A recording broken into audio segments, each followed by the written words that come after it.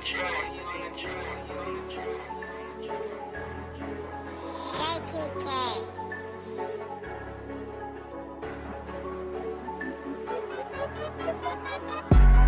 birthed in the streets, came up from problems and slums. We'll hustle and eat, hustle our bodies for crumbs. We birthed in the streets, came up from problems and slums. Where we hustle and eat, hustle our bodies for crumbs. This is where we from, and it's all that we know. It's all that we know, this is all that we know. It's all that we know, it's all that we know, this is all that we know. And this is where we from, say yeah, this is where we from. And it's all that we know, it's all that we know, this is all that we know. We came out the streets, came up from flame, came out the beast, came up from pain, came up from cops, came up from Cain, came up from judges that's playing their games, came out the plots, came up from plots, came up from all of us playing our lanes, came up from crackers that's focused on killing our leaders and stopping our queens and our kings. All the days in that concrete, how did we ever get past? Short change, red line, see, so you may hustle for cash. Yeah, we did struggle to have, yeah, we did struggle to mass, but we knew troubles could last, plus we get muscle and math.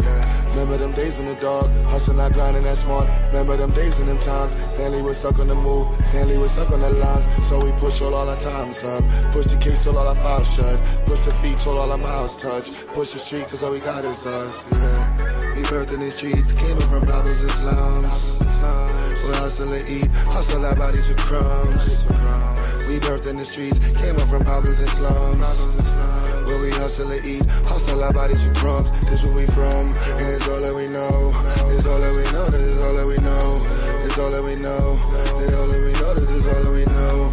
And this is where we from, say yeah, this is where we from. And it's all that we know, it's all that we know, this is all that we know. Nights when the food is grinding, focus on food, had to find rent. Trapping and cruise, putting time in. Move or you lose or you're dying. Life with the fools and the blind men. Cops and the rules and they finding. Hung by a noose so they lying. Play like a fool by these tyrants. It's all that we know. Remember the pain that we put in for dough. Remember the nights that we slept on the floor. Remember the schools with their hand in our clothes. Remember the creeks with the roaches and mold. Remember the nights with the food on the stove. Remember your skin with no third wasn't cold. Remember the programs that open and close. It's all that we know. The life in the hood. Yes, it's the life in the street. The garrison cold. Life by the curb. Life in the beats. It's life in the cold. Yeah, the life in your feet.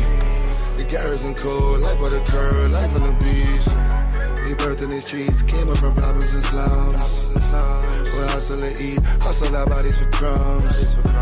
We birthed in the streets, came up from problems and slums.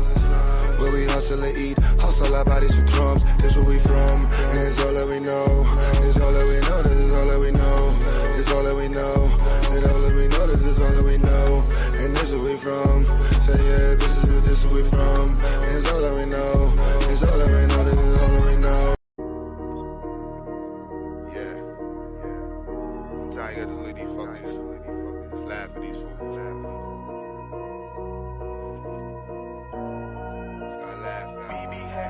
I had it told, no skipping they balls, so watch how I laugh more. I rap for the trenches, you cannot step in, you wanna last it all. Don't mess with the white, that is your vice, please do not pass the soul. The pressure and hate, these do that be fake, watch how I laugh more.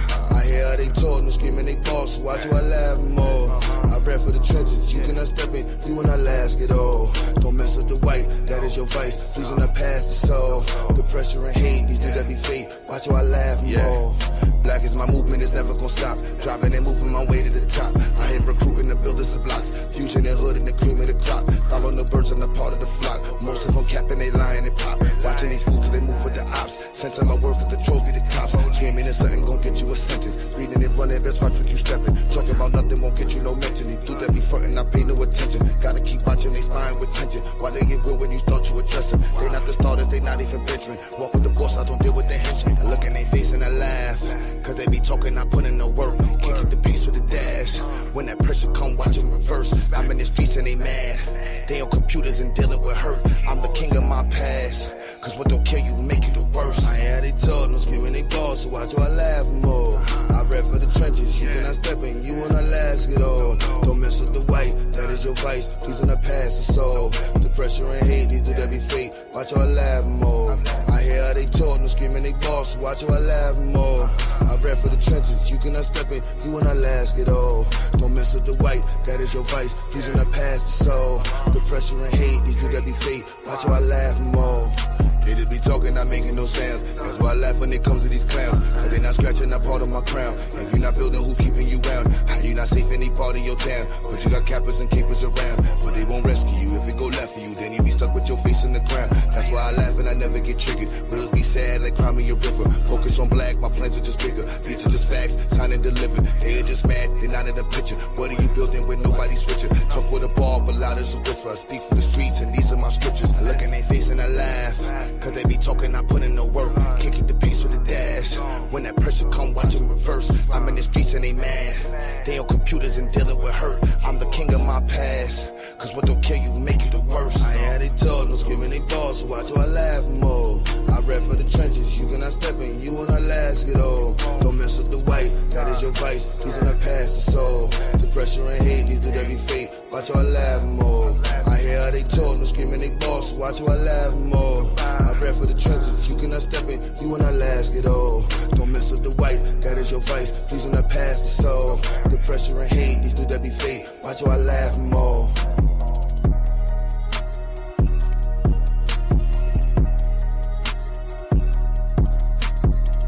Yo, what's good? One more again.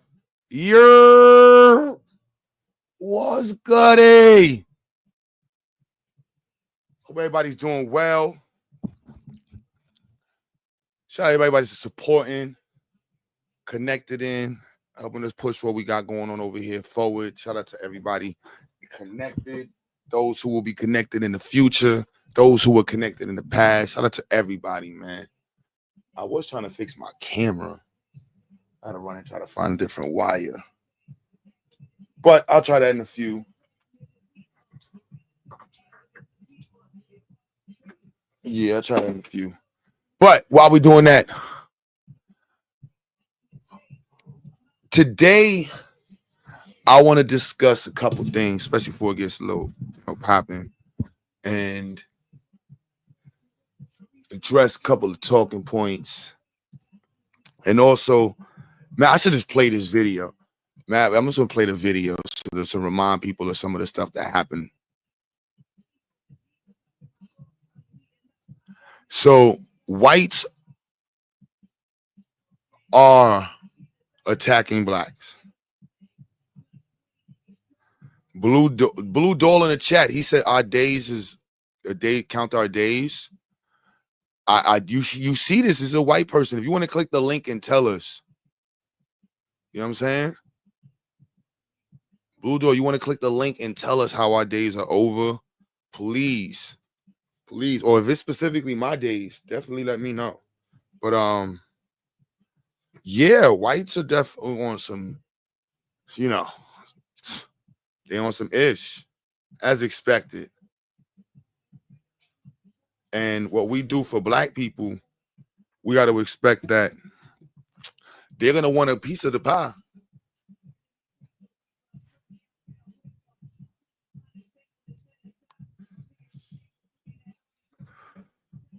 They're going to want a piece of our pie, man. Even if we focus on ourselves and doing our shit by ourselves. That's just the reality of the situation. They want a part of our pie.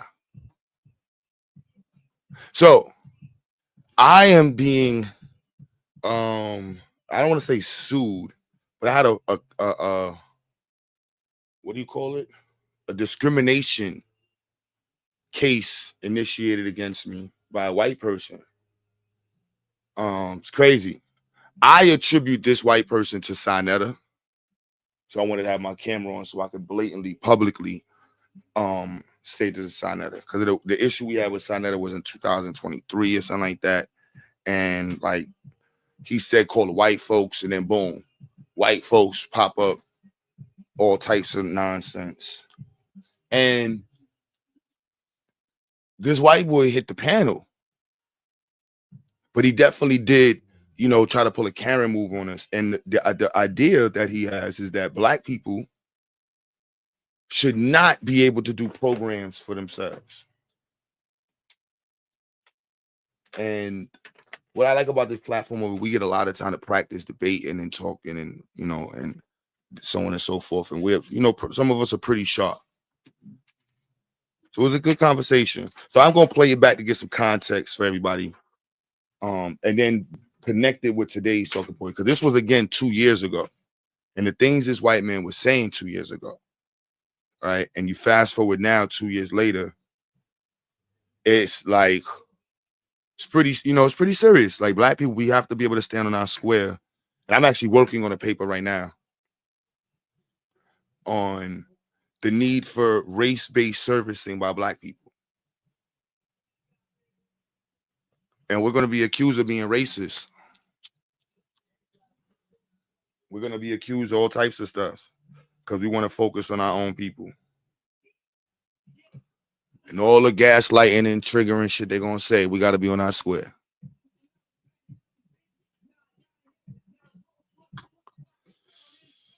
I apologize if I came across the wrong way. But what my point was, who you are. That's a lot of room and board out of kind of coaching. You already get this young man's perspective on racism. Like, now, but I just want to make sure before you go, I want to see him respond to that point. Okay, so we could be on the same page of that. We move past that. History. So you're not going to make those two things equal or discriminate based on race. What progress, though? What do you mean? Okay.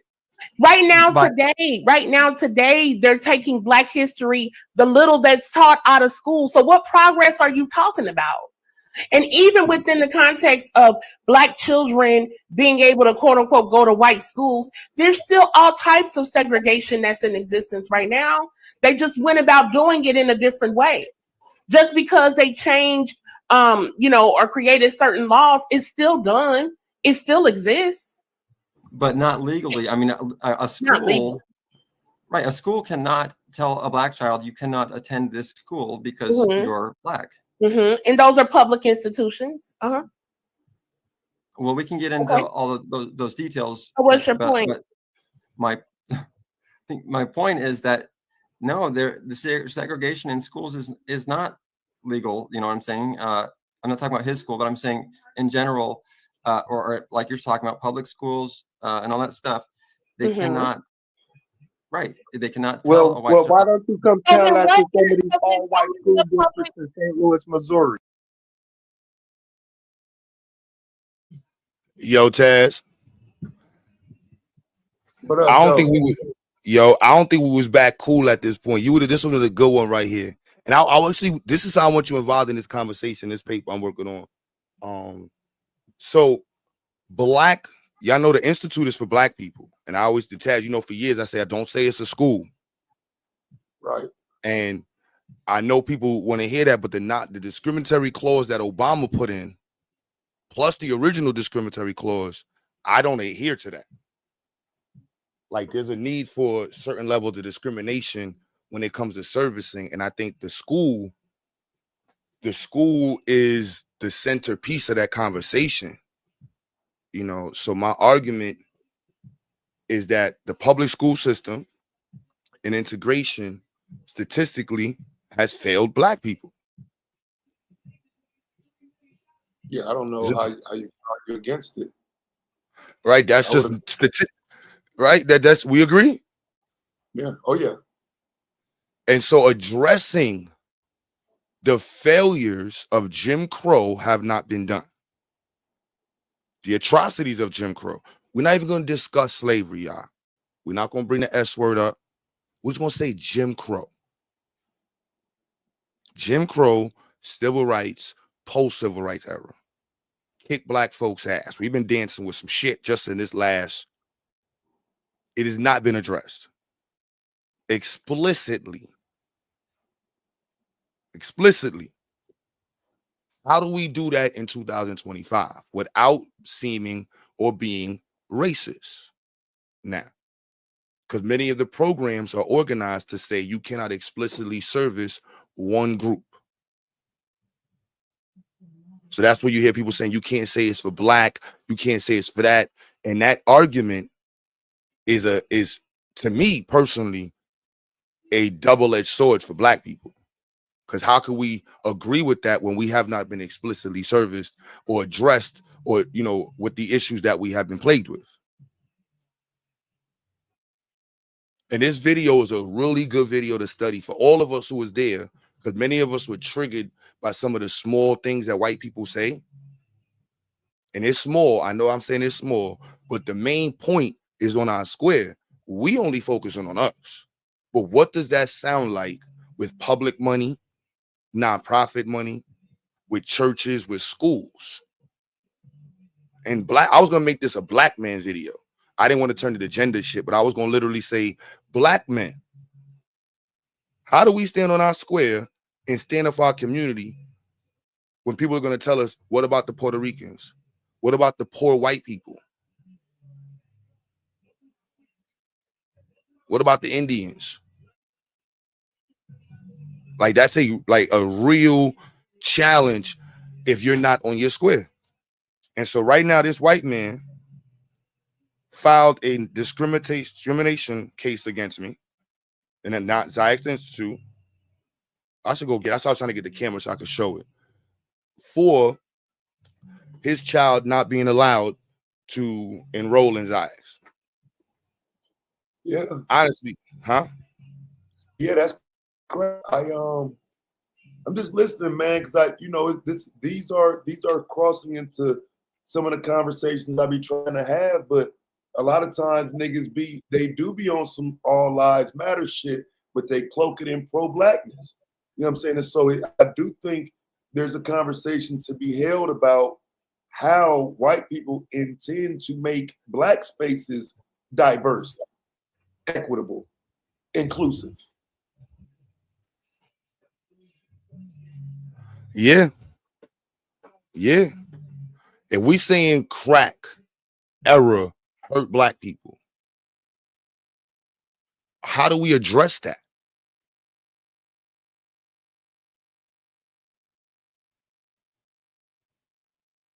Like, there's still families who are recovering, grandmothers, mothers who were crackheads for 15, 20 years of their life. Dudes went to jail for 20, 30 joints. We just skip that? The black father era missing at homes, we just skip it? Just act like it didn't happen? All our the multitude of civil rights leaders who were persecuted, killed, incarcerated, you know, just get over it. It's just whatever. The effects of eugenic education in America and policies.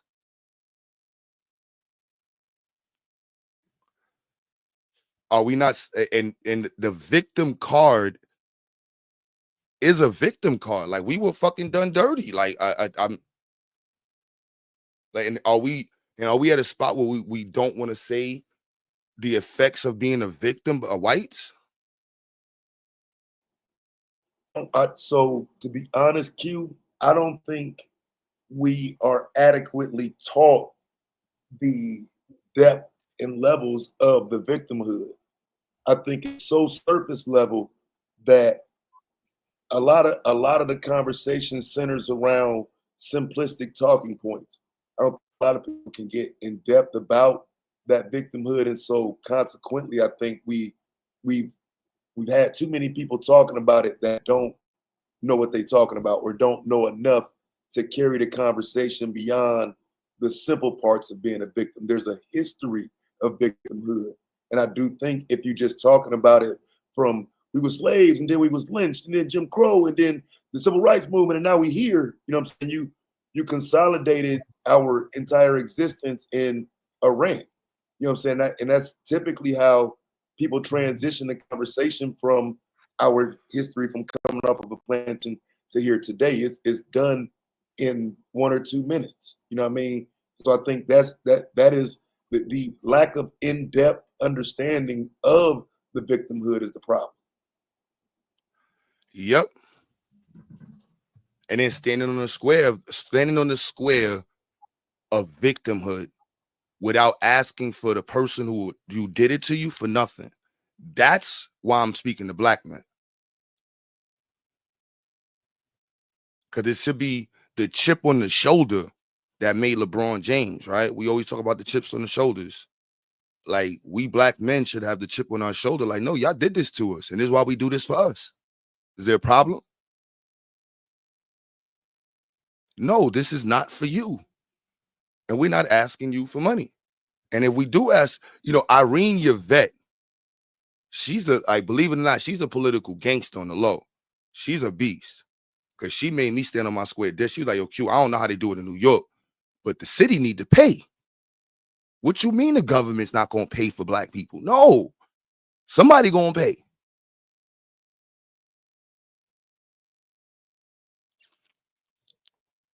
You said your women played against the proper.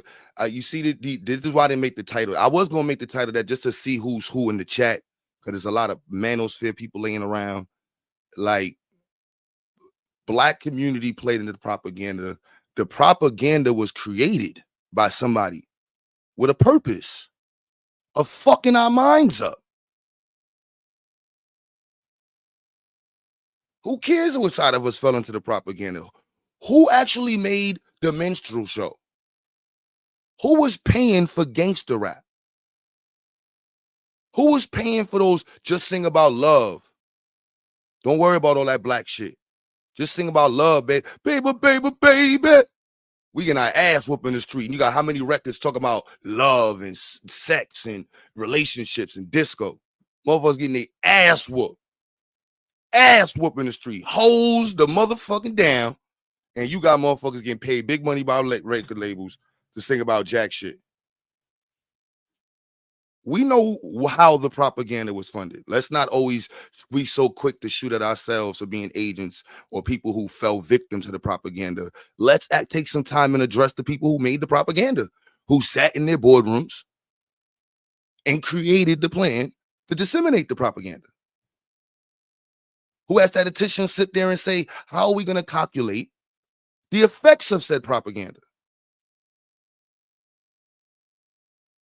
So a lot of you manosphere and womensphere, whatever people, a lot of y'all promote that eugenic education. I can't have no baby with this person. I can't make a baby with that one. I can't make a baby with this one. I can't make a baby with that one. You got to have this one. If you don't make this much money, if you don't look like this, if you got big lips, if I get money, the first thing I'm doing is making my nose smaller, making my lips smaller. That's all eugenic education, baby. So it's like, do we address it? And as a black man, I'm like, no, you got to be able to hold your square and like, nah, this is what happened, B. No, I ain't asking your punk ass for shit.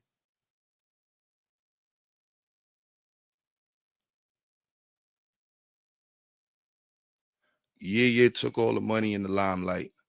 That's how I should have made the title that. I was going to put in the chat. I should have put in the chat and made that the title. Like, yeah, black men. White folks is attacking us. What y'all going to do?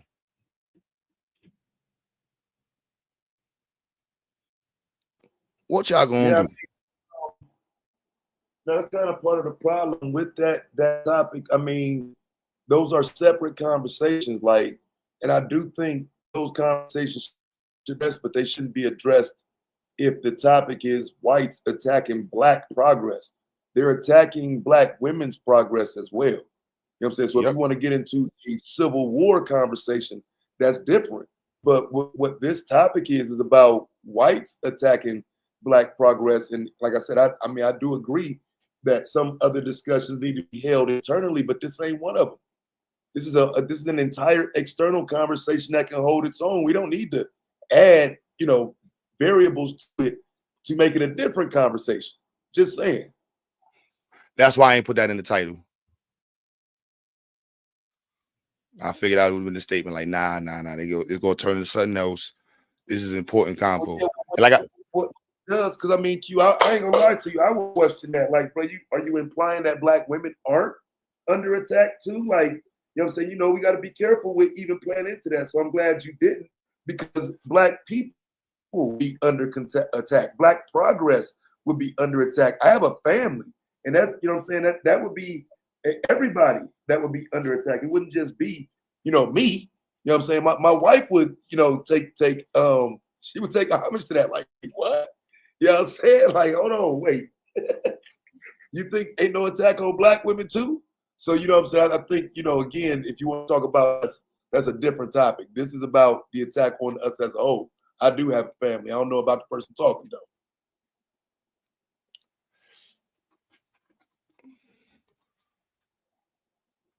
Gangster culture, BS is a dominant culture in the Black community. I don't know where y'all see that at. And it was crazy is because the white dude that's on this thing here, he says that. And I'm like, where do y'all? And I'll be honest, gangster culture is American culture. How many movies came out immortalizing Italian gangster culture?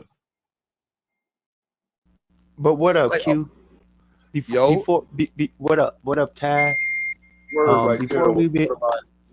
Before we even get to the Italians, the Wild Wild West, they had gangsters, the Hatfields and the McCoys, the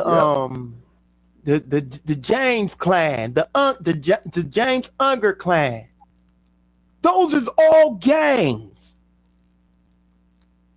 Yeah, I don't throw that bus on us. And we gotta be mindful of how we have these talking points, because white folks is throwing them at us. And I'm like, hold on, y'all. No, you can't be triggered by white folks. Taz be saying that all the time, like, yo, let them go. Yo, you just got, like, you better off being swagged out and hitting them with the daggers, because they expecting us to jump out. Because if you listen, they literally be arguing from a gaslighting, triggering perspective 99% of the time. 99, bro. I don't think they know 99. nothing, honestly. I have At all. in this many years of debating these white people on YouTube and shit, I have yet to run into one that can stand intellectually. They keep trying that shit. I got multiple debates with white dudes. They keep trying to slip shit in. I laughed at it, ignored it, kept going. They just don't know much. So they know they can get us off our square. It happens way too much. Yep. And they always gonna bring out you, but you know, Africans sold you into slavery. Oh, we got. How fast can you make them say that should be the new game? Yeah. All right, man. Listen, bro. These white folks. Yeah, that tactic. Oh, I've been hearing that since because as y'all know, or y'all should, I would have these conversations on the college campus. So sometimes white people would join because we'll be in the cafeteria or the break room, and the conversation will get heated. So white people, and yeah, so that's not a new trope. It's just like, but the conversations, white people are selling white people also. So what is that supposed to mean? The conversations is blended and I'm gonna put this on. I ain't gonna say that. I'm just gonna say the conversations got too muddy, and we'd allowed a lot of people in the conversations that don't understand explicit servicing. I've been saying it for a minute. You know what I mean? Like, look, the gay community was done wrong. They need gay centers. They need gay programming. They need all that. I get it. All right. If that's what they're saying, then the Black community needs explicit servicing. It needs schools dedicated specifically to Black people. And we got to expect. I disagree with that. We got to expect white people to not understand, or even we should not be looking for white people's understanding. The data is our argument. And I love our little YouTube area and over his cycle. I see Taz out because it's evidence, like that whole evidence base is like, nah, bro. Like, where's your information, bro? Where's your source? All of that 17 statements at once. Can we go back to the first point? I don't even know why you made all of those 27 statements. And I got to take account because I'm learning it to be really on point, like the gaslighting, the moving the goalposts, the trigger statements, the The gifts fallacies, galloping, the the gifts gifts galloping, the stacking the unequivalency, debt. all Yeah, of the those stacking things, the all debt. them little tools. We all supposed to know that by now. Like, nah, bro, this is the topic. That's why I say I don't take issue with how you know what I'm saying, that people want to do it the other way. Cause like the other day when the white boy was up here, Psycho went in on him and whatnot. See, I don't care if we do it that way, but I did like was the understanding after that was over, where it's like, yeah, Taz, you was soft on him. No, bruh. I don't think that we gotta do that all the time. But if that's what we doing, nigga, that's what we doing. Fuck that white boy. But at the same time, I have a difference of opinion in how to handle them motherfuckers. But if that turns into an internal conflict into how we should deal with white people, that's a problem in itself. Because I don't think everybody view dealing with white people the same. Because if somebody in the chat say, well, what's the point of letting them on the panel? Well, shit, they're here to make us seem like we don't know shit. They want to diminish us. I would much rather give them the opportunity to try. That's just me personally. See, the conversation is one thing. It's something totally different when we saying this is for black people. And I need more of us to be on that. Like, you in Nevada, Taz, you like, yo, I open up this program for black kids. You know what I'm saying? Like, it's a whole, yeah, this business program is for black people. And I know we want to not be Pan-Africans, but is this video makes it make sense in so many ways. When I would listen back to this shit, I was like, nah, this is a whole, like, and I want to, because we be cutting off, we be cursing, like, we gotta be on our square some of that times with that shit, unnecessary statements, because like the playback and the study point and case study is like, this white boy really was up here trying to tell us that he said white people, we're all the same because we're treated with the same laws that black people are treated with. So that to him made him feel that he was equivalent to black people. You can't make this shit up. The dude that's on this video got like 1 million subscribers going around talking about sovereign wars and shit. I'm like, this shit crazy. But the dude that's filed the grievance for discrimination, he gets cooked on here. And that's why I'm like, I would love to have this public. I'm like, yo, bro, at the end of the day, we need to see black men standing on this square. Like, this is for the black community. Do what y'all feel, how y'all feel. We're going to make it work regardless. And then when it's popping, y'all really going to be knocking on the door. The situation in North Carolina, that's black people. We got to stand on our square. Got to stand on our square.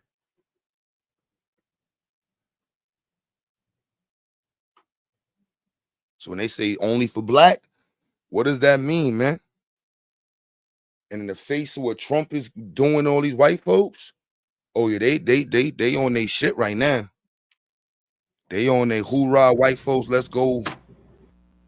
You know one thing? Trump has been very clear with some of the things that he's doing, and he's at them, and it's obvious who it's to impact, who the initiatives are going to impact. It's obvious. It's obvious. And if you're not paying attention, then that means you're either a Trumpian or you just don't want to pay attention. Not trying to trigger anybody, but it's obvious who he's targeting. And it's not really like he's targeting us. It's just he's targeting some initiatives that were implemented to help our community move forward. If it don't benefit black folk, and if it ain't for black folk, then it don't work for black folk. Mm-hmm. You know what I mean? Like, yeah, why that's, you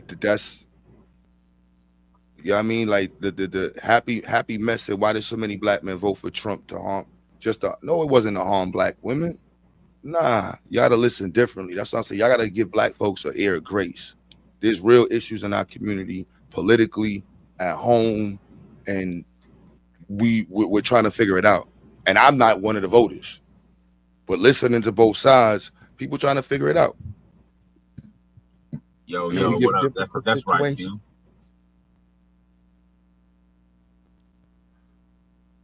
Yeah, what they don't take into account is our precarious, and I don't know why they act like our situation has changed.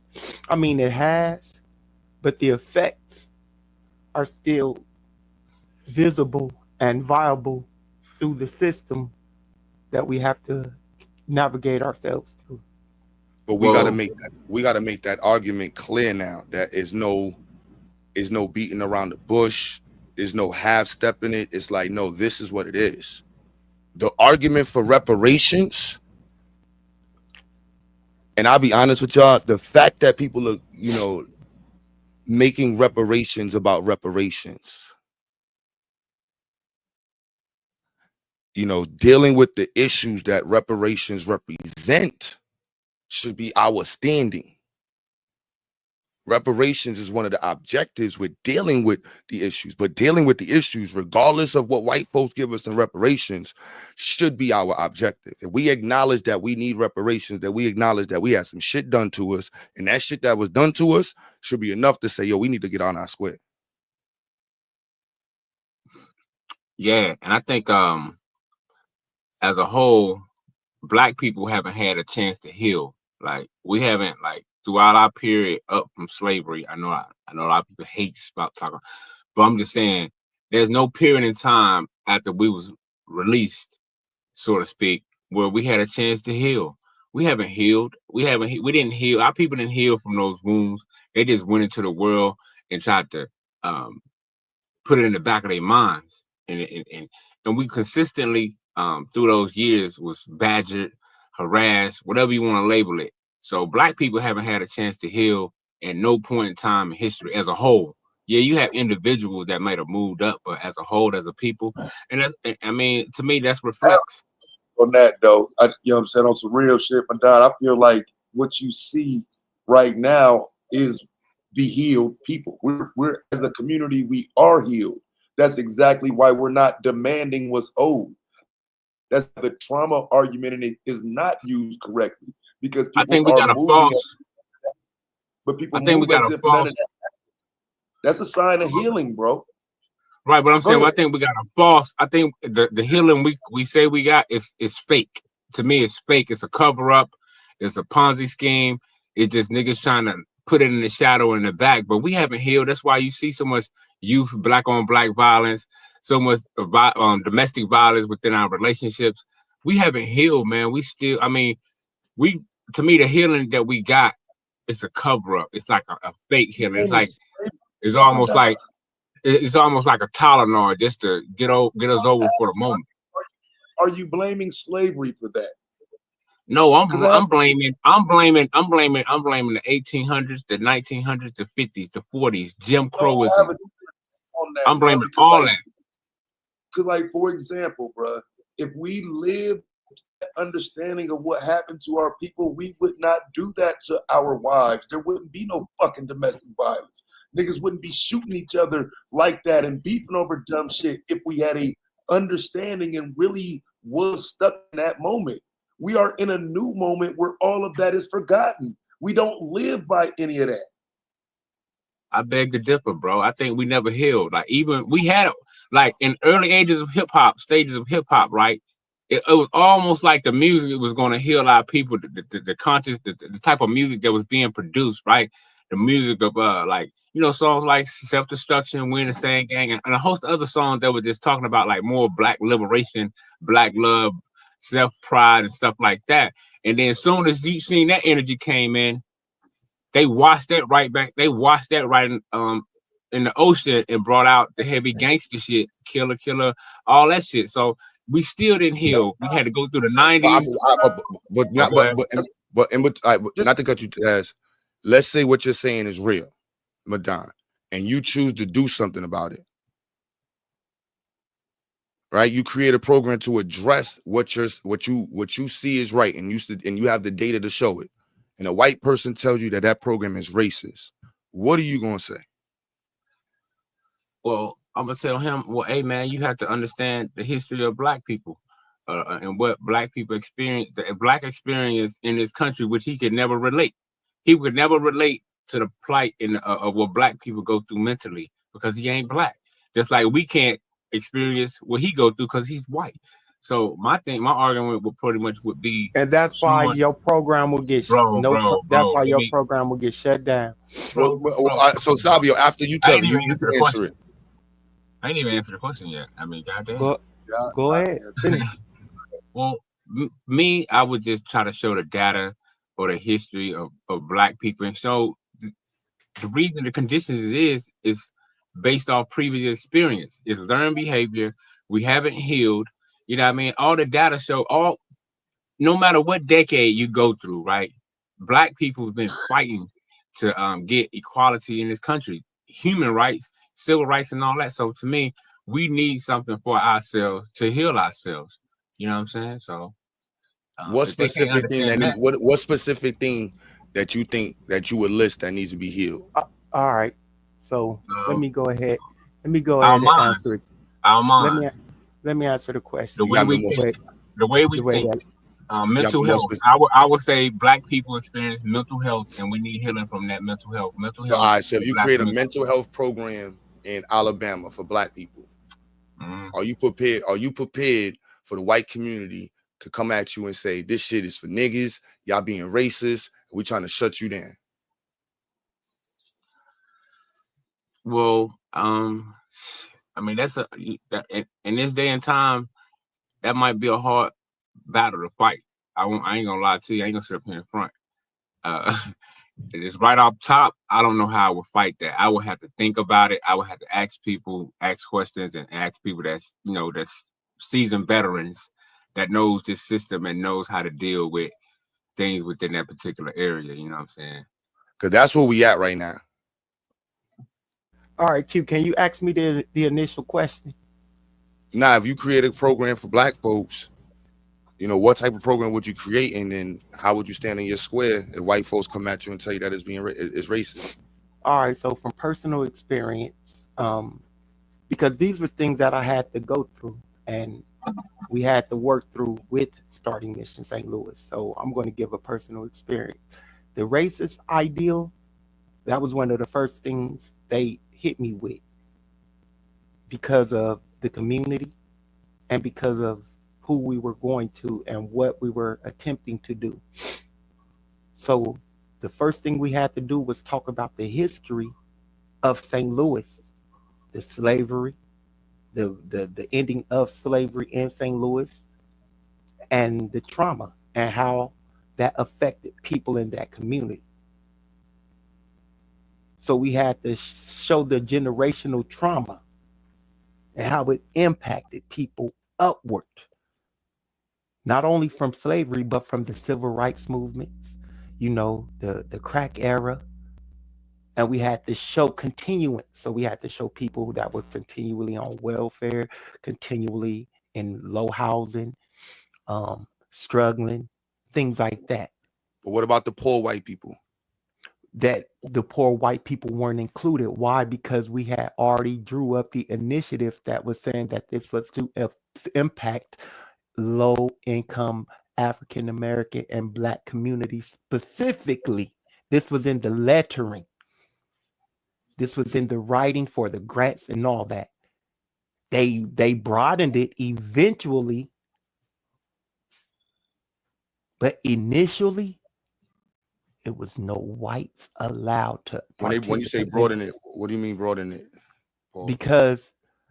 Because they had to become more inclusive because other people started moving into the neighborhood and they wanted their children to participate, Hispanics, Asians, and they wanted their children to participate. And they were going to the school and things like that. So they had to, in order to keep their funding, they had to become more inclusive. So that's a square statement that, like, so when y'all hear me asking for donations and people support, understand there's a line that funding line is very tricky. It's very tricky. My approach right now, my approach is multi-layered servicing and explicit servicing on the line. Like, this is for that, that is for that, this is for that. And the other thing is because it was it was funded by a church, so that was the other thing that made it even more difficult because the main backing was a church. They initially started in a church. So what if you'd have told them no? I did tell them no, and that's why they started phasing me out, because I didn't want to go along with some of the things that they were trying to bring into the program. I started seeing a change, and so they started phasing me out. Taz? It wasn't one big thing where they just dropped me. It was took about 6 months to slowly phase me out. First thing they did was they cut my pay, then they cut my hours. Well, I think maybe you can use zoning as a, I don't know, like this my school is for people within a particular area or a particular housing unit or a particular income, or I don't know. But I know there's ways around that to where, and my thing is, I'd be like, my school is open to anybody. If you could take the history that we're given, that we're changing the mentality of Black people, if you can take that and but you know what I'm saying, it's not nothing directed to hatred towards white, but it's just teaching Black people. Black people it wasn't. I'm just saying that would be if I was talking to somebody. Right, let me answer right quick. So what I would say, Q, is what I remember you used to say. You used to say that if the Institute was heavily focused on underprivileged children, which just happens to be and most likely Black and brown students. And you would never say, okay, you can bring some white students, but I think that language left the door open for one to now have to ask, well, what if a white kid came? You know what I'm saying? So and I think the way you always spoke to it led to an understanding that it's inclusive enough. You know what I'm saying? And that's what I would say. I would use that level of response of inclusion, that yes, it's to more so serve underprivileged children from a certain demographic, and those demographics come with different backgrounds. That's what I've always heard you say. Yeah, it's I doubt the website is explicit. This is for Black students of African descent, Black, brown, even the brown. We kind of like,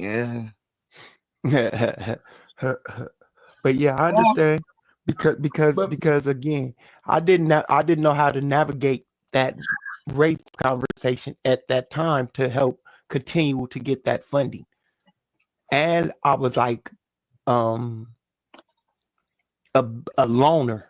It was like me versus them as they started making a transition to become more inclusive of the Hispanics that was moving in the neighborhood, and a couple of white families who wanted to get the services, who wanted to participate. So me trying to keep it exclusive, didn't know how to write and speak and know, and because I was new, I wasn't the person who sat down and actually wrote the grants and looked for the grants and things like that. That was somebody else. I just helped initiate it, and they came to me when changes were being made or they were implementing something new, or they wanted me to participate in something. They kept me abreast. So it was just something I didn't agree with because I was part of the board member team and all that. I was just like, I don't think this is going to work out, because how is the community going to feel about it? And they had been getting all the services. They're not going to expect y'all to be helping these people out when y'all told them it was going to be about them, Well, so, I mean, you got HBCU, so I mean, they're historically Black colleges, and some of them, I don't know how many the percentage of other races go to them, but at the same time, they was historically for Black people. I mean, so yeah, but even I don't know. Has changed because now you have a few, I'm not saying all or a lot, but you have a few white dominant HBCUs. Yeah, I heard about 70% enrollment. I'm saying, it's just something we don't often talk about, but yeah, the HBCU paradigm was kind of taken over by those who really can't afford to go to the other schools, so they decided to start enrolling in HBCUs too. Yeah, that's true. Well, Yeah, I would say, that's the person will have to apply. Like, I would like, have you applied yet? When did you apply? I didn't receive no application. I don't know, but that's crazy though, bro. But yeah, it's a delicate conversation, and like you were saying, Q, you got the wording. The wording is crazy.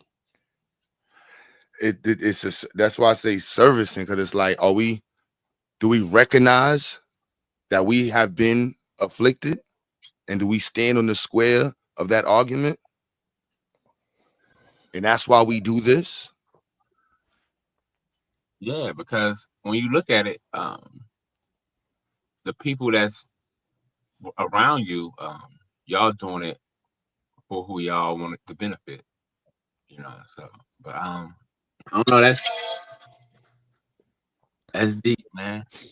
Yeah, try if you legally can't have a school catering to a single race. This is why I don't say Ziax is a school. Right. So change the website though. The website says it's a program. We don't use the word school on it. Oh yeah, you ain't got nothing to worry about then. It says it's not a lawsuit though, right? So what is it? It's a discrimination grievance, but the first and foremost, we don't get funded by the federal government. We're private and we're not a school. So that's and then he never applied. And then the time when he applied, his kid was like 2.5 years old. I'm like, what the fuck is wrong with you? Yeah, he punching at the air, man. He punching at the air, bro. Nah, it sounded like he was trying it though. Sound like he was, trying it though. Like that, that's some other shit though. Like just a test case. You don't have the lane to actually do it. But if let's say you were a school, that he would have filed a lawsuit. I mean, let's just be real. That was he wasn't rejected. He never submitted. This is where it's getting. This is where it's getting. Like, my bad. But this is where it's getting. Now I was gonna say this is where it's getting tricky, and I feel like I want to inject myself into this argument. Like I want this to be an argument. Like because I want to be able to like. Black people need to do for Black people.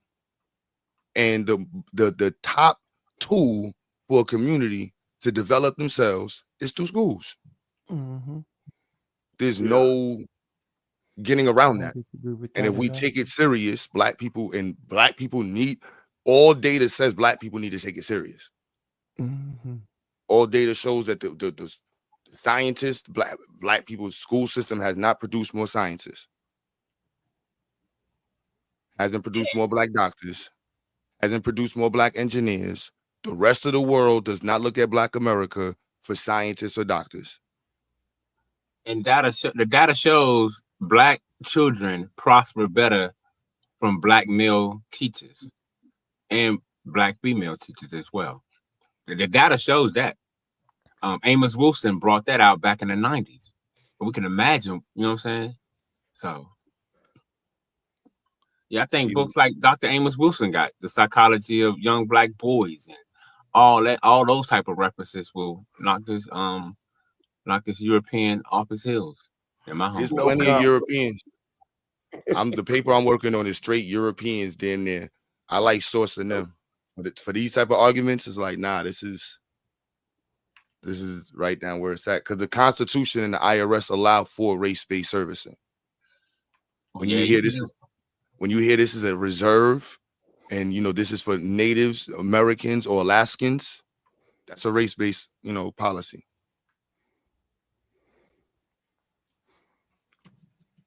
Yeah, I feel you give it to them in black and white.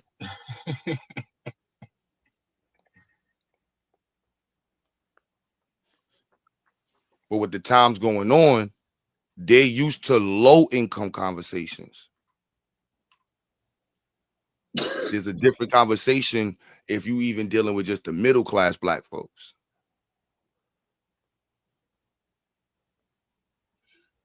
Oh yeah, but that's they gonna be upper-class Black folks. Upper-class Black folks is being shook up right now.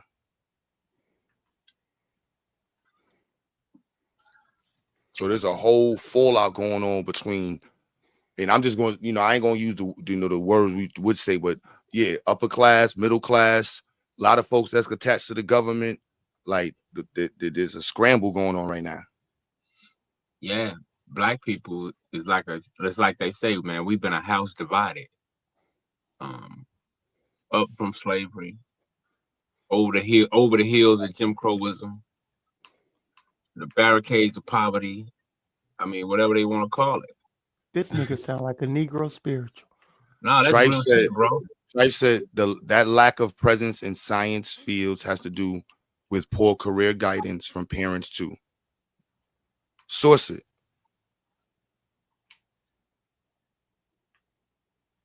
Source it. You know what I'm saying? We the only people that was jumping over hills of Jim Crowism. You know what I'm saying? With that there, do we focus on the black parents? Because that to me is what that says, that we need to do an even greater focus on the parents too. Yeah, we do. Because the parents has been miseducated and undereducated as well. The data shows it. At least that's what they're telling me, or telling us. That's what the numbers show. This is the data. Well, black parents or this. They work, don't have time, and some of them just got a diploma or 1 or 2 years of college, or whatever the case may be. So the data shows that black parents are suffering from undereducation and a miseducation as well. Fontaine said there's a lot of factors that go into our representation in science. I could take the accountability factor. We haven't pushed it. We pushed a lot of religious shit, a lot of religious, ideological, black power, everything you want to throw in there, but nobody was talking about physics. Nobody was talking about, right? Let's just be clear. Nobody was. So we all got to take accountability on that one. I wasn't a part of that generation, but I'm going to take accountability. Yeah, we did that. Now that we got that part, done. You know what I mean? Now that we got that part done, is that greater than the underfunded schools, drugs in our community, lack of programming, lack of resources, lack of qualified teachers? Like, you know what I'm saying? Like, there's a lot of variables that's involved in it. Right. And I'm not blaming nobody. I'm just stating that these variables exist, and it's our responsibility as black men to address it. And we need to think about it from our pockets forward, not from their pockets forward. Shout out to Irene, because she's like, nah, Q, it's they pockets forward. I respect it. I don't, maybe because I'm in New York, I don't know, but the argument for reparations doesn't only mean reparations. For me, at least. The fact that, it signifies that, yeah, these shits happen. We know this happened. This is why we do what we do. Either y'all can support it or not. We still got to deal with the fact that we were mass migrated. We were forced in these subjugated, challenges throughout different centuries in this country. Yeah, because if reparations means to repair the damage, what damage need to be repaired? So when we look at what damage that need to be repaired, we can see that the mind, the soul, the spirit, and all of that of black people need to be repaired. And we can see it. Well, I can agree with the brain or the mind, but the other two, I don't know how to account for those two things because I haven't ever seen them in action. So we'll just put those two. Black people hey. You just negated everything that Q Butter was just talking about. How? By not keeping it on science. So again, that's the problem, bro. Hold up. No, that's right, you don't. We're gonna move forward. You don't understand science, and that's your bro. Hey, chill out. Because there are some who may not understand science, don't mean the rest, their children, and the ones behind them cannot understand science and embrace it. So stop hindering my people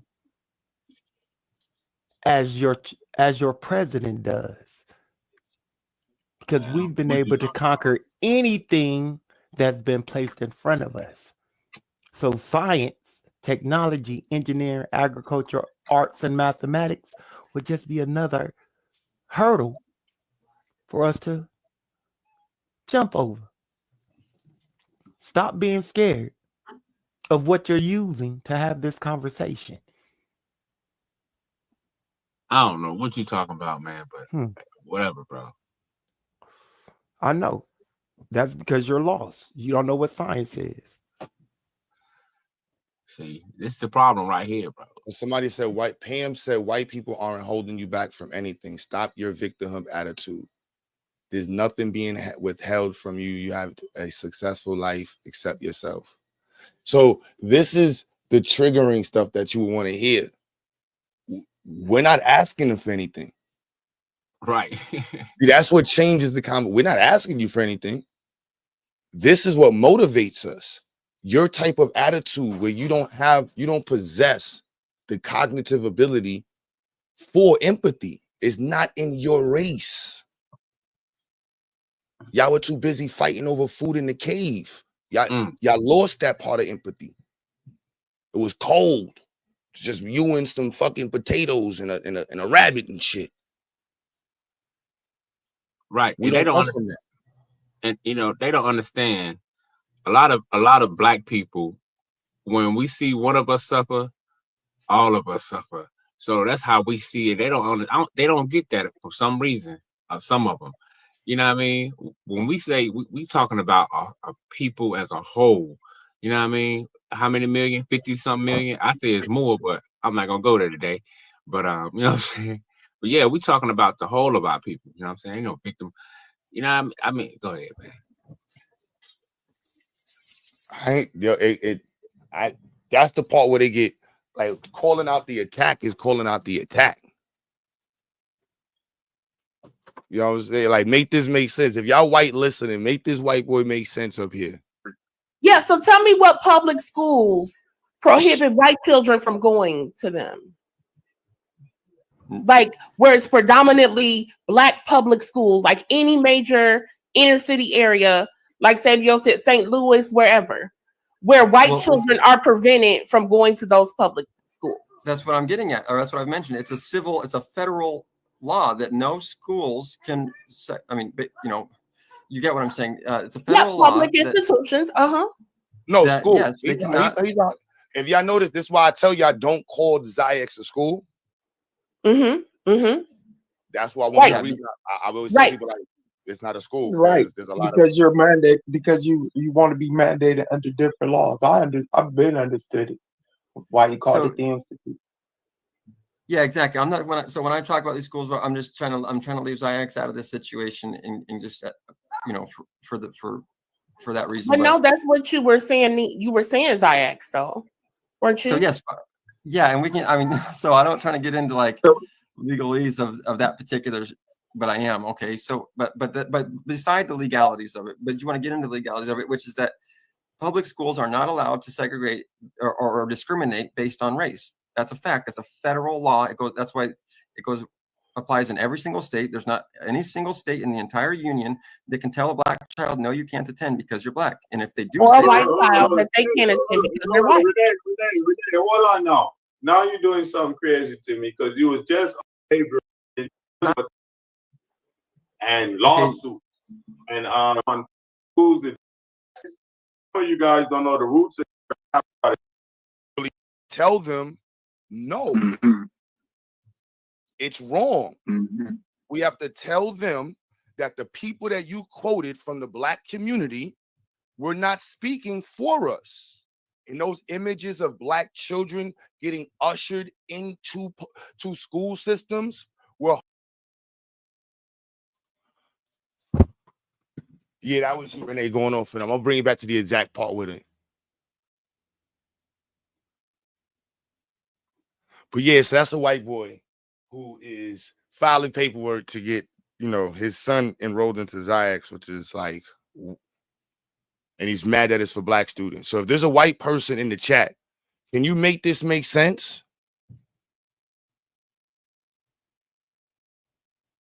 Can a white person that's listening make this make sense? Why would one of y'all want to go to a black school with a bunch of people that's victims? Talk about victimhood shit all day. Make that make sense. Is there a white person that can make that make sense for me, please?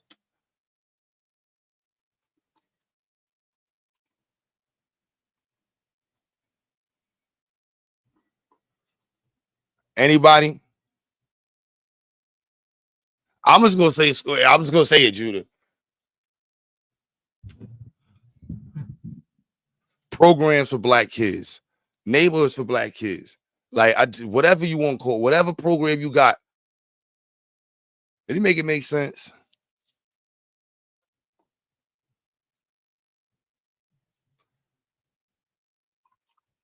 Yeah, I wonder, do he even live in New York? You know what I'm saying? He don't. That's the craziest part. He don't even live in New York. Oh man, that's crazy work.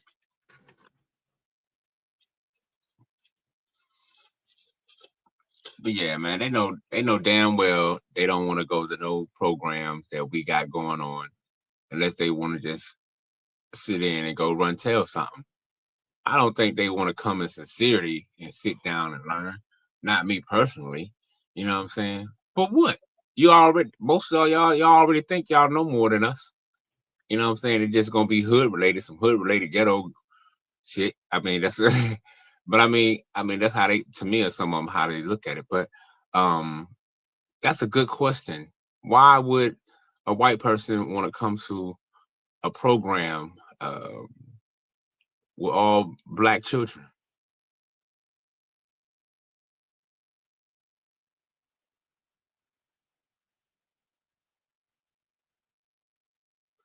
I mean, are you thinking that you white folks have always wanted to be in our spaces, though?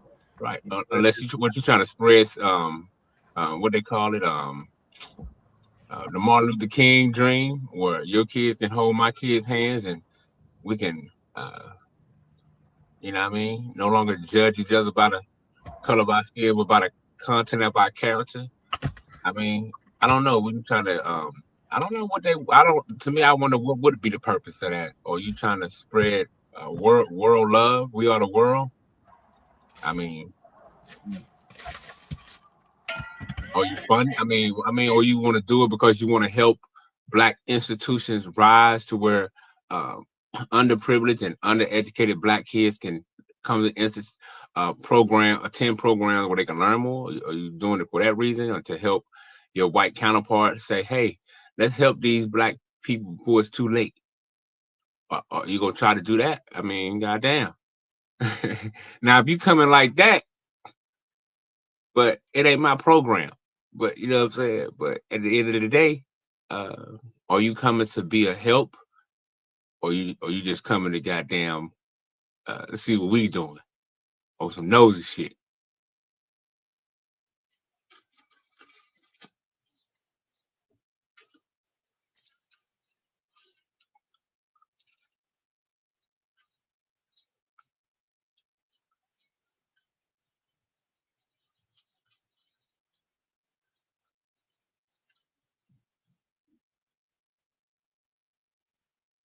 Yeah. So I'm like, nah, don't expect nothing from these fools.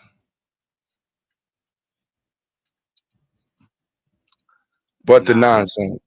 But the nonsense. But the nonsense.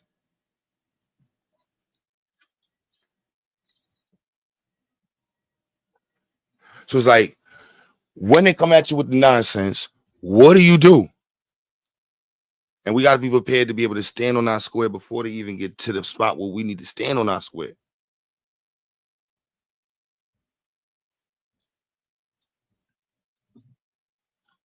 Yeah, that's real. No.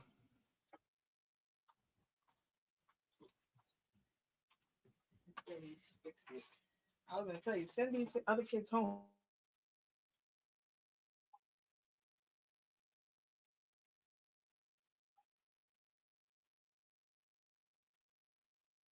Well, I mean, when it comes to a lot of their schools and programs, they charge so much that they know a majority of Black parents ain't gonna be able to put their kids in these prep schools or these private schools that they got. I mean, look at some of the goddamn prices. I mean, goddamn. But to me, that's done purposely, and because of some of them being areas where, you know, rural areas and all that. Because there's some down here.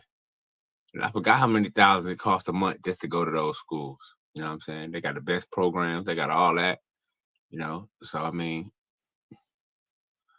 that's their way of keeping us out, in my humble opinion. You know what I'm saying? So, hey, it is what it is, man.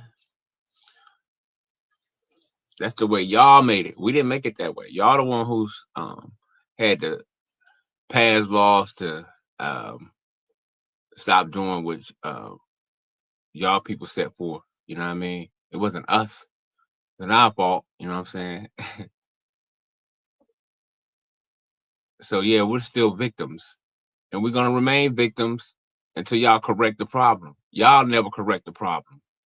Yeah, y'all passed a couple laws, but you know what I'm saying, y'all didn't really go in depth or go in deep into these areas and really correct the problems where people who look like y'all came through and destroyed them or caused fear or you know what I mean, pretty much you know what I mean, y'all know y'all did Black folks disservice, man. And my thing is, time for y'all to fess up and just hold up.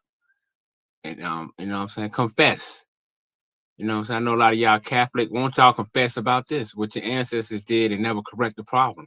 You never corrected the problem. And you wonder why Black people out here, some of us out here just crazy as hell, what y'all would call crazy and loose cannons or whatever.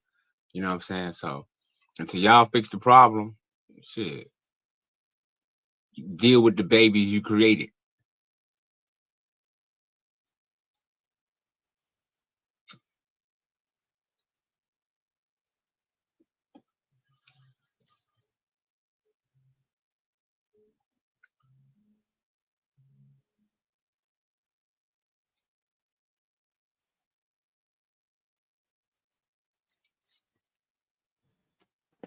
But yeah, you know, the attack is real. Attack is real. You know, Madon, they be hating on you, and because you know you don't want to admit that you jumped out the window for the leader, one of the people leading the charge right now.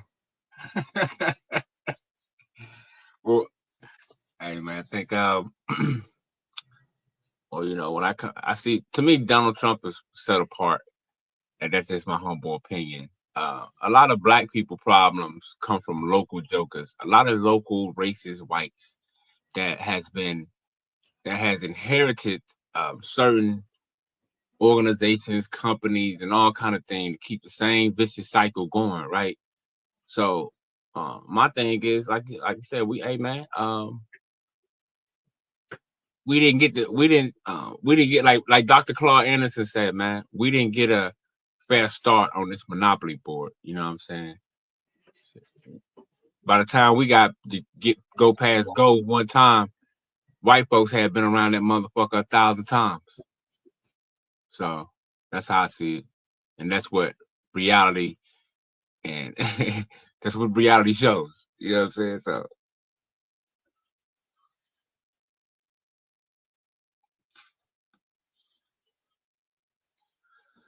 is that one of our scholars though that we take into the next generation?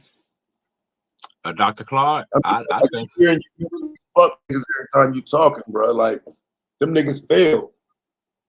Like well, I don't now think why we even have this conversation.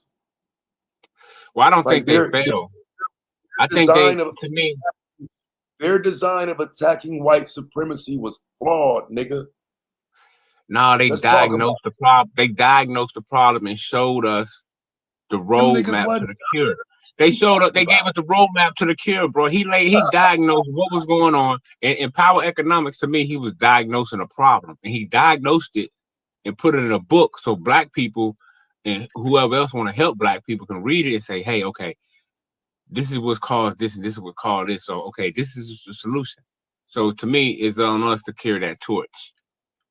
Right, but should he have attacked white people more as opposed to pointing inside the community and saying, this is what you got to do? Maybe the attack should have been from the outset. It has to be a different approach to the way we attack it.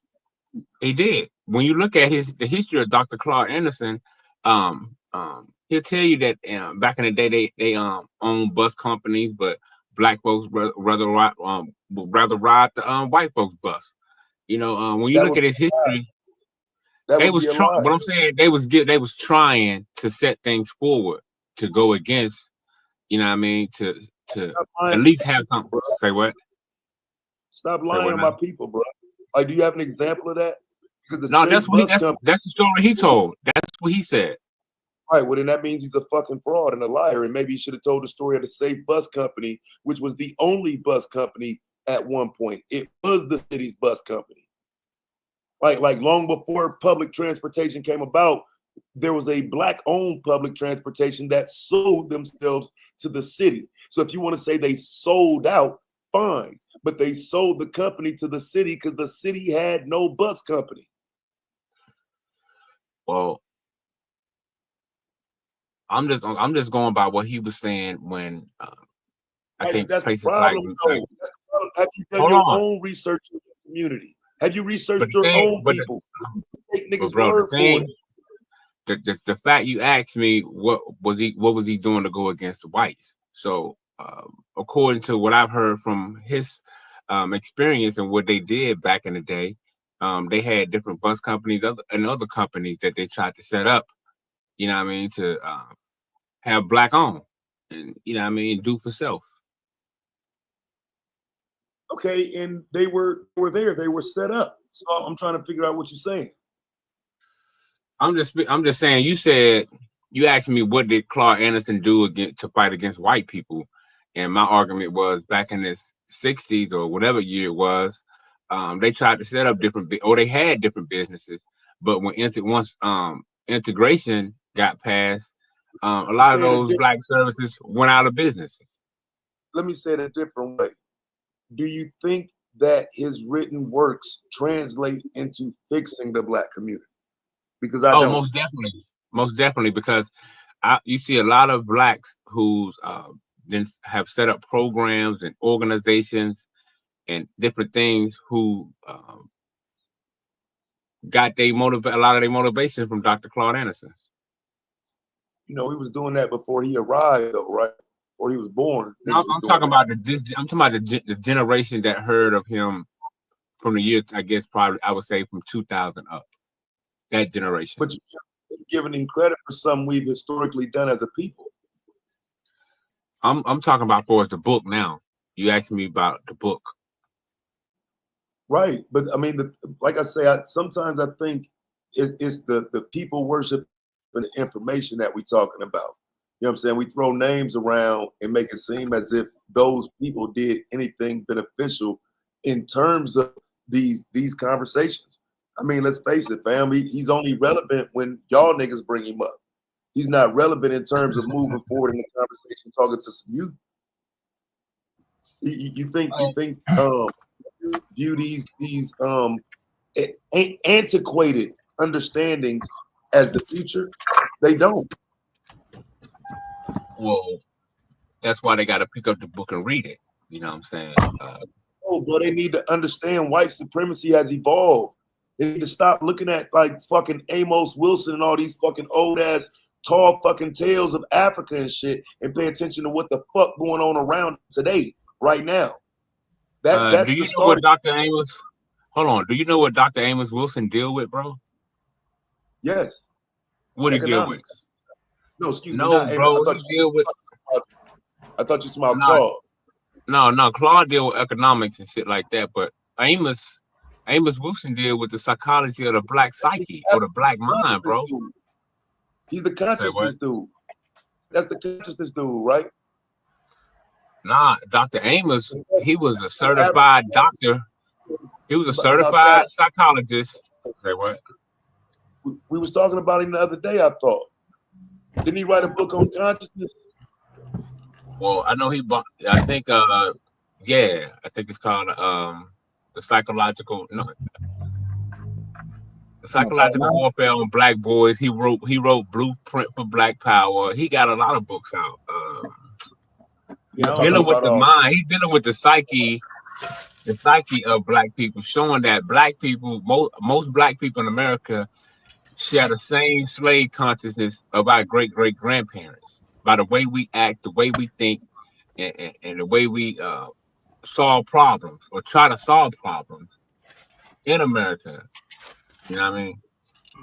But you don't think that some of that is antiquated? Because again, if your studies come from the 60s, 70s, 80s, I would say that white supremacy is operating in completely different ways. Like the studies of the old mind might not be relevant today. Well, when you study it, to me, Amos Wilson book would last on the time the mind of black people. So what? You underwater. Oh damn! Can you hear me now? Yeah. All right, cool. Well, I was saying, I think his works last a lifetime because we're dealing with the psyche or the mind or what we call mental illness or mental health. We're dealing with the mind or the psyche of a people who's been pretty much given the mind or the brain of another people. We was taught to obey white people, and white people was up to here and there, and that psychology still damaged the mind of a lot of black people today. When it comes to when it comes to the standard of beauty, when it comes to I'm just saying these things affect the psyche. You were taught that? Bro, we do it, bro. Yeah, reading his books taught me that, to recognize that when we look at us, come on, think about it. We're the only people that have to come up with terms like Uncle Tom, Sambos, sellouts. Why do we create these terminologies? Because we're dealing with a psyche. Say what? We are not the only people who make up other racial ethnics to talk about our own people. That is a lie, bro. Bro, when it comes to in America, black people, we've created. I'm talking about. That's what that goes to show we're dealing with the psyche. Is there other groups that have names for? I'm trying to see, because I'm trying to understand, like, other groups historically that don't have in-house conflict, in-house betrayal. So I'm trying to understand, like, do other terms, Chinese, Mexicans, have other terms that classify their subjects, in-house subjects, as traitors? Besides traitor, I'm talking about something that we can really, like, coon, Uncle Tom. That's something that is exclusively for us to apply to people that is, that has committed treason. I'm trying to find another group that has that. That means that other groups have stories like us. There's nobody that has a plot like Black America's. Nobody has been sabotaged. So I'm trying to conceptualize other groups having derogatory epithets. I'm just trying to not spook. I mean, not wetback. I'm talking about an actual name that nigga is a traitor. He's a coon. A sellout, a Sambo, a step and fetch it. I mean, the list goes on. That's dealing with the psychology of a people who's been oppressed, depressed, suppressed, whatever you want to label it. You know what I'm saying? So we're dealing with the psyche or the psychology of the black mind or the black experience in a country that has terrorized and tortured us and put us in a Holocaust. So for you guys who just made that statement, I have two words. Hold up real quick. I have two words. What is a Benedict Arnold or a turncoat? You said a Benedict Arnold turncoat? A Benedict Arnold or turncoat. Why would those terms be used for white people? Man, we don't care. Motherfucker, because that is the obvious number one first ever understood traitor in the United States, nigga. You stupid motherfucker. Shut up. Y'all. Hold on. I'm dealing with the psychology of black people and the black experience in America and why black people are acting the way we act. Look for ways to diminish yourself. Yeah, that's that. Hey, did Amos write that, nigga?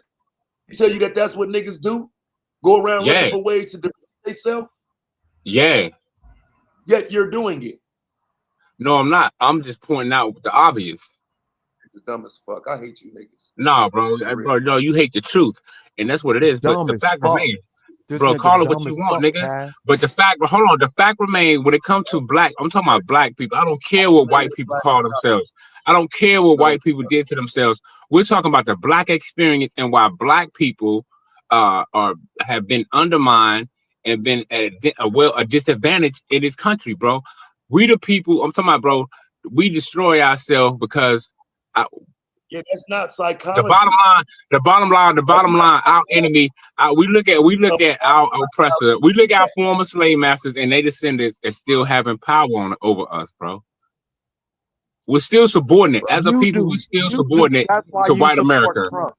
You do. That's why you support Trump. Man, you call it what you want. I'm talking about black people as a whole. Why we still fight for civil rights? Why we still fight for human rights?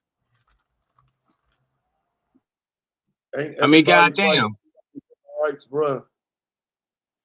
Yeah, we still fight for human rights. Fucking human rights.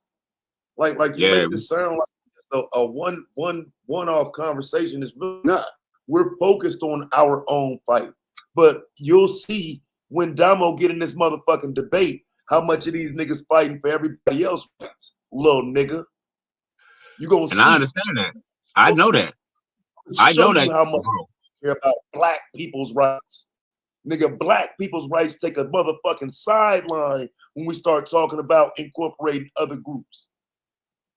Niggas is quick to jump on an all lives matter train. I'm gonna show you and prove it to you. Watch. And that's what Savio just tried to do. He tried to bring in all people. I'm talking about black people. Yeah, when you incorporate other groups, it depletes the power of self-advocacy. That is so true. You for real. Yeah. And I'm saying we decrease. You thin yourself out. You thin out your fight. You thin out your struggle. Oh, my bad, Taz. I would argue we need a new strategy in how to deal with things explicitly for black people because everything's been intertwined with every other group and minority now. So there has to be a conversation about us. Black fist up. I'm glad somebody else represents. What's the man? What's the number one? Years. Hold on. What's the number one thing in the black? That shit right there for years. Okay. Every time we tie somebody else to our movement, our shit takes a backseat, and we always wondering why. Because the other motherfuckers went and got the shit done. They got more support for their bullshit. They shit sounded more better to whoever they was talking the bullshit to. And our shit just went to the wayside. Yeah, because you know why? Because shut your dumb ass because up, man, go sit back, bro. Go over there and go cheerlead for Donald Trump. Can you have a civilized conversation at least one time? When you're not around, absolutely. My point is this, my nigga. What I'm saying is this, though, Taz. Bro, I'm talking to Taz. Bro, I'm talking to Taz, bro. I mean, goddamn. Audience. All right, man, whatever, bro. You're conversing with Taz. But me and Taz, whatever, bro. You can say what you want, but at the end of the day, Taz, all I'm saying is this, right? He made me forget my fucking thought. Good. Man, these agent provocateurs, man, I tell you, bro, they working overtime. How much you getting paid, nigga? I hope you get that bonus. I hope you get that bonus, nigga. As long as it stopped you from saying something stupid, I'm glad. Because you don't say shit intelligent. But yeah, this is what I was gonna say, Taz. Thank the Most High for bringing it back. Black people' biggest problem is trust. Black people one of our number one problem is trust, bro. We don't hardly trust each other, man. And we can't build that trust. White people have a trust and a bond that goes beyond the heavens and the earth. Chinese people have a trust and a bond that goes beyond the heaven and the earth. When you look at black people, our trust is so scattered and so thinned out. Taking a big dump, taking a big dump right on black people, right? He's taking a big shit right on us. and he thinks he support anything that we stand on. Nigga, you need to go over there and cheerlead with What you white talk folks, about? bruh. What You you need talk to about, go bro? over there to an all-white panel and tell them how you feel about black people. Bro, I'm talking about the black experience in America, nigga. What are you talking about? That's been our experience Hey, and still our experience. We he still eat face raisin police mac and cheese. brutality, bro. We Hey, still eat. We melanated, still. he eat that raisin mac and cheese. I mean that raisin potato salad. He want raisin and potato in his potato salad. He See, want this is raisins why. in his This is potato why. salad. See. Yeah, This is why. this a This raisin is the potato problem salad right eating here. nigga right here. Man, whatever it is. Yep. Yep, this a raisin potato salad eating nigga right here. No. Listen I to just him. put the truth. The He truth just hurt. I think understand this you're is hurt. I understand you hurt, bro. I understand you're hurt. You got to get emotional, but it's gonna be okay. That's what Q was talking about earlier, bro. You got to learn to stand on your swear and stop being so goddamn over emotional, bro. That's why you'll be the first. We'll put your ass on the front line, but gonna get you out the way because bro, bro. Nah, I'm You not be gonna the even say first one that. I'm shot. not gonna even say that, bro, because I You ain't be even the gotta first go one there. shot. Yo, Nigga, please. dumbass. You Nigga, be the please. first I'll be one the shot one. Nigga, I'll because be you the think the general, white nigga. man I'll be your leading friend. the army, You nigga. think the white man your I'll be friend. leading the army. You I think the never white said man that. your friend. You ain't never seen Yes, me ask Donald Trump yeah. for nothing. You ain't never seen me ask Donald Trump for nothing. What you Yes, you talking do. about? Every day You you know, on this panel and you talk about his I terror. said he's for the American people. So if you're an American, which your black ass is, you're gonna benefit just like you benefiting now, nigga. No, You know what I mean? I'm You walk actually around not. here like this I'm fake ass actually not. African, I proud can. African. Were you proud to be You a hear this? goddamn American? You You hear care this? more about being American than supporting No, I black and being actually black. don't. You come on No, these I panels actually and act don't. like you want I to be live in black this and country. talk all this So blackity black, but your ass ain't doing nothing. All you doing is you like Judas was to Jesus. You just round this motherfucker causing confusion. okay, cool. Now you said all that dumb shit, and again, you can't tell me what I'm experiencing under the Trump tax cuts, how they've impacted me. You can't tell me that. You can't tell me how the price hikes on goods haven't been impacting me, because you're not living my experience. And you're not living the experience of black people in St. Louis, those impacted by the tornado and things like that. So please, sir, don't ever act like what I'm going through is what you're going through, because they're not the same. We're in two different environments. You live in a podunk town at the bottom of Alabama, some motherfucking where that got 2 roads and 1 stoplight. Shut the fuck up. Well, see, that's the problem with your ignorance. So, hey, Most black revolutionaries, shut up, black shut up, revolutionaries. shut up. I wasn't Hold on, done. I nigga. wasn't done, Hold on. bitch. I Most black wasn't done, bitch. revolutionaries, I nigga, don't get wasn't done, scared bitch. now. Don't I get wasn't scared done, now. bitch. I Nigga, wasn't yeah, done. you were I done. wasn't You done. were done. You Nah, were I done. wasn't finished Most black talking. revolutionaries come from rural towns of Alabama and Mississippi, nigga. Most all black revolutionaries come from rural towns, nigga. Why? Okay, so again, Why is that? back to Nigga? the dumb shit you were saying. Yeah, that's what I'm saying, Because man. Bro, you bring no. the impact of your white daddy Trump is having its impact, and these are the things that we are addressing as a community, as Africans in America or African Americans. So no matter what you want to say and how you want to try to sugarcoat the situation, you, sir, stand for white supremacy, and you will preach it in our face and try to hide it by using Amos Wilson and the others that we have some respect for. Why? Because they taught you some things about being black or African American, but you don't fully hold to that. So because I recognize you as the Benedict Arnold you are, bitch, go play with your white boys. Oh man, see, this is part of the problem right here. We got these knuckle dragging, tinfoil hat minded ass Negroes, bro. It's keeping the community back. All you do is join panels, come up here, talk this nonsense like you know something. Nigga ain't read a book in 4 years, probably 10 years. But at the end of the day, Sabio, you have no clue of who you are and what you want to become. You know why? Because you're just a knuckle dragging ass Negro. You know what I'm saying? You done lost it. You done gave up. You want to be an American. You swear to God you in this fight for black power. Nigga, you on, bro. That's how I know you. That's how. That's how. That's how. That's how. I can't allow you to go down this road. That's how I know you have nothing to offer, because every time you think you have something, you fall off. Your thoughts fall off. No, I have so to, you're I trying have to to fall back. you're trying to freestyle the stupidity, and it doesn't work. I can't drop to your level, bro. No, I can't you're allow below. myself. I had to realize. I had to take a step back. You can't rise to my level. I gotta You're realize. so beneath I gotta me. realize. You're so beneath I gotta me. realize. You knew you lied. I gotta realize I'm dealing with a choir boy.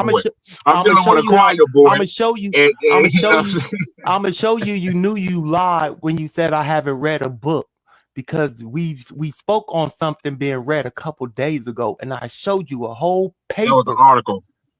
Yeah. That's not a book. Hey. Bro, that's not a book. That's a paper. That's not a book. Hey. The paper was as long as a book. It was a whole chapter of a book. 34 pages. 34 pages. You don't read. You don't read shit but menus, nigga.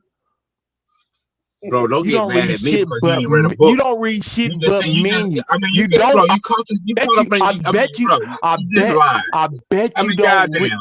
you don't read at work. I bet you don't do shit but push a broom or a mop, because that's all you're smart enough to do, nigga. Like, please, you're not intelligent enough to be in these conversations, and you show it every fucking time. People in the chat are saying Madon's running another conversation. Madon, will just shut up. Why do you talk, Madon? You're not why? You're not there. You're not equipped mentally to have these high level conversations, even though you think you are. Yeah, you might be high, but that's about it. You see? Ain't no level to your conversation. Your level is low, bro. That's why you rock polo, because you've been so po and living so goddamn low. You know what I mean? But I'm just saying, bro. Let me say this though. That shit I'm was not trying to go on this. I'm not trying to get on this level, man. That shit was whack. No, where the Sandman at? Nah, don't steal my shit. Now, where the Sandman at? You are the Sandman, nigga. Where the Sandman to get this nigga off the stage? Right, Meta. This nigga talk about Trump affecting him. He ain't got nothing. He don't know nothing about trade or stock market. Oh, Only thing this nigga trade. I was talking to GQ about four. I was talking to GQ about four stocks I own, nigga. I invested in 4 stocks, nigga. I invested in 4 stocks, nigga. Yeah, you wouldn't know anything about this. You probably got 4 stocks. I don't know about 4 stocks. You probably got 4 pair of socks. You right. You're absolutely right, my dumb ass. You are absolutely right.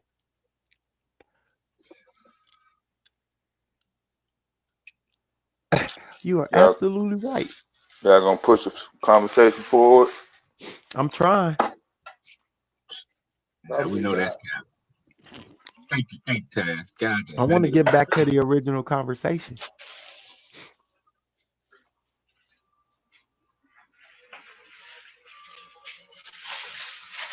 So how are we going to address these attacks?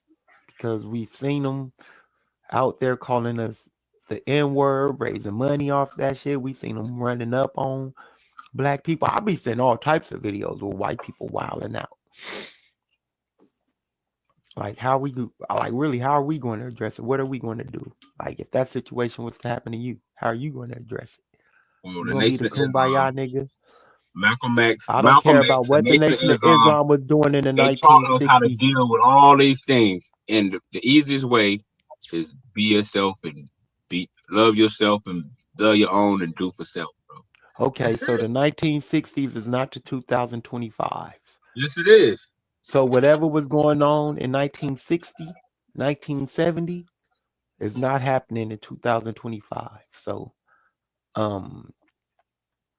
those ideals that work for them may be suitable for some people in those types of cult-like institutions.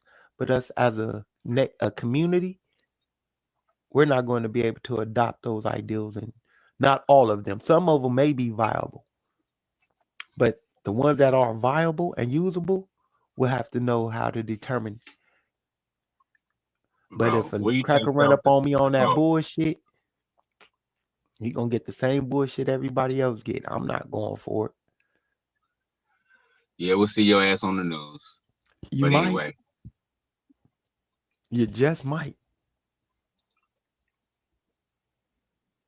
Yeah, I ain't going if some white motherfucker come to me on some white fatigue shit. I I'm will not be going on for the that news. bullshit. I will be on the news. That's why I say I don't fear any of that shit. I don't I think don't they fear want none no. of it. I see white people every day. Like white people ain't trying to get it up with you on Front Street. Anything they do is on the back end, sneaky shit. exactly. But Sabio I seems ain't- to not understand that. He think everything is just happy-go-lucky. Nah, that's you who think everything is happy-go-lucky. Please. You the one who support white people, not me. No, nigga, I support the teaching of most honorable Elijah Muhammad. Well, I say that all the time. He Do thought for he was self. Asian, nigga. He thought he was Asian, nigga. Asiatic black man. So I don't give a fuck about Yeah, him. that shows the Throw that ignorance nigga in the right trash. there, bro. That's see, you He the bro. one who taught a whole nation of black people that they were the Asiatic black man and that they were related to some biblical niggas. Throw that shit in the trash. Get that shit away from me. We're not going down that bullshit ass route. We're not going that. We're not doing that. We're going to stay right where we are in this conversation. Okay, what program or About- organization have you built up? I already told you the program that I've built up. Now, the next Man, program that what, the church I'm on- working bro, on. your church. No, it wasn't a church.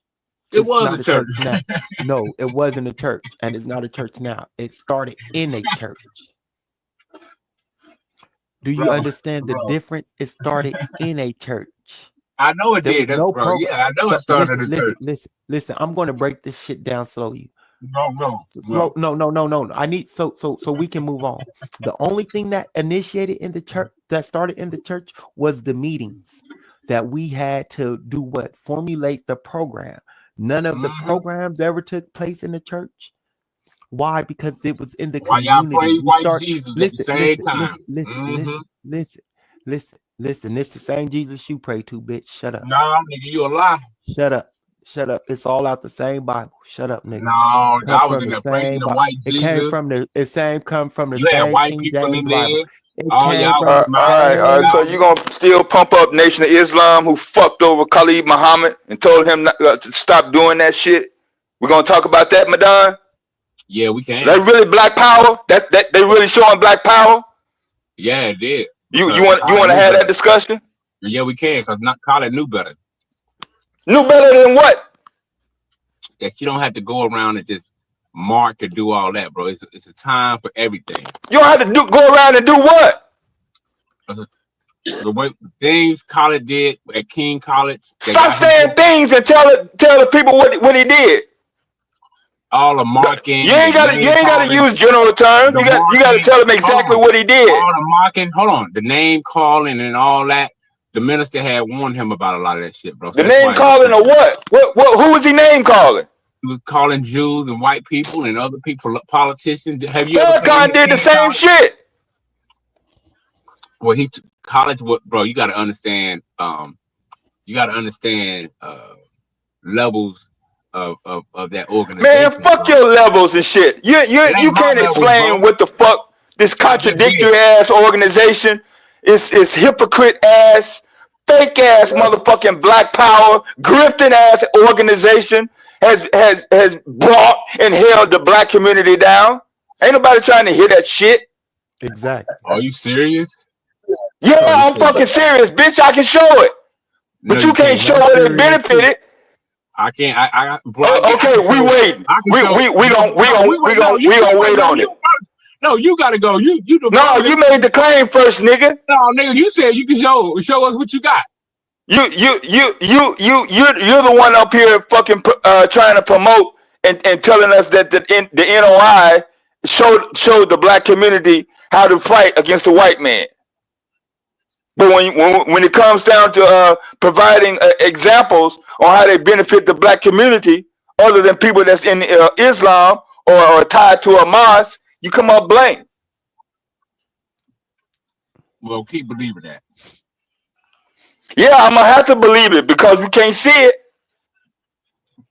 I don't know what rock you been under, bro, for the last 50 years or 60 I ain't years. I ain't been under no rock, bro. The Malcolm X movie in the black community is held up as one of the most revolutionary movies ever. I mean, in the Nation of Islam wasn't even in the movie, but it just shows the impact. Malcolm, Muhammad Ali. I mean, the list goes on. Khalid Muhammad. Bro, we can see the people that they raised up and many more. Even when we call the 5% nation, what do you think they get that shit from? Religion. That's an off branch. No, we talk about the impact. Hold on, we talk about the impact of the black community. The 5% nation in places like New York, Jersey, What up? Has school. We got Big Daddy Kane. We got we got what's my man named Rakim. All these 5% gods of bro. So we can see name us some 5%ers that's not tied to entertainment. Can you name us some 5%ers that's not tied to entertainment? Yeah.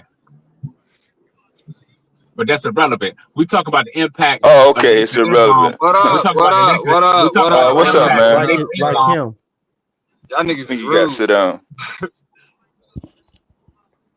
Y'all niggas is rude. What's good? Why you cussing that nigga Madonna out there? Because he's stupid as fuck. He ruined another good conversation, Domo. Some dumb shit. Talking about the Nation of Islam. Nobody trying to go down that dumbass topic. Down that dumbass route, I mean. He was talking about something very specific, very detrimental, very vital to the community. What was that? Whites attacking black people, black progress and shit. How we going to counter it and how this reparations conversation should be approached and the impacts of certain things. Interesting. Yeah, I thought Q was trying to go down the path of white people trying to make it seem like they need that black people need white people to get ahead or to pretend that off the bat, no matter what, the white people as a whole are intellectually smarter than black people. I think we already went down that road from Reconstruction on through Civil Rights. Yeah, I don't know if that's the actual I don't know if that was his talking point per se, but I think that was hinted at by other people like Madame, but I don't think that was Q's talking point. What I stand on is white people are more sadistic. White people are way more fucked up people. Like, just in terms of, like, if we think about, like, even just like general social, like what would make somebody socially good, not even under any religious context, but through different interpretations of social good, white people would be considered bad in any social context. So it's like what white people are willing to do in order for them to succeed or to hoard power or to hoard resources, nobody else is, nobody else is willing to do that.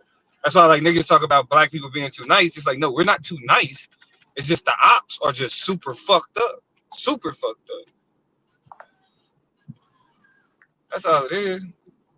Yeah, they willing to kill, destroy, blow the fuck up, whatever they gotta do in order to maintain power.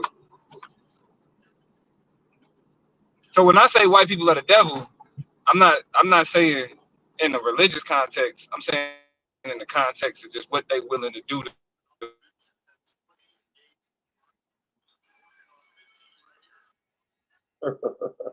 Did I go out? Was that me? Nah, that was him. If you dare state that again for the record so we can hear you.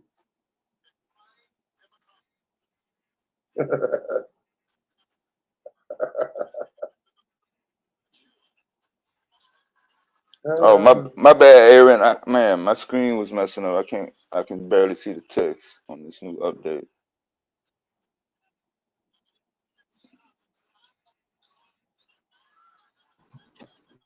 Now I can't fucking highlight the damn super chats.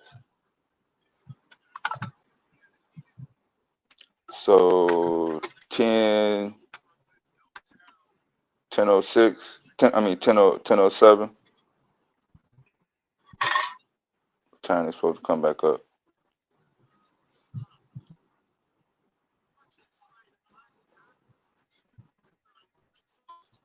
Domo still lost his connection.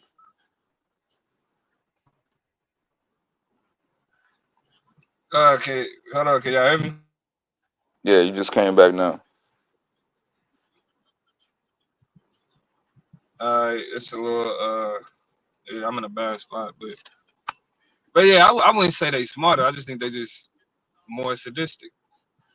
And this may be this may be like a folk tale, but I like one of the and when I say folk tale, I make what niggas call pseudo. Hold on, my bar is just dropping. Can you still hear me? Yeah, you good, bro. Okay, but is that how they talk about like the reason why niggas don't hoard and aren't as sadistic as white people is because like our ancestors come from Africa, which is a place where resources are plentiful, right? It's food damn near everywhere, almost everywhere, right? You deal with famines and that type of stuff, but when you come from a place where food is like plentiful like that, you know what I mean? Like you don't think about hoarding and greed from the same perspective. Like as a people, right? You got greedy black people. Yeah, it's greedy black. You know what I'm saying? Like it's greedy. But in the context of like a social understanding of who you are, it's to greed and hoard. I mean, white people come from places where they got to deal with crazy winters. And again, this may be pseudo. I'll take that. But white people come from places where they had to hoard resources when they could, because when the winter came, you know what I'm saying? They could you could be ass out. That's why they tell the story of the ant and the grasshopper. You familiar with the story of the ant and the grasshopper? Yeah. Like the ant was busy getting, foraging for food all summer while the grasshopper was playing all summer. And then when winter came, the ant had food and the grasshopper starved to death. That's essentially like white logic. It's like if you don't hoard now, there's gonna be a point where you starve to death like the grasshopper. And like that's what justifies all like the resource hoarding they do, the land hoarding, all of the greed that we see from white societies. It stemmed from them coming from a time where when winter came, they didn't have shit. So it's like even when we like, black people always trying to do this, and black people because we're good fucking people. Yes, black people aren't just shooting up white communities because we're good people. We're not sadistic fucks. Niggas need to stop making it seem like because we're not willing to do what white people willing to do for power that there's something wrong with us. No, it's something wrong with them.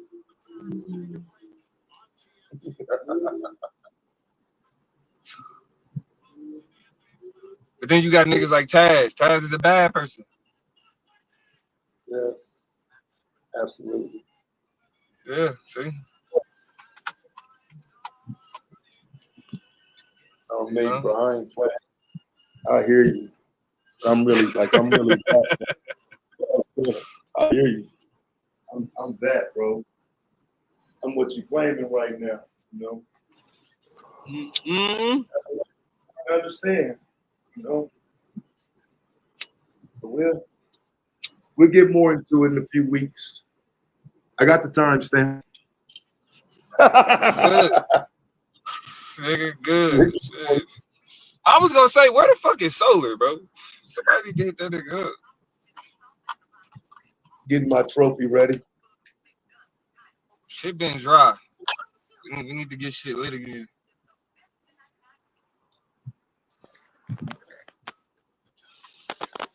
Maybe the debate tomorrow. Is it tomorrow? Yeah, it should be. I know. Matter of fact, I thought one of them was like one of them is either today or tomorrow. It's probably the weekend. Today is Thursday, so yeah, it's probably this weekend. And then the other one, like the first or the second, some shit like that. So they both should be coming up.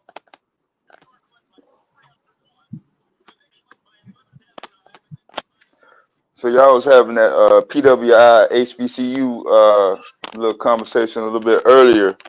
So when black athletes and people that go to PWI, black people that go to PWIs, when they get out, don't they claim them PWIs as their school? Don't they say that's my school? Who? I went to a PWI. Right. So the initial stream started with Q bringing up the white guy. I don't know if you remember the white guy that was complaining about not letting his white child in the Ziax. You remember? Oh, that? in the Ziax, yeah, I remember. Yeah. He was playing. And he tried to report him to the city, or to the state or something like that. Yeah. Like a civil. He tried to get him with a civil rights violation. I'm not even sure of the actual text and which he was filing. Nah, he filled some shit out. Like he approached, like he filed some shit with the city. Yeah. Because Q had got a notification that it was a claim against him. Yeah. So he didn't file it against Ziax though. He filed it against Q. No, he filed it against Ziax. Oh, okay. Yeah. So by him using the institute instead of using the word school was keeping it or preventing it from gaining traction. Right.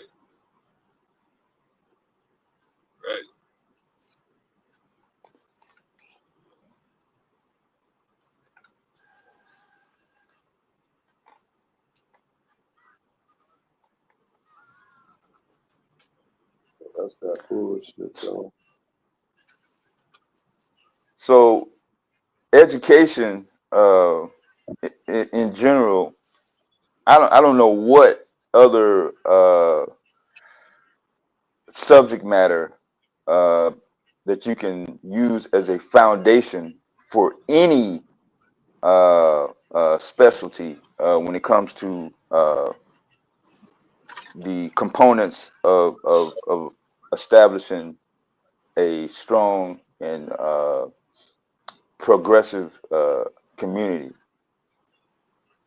I know Ziax is primarily STEM based, but you have to have other components to sustain that and have an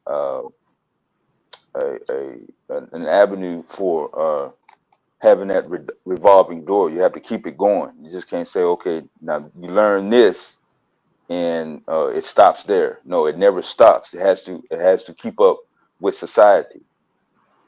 So the amount of energy and impact and effort, and it should be the amount of content, but I know a lot of Black content creators kind of fall back into being tied to some form of entertainment as being motivating, or they try to use entertainment as a point of reference to push whatever they claim they're pushing.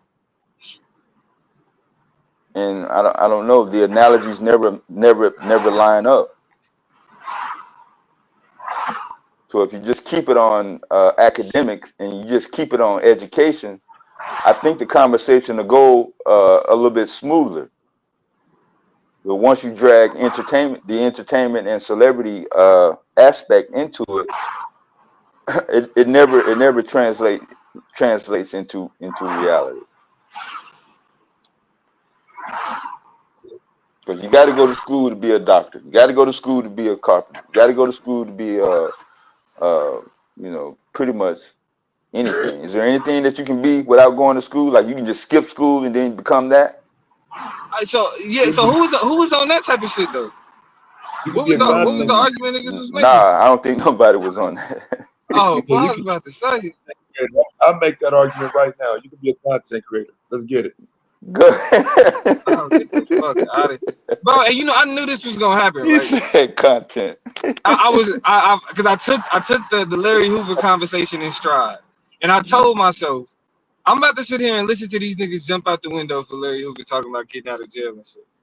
But the next time niggas talk about college and niggas getting the education and that type of shit, and niggas is all down on that shit and putting it down and all that other type of shit, nigga, it's up.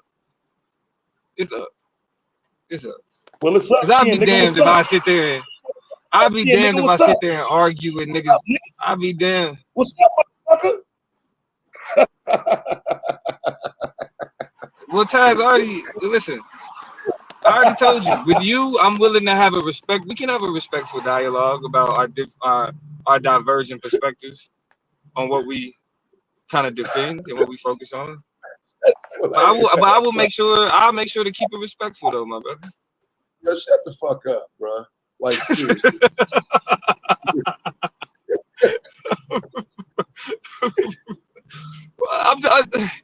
What are we doing? I told you. I'm being super respectful.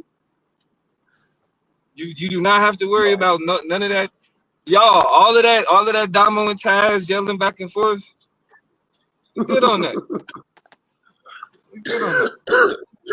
I mean, he did ask though. I was just throwing one out there. I ain't really willing to like argue that as a legitimate thing, but he asked. Yeah. You know what I'm saying? So I mean, it is true. Nah, you can't. Hey, but see, Taz, this is where niggas is running into issues though, because the professional niggas is now they getting into the streaming game. You feel me? When political content creators gotta compete against ex district attorneys, ex federal attorneys. You know what I'm saying? Niggas who prosecuted in the federal district of New York. These niggas is whole YouTubers now, bro. That's a different level. Midas Touch, nigga, Midas Touch. All them niggas is they all attorneys. One of the niggas, Michael Popak, was an attorney in the Southern District of New York. You feel me? I think they just added like Katie Fang from MSNBC. Niggas, motherfuckers is leaving. Brian Tyler Cohen. Brian Tyler. Yeah, just had a number one seller. That was about 2 months ago. Yeah, I'm against it though. I'm against this corporate takeover of YouTube. You know what I'm saying? Now I'm sure you are. are. Like, you know what I'm saying? But YouTube itself has always been corporate though. No, Yeah. absolutely not. It started with COVID, I would say, like during Yeah, that's COVID. what it started. Yeah, well, we kind of seen it coming, and then Kwame Brown kind of blew it out the water. Yep. He kind of blew it out the water, and I mean, and from there it just been, a trickle. But like Domo said, it's starting to be prominent. You know what I mean? Yeah, but like this nigga Brian Tyler Cohen was interviewing not Donald Trump, but Joe Biden. Yeah. A YouTuber. Yeah. A YouTuber. You feel me? This nigga Glenn Kirshner, federal attorney. I think he was appointed by maybe Obama, maybe Bush. I don't know. He ex-federal attorney. He part of the legislation against Trump right now. Glenn Kirshner? Yeah. They were never supposed to let that happen. But see, that's what happens when there's a corporate takeover. See, when Joe Biden's son was being covered by the media and YouTube was deleting videos and striking motherfuckers for talking about Hunter Biden and that cocaine and that laptop and Lee Obama and all of that, when you couldn't even talk about it, that yeah, you shouldn't be Hunter Biden should Joe Biden shouldn't be on nobody's podcast. He shouldn't be respected in the podcast lane. But people sold this form of entertainment out to corporate interests. It didn't used to be like that. There was an understanding when that was happening that we were being suppressed as a media, and only the mainstream could report that story. They all came in and changed that shit. Man, it was crazy. Somebody was covering that cocaine that they that they found in the White House, and midstream they cut that shit off, bro. My wife. Yeah. That was my I couldn't remember if it was her or Ren, but I remember midstream, bro. Couldn't even believe that shit. Like, wow. Fuck. And got a strike for it. Damn. So coming from a media based background since I was a teenager, the source of revenue generated when you add the numbers up from the super chats and the donations that go in, I don't think it would come close in terms of being able to sustain the amount of time that content creators are allowed to record video, upload, and stuff like that. So you hitting it on the head. Aggregation is the most important thing for Black folks right now.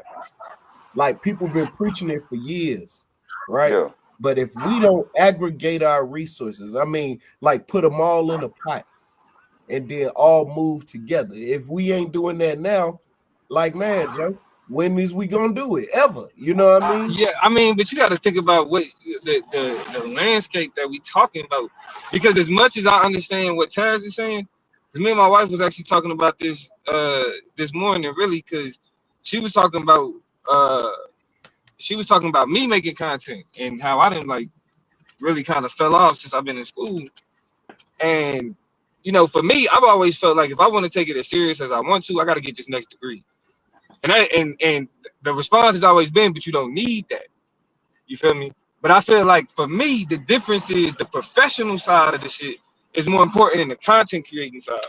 So regardless of what happened with content creation, I'm trying to make sure my professional shit is straight. You feel me? Right. But on the flip side, what YouTube and social media is, if you willing to do what it takes, you can get more numbers than MSNBC. Easy. You can beat ESPN. You can beat ABC. You can beat them numbers easy if you're willing to do what it takes.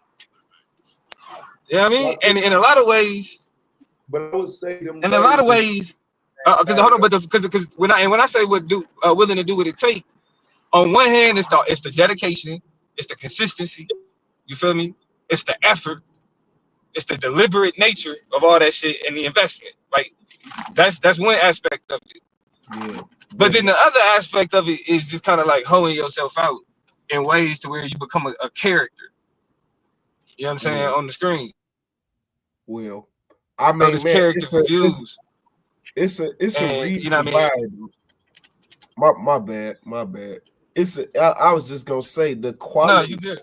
The quality of the journalism, it has to be there, bro. Like, and it's not there. Yeah, all it's not there. Must be equal. This is why, like, you know, sometimes people might look at it like we beating up on Madon and everything, but, like, you know, we know where these talking points come from, and like, it's really whack journalism. You know what I mean? Is people not covering stories in an objective manner so that the general public got a real deal idea what's happening. The shit's so biased. Like, we literally know that if you want to hear the Republican talking point, which station to tune into. Yeah. That's crazy. But you know what? Here's the thing though, and this is my criticism of social media. And like, so when Taz say, you know, they were shutting niggas down because they was talking about Hunter Biden and the coke. Shit, the little kernel of truth or whatever truth niggas have, the amount of shit YouTubers put onto shit that's just not true The amount of misinformation that gets spread, that's just completely outside of any real realm of reality. But niggas use the truth to build a whole bunch of nonsense and foolishness with no actual evidence, with nothing really to back it up. But they got this here thing that's true. And having coke in the White House is true. I mean, is crazy to be true. Like, at least them finding it, nigga. I'm pretty sure it's been hella coke in the White Now, but if y'all niggas is getting lazy enough to when niggas finding it, that's out of pocket. Like, it's out of pocket. That's wrong. No, Like, that's I'm wild. talking about no, I'm talking about the pictures, not when they found the cocaine in the White House. I'm talking about before Joe Biden got elected, when they had the pictures come out in that that leak or whatever that came out with the pictures and the cocaine. Oh yeah, with that nigga doing cocaine and shit. Yeah, yeah. That shit. Hey, Hunter Biden is a wild boy. You know what I'm saying? Hunter Biden is a wild boy. Yeah, that's the one they suppressed. Not the time when they found the cocaine inside the White House. Nah, before he got elected, they were suppressing that so he could get elected. That was an issue. Yeah, it was during the election cycle. You know what I mean? That's what it was. And I remember. Yeah, but I will say niggas, like, as you can say that you can, on one hand you can say that niggas was suppressing it for him to win. On another hand, you can say niggas is spreading a bunch of misinformation about a lot of shit though. So like when it comes to like when it came to like the you said what? They had congressional hearings about that shit. Like how Facebook and YouTube and Twitter and shit was suppressing the information. Yeah, the Hunter Biden's laptops. Yeah, right. Because they were dealing. It wasn't just a question of the Hunter Biden laptop. It was literally how the Hunter Biden's laptop became an example of like what people were doing with how they was communicating information on social media. Niggas have been lying about a lot of shit, bro. My nigga Blue, love my nigga Blue. That's one of my partners. Like it's over the internet, but like I fuck with him. I've been knowing him for years. I fuck with him. This nigga got on here and said, "What's up? Are you it was okay to suppress the laptop scandal?" I don't think that it was just a question of suppressing the laptop scandal. I think I think that ignores. Hold on, but this is what I'm saying. I think that ignores the fact that people had started to use social media to spread misinformation. A lot of misinformation, blatant lies that people were literally rushing. And this ain't to say that this is the reason why Trump got elected, but Russian troll farms were using social media to organize Black Lives Matter protests, bro. Wasn't there misinformation on both sides? Yeah. Okay. Yes. Yes. But only one side. That's not true. Bro. That's not true. That's 100% not true. I can't remember who did the reporting, but that it was they loosely tied the rise of this ABO movement to social media. You know what I mean? They loosely. I can't remember. Man, let me try to find the story, bro. If you start with Callaway, I agree with you. Yeah, bro. Because it was almost simultaneous. It was like I want to say they said it was Russian bots. Man, 2012. Hold on. Hey Taz, just while he looked that up, just a quick example of like just the most blatant example of how that type of suppression happens on both sides. Jeff Bezos, he owns what? Washington Post or New York Times? Washington Post? Washington Post. He owns Washington Post, right? That the head of the editorial board of the Washington Post wanted to support Kamala Harris for president. Jeff Bezos flat out said you cannot do that. You cannot publish a support piece on Kamala Harris in my newspaper. On top of that, and that also happened in LA, where you had editors retiring because one of the editors of the LA Times quit because they were told that they could not write an opinion piece, the editorial, who they support, their presidential shit that they do every election. They were told that they couldn't. Right, so you got like 4 or 5 people you're talking about, and you're comparing that to the millions of people whose information was suppressed. That again, But there wasn't no millions of people whose information was suppressed, bro. Like that's just, like that right there. That claim right there is a part of the excuse that's used for people who just get on the internet and say, I'm not saying that's you. I definitely don't. I don't look at you as somebody who just get on the internet and say shit. But the framing that you're operating off of is the excuse that those people who are willing to get on the internet and say anything turn around and say that they suppressing what they saying, they suppressing their content. No, bro. So, like, for example, like, because I'm not standing on one side or the other when I say the millions. I'm saying that's in between. Like, when you talk about on here saying dumb shit that needs to be taken down, for example, right? When I say millions, I'm saying the stupid motherfuckers who were saying Trump got cheated out the election, right? That shit got to come down. And then the shit about Hunter Biden is coming down. At some point, you are talking about millions of people getting suppressed. Yeah, that shit wasn't suppressed though. Like the what I will say was that Facebook did crack down on for sure was the Hunter Biden laptop shit. Right? Yeah, they definitely cracked down on that. But if we just say Hunter Biden, but here's the thing though, Taz. If we just say Hunter Biden laptop, right? The amount of bullshit that was created that came out of just that phrase, Hunter Biden's laptop, over the internet, far surpassed the information that could have been considered valid. Right? There was more spreading of nonsensical bullshit from the laptop than was a conversation of what was actually happening with the laptop. And so that's why I'm saying that while of course there are things that really happen, but what we've seen is these things that have really happened be used as a jumping off point for people to make up complete bullshit. And the what was on the what was on the laptop? Oh, they said all type of shit was on that laptop. I mean, I know for sure niggas was talking. They had like videos. Him and Malia Obama was on there. He was laid up in the tub with the crack pipe. I'm saying this what you just said. Somebody verified that, like they saw it. No. Yeah, I saw it, nigga. What the fuck you talking about?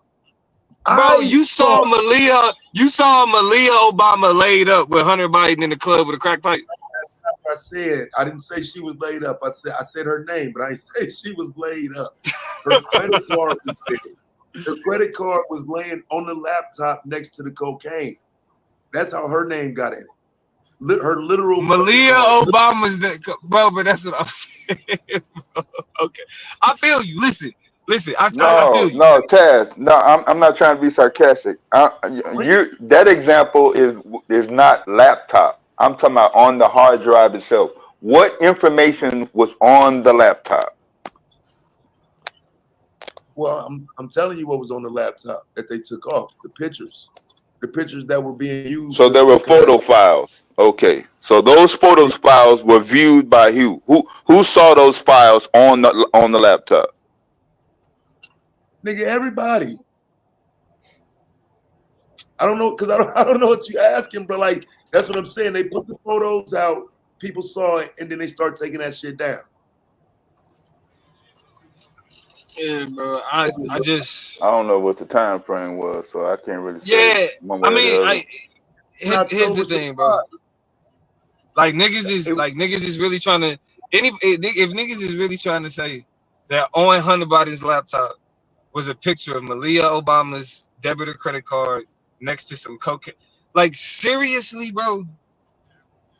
Bruh, yes. Shit like that type of shit is that's what I'm saying. Like we gotta, I just. Don't she like white boys? Niggas don't believe doctors. Don't she like white boys and shit? Don't she like white boys? Nigga told me Dr. McCullough was pseudo. I wouldn't find it it wasn't a hard doctor to no guess. more. That's her ill. Yeah, but see, that's what I'm saying. Like y'all niggas, and I guess the best way I could put it is the level. I have a higher bar for believing extraordinary claims. I feel like what's required in order for us to say that unequivocally these things are true.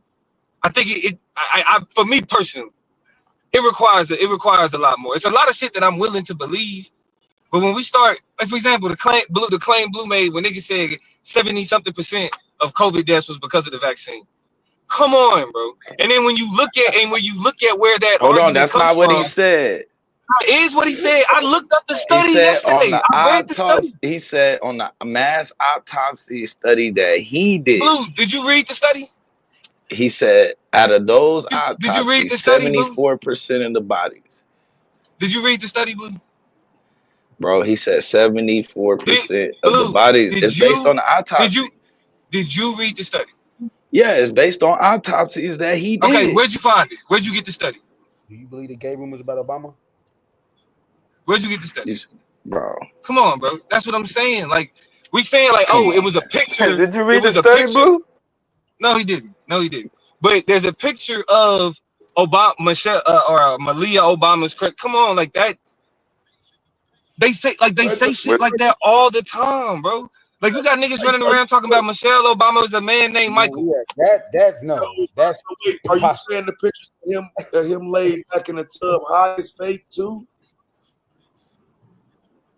No, I'm not saying all the pictures are fake. I'm not saying all the pictures are fake. We know that it's possible. We know that it's possible that there could be pictures of Hunter Biden high doing something. Yeah, that's possible. Because like we know that though. We know he's a crackhead. That's known. When you start introducing elements like Malia Obama's credit card, like seriously. How old would she have been? How do you verify that? How do you verify that credit card Malia Obama's credit card? My daddy's And it was the president. laying It don't down. matter. He could sign for a credit card in her name even if she was in grade school. And why would he give her a credit card in the first place? She was right there snorting the cocaine with him, but I'm trying to. Yeah, and that's what niggas want to say. That's the assumption niggas want to make. Right, that's what, and that's what it's like. That ain't no different than Michelle was a man type of rhetoric. Shit. No, exactly. No, that's completely. Was a kid. We saw Michelle as a baby. Like, no, bro, that's cap. That's different. Like, that's just people making up shit about Michelle. Versus, like, Malia Obama, Hunter Biden have been placed together before. It's not absurd. Yeah, bro. Yeah, now I didn't see Michelle Obama in person. Michelle Obama is definitely not a man. You know what I'm saying? But these are the same crowds. You feel me? That's the problem. These are the same people. The same people that say Michelle Obama's a man are the niggas that saying that Malia Obama was doing coke with Hunter Biden. That sounds like something that would Malia Obama sniffing coke with Hunter Biden. But listen, it may not be true. I'll give you that argument. But what I'm telling you, what validated it, I'm trying to make sure you understand what validated it is the suppression of the other pictures. Him being high in the bathtub and all that shit. We saw that shit.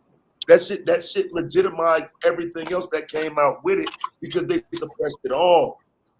That's what I'm trying to make sure you understand. The suppression led to the other issues of you saying, oh man, now what the hell is that? I don't trust that. Well, shit, they shouldn't have deleted nothing.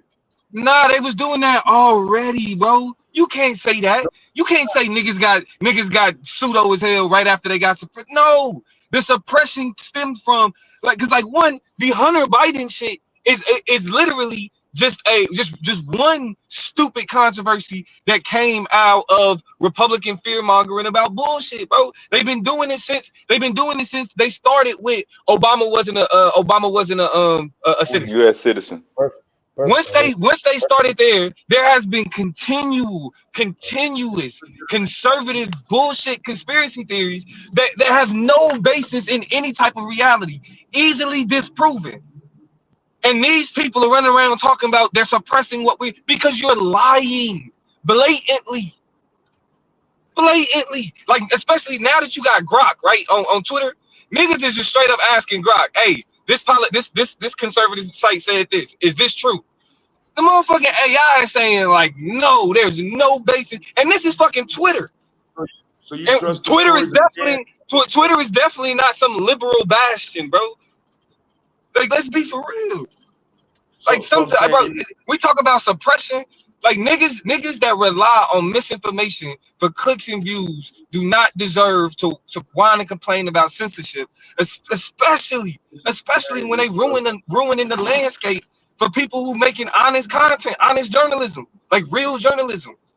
but like going back to him, for example, his mom was a fucking whore, and they covered all of that up. They wanted to make sure that Obama was able to get into the presidency without the truth coming out about his slut ass ran through mama.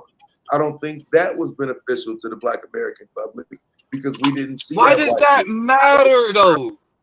Why does that matter? Why does it matter if Obama's mama was ran through? Why does that matter? Because they had to find a different target. They found Michelle. Maybe if we would have allowed the attack on the white bitch, you know what I'm saying, we could have prevented some of the attacks on Michelle Obama, especially since the pictures did later come out to show her as the ran through slut she was. But even when the birth certificate copy came out, the not citizen rhetoric still continued. In fact, it actually amped up. Yeah, because because it was never supposed to come out. They said they didn't have it for one, and then when they dropped it, it was full of Photoshop errors. So, like, some of us saw it and knew that. Bro, like, that's what I'm saying, nigga. We can just sit on the internet and just say, don't trust this, don't trust that, don't trust this, don't trust that, don't trust this. Cool. But this part is true. So why do you believe this shit? Like, why is this shit true? Like, Ain't no doubt in that. This part right here, there's no doubt. Yeah, like, that's crazy. If I'm just trying to find out where the line is. If none of it is to believe, then none of it is true. We ain't even people. Like, everybody's a mirage and we all made up. All y'all, as far as I'm concerned, all you niggas are AI voices that I'm interacting with. You know what I'm saying? Like, just do some type of simulation, bro. I can understand why. Yeah, and that's what I'm saying. I'm not even the most like trusting nigga, bro. Like, I'm not. It's all type of shit that I am willing to believe. I am willing to. I don't trust the United States federal government, bro. I know these motherfuckers lie. So it's a lot of shit I am willing to believe. But when I'm hearing talking points that stem from one, people who don't even fuck with us, the people that's proliferating these, like the hatred for Hunter Biden and all this other shit, that shit ain't beneficial for Black people. What the fuck we give about the president's son doing coke and all that other shit for? Yeah, like I said, they took my video down. I mean, my wife's video, but you know,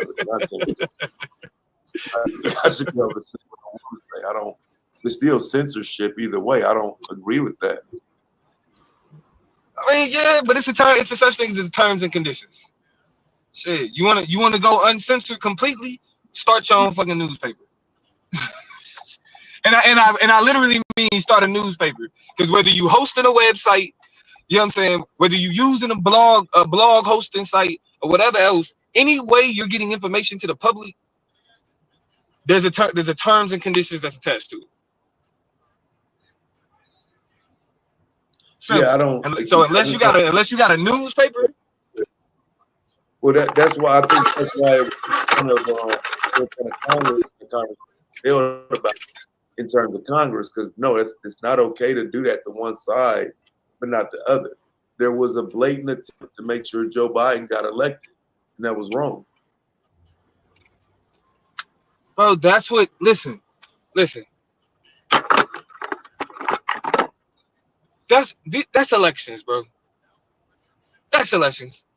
Like, you think, like, is it wrong? Is it wrong that whoever got the most amount of money is able to have their face plastered on more TV screens throughout the week than the nigga that don't? Because that's a manipulation of the media. Is it wrong that you got to have a certain amount of fundraising opportunities in order to even get on stage on debate night? Because that's a manipulation of the media. This is elections. Of course, you're going to suppress negative information, and you're going to and while pushing out negative information for your enemy.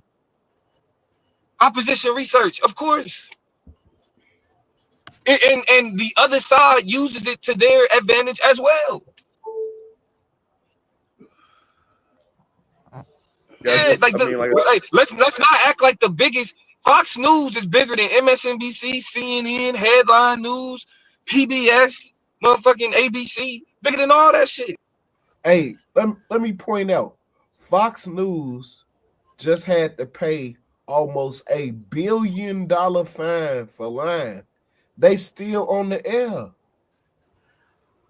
Nobody missed a check. Man, they not big, fam. They huge. That like, man, that's and look, how are niggas suppressed when the biggest news platform on TV is steady talking about the Hunter Biden laptop? Steady talking about. Again, that's the part of it that corporate takeover. Because if you suppress us and they become the dominant voice, now you them over here to where we are after being suppressed. So now they're the dominant voice here too. All they did was redirected their everybody who couldn't do a show on mainstream, where you can go do one on YouTube now. But see that's what I'm saying. Like, you know, that's in the context of like liberal content that's happening on TikTok right now. Yeah, that's happening on TikTok specifically. They are suppressing progressive left-wing content while steady pushing pro Donald Trump shit. Like, I don't watch no Trump, nothing. I say not interested, all that shit, and I still see that content. Still see it. So it's like, yeah, that shit is happening in general. That shit ain't, they not just doing that shit for Joe Biden. It's niggas that are in power and control and have and able to dictate. Cause look at it. First off, we're not in election time. We're not in an election. And TikTok would benefit from Donald Trump right now. But we're not in an election, so why would they be talking about Joe so Biden? They big in Donald Trump. That's the point, bro. Like, you're proving my point. Yes, I agree 100%. What you just said, I agree with. That proves my point. Yeah, so niggas would.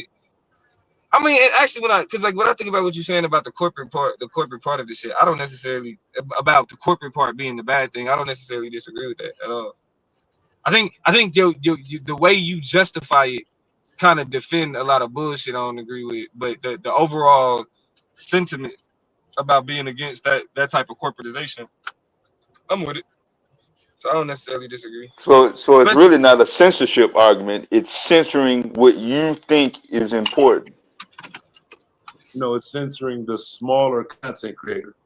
It's not even it don't. Oh yeah, there's still a division though. Cause no, I don't have to agree with it to see that it's being censored. You know what I'm saying? I can acknowledge censorship even if it's something I completely disagree with. I can still acknowledge it's being censored though.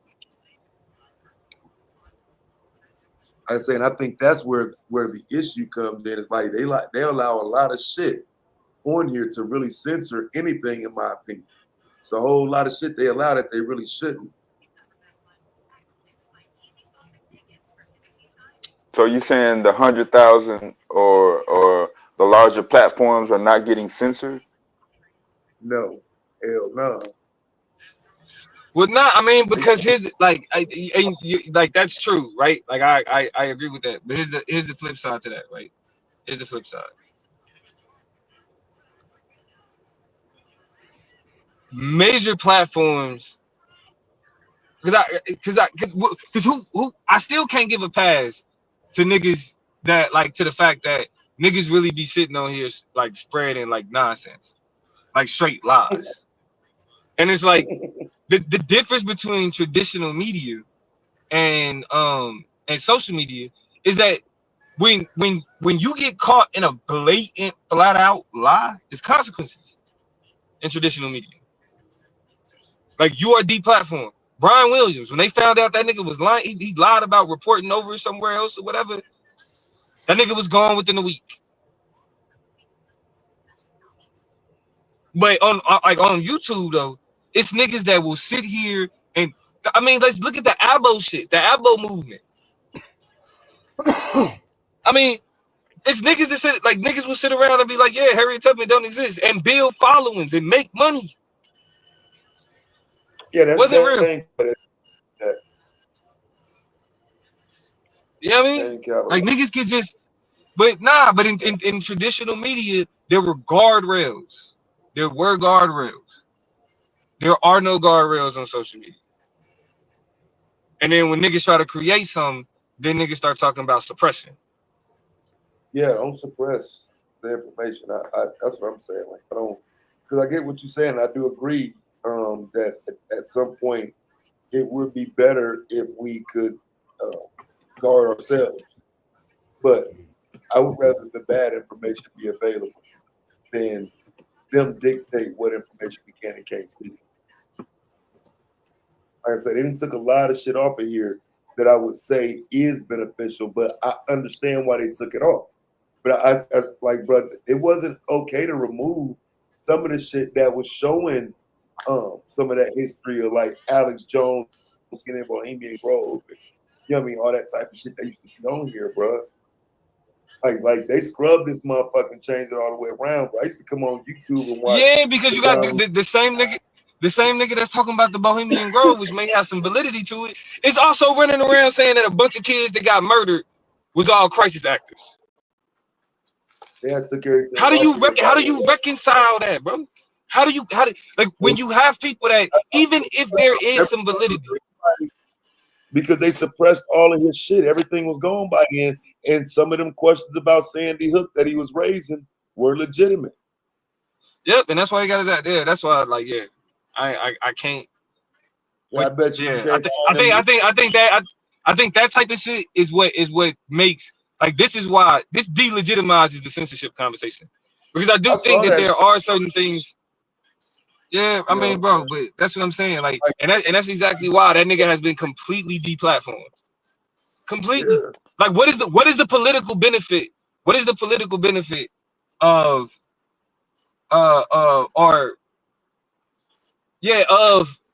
like this type of shit, and then especially just wanted to put that study in the back just in case you needed that. Bro, you about to embarrass yourself, bro. Oh God, you about to embarrass yourself. It's right. Hold on, now tell the people. What is this, bro? This ain't it. Whatever you thought you put in the back, it ain't. Yeah, this CalLitsInfo.net. Yeah, bro. Blue. That's what I said. You embarrassing yourself. That ain't it. Try again. Click that, man. That ain't it, bro. That ain't it. Matter of fact, I can pull it up for you, nigga. I found it already. Yeah, go in your history, Blue, if that ain't the same website, yo. I just like I say, I don't think it's okay to suppress any information. Yeah, it ain't no way for my fault. It ain't no way for me to share the PDF of it though. It's just so when I go to the actual site, that's the only thing I can actually share of it. So I know. So you still didn't answer the question. Did you read it? Yeah. Okay. What was the method? So what was the methodology, and how did they prove the methodology? That the spike protein. Turn the game down a little bit. Oh, hold on. What were you trying to say, Ted? Yeah, like for example, when it's us, like we sitting around calling black people crisis actors, and there's a whole lot of shit said in 2020 in regard to like how we push back against shit. And I do think it's just like we don't get the benefit of standing against nothing, right? And the censorship part of it, like I said, I saw those 9/11, Saddam Hussein, Bin Laden. People were raising legitimate questions with some of that shit. There were legitimate questions about Sandy Hook, bro. It wasn't just about shitting on people's families and shit. No, bro, it wasn't, bro. It wasn't. Nobody that shit was done to Alton Sterling's family or Philando Castile's family. Nah, bro, that's not how it works though. Like we know that, but that doesn't validate. Like because they didn't do it for black people, it doesn't validate what they doing at that moment. It is not Yeah, it the does. fact that at the end of the day, these people, like where we get these types of beliefs and the things that we're like, oh, this is what we need to. That ain't the shit we need to make a big deal about, bro. Like niggas talking about like like what is the legitimate question with Sandy Hook that actually impact niggas? Because guess what? Our grocery stores is actually getting shot up by white folk. Our churches are actually getting shot up by white folk. So what the fuck? So we don't even need crisis actors. We deal with these types of tragedies for real. And the same people that say that Sandy Hook was crisis actors say that Tops grocery stores was crisis actors. They say that the church that Dylan Roof shot up was crisis actors. All of this shit is orchestrated. No, there was proof. It was removed. In the They top, all say it was proof. They all say it was proof. I saw it. I'm not laughing at the fact, man, but that's what I'm saying. Like I said, I ain't sitting here saying, "Oh, I'm convinced about it." But listen, bro, there wouldn't be questions about Sandy motherfucking Hook, nigga. Like for real. I'm not hung up on the Sandy Hook, man. I'm just being honest with you in terms of. Not hung up on it in terms of suppressing information, right? Look, that should be an issue, and I do question is like, okay, so the question, it was. Oh my fuck, go ahead. No, I'm just saying if it's okay with suppressing that, when does the conversation stop? When do we decide what shouldn't be suppressed? Nigga, it's blatant lies. I think we start there. The blatant lies. And the people that attach blatant lies to maybe a little bit of something that could be true. That's where we start. I don't think that line is that ambiguous. But the problem is what it is that it's like we get so caught up in what we want to believe to be true, as opposed to actually going as far enough to have a complete understanding of these things. Right? Like Alex Jones has not been on none of the shit that he raised money on and he built his name and fame off of impacted was beneficial to black people at all. Oh, that ain't true. None of it. That's not. None of it, bro. It's some of his early work. I would argue a lot of people benefited from Alex Jones' early works. Man, he was doing the work. Yeah, I mean, we can have different perspectives of the man. You feel me? But then when I can recognize that it's people that are sympathetic to Alex Jones, then it makes it harder for me to be like, oh, censorship. Like, nah, shut that nigga up. That's dangerous. That's dangerous. I mean, actually, I'm willing to go. Hold on, because I'm willing to go as far as to say that the type of shit that Alex Jones was on is a part of the cacophony of voices that inspire white boys to shoot shit up the way that they do. Alex Jones is a part of the radicalization of far right extremists, for sure. That's what they told y'all, fam. And I do understand that's what they sold y'all niggas. But in reality, Columbine happened. No, Alex Jones was reporting Waco government in exposing some of the hidden hand behind conservatives. The only reason people knew about a lot of the neoconservatives and PNAC in 2001 and all that shit was from Alex Jones commentary and shit. Exposing Michael Moore on the Fahrenheit 9/11 shit and all of that. His early work. Yeah, bro, that's that, bro. Listen. I don't hear nothing that's productive for niggas. Exposing Alex Jones, niggas don't even are exposing Michael Moore. Niggas don't fuck with Michael Moore, bro. That nigga Michael Moore ain't had no impact on niggas. It ain't bro. I ain't been able to watch a Michael Moore documentary all the way through ever, nigga. I've never fucked with Michael Moore. And I never fuck with Alex Jones. They did fuck with Michael Moore, though. That's what I'm saying. And he got him, exposed him. He exposed George Bush. You know what I'm saying? But at some point, I would say that he did turn into a fool, stupid nonsense, over the top. It became chasing money and whatnot. But some of the things early on that he was talking about, I could argue that he could still stand on that. So like hell, some of you niggas agree with the shit. I mean, yeah, there are places where, like, if we start from a mistrust of government, mistrust of society, like type of standpoint, okay, there's a Venn diagram there. I mean, Yeah, that's always been in the black community, though. Like, when exactly. when has mistrust of government not been part of any black community's talking point? How they function, how they operate, yeah. On the street. But it's a difference when you showing it. Well, I will land support if you're showing it, is all I'm saying. Even going to what Dev's saying too, I ain't gonna lie, Damo, I gotta disagree with you. Like all them niggas you named that said niggas ain't care about, they did, because we don't trust the government. And when we see a bunch of white people that don't trust it too, like a lot of them definitely, I ain't KT, saying they look at them like they local. How many Michael Moore documentaries you seen, KT? One, Fahrenheit 9/11. But I'm saying I know a lot of niggas who seen Fahrenheit. No. I don't, bro. I don't.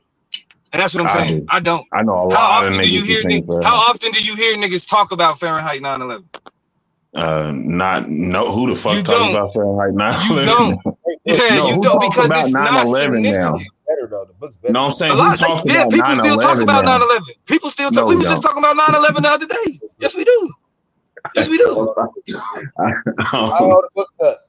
don't hear niggas talk about 9/11 at all, like in itself. I'm just saying it's 20 years ago. It's not. It's just like the civil rights movement. Nigga, Yeah, we talk people about, talk hold on, about bro. it, but We it's talk not about a- it's not 9/11 a every conversation. 9/11. What do you? We talk about 9/11 every 9/11. Yeah, Every September 11th, we talk about 9/11. The Come on, bro. talking points from the documentary became organic. It became a part of the lexicon, if you will. And so I feel like that's why, we probably don't talk about the documentary as much, but it definitely had impact at the time. And then when Alex Jones exposed some of the stuff that he was talking about, it did kind of put a,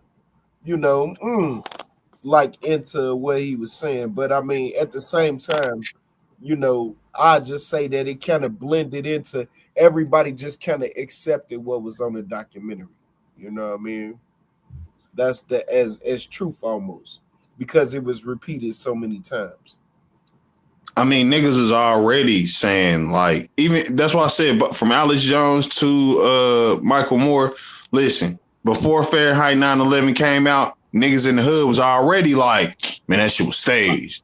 Yeah, so inside when the job. movie dropped, for niggas, that was already what we believed. He was just giving it validity, like the explanation behind it. Oh yeah, hit a proof of it.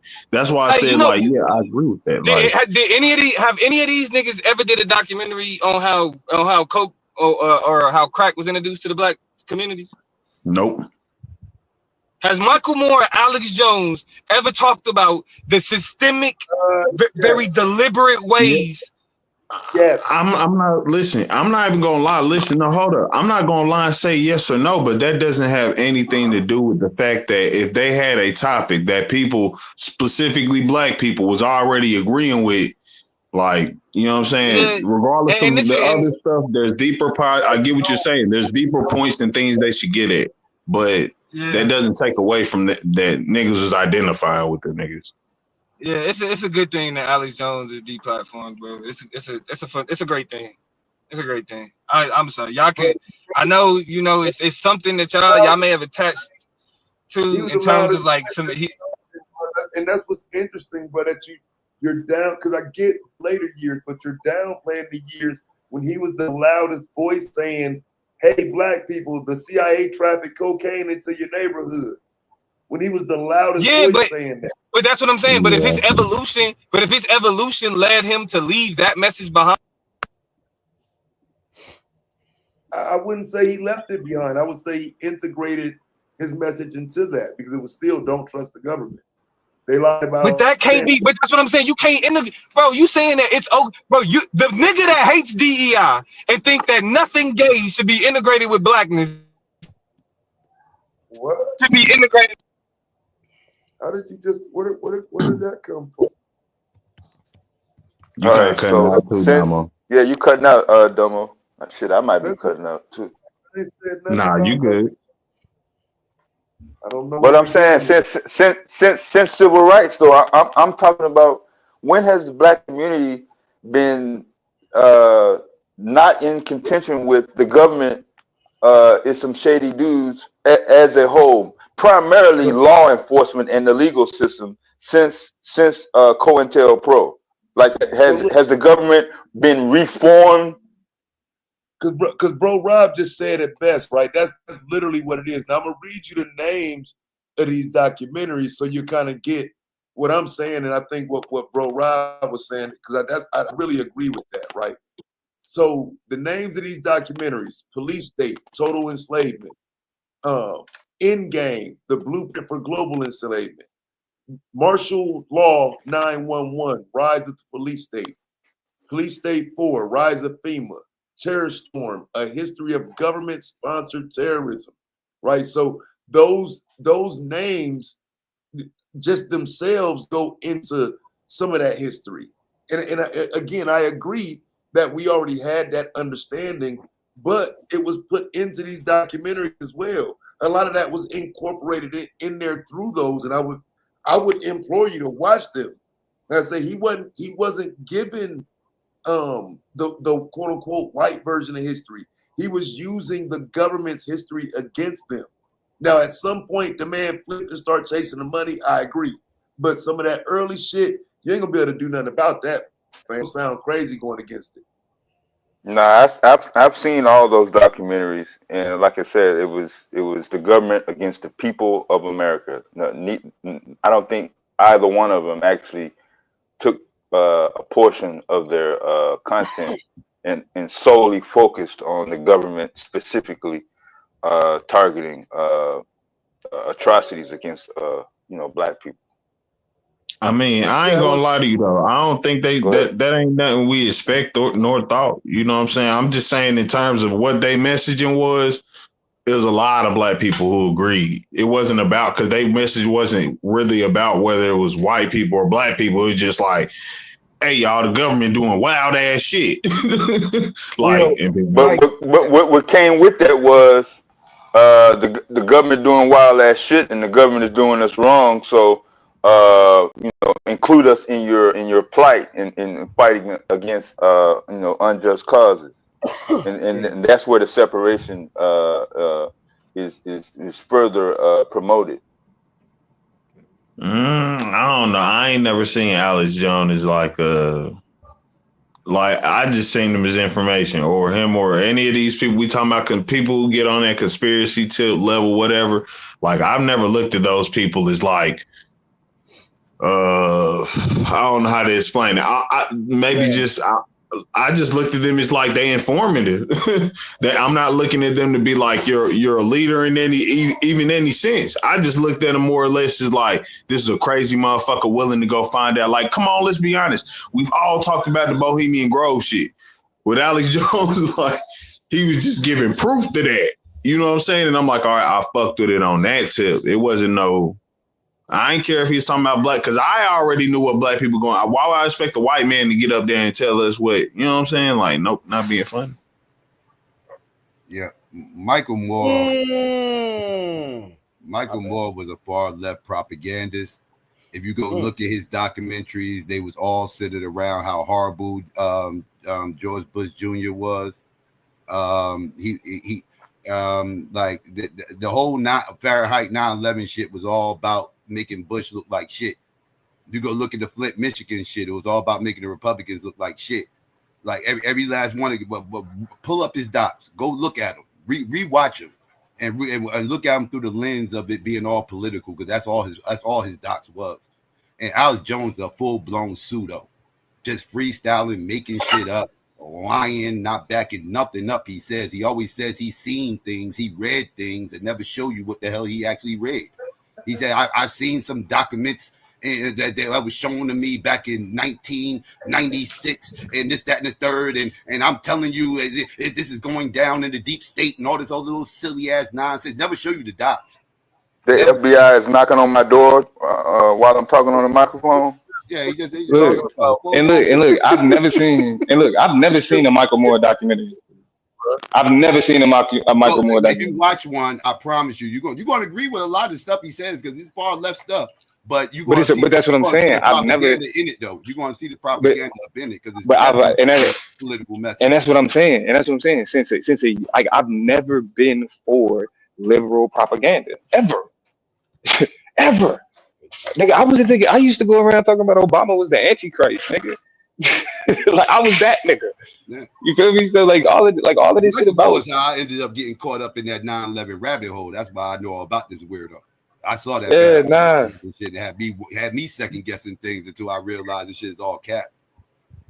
I mean, it's like you gotta understand the shit that we say is real, like racism. We live in a society where people look at us and say, "No, it's not." I'm trying to Like, what's cap? It's cap. What are we saying is cap now? The whole narrative around 9/11 being an inside job, I'm not buying it. Oh, I'm going on mute. Hold on, I'm going on mute. I'll be that guy. I'll jump out the window. Yeah, I'm not buying it. I'm going on mute. Go ahead, Taz. What you got to say to that, nigga? I mean, and so again, that's why I say the bad part is I'm not here to because look, I'm telling you what Alex Jones was putting on the table, it was enough to make anybody say, okay, wow. Now, I would say, because I ain't watched them in a while, it's another one like Loose Change. I don't know if Loose Change is still on here or not, but there were compelling arguments made as to questions about why the building fell symmetrically. There was questions made as to why certain people had jobs, go to work that day. Certain people went from the head of the FBI to other parts of the government where now they died at the Twin Towers that day. It's a lot of coincidences that go with it. So I ain't looked at none of it in a while to just give you a bunch of them, but it's how many coincidences do you give, Psycho? Well, I was on it the way you was on it at one point, and until a lot of this stuff was being explained, like scientifically, it makes total sense how the buildings went down. It doesn't make sense for a demolition. When I looked into the science of all this, and because they're making wild claims about how jet fuel can't burn steel and everything else, it absolutely can. And the way the buildings were built, and it was built very quickly in the 60s because there was a whole race between Chicago and New York, the whole skyscraper thing, and who's going to have the tallest buildings and everything else. That was the whole purpose of the World Trade Center getting built. And when they built it, they was building it up in columns.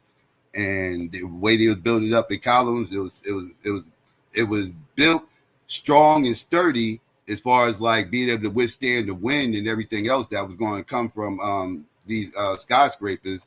But it wasn't built to take the impact of a plane hitting it. Like they wasn't thinking that far. Like they wasn't thinking that far down the road. Somebody might actually fly a plane into it.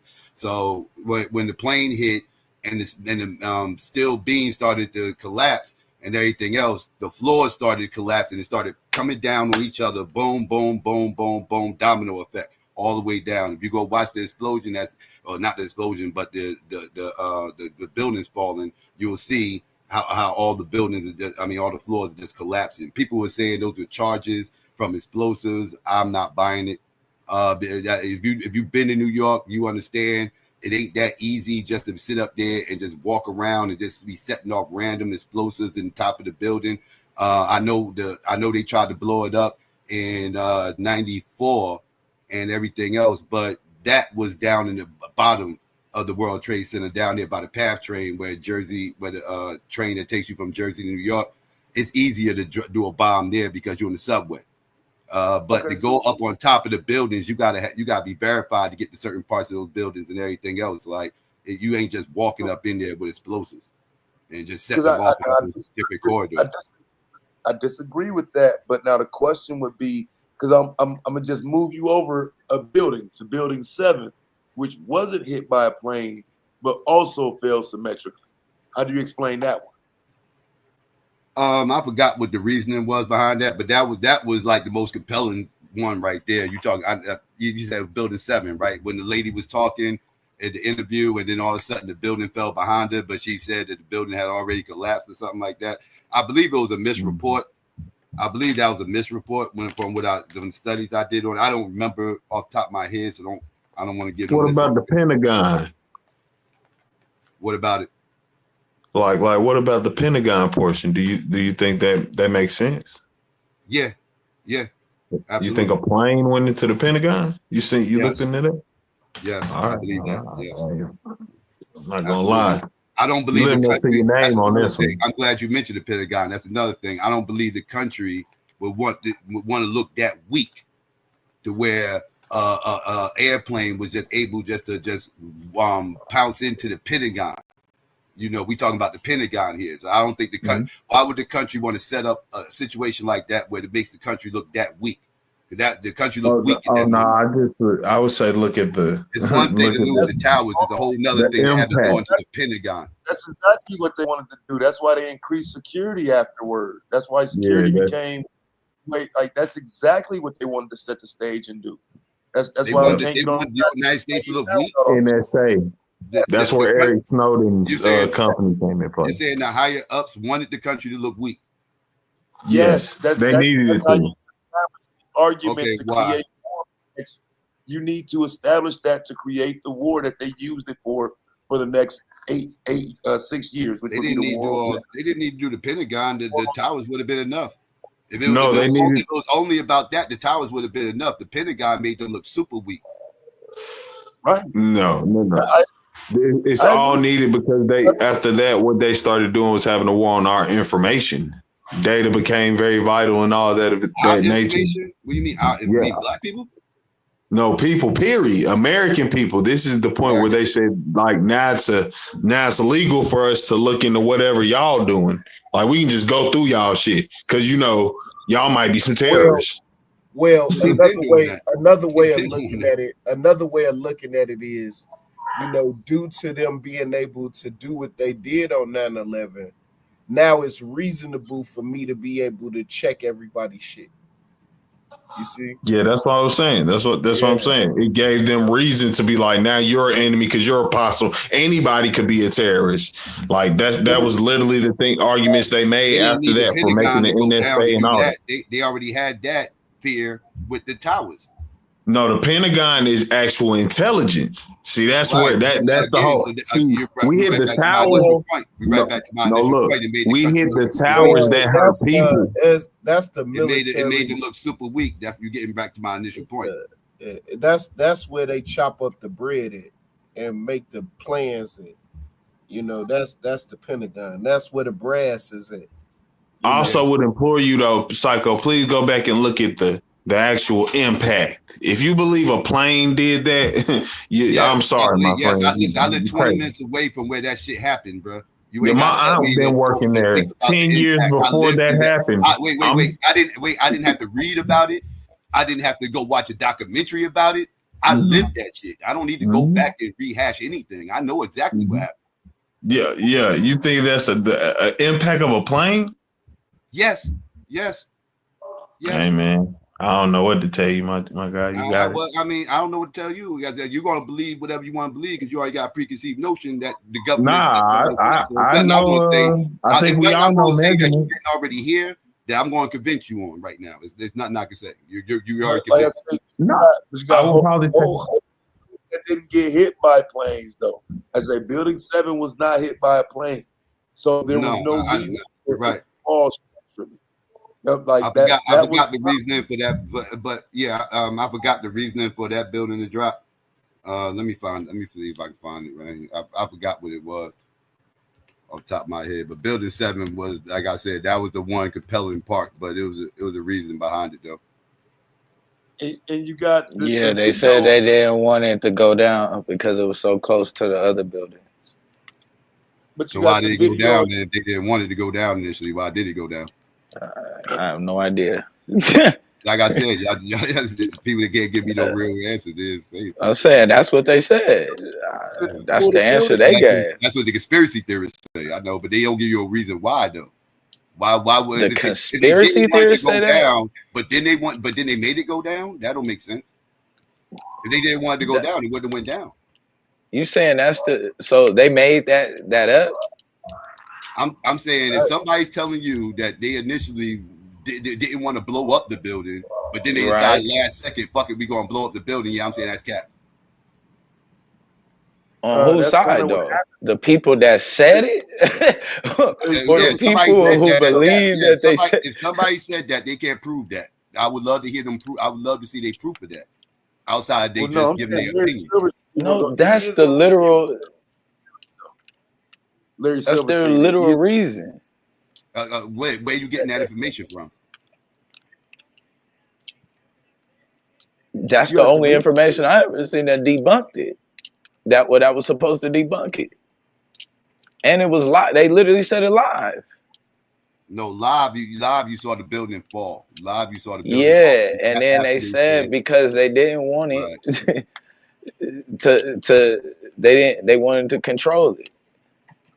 Mm-hmm. They felt like it was going down anyway, and it was because it was close to That's the not what whatever happened. it was. That's you saying that's not what happened? No, that's not. I know what you're talking about. You're talking about that claim that somebody said blow it up or whatever the case may be, or some crap like that. No, that's Well, not that. Larry That's cap. Silverstein, the owner of the building, he said, "Pull What? it's on 60 Minutes." That's real. He's on 60 Minutes saying that. He's on 60 Minutes saying what? That they had to Pull blow it. the building. That they had to blow up the building. Yeah, Yes. that's If I what can they you find that said. footage, can you play it? Can you find the footage? Matter, give me the link because I don't want him to play it because it might. I don't know if it's gonna mess with the channel. But can you find the link for that? Yeah, let me see if I can find it. I'll watch it. I ain't gonna lie though. You might be the first motherfucker I ever heard say I don't believe that shit was an inside job. Yeah, I know because our people love conspiracies. Nah, I don't think it. Listen, I even go with that, right? But do you understand why people love Our people love conspiracy? conspiracy. Let's No, you not know do why that. people love Our people love conspiracy though? conspiracy. But do you know why? Because every time we done pointed out Because it's conspiracy, it fun. became Because it's fun true. to freestyle. Because it's fun to freestyle. No, every time we've came out with a conspiracy, especially some government shit, it's pretty much been true. Like our conspiracy theory would be pretty accurate. Like with COINTELPRO, we literally was saying for years the government have been trying to go out their way to harm niggas. lies. We knew nothing Did the about CIA COINTELPRO have? till after Did we the, didn't know nothing about COINTELPRO till after 1971. Stop. And I'm saying We didn't even know, before nobody niggas knew was about saying COINTELPRO, was people not already saying the government is trying to harm black people? People were saying the feds was tailing them and all this other stuff, tapping their phones and shit like that, but nobody mentioned the words COINTELPRO until 1971. Nigga, because you can't call you can't call the Bible until it's made, but that don't mean the books wasn't there. That's what I'm saying. Right. You don't So make why no you talking about? So when I Like if a asked nigga you what talking about it, that's what I'm saying. How can you ignore where niggas is talking about the feds is following us? What conspiracy? Which conspiracy that black people be running around here saying that's true? What, we Indians? Which one? Which secret knowledge is hidden from us that's real? What, we Egyptians? Which what about the CIA selling crack? What about the CIA dropping crack off in the hood? That's real. We're talking about. But did we hold on? But how long were we saying that? We didn't have no proof for that. No. That's BS. We had evidence of this. What are you talking about? What was the evidence? What are you talking about? Richard Nixon came clean. What do you mean? Richard Nixon Yeah, but niggas didn't know that from the beginning. Bro, That's Gary Webb. If they don't say anything, what evidence do we have? Gary Webb, his But that's all the way into the 90s. Yeah, I'm about to say Gary came out way after them niggas was not even president. Niggas been saying that shit since it came. The point. Okay. All right. So like even the war on drugs. Okay. All right. So the government did the drug thing. Okay, cool. We do COINTELPRO. Okay, cool. What else? But I'm saying, how do we even prove that? The Tuskegee experience. Because I can name you about 100 conspiracies that come from this community. You ain't naming two. That's true. I just said Out of government 100. conspiracy. The Don't Tuskegee avoid that though. From the experiments. beginning, I said Can I government get at experiments. least 30? Can I get at least 30 out the 100? Can you The name them how many? all Wait. involving the Y'all bet government? 300 on this? Out of all of these, how many of them do they got to be right for us to That's assume because they trying to fuck us over all the because time you and can they find lying? 30 that's Conspiracy to true. destroy That makes the other black 98 right. communities So You gotta selling give crack, me the other the 98 is right. Tuskegee experiment, spontaneously. that's not enough. See, that's a Tuskegee conspiracy. experiment. What about Destroying it? our The communities. the No, That's a war on no, drugs, I drop think that's of not a enough. that's a no, drop no, What of about that's not. Tuskegee? So we got to be 30 for What about 30 Tuskegee? before we No, Tuskegee believe said that y'all we wrong trying about to the fuck that's people not Tuskegee. the over. Y'all same. wrong about the Nah, here's the Trying to problem. fuck Tuskegee. us No, Here's the over. Y'all problem. are Here's the wrong. problem. Here's that's the not problem the with what you're same. saying, bro. Okay, here we go. Here's the That's problem not with what the you're saying, same. Blue. Wait a minute. that's Y'all, a Here's the different problem with what you're saying. most of y'all No, are here's the, wrong. Most of y'all are wrong about the Tuskegee experiments.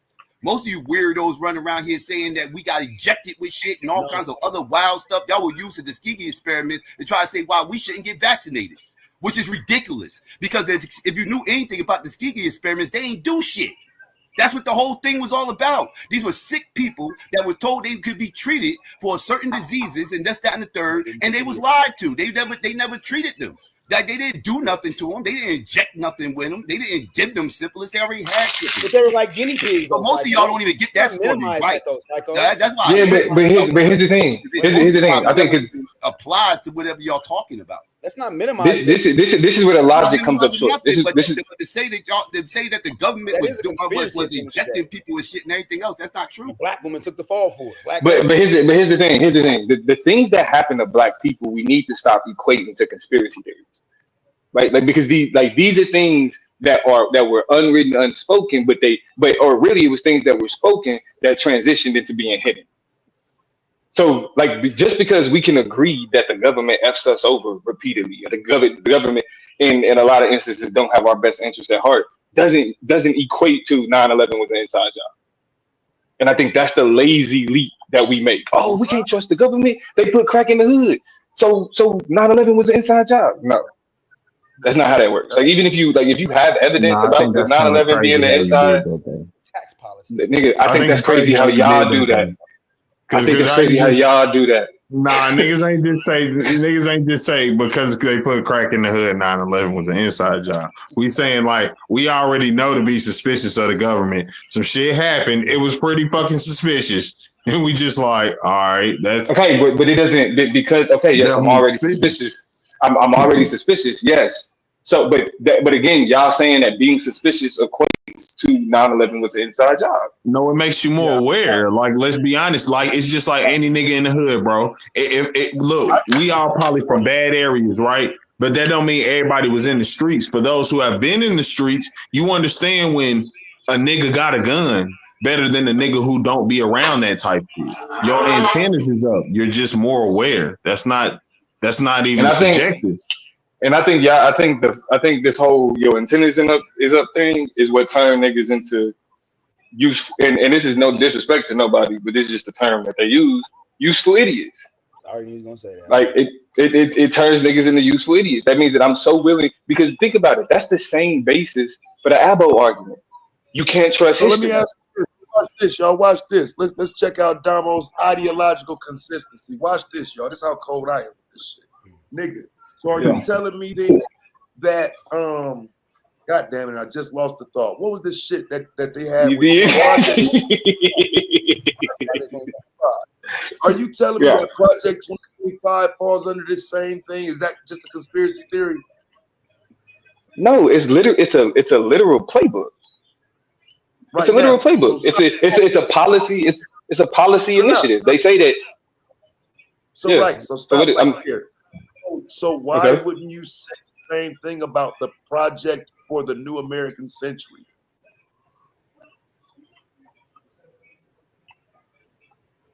Right? Okay. Can you? We'll provide some more context. So help me understand the connection you make.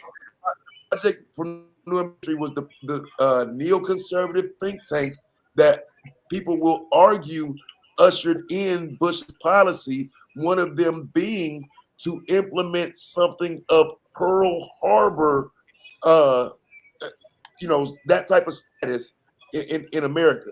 To do that type of thing in America, like I said, I'd have to Go back and look at the exact verbiage. But the overall consensus of the PNAC was what we got to do is establishing a Pearl Harbor type event to get the American people to trust us and give up some of their liberties. This is literally what they documented before 9/11. So if you call it an initiative, I would say it's the same thing. Yeah, I mean, I would have to, like you said, I have to look at the verbiage and see. But if it's written in black and white, What year was yeah, this? This was 2000. Yeah, because if that's written in black and white, then yeah, you don't have no argument for me. That's evidence. That's evidence. Yeah, what That's year was evidence. 2000 Yeah. what? This is 9/11. This shit to do with 9/11. Yeah, no, I'm saying, So what I year think was that claim made that you was just saying? What year was that? That was they're dying. that was that summer. In the 90s. In the I 90s? think Yeah. this shit like 97. Like 97. But it's like for example, if we like when we say that's the reason why, because like if Hold on, Damo. Here's Just to it. be clear, Yeah. though, let's think about the moment though, right? So I'm saying this Yeah. think tank is trying to get their shit put in. So we got to look at it Mhm. like this is the election year.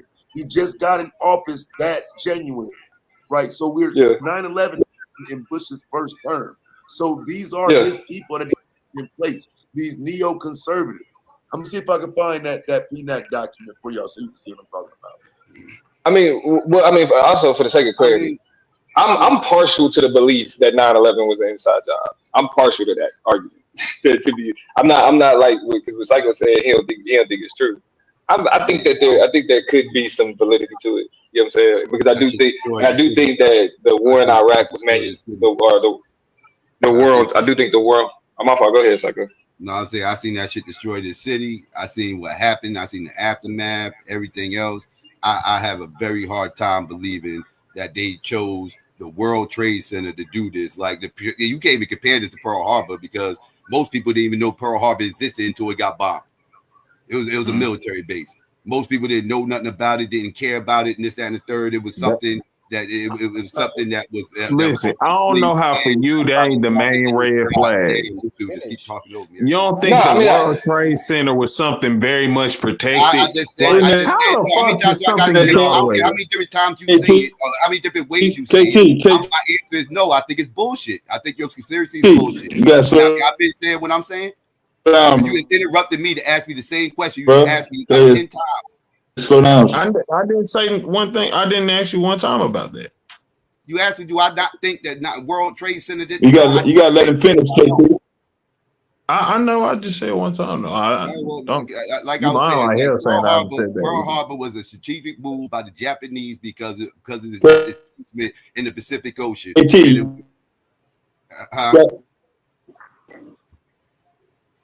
I don't know if you're talking to me, but yeah, it was a specific place in the Pacific Ocean, like I said, that most people didn't know about. The World Trade Center, they fucked up New York's skyline. New York's skyline ain't been the same since 9/11. That was a landmark, a national landmark. I highly doubt they was going to sacrifice one of these national landmarks just so they could have an excuse to go run up in the Middle East. They could have sacrificed something else other than the World Trade Center in their biggest city. I just have a hard time. What about the statue? But I think the biggest red flag was more so everything that happened after the fact, like the way they went to like the war, the quote unquote war on terror. You know what I'm saying? Like how that was manufactured. Halliburton being contracted to rebuild that motherfucker after they, you know what I'm saying? After they blew it up. Like so, the how they handled the introduction of the Patriot Act. Like you know what I'm saying? How it literally passed Congress before most senators even had the opportunity to read it. You know what I mean? Like it was, or most congressional people had the opportunity to read it. So it was like all of those things that happened after the fact. The rage on Muslims, like really what they did to Muslims was crazy. It's like the way that they do in Mexican immigrants now. That's what they did to Muslims after 9/11.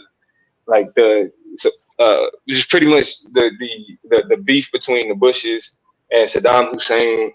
Of course, the oil conversation. The niggas also talk about like the poppy fields. Niggas were trying to get the dope and all that other shit. So I feel like everything that happened after the fact is an example of why it could be why why it would be beneficial. I don't know why it's so hard for people to believe that motherfuckers do not like the United States and will try to fuck this country up. I don't know why that's Well, no, so yeah, hard. I don't think that's hard to believe. than us. But I think they are that nefarious. I think the United States government is one of the most insidious. The world I take that as a slap in the face, bro. Do y'all think in 1812 they planned on the White House get burnt the fuck up? Because no, 1812 America ain't 2000 and anything America. Did they need an excuse to run up in Canada? We weren't a quarter of the superpower we were then, bro. I am still talking. How come you only talk when I'm talking? We weren't a quarter of the super. You've been talking for a long ass time, though. But you're not I know saying you've been talking for a good Nah, minute. man. I'm definitely saying more than you. You just you're not saying shit. Nah. This you can't. God damn, bro. What's up with these? You gotta let him finish. Coming up on here, son. Fuck your conspiracy, son. You kooky ass nigga. Shut the fuck up. I'm talking. Like I said, they didn't need no motherfucking excuse to burn up the fucking White House so they could run up in fucking Canada. That ain't what the fuck be going on. They're not going to sacrifice the White House so they can run up in Canada. Same way they ain't sacrificed the World Trade Center so they can run up in the Middle East. They're not going to sacrifice these national monuments, these signs of quote unquote power that they love so fucking much. Like they built that World Trade Center, that shit felt like power to them. They had the tallest motherfucking building. Like they are not going to sacrifice that shit. They not. I just don't believe that shit. It's like motherfuckers say they sacrificed the NBA season so black people can go get a goddamn vaccine. Y'all just be saying some wild ass shit. I don't even know what the hell this shit be coming from. That shit don't be making no sense. No, they will sacrifice small things. They will sacrifice Negroes in Alabama to get their ass whooped and sprayed down with water hoses and dogs so they can try to get some bills passed. They'll sacrifice that. They're not sacrificing those goddamn monuments that they love so fucking much. They're not going to sacrifice that shit, dog. That ain't how this country works. I don't put nothing past white people, bro. That's just my thing. I don't put nothing past them. I'm sorry. I feel you because I do think a lot of it be for bullshit, but yeah, I can't. I don't put nothing past the U.S. government, bro. I can't put nothing past. Do me a favor, share my screen, and let me show you some of this shit that Alex Jones was teaching back in the day. Do me a favor, share my screen. All right, I got you. Hold on. Domo, are you familiar with an author, Steve Feldman? Nah, I'm not. Steve Feldman. All right. Nah. So he was a publisher for the New York University Press. And in 2012, he put out a book called Neoconservative Politics. Let's see, 1 second. Neoconservative Politics and the Supreme Court, Law, Power, and Democracy. And I think the Project for a New American Century is on page 67.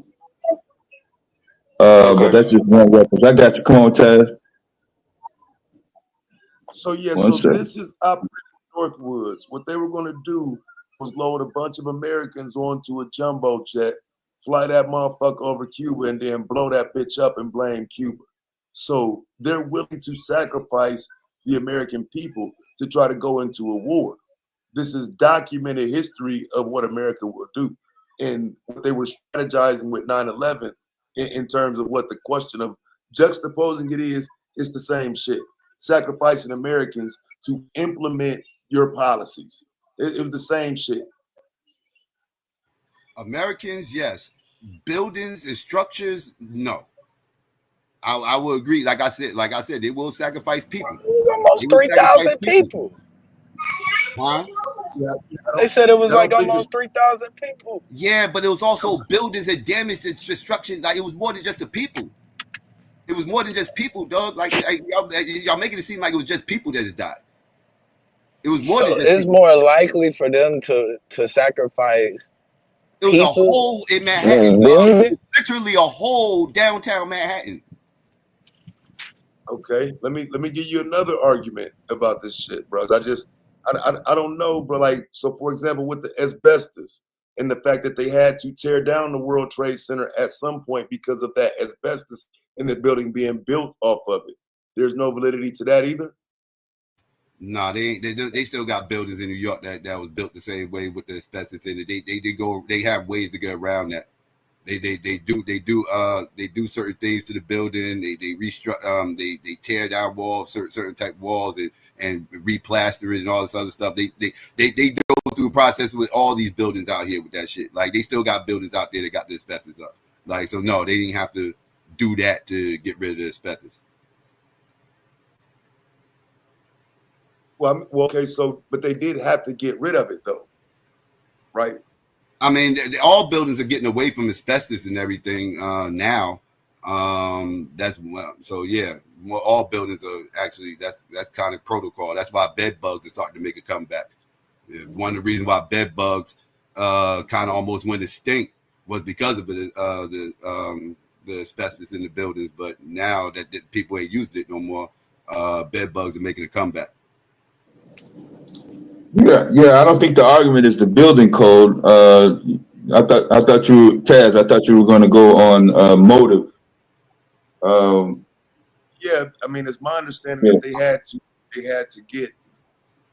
to fix that building. The building was based on the first World Trade Center bombing. Like I said, I have to go back and read a lot of that again. But the first World Trade Center bombing brought issues with the asbestos that they couldn't fix. So they had to do something about it. And that was another one of the reasons why it would be okay to just take the building down because you could never fix it.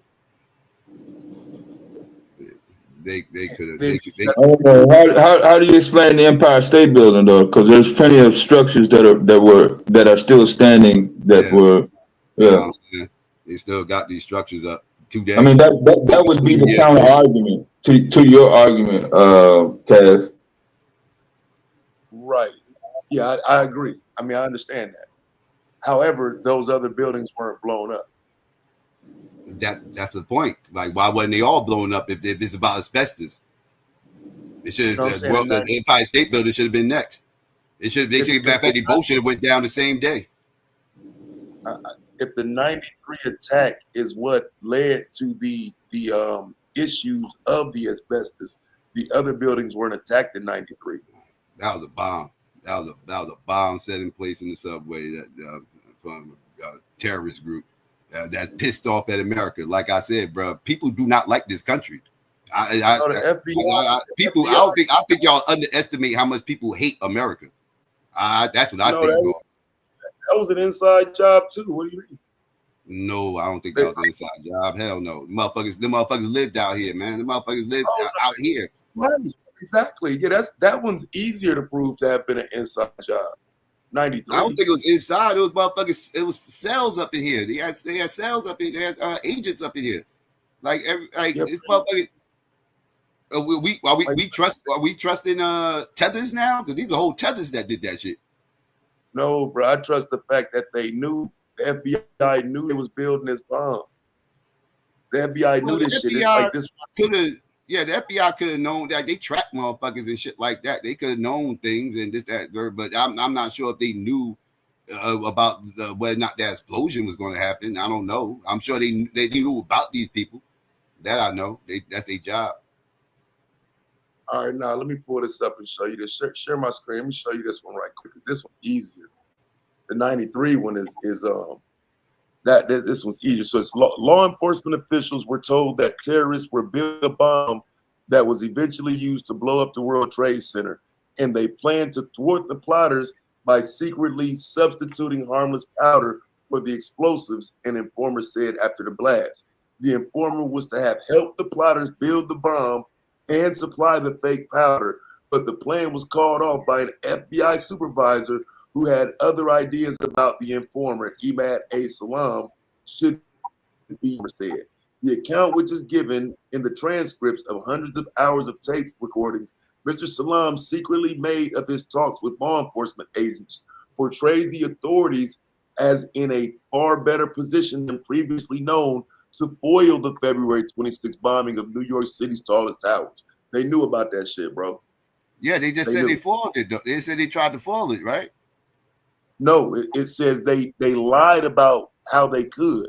I mean, that sentence again, it says, his secretly made talks that he recorded portrayed the authorities as in a far better position than previously known to foil. Like they could have stopped it. Right. And they did, and they didn't. No. Okay. They wanted the building to get blown up. No, I highly doubt they wanted the building to get blown up. I highly doubt that. Come on, Psycho, bro. It's written in stone, bro. It's right here in New York, bro. Look into it, bro. Because like I say, the FBI agent was in on that shit, bro. Like, He was in on it, or did he had information to where he could have known that this could have been happening, but he didn't do the proper things to try to stop it. Is that what happened? See, to me, because that's what happened with Malcolm X, right? Like they knew that Malcolm was about to get assassinated. They didn't bother to step in to try to stop it. Is that what you're saying? But we don't know when one agent is operating on orders, though. So, like, if you're not stopping it, there's a reason you're not stopping it. I mean, this is the FBI. What do you mean? Like, how many mistakes are they allowed to make when they they make a lot of mistakes. They fuck up a lot. They fuck up a whole lot. Right, but they don't get the benefit of saying that they make mistakes because they don't talk about their mistakes. No, they hide their mistakes. They cover up their mistakes, but they make mistakes though. I'm just saying that isn't considered one of them. That's them right in on the making of the bomb. They knew about it, and I guess the argument would be one of their agents thought that this they thought they had it under control. It sounded like they thought they had it under control, and they didn't. Right. That's right. That's what it sounds like. But what if they are just saying that, and it was under control the whole time? They're doing what they were told to do. Nah, no, I don't believe. Why would they come clean and say that? If that's the case, why would they come clean and say that? Why would they report that? Yeah, we gotta come clean, y'all. We totally was in on this, and we totally did X, Y, and Z. Like, why would they say that? The foreigners did try to blow the whistle on that's what the New York Times articles are. The foreigners did say that the FBI was responsible. They were blaming the FBI agents. They were saying that they were. Tell me them blaming the FBI agent. They was blaming the FBI. Specifically, they was naming names. Yeah. They dropped names. Let me pull you another article. Absolutely, bro. Yeah, it also happened with the Boston bombing as well.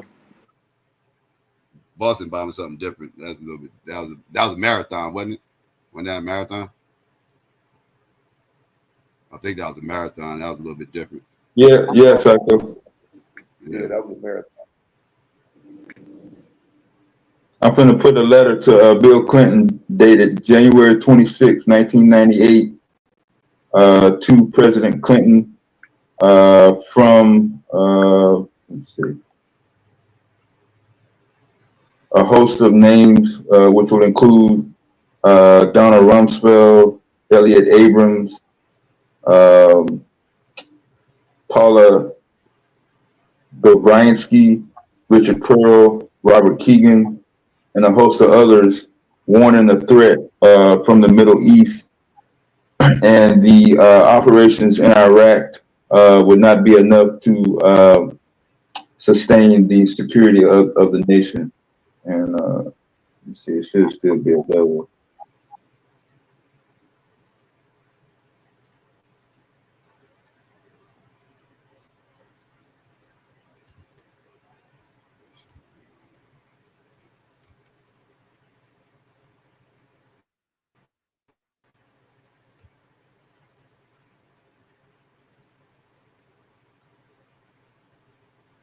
All right, here go one right.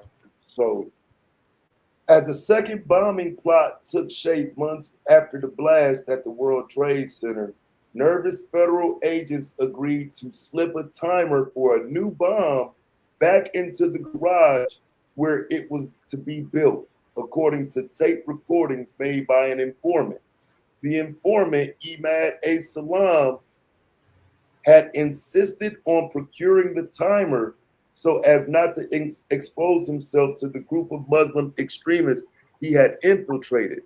But in a near comic charade, FBI agents stole the device because they feared it might end up being used in an explosion. Then the transcript. So wait, real quick. Pump your brake. The FBI stole the device because they were scared that they was going to try to blow up the World Trade Center. So how could the FBI be in on it if they stealing the device so it won't explode? This is another bomb.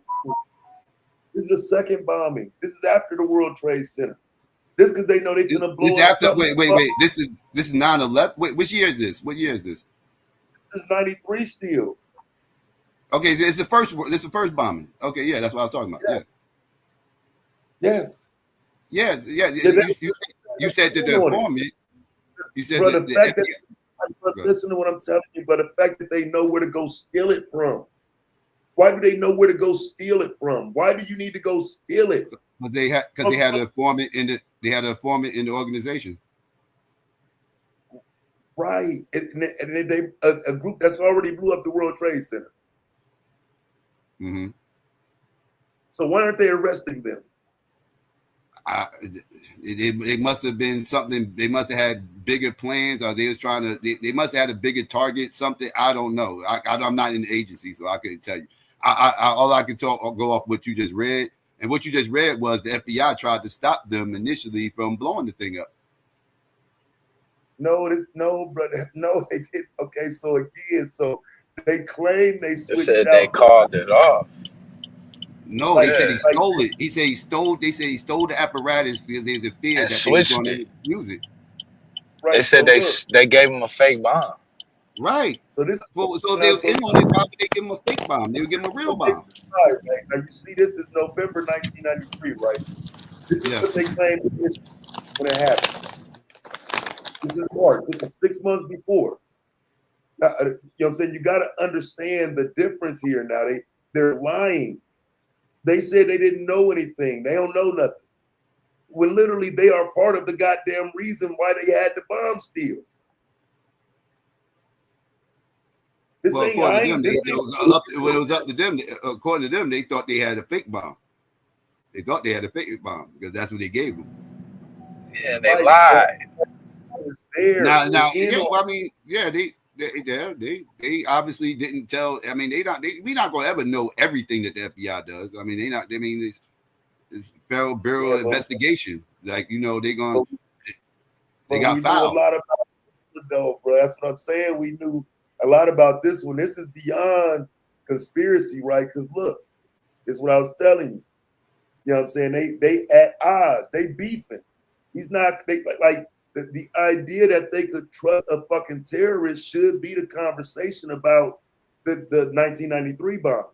And it says the informer and the FBI are at odds. So why would the FBI and the informant be at odds? What was they at odds about? Again, bro, like I say, they are swapping out shit. They stealing shit. It's not the whole little plan ain't working out the way these little terrorists want to, because the FBI is doing little shit to make sure they can't blow some shit up. According to FBI, they want to trade out the powder so they can't blow it up. It'll just be fake powder. Right. So that's according to them. So if that's the case and they going back and forth, I'm just saying again, why are you even allowing the structure of a bombing to take place? You know this shit like isn't I said, the work. They thought they had it under control. They thought they had it under control, and they didn't. By running an informant. Well, they already had the informant in there. They already had the informant in the organization, and but they thought they had it under control. So they're in on it. You got an informant. No, they're not in on it.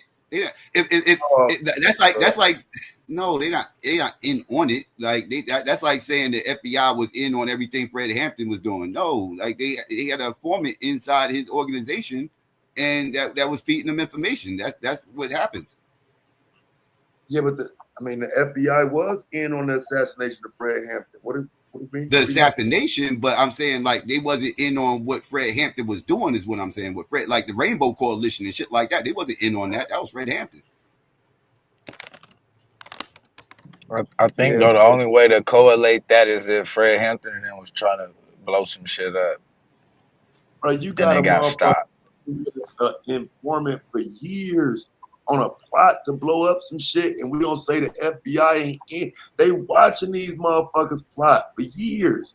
Got a whole informant in there, and this ain't they Yeah, fault. but they're watching them for a reason. It obviously, you know, like they have reasons why they watch these motherfuckers, and if blowing up shit ain't the reason why they watching them, and they trying to get them for something else, but this they see them doing this, they're like, hold up, now we gotta put a stop to this. We can't let them do this. But that wasn't their main objective for tracking these motherfuckers. Then yeah, they're gonna let them go ahead and keep going until they catch them doing what they actually intended to catch them doing, what their main objective was. It's kind of like if you track, it's like kind of like if you track it. You have to catch a terrorist doing exactly. If they trafficking, they tracking somebody to see if they're going to plan an assassination or something. And in the midst of this motherfuckers tracking them, planning an assassination, they notice these motherfuckers selling drugs. They don't want to pop them for selling drugs. They want to pop them for this planned assassination. So they're going to try to throw a monkey wrench in the drug thing, but that ain't really. They're not going to pop them for it because they want to get them for the assassination. Can I ask? Well, so what were they actually following them for? I don't know. I don't know. Damn if I know. For doing the shit that they literally was doing. They're on the watch list for being terrorists. What other terroristic shit that you need to catch them in the act of doing besides trying to blow up it could have been something the most bigger important building in New York? It could have been something bigger. It could have been something bigger. They could have planned on Can't do much bigger than that. Like, let's be real. Come on, man. Ain't much bigger than blowing up a building. Then 9/11? No. Yeah. No, it's not. There's not more important You're not buildings getting much bigger than that. Not more important buildings they could have blew up. We only talk about the more. 2 buildings, bro. We talk about 9/11. We barely even It's a mentioned big it. Took a deal. I'm nigga not to gonna say, it's what not a about big the deal, Pentagon? but We forgot about the to Pentagon. make it seem like it's nothing bigger than that.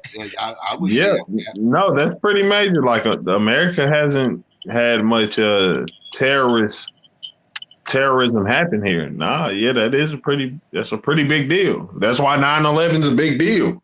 We don't have terrorism happen here.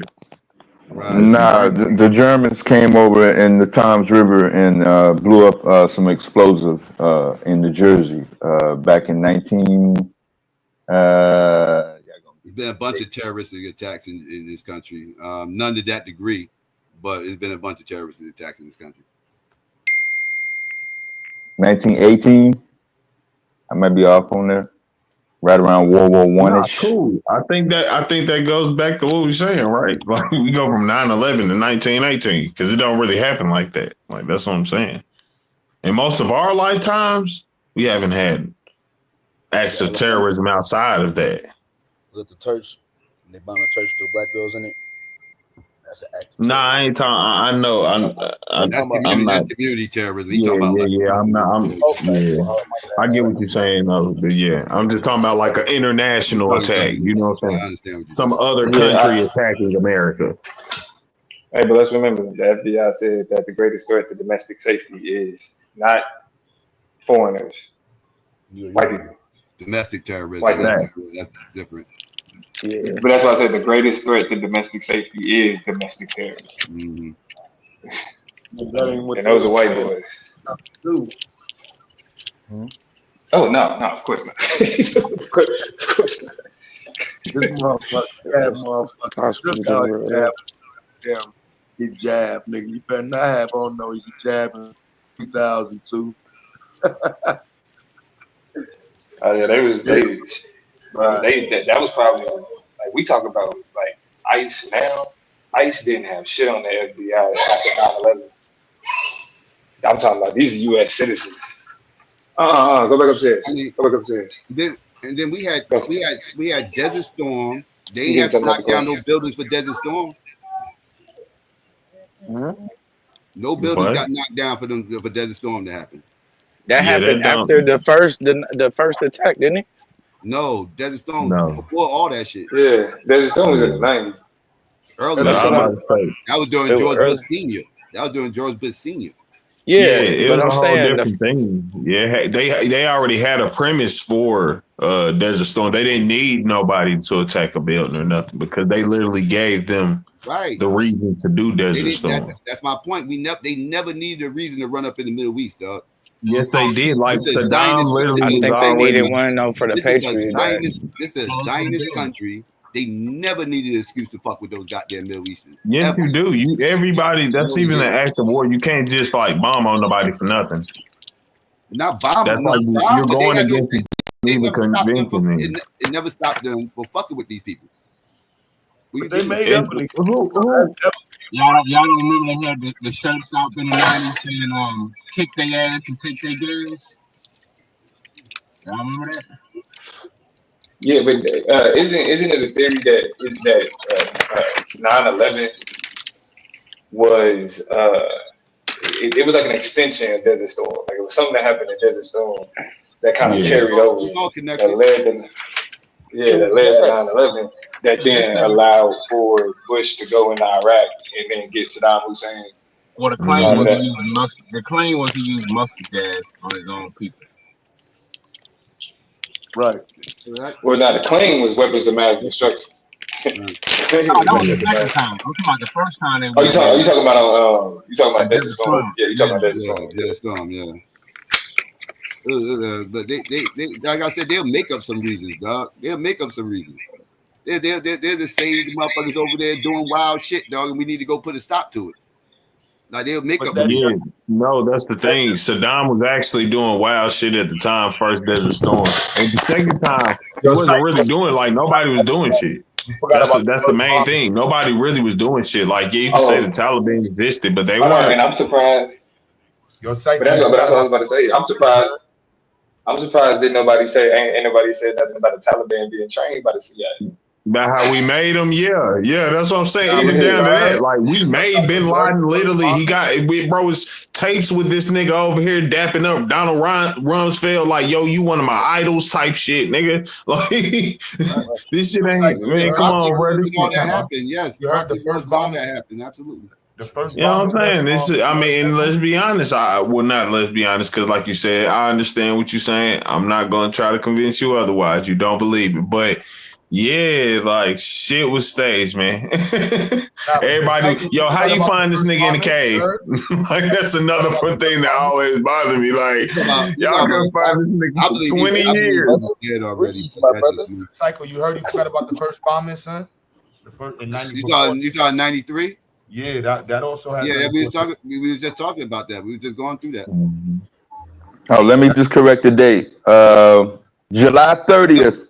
1916, field agents from the Office of Naval Intelligence from the German Empire came over here in New York Harbor and blew up an ammunition warehouse that damaged the Statue of Liberty, among other property damages. And, the black woman. That the first World Trade bombing, like my mother-in-law was up in that shit. She was there when that shit happened. She wasn't downstairs, but she was up top when that shit happened though. I gotta see the difference again is the Hold on, let me say this though. Let me say this real quick, Tad. And this is an example of how, and I want to give you an example of how this shit quickly turned into bullshit misinformation. Y'all remember when niggas was trying to say that Biggie knew about the World Trade Center?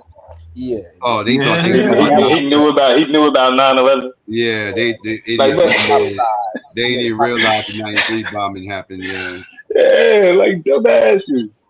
Dumbasses. But my fault, go ahead, Tad. Yeah, you threw me off with that shit, bro. I forgot what I was gonna say. You talking about the Prince? I'm trying to think about that shit like a minute, but nah, the problem is niggas just young and didn't know that shit, and I don't think we talk about the 93 bombing that much. No, what was his name that did the bombing? What was his name? David. Well, when that shit dropped, everybody knew what he was talking about because that shit was like, his album dropped the very next year. Yeah, everybody knew. Now, what was that dude's name? Was it David McGee or some shit? What was his name? That blew up the first, the first World Trade Center. Remember, it's the white boy. I forgot his name. It's like David. Hey, hold on, though. You can't do it like that, bro. I was young as fuck. I was Yeah, three when yeah, that shit happened. No, he's talking about Oklahoma City. yeah, he's talking about Timothy McVeigh in Oklahoma City. Yeah, Yeah, Timothy. Yeah, McVeigh. That's it. World McVeigh. Trade That's Center, it. yeah. yeah. That's the biggest domestic terror Yeah, attack. that's domestic terrorism right there. That's Yeah. different. Yeah. That was questionable too. Hey, but you know, that was actually a result of Waco. The Oklahoma City bombing was a result of Yeah, Waco. response. Yeah, because Timothy McVeigh was under the impression that like he was like that's like they're attacking whiteness. Mm-hmm. Yeah, and so he was like, all right, I got to get back at the government for attacking whiteness and for trying to destroy the white way of life. I don't know. Yeah, they thought David Koresh was Jesus, man. That's crazy. No, he said it in the interview, bro. Yeah, the whole coat down there. He said that shit in Timothy McVeigh said that shit in the interview. Yeah, it's like some shit called the McVeigh tapes or some shit like that. There's weird shit with that though, bro. Just he was allowed a lot of latitude too. Like some of these cats, they just be knowing about this shit. Let them do this shit. Freedom. And Yeah, they got said, his ass. Yeah, they set his ass on fire. They set his ass on fire and shot anything that came out running out of Waco, Texas, out of those compounds. Yeah, but that was another white supremacist group. Another white supremacist group. Yeah, Branch Davidians, they was white supremacists too. I ain't never heard of them doing no white. I ain't know they was white supremacists. I ain't know they was white. I knew they was coat. I ain't know they was white supremacists. That's why Timothy McVeigh was attached to him, because I ain't really look at them as a white supremacist group either. But he viewed that effort, like the attack on Waco, as like that was it. You know what I'm saying? This is like they're coming after us. He saw himself, like he saw. Oh yeah. I'm getting the names mixed up. Yeah, I knew he was a white supremacist. I thought I was thinking about Waco. I thought you were talking about Waco. Okay. But see, some of that shit, like I say, once you start talking that time period, though, Ruby Ridge, Waco, Oklahoma City, that is what started making the domestic terrorists. That's where the motherfuckers came from, for real. That's how you got the Columbine, that shit years later. Mm-hmm. Yeah. Mm-hmm. Always some white folk. and bro, I think it was in 2022. I think it was. Every ideological extremist related shooting was done by white extremists. 80% of them was white supremacists. Mm-hmm. Yeah, they feel like they losing a grip on America. Not no more. They got people like you, man. Say what? They just they did. Yeah, that's the odd part. Where was it's that like shooting to at? Yourself. See, that's the thing. The reason why we find like black people end up finding themselves aligned sometimes with white nationalist talking points is because white nationalists don't fuck with the government either. Nah, like this is where these conspiracies come from. This is where the conspiracy come from them motherfuckers. They do not fuck with the federal government. Like because I mean a part of conservative belief is smaller government. Like these niggas feel like more government is tyranny. Yeah, Michael Moore, by the way, another back to Michael Moore real quick, the circle is back around. Michael Moore is where I first saw Tariq at. I ain't know who Tariq Nasheed was until I saw him on the Michael Moore documentary. And this before he was online, this before all this YouTube, FBA, all this before Hitting Colors and all that. It was that. What happened? Was you breaking up, Dad? Oh yeah. Was that under? Hold on. Yeah, my bad. That's where everybody got the idea that Tariq's a pimp. It's from that documentary that I saw him on. He was playing. It was a skit. He was doing a skit on a Michael Moore documentary where he was portraying the pimp, and people took that skit, chopped it up, put it online, and said Tariq used to be a pimp. But no, that was a whole fucking skit. And I used to always have to correct people like, nah, y'all obviously don't, ain't watch a whole lot of documentary, whatever. But nah, that's from a Michael Moore documentary. That's a skit. That ain't real. Tariq was never a pimp. He's one of the little pickup artists. Was that documentary? Was that documentary?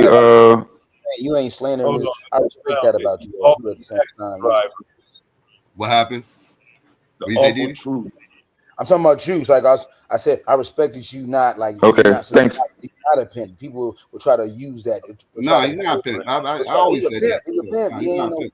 He was a pickup artist though. He wasn't a manosphere type Pickup pickup artist artist, dudes. He had the Mac lessons and all that stuff, and everything, but he wasn't pimping. Corny ass shit. I feel like that's worse than that. He like nigga, where you go from being a How to have a gift of gab and how to communicate with women. That's not. I mean, I don't think there's. You can't teach that. y'all niggas be too easily impressed. You I'm can't. gonna You have to say can't. it. You can't teach that, bro. For what it is. Just Y'all niggas but is think too about what you easily just impressed, said bro. right now. Communicate. That shit is cornball shit. Socially awkward. Who don't know how to even communicate with women. Yeah, y'all like Yeah, the niggas bro. y'all choose to line But think behind. That about what shit you is saying wild. though. Yeah, people who are socially awkward. Yeah, if you can, But you know, if you still, can you talk to can't women, you save know. those people. They ain't got no Like, come game on, in them. bro. At least something. No, So what it's he had? socially awkward women that they can talk to. Huh? It's socially awkward women they can talk to. Fast forward now, you even got that's more prevalent now. Yeah, a lot of people that's online. Everything is talking to this brand online. They don't know how to. They don't know how to But you can't save a lame nigga, socialize, bro. interface with women. They don't know how to do that.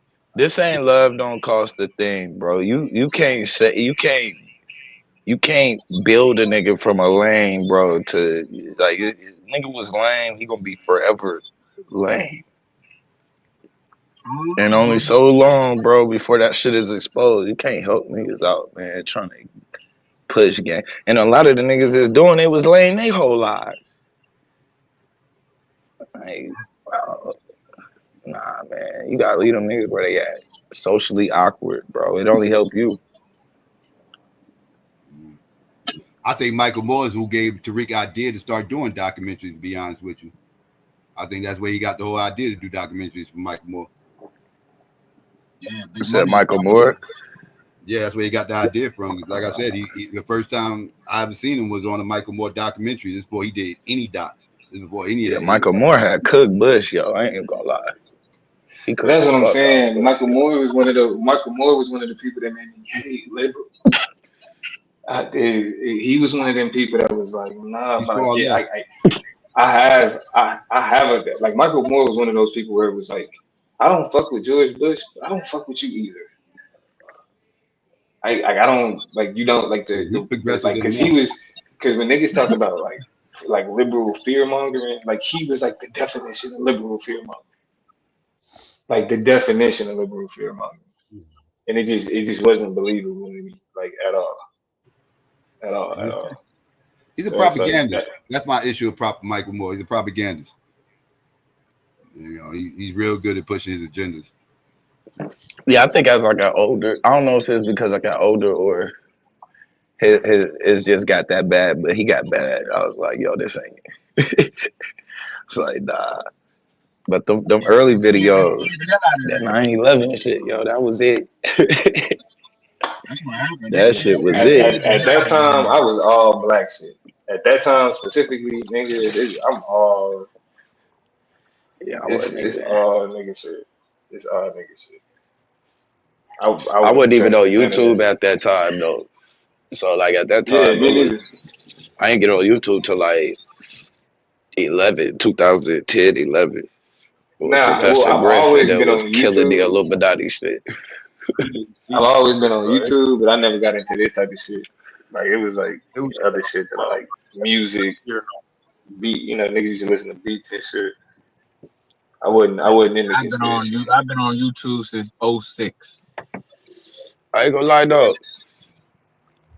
I mean, nah, man. If I gotta ask though, because they played the Jonathan Oddie interrogation again the other day. Since we speaking about conspiracies, what about him claiming that Diddy was Boule? So yeah, my nigga, check this out. I did a video And about what you that call it shit. was Hamas. I did a video this morning. I literally watched that shit this morning for myself. When you juxtapose what he said to what the motherfucker said on the trial. Yeah, that's what they built the case off of. Damn, it's the same. That motherfucker, he told that story, the same story that the goddamn Punisher told. He told that shit before we ever heard about these people. So that shit kind of fucked me up, bro. I don't know if he lying, bro. I thought that shit was just some bullshit years ago. I don't know now, bro. That shit, the story he described is what they're describing at the trial. Right now, bro. That man said he was that nigga. What was crazy? That nigga said DJ Khaled was Hamas. He threw that nigga under the bus for no reason. I said, Nah, he had to damn. let niggas know. He couldn't hold it in no more. Like straight up, bro. Like area, he said Diddy is motherfucking Boule. That's like he said that's the black Illuminati. He said no disrespect. You know I like black people. I got a black friend.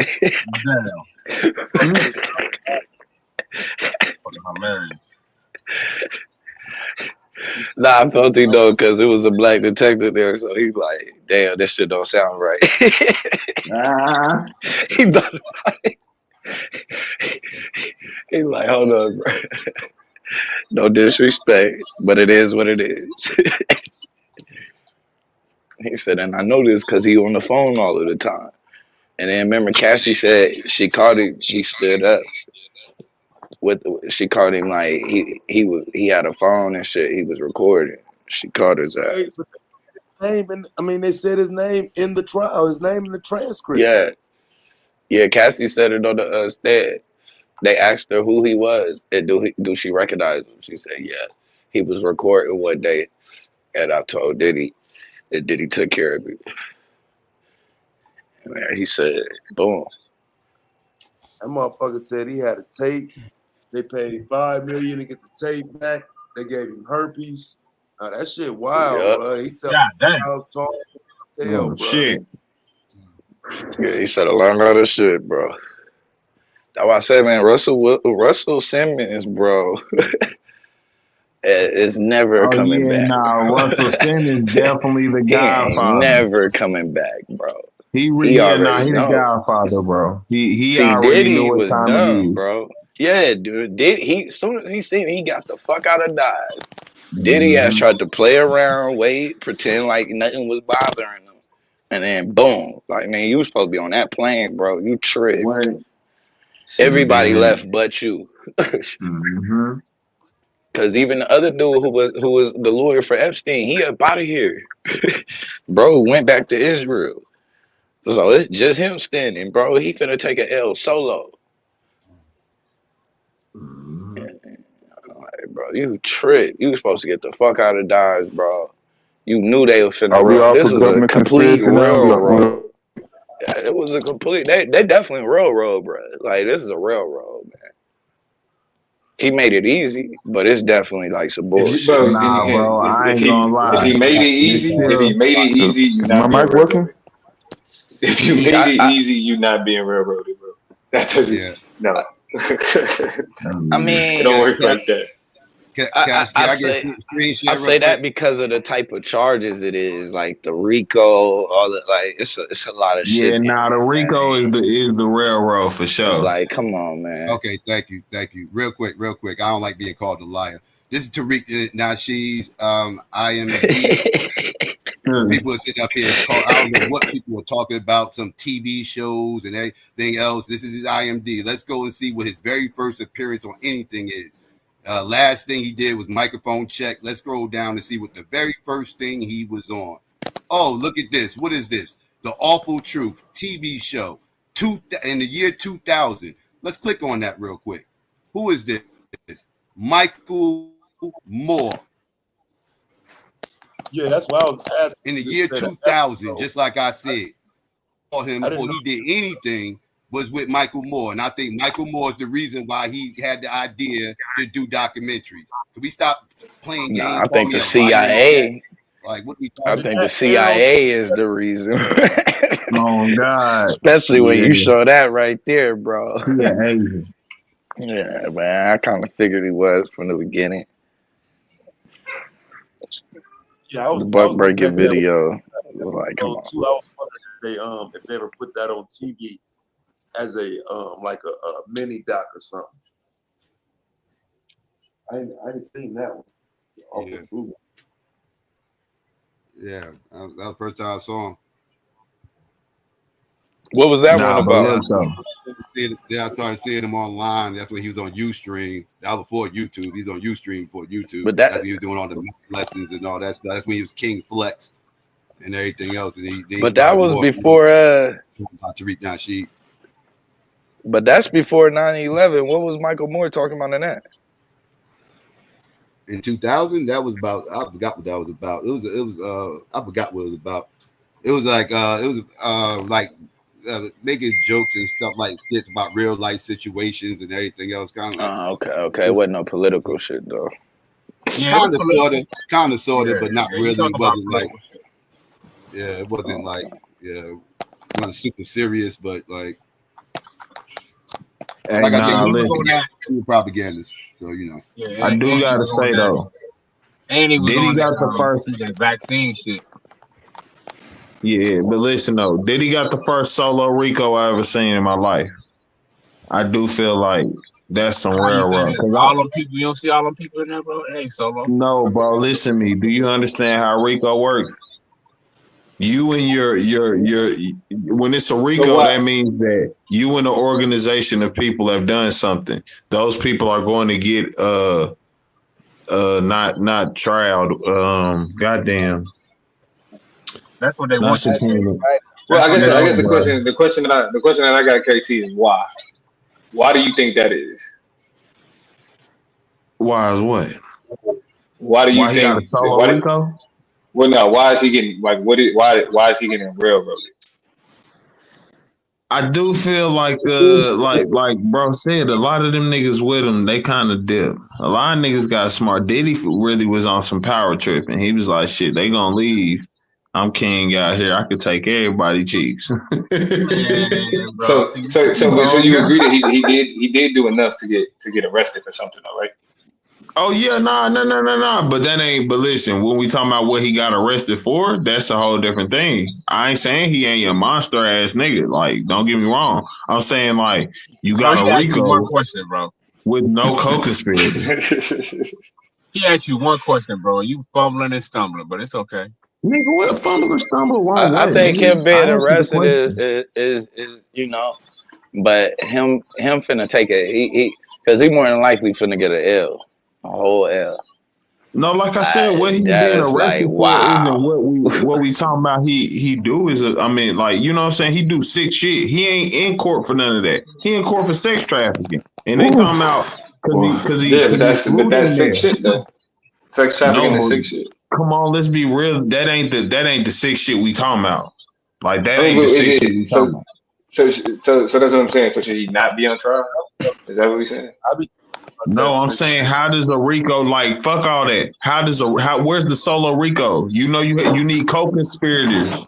You're going to. No, Oh, that's why I the think word I he kept should be telling on you, got trial. indicted. But what I'm saying, Probably so for why a lot do you of think? things that came So out. why is he? Okay, so why is he getting the solo Rico? Why is that happening? From your Nigga, perspective? I'm saying that's not even a thing that's supposed to happen. A Rico is literally about a organization. Okay, so I'm asking you, why do you Rico. think that's happening? So why is it happening in this instance? I don't know. That's Because why. they That's want why to I can link. say They I want to link understand it what to bro saying Bad the Boy. railroad, because They that is a linking it. railroad He made it situation. easy to Right, link it so to Bad He Boy. have no eye because he don't know he have Y'all no. overlapping He each have other no with a clue. bunch of emotions.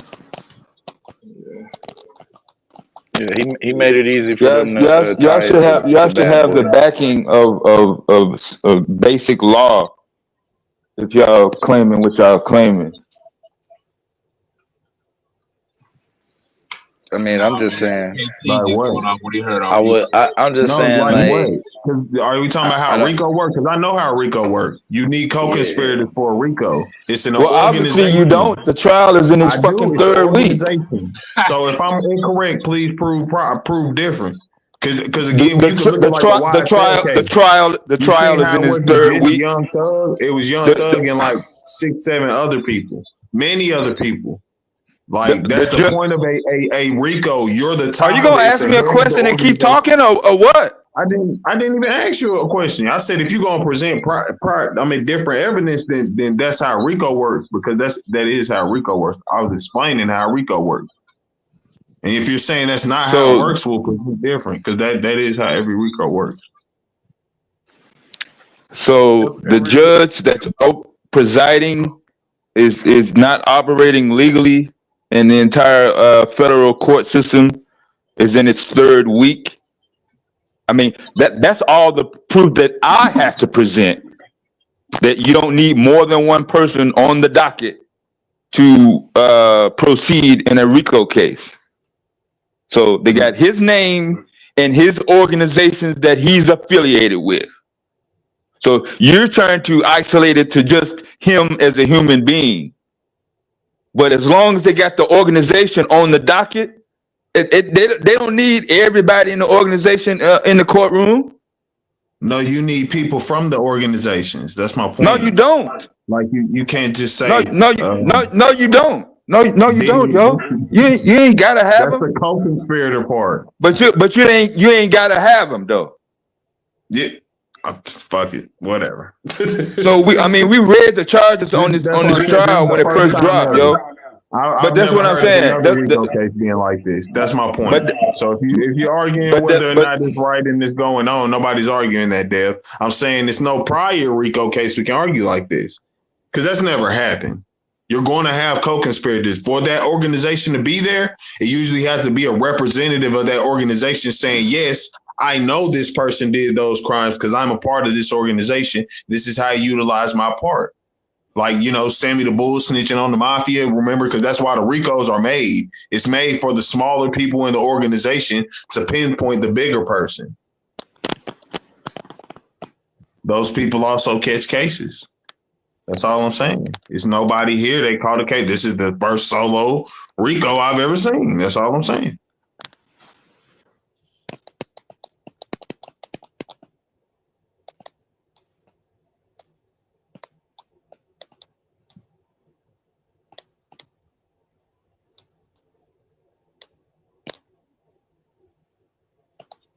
Okay, are we gonna get back to I guess conspiracy hour? The Awful Truth was like a TV series that kind of mocked 60 Minutes, and they used to use stunts to point out the atrocities of the American government, basically. And it actually started in the 90s, but that Tariq Nasheed clip was from an episode in 2000. Yeah. So are y'all gonna keep the conspiracy and the government going, or are we going to be able to legitimize black issues that really affect the black community? This is one of them. But as you can see, the conversation quickly shifts back to things that may not necessarily affect the black community per se. I mean, I'm just trying to get clarification. That's all.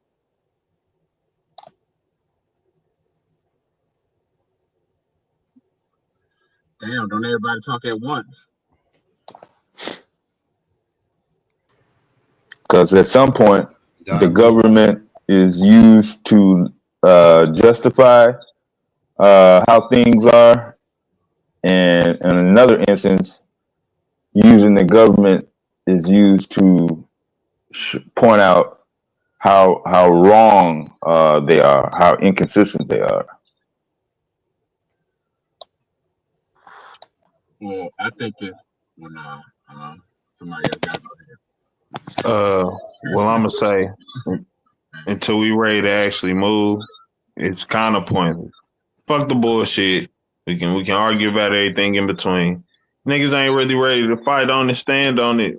I mean, I don't really. We just gonna talk. That's being honest. We can figure out different ways to go about it, but I think it's deeper than the government. To me, you got local whites and certain whites in particular positions that that causes more of the problems, especially for Black people, especially in rural areas. And it's mostly just local people, your local municipality or your local whoever in charge or whoever label title you want to give them. Most of our problems, in my humble opinion, come from local joker white folks or local niggas.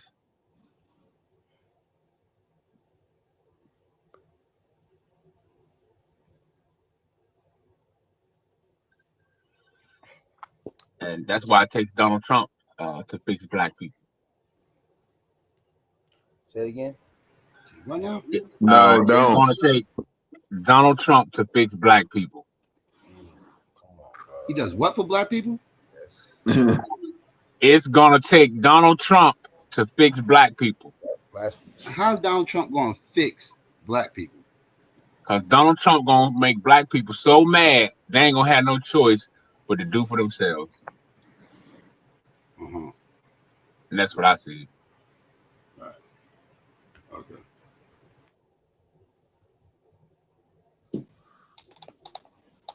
Yeah, most of them already 38 hot for no reason. Most Black people are already mad at Trump for no real reason. They have no really solid reason to be pissed off at Donald Trump other than what they saw on the internet or the news. Yeah, because I'm looking at some of this shit like. My bad. Go ahead. No, I just let me down. No, there's a reason to be pissed off at any president. I don't even know what you're talking about. I was just trying to get some shit started. Go ahead, Taz. When I was skimming through, I was trying to see who got convicted with John Gotti, and I don't see anyone. Well, people are snitching on him. Yeah, I'm about to say most people on John Gotti ended up snitching on him. But like you can look up like when they got what was on the court docket? Was there another mobster on the court docket against the case against Gotti? Nah, he was the boss. They wanted him. Yeah.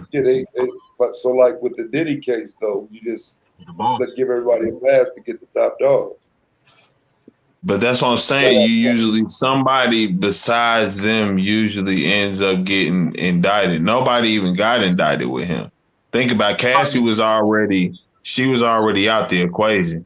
Like usually, I'm just saying when you get a RICO indictment, when they saying it's that person in the organization, right?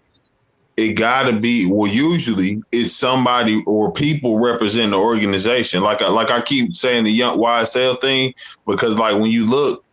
It wasn't just Young Thug in the courtroom. It was the other people who didn't snitch. And the people who did snitch, like quote unquote Woody, he was the one that was on the stand.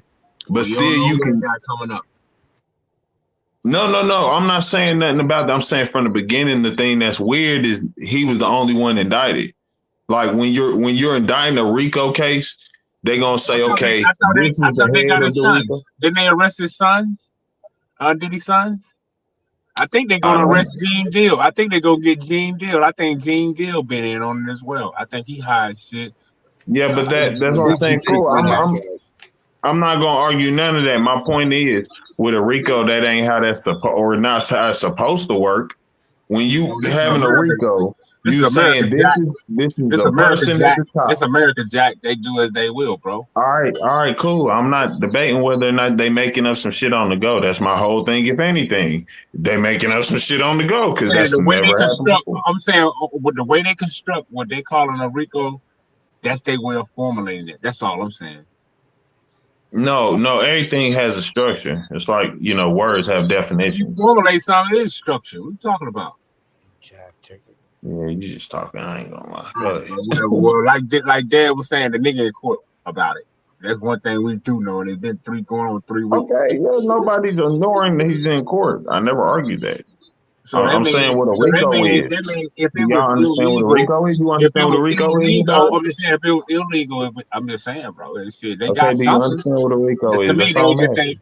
They just ain't showing all their hands. That's what I Okay, think. so I you think there's know more that's people not that how gonna drag RICO out. again. That's not how RICO works, my nigga. It's not a case like that. Like a RICO means it's a person at the top of an organization. It's people that work within the organization. We're using the people within the organization to bring down the top dog. No, it's not. That's not what a RICO is.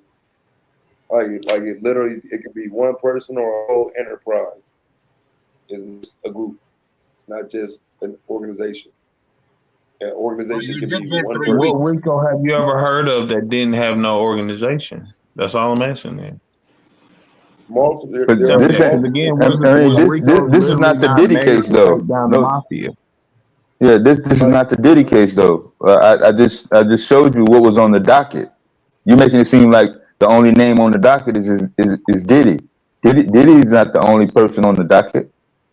No, Diddy's the only person that got indicted in the RICO. I keep saying that. That's all I'm pointing out, y'all. When you indict people on RICOs, it usually got more than one person getting indicted on the RICO. That's all I'm saying. Like how much? Okay, so go ahead. According to what? According to what? All RICO cases ever. Bro, you just going by what you from top. Please show me a RICO case that didn't do it then. Jeez, that's all I've been asking y'all. If I'm tripping, then I'm tripping. I will say, all right, I'm tripping. I'll pull one up for you, bro. Yeah, because I've never heard of a RICO case where somebody had with just a solo RICO case. I've never heard of that. That's probably how I got People started I've in the known first place. locally who got indicted on RICOs, the people that I've seen on It TV probably getting happened to indicted, Rico. I've It never probably seen. happened to Rico, and that's why he named it after his ass. But nah, I don't know. Nah, that's the funny thing too. RICO really it was made for the mob. It was made to take down the mafia. You feel me? So it really is about the organizational aspect. Like it was supposed to be the counteractive point to organized crime itself.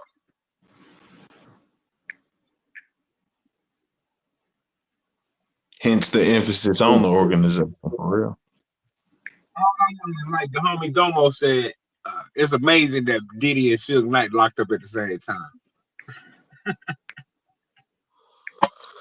All right, do me a favor, share my screen, man. Because it's your flawed understanding of RICO, I think, is the problem. So, you would see Gambino crime family and assume that everybody in the Gambino crime family is being indicted here, right? What would you say? Would you agree? Ain't that what you would assume? I'm not. I don't know what you're doing, man. Go ahead. Whatever you got going to. I'm talking about a RICO itself. Like I don't. Fucking thing going other than showing you when it's a white motherfucker you don't know. You don't even know what to fucking look for. What are you talking about? I'm talking about a RICO case. What are you talking about? A random white dude? Right. Well, a random white dude that was associated with the Gambino crime family. He got an individual RICO by itself. It happens. You happy? Where does it say he got a RICO? You don't know what a racketeering conspiracy is? That's not a RICO. Like you can get racketeering without a RICO. That's where your problem is right there. I was wondering what your argument was. The R in RICO stands for racketeering and nothing else, and it's always been like that. Yeah, so you can get a racketeering charge without getting a RICO, right?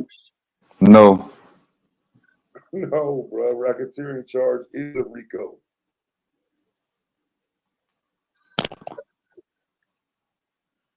It's gonna be all right, brother. It's gonna be That all is right. not, bro. No, this is Gonna be all right, bro. Where is the RICO? You gonna fight it? Because a RICO is the CNO. Okay, KT, slow down, and show me your argument. I need to understand where you're arguing from. I just told you the R. When you say the word RICO, when you say RICO, the R literally stands for racketeering. You see where it says target individuals? So stop saying that shit, fam. You gonna learn today. They get who they can with that bullshit for real, nigga. This the system we talking about, nigga. If it's 5 of y'all or 1 of y'all, nigga, they got something for your ass, nigga. Racketeering, influence, and corrupt organization act. That's what RICO is. So, like you said, the R is for racketeering, but you can't get a racketeering case without getting a RICO. Like you come on, bro. So your argument was what? It must involve more than one person. You can get a racketeering case without getting a RICO, correct? Bro, we talking about Diddy, bro. Don't do No, stop. Shut up, Madon. Can you not get a racketeering case without getting the RICO? Like I already said, RICO stands for racketeering, influence, corrupt organization. I would challenge you to show me. And as I said, I know the CO stands for something organization. And that's the main point of the RICO. It's a difference between just regular racketeering with one person and an organization. That's not a RICO. Show me a racketeering charge that's not a RICO. Or shut the fuck up. That should be kind of relatively easy to do if you're doing that case. Oh man, bro. It's literally a crime made up for organized crime. Like all this shit was made up for the mafia. Like stop it, bro. And whether they got to, because like some of this you got to remember, they wanted some of the top dogs. Like I mean, and they was trying to figure out ways to get them. So I don't understand why you would think racketeering would exist really outside of a RICO. Bless his heart. He didn't know. It's okay, bro. I mean, a lot of us didn't know a lot of this information, man. So it's okay, KT.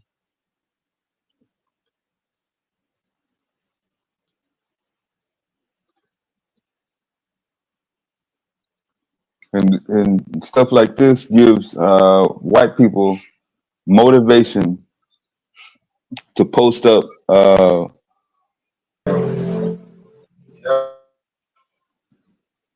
I appreciate how nobody has been triggered by Madon's foolishness. It's growth.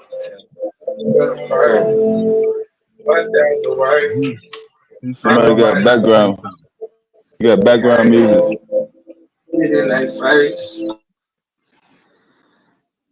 You got background music. You can't come on the panel with music. You're lying. They live at Is that Tiffany? Street.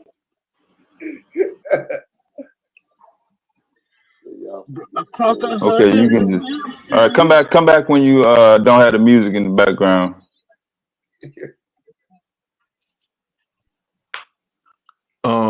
Okay, so racketeering happens without it. First of all, it started on the state level. RICO is a federal thing, only federal to be honest at first, and then they started allowing state RICOs. But at first, states only had racketeering. California still has state racketeering codes that don't involve RICOs at all. Do you want me to read the penal code for you or something? No, you never said anything about state. We were talking about the Diddy case. I said, y'all said show you racketeering without a RICO. Remember, Madon was preaching in the back. None of us knew this. See, this is what I have white people laughing at us. No, bro, where we sitting here saying something. Why this Stop. and why that We're about sitting Diddy, here bro. saying something with all sincerity that we don't know. But I'm not being funny. I wasn't sitting here saying I know everything back to forward. I'm saying I simply know what a RICO case is. I'm not, Madon, I'm not even talking to you. I don't know what you're talking for. Bro, you brought up my name. What you mean you ain't talking to me? That was like 3 minutes ago. We okay. I just said said that simply. 3 You were seconds ago. chilling in the background. That's what you were doing. That's what I said. It don't mean speak. The fuck? Man, bro, look like you laying on a All right, go ahead. Avatar. Yeah, so racketeering exists outside of a RICO, which is all I've been saying anyway. Again, RICO case is something very specific. The organization, the O, is for organization. And again, I'm just saying you usually have to have an organization and to prove that their organization exists. It has to be people. who verify that, first of all, that's an organization, and then second of all, probably what that part has done for this quote unquote kingpin, or, you know, I do understand that they could be saying Cassie, because to be honest with you, that's the thing that's kind of confused me. I don't understand whether or not how you couldn't say she isn't a conspirator. Like she got up there and admitted herself, like, yeah, I was trafficking motherfuckers. Like, I do get she was getting abused and stuff, you know what I'm saying? But she definitely even admitted it herself. Like, yeah. You just be patient and wait and see. You just be patient and wait and see, bro. I can understand that. I'm not, that's the case. That's in terms of the case. I'm just speaking of what a RICO is.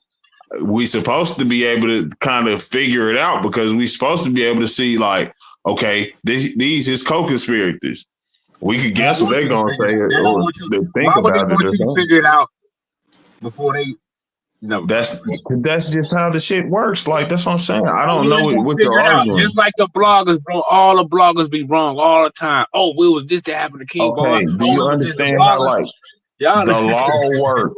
No, I'm not debating on what somebody thinks. I'm just saying you don't know what all they got. That's my point. You don't know what they got. Nobody really knows. But them. I don't care what they got. They got enough to lock the nigga up. He going to jail. I mean, it is what it is. I don't think the crimes that they got is enough for him to get a crazy long ass time in jail.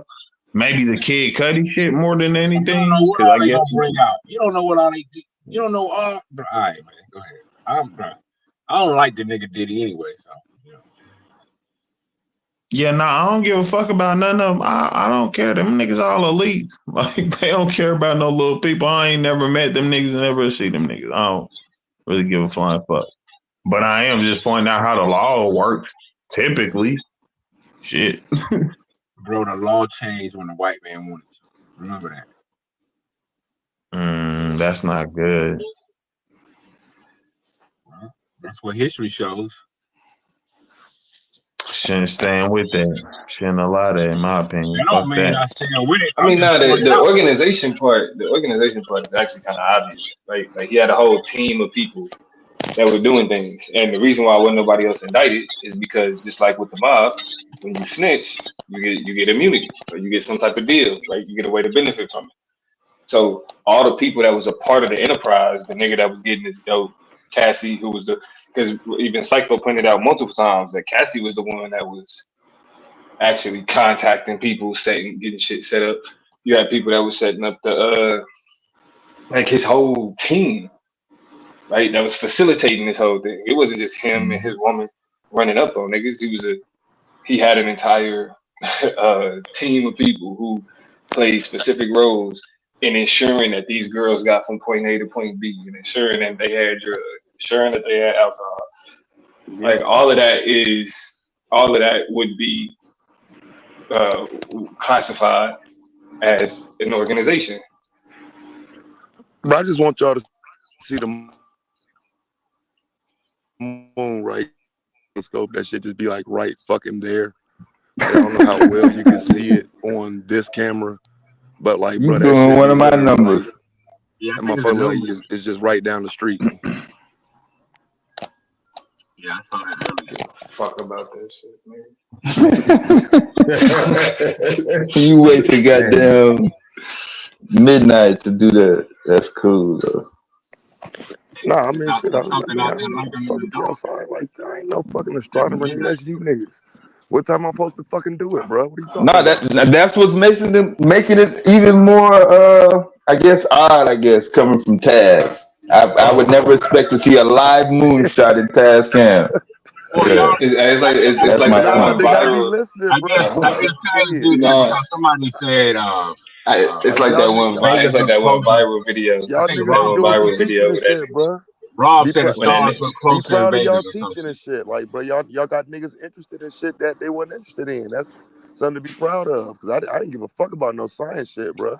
Astronomy, none of that shit. But y'all got me hella interested in that shit recently. Nah, we be on that. I'm gonna be back on that shit, man. Taz about to be a flat earther. Taz about to be a flat earther. Taz don't to know have me him a getting tarot into card science. reader Yeah, and a flat earther and a tarot card reader at the same time. Oh, that's dangerous. Like, are we tell you, completely he, sure the Earth is flat? Like, He nah. said completely.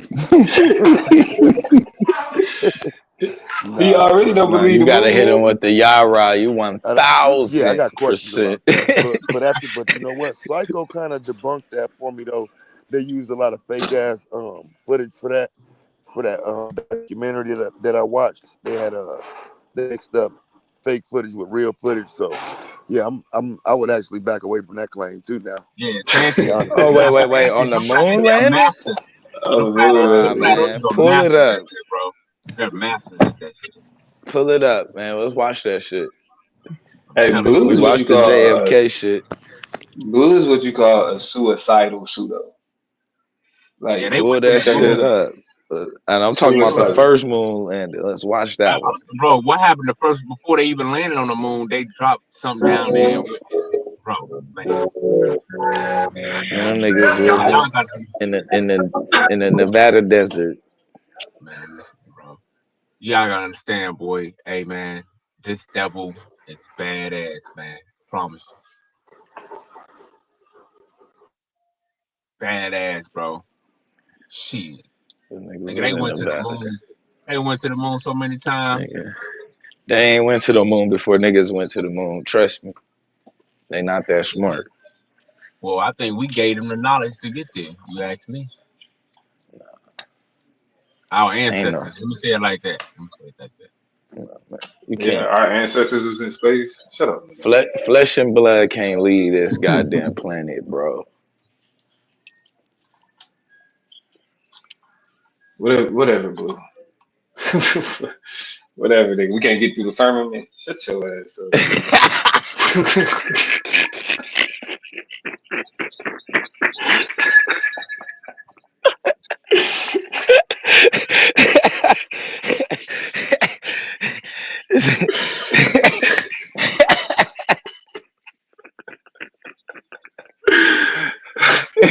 Can't get to the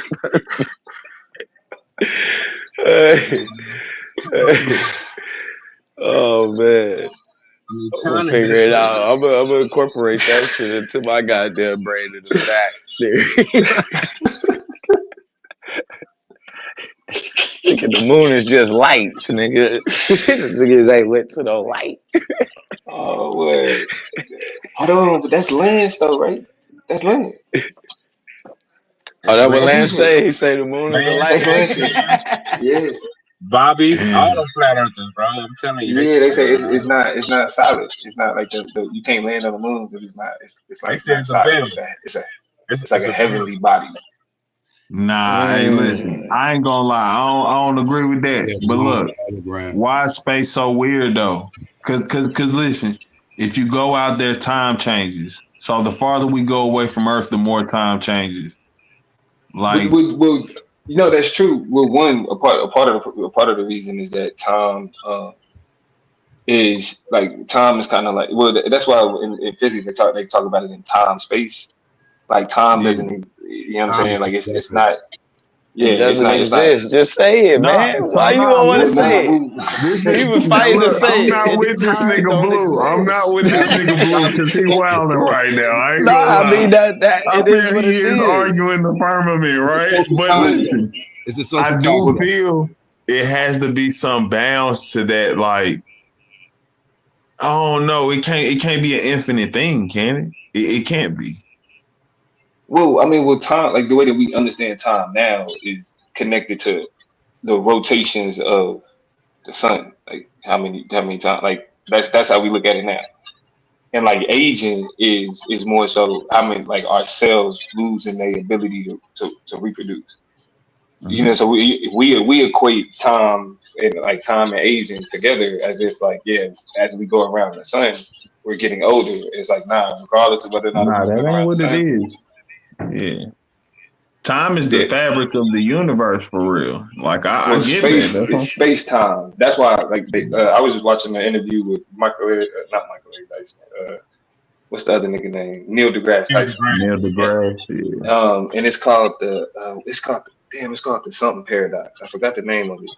But what it is like if The we were Fendi, both, nah, not Fermi, that. I mean Fermi. Nah, I don't think that's it. But it might be. I don't know. Let me describe it. You tell me if that's it. But if we're both looking at like the Andromeda galaxy, right? Mm-hmm. And I'm looking at it standing still, and you're looking at it moving. Moving, Like, yep, that's the Fermi. yeah, Yep. the Fermi. Okay, so it's like what you're seeing moving is like I think he said it's like 200 years from what I'm seeing standing still, and we're looking at Mm-hmm. it literally from the same point. So Mm-hmm. that's the thing. So like space and time is like That could be. like I the think they're talking about parallax. what you talking about, Q? Sound like you was talking about parallax. No, it's called I think he said it's called. It's like the. Let me just look it up. They call Fermi it the paradox. Fermi paradox. Yeah. What's being measured? Time space. No. That's not the Fermi paradox. The Fermi Time, paradox is about intelligent life. So no, it's not. It's not the Fermi paradox. time is only motion. Time is what they call motion measured. That's what time is. What's being measured? Motion. Whatever's motion. The sun typically. Whatever motion is. Everything is in motion. That's one No, thing. Everything it's is time motion. space. Time space is what's doing the I don't know how to explain. Like they say, time is the fabric. Bro, it's The motion fabric of measured, bro. Time That's why we space got is really like that's why we got judging 20 that's why distance we and got how 24 long it would hours. We take. got 12 hours. We measuring motion, bro. They're all intertwined together though. Like you really can't describe something. Like time is relative, but space isn't. So I mean it is, but No, the space is definitely Yeah, because that's why I Still said measuring that's why motion. we use like They you can't explain it out like separate them they hard. still measuring motion though. because part of that is They based off of your The distance. motion of measuring what? motion. The motion of what? no, but how you Period. how you Movement. experience time is based on how you travel through space. That's something different. That's also true. Yeah. You Yeah. know what I'm saying? It's like Because it's weird. they tell us space is expanding, right? So Yeah. They don't But know listen, that. all this goes back to how my you point that they I know ain't that. with Blue, I guess but I do agree that after you get out of Earth atmosphere or something, I don't really know if that's I don't know because then you'll start aging different. Just time will start being like how they say even the people in the International Space Station, like it's one dude that's an astronaut. He's a twin. Like he's actually younger than his brother. Like That's 3 years younger than him, but he spent most of his time, like the last 10 years or something, in outer space. So they're saying like That's calculating because he's that young. That's time. because he's younger than he's younger than the time that it takes to spin on the surface is different than the time it takes to spin on the orbit. Yeah, exactly. That's what I'm And saying. it's the So blood called and the blood, the blood in the body, the blood in the body. Oh, go ahead. it's called Einstein's theory of special relativity. Oh, you was way off, Einstein's Dominic. I theory. was trying to told you. y'all way off. Yeah. Yeah, But I that remember was what you're talking about because he was talking to that black dude. It's like Star Talk or something like that. Yeah. No, yeah, but relativity in the sense of space and movement, yeah, that's they usually use the fly in the train. With one of these dudes got mad at me for that. I'm like, yo, bro, this is a common experience. A fly in a train is doing like 3 miles per hour, 5 miles per hour, 30 miles per hour, spinning in a circle, and it's on a train doing 20 miles per hour. And what direction do you see the fly going if you're looking at the train from outside the train? Oh, I thought you was gonna ask how fast is the fly traveling? That would be the next question, but the direction and the speed all go the Got to same. get that first. Yeah.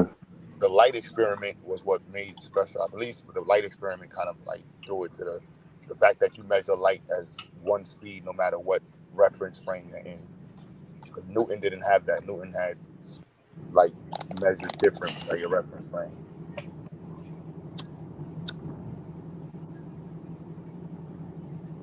And then reference frame as well. So when y'all talking about space, that's your reference frame, and then your movement in it is what makes it relative to each other. So your reference frame to my reference frame, if we're moving, is going to have differences. and that's where you get like the Doppler shift and all of that shit.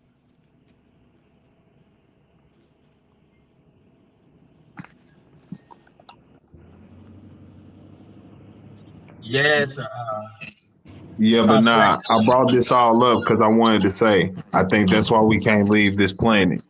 Because you gotta understand, even at a certain extent, you once you go so far out, you can't come back. But like the Earth would be a different age.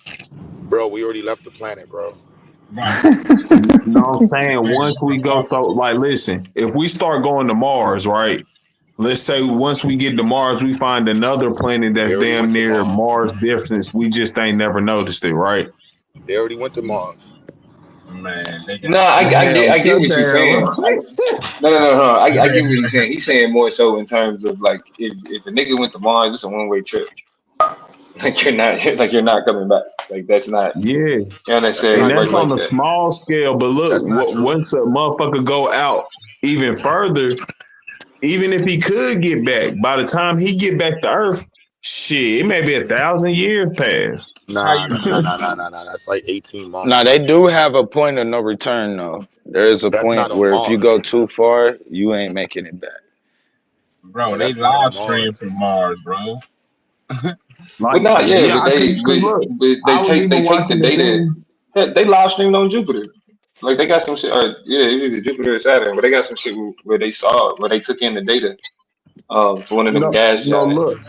Listen, Neil, it's on that show again. Neil break it down like the catch about traveling even in light years, right? If we made that technology, we would go places, and then when we would return, it would literally be 1 million years than passed on Earth.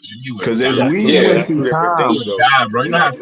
We're not traveling at light speed to go to Mars, though. Yeah, that's what I was about to say. He talking about no, light that's what speed I'm and saying. That's what I was saying. like I was talking time. about like it's a point beyond Mars. I was already saying like it's just we got a bounds as far as we can go. It's a certain point that once we go that far, when you come back, now we've literally skipped wild years on Earth to Yeah, even get you back. talking about, but you talking about no. You're not talking about distance. You're talking about speed, the speed of light. Like traveling at the speed of light, like time functions differently. So I get what you're saying, but that's when you're traveling at the speed of light, and like we don't have any way to do that. Like we don't have the capacity to speed up like that light speed travel. That's why they think if we do figure out ways to traverse space that way, it's going to be through like portals. Like literally creating like tears in space time to get from one point Yeah, of I space to already the other know. point of space. What's that show used to come on Stargates? Yeah, something like that. Stargate. Have to do some shit like that. Yeah. Which is possible. You just had to throw that in there, didn't you? Maybe. I don't know if I want us to have that technology. We'll probably do more bad than good with that shit. I'm sorry.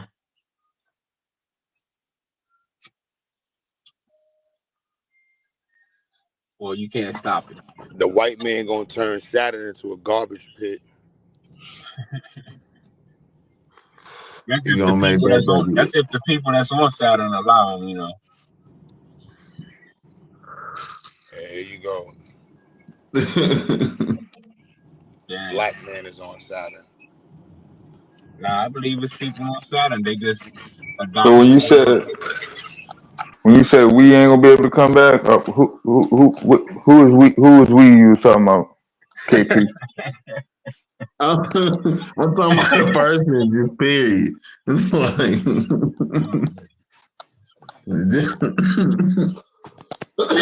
That's why I gotta give it up to the white man, bro.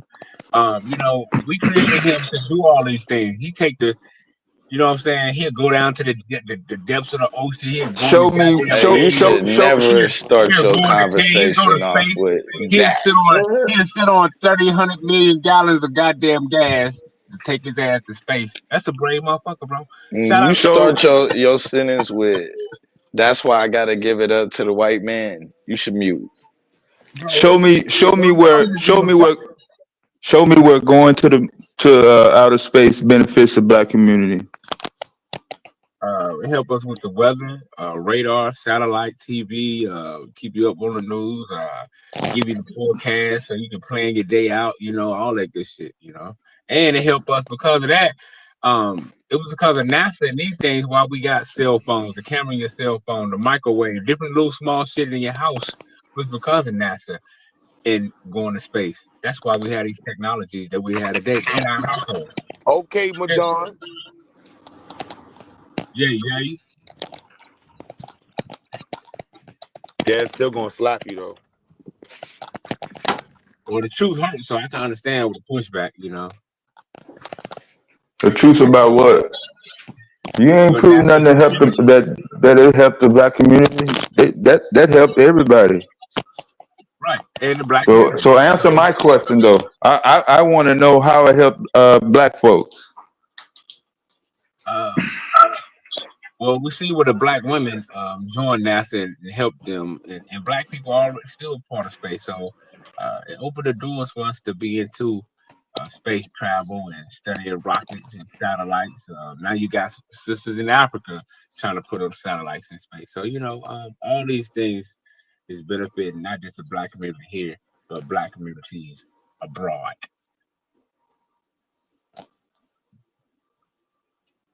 Are you going to able to name one example where it helped the black community the most? Then, since you keep adding other people into the mix. Well, I can't name one thing specifically where it benefited black folks, but one person individually. But I'll say with cell phones. Cell phones help you reach out and touch. You're just a phone call away. You know what I'm saying? Like the song used to say. You feel me? So Cell phones been out since 1940. but it helped the black community. You know what I'm saying? You getting kidnapped, you getting robbed, you can call 911. You ain't got to use the landline. You ain't got to go put the goddamn cordless phone back on the charger. Mobile phones been out since the 40s though. But these things help the black community in a lot of ways. You ain't had to go to space for cell phones. Mobile phones been available since the 40s. Because of NASA. No, it had nothing to do with NASA. Okay, who came out with the first cell phone? The same people who run the regular phone company. Westinghouse, Bell. Okay, you got to show and prove. Okay.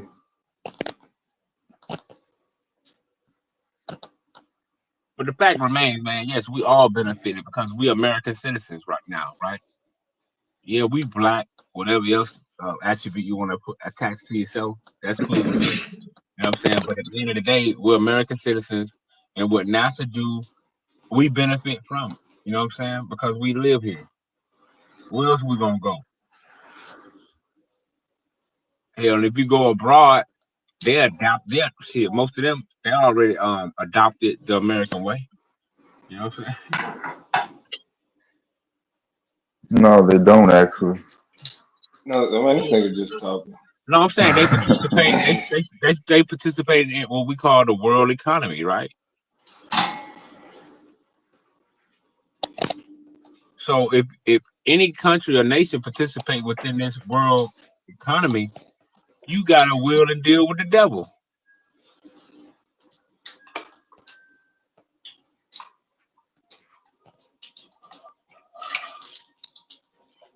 Otherwise, you might get sanctions.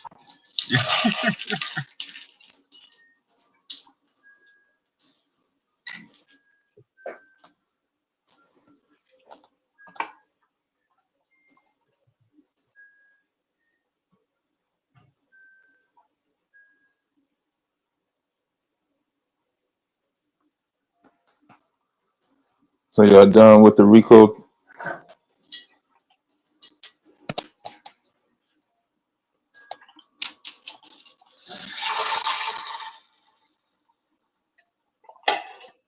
Is anybody here that don't think white people are holding black people back? Hey.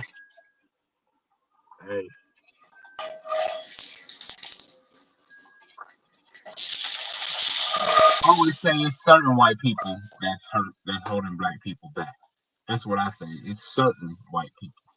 Nah, man, ain't no question in that. Them white folks holding us back. It's only certain, I bro. I feel. mean, how was a trailer park trash white boy holding you back?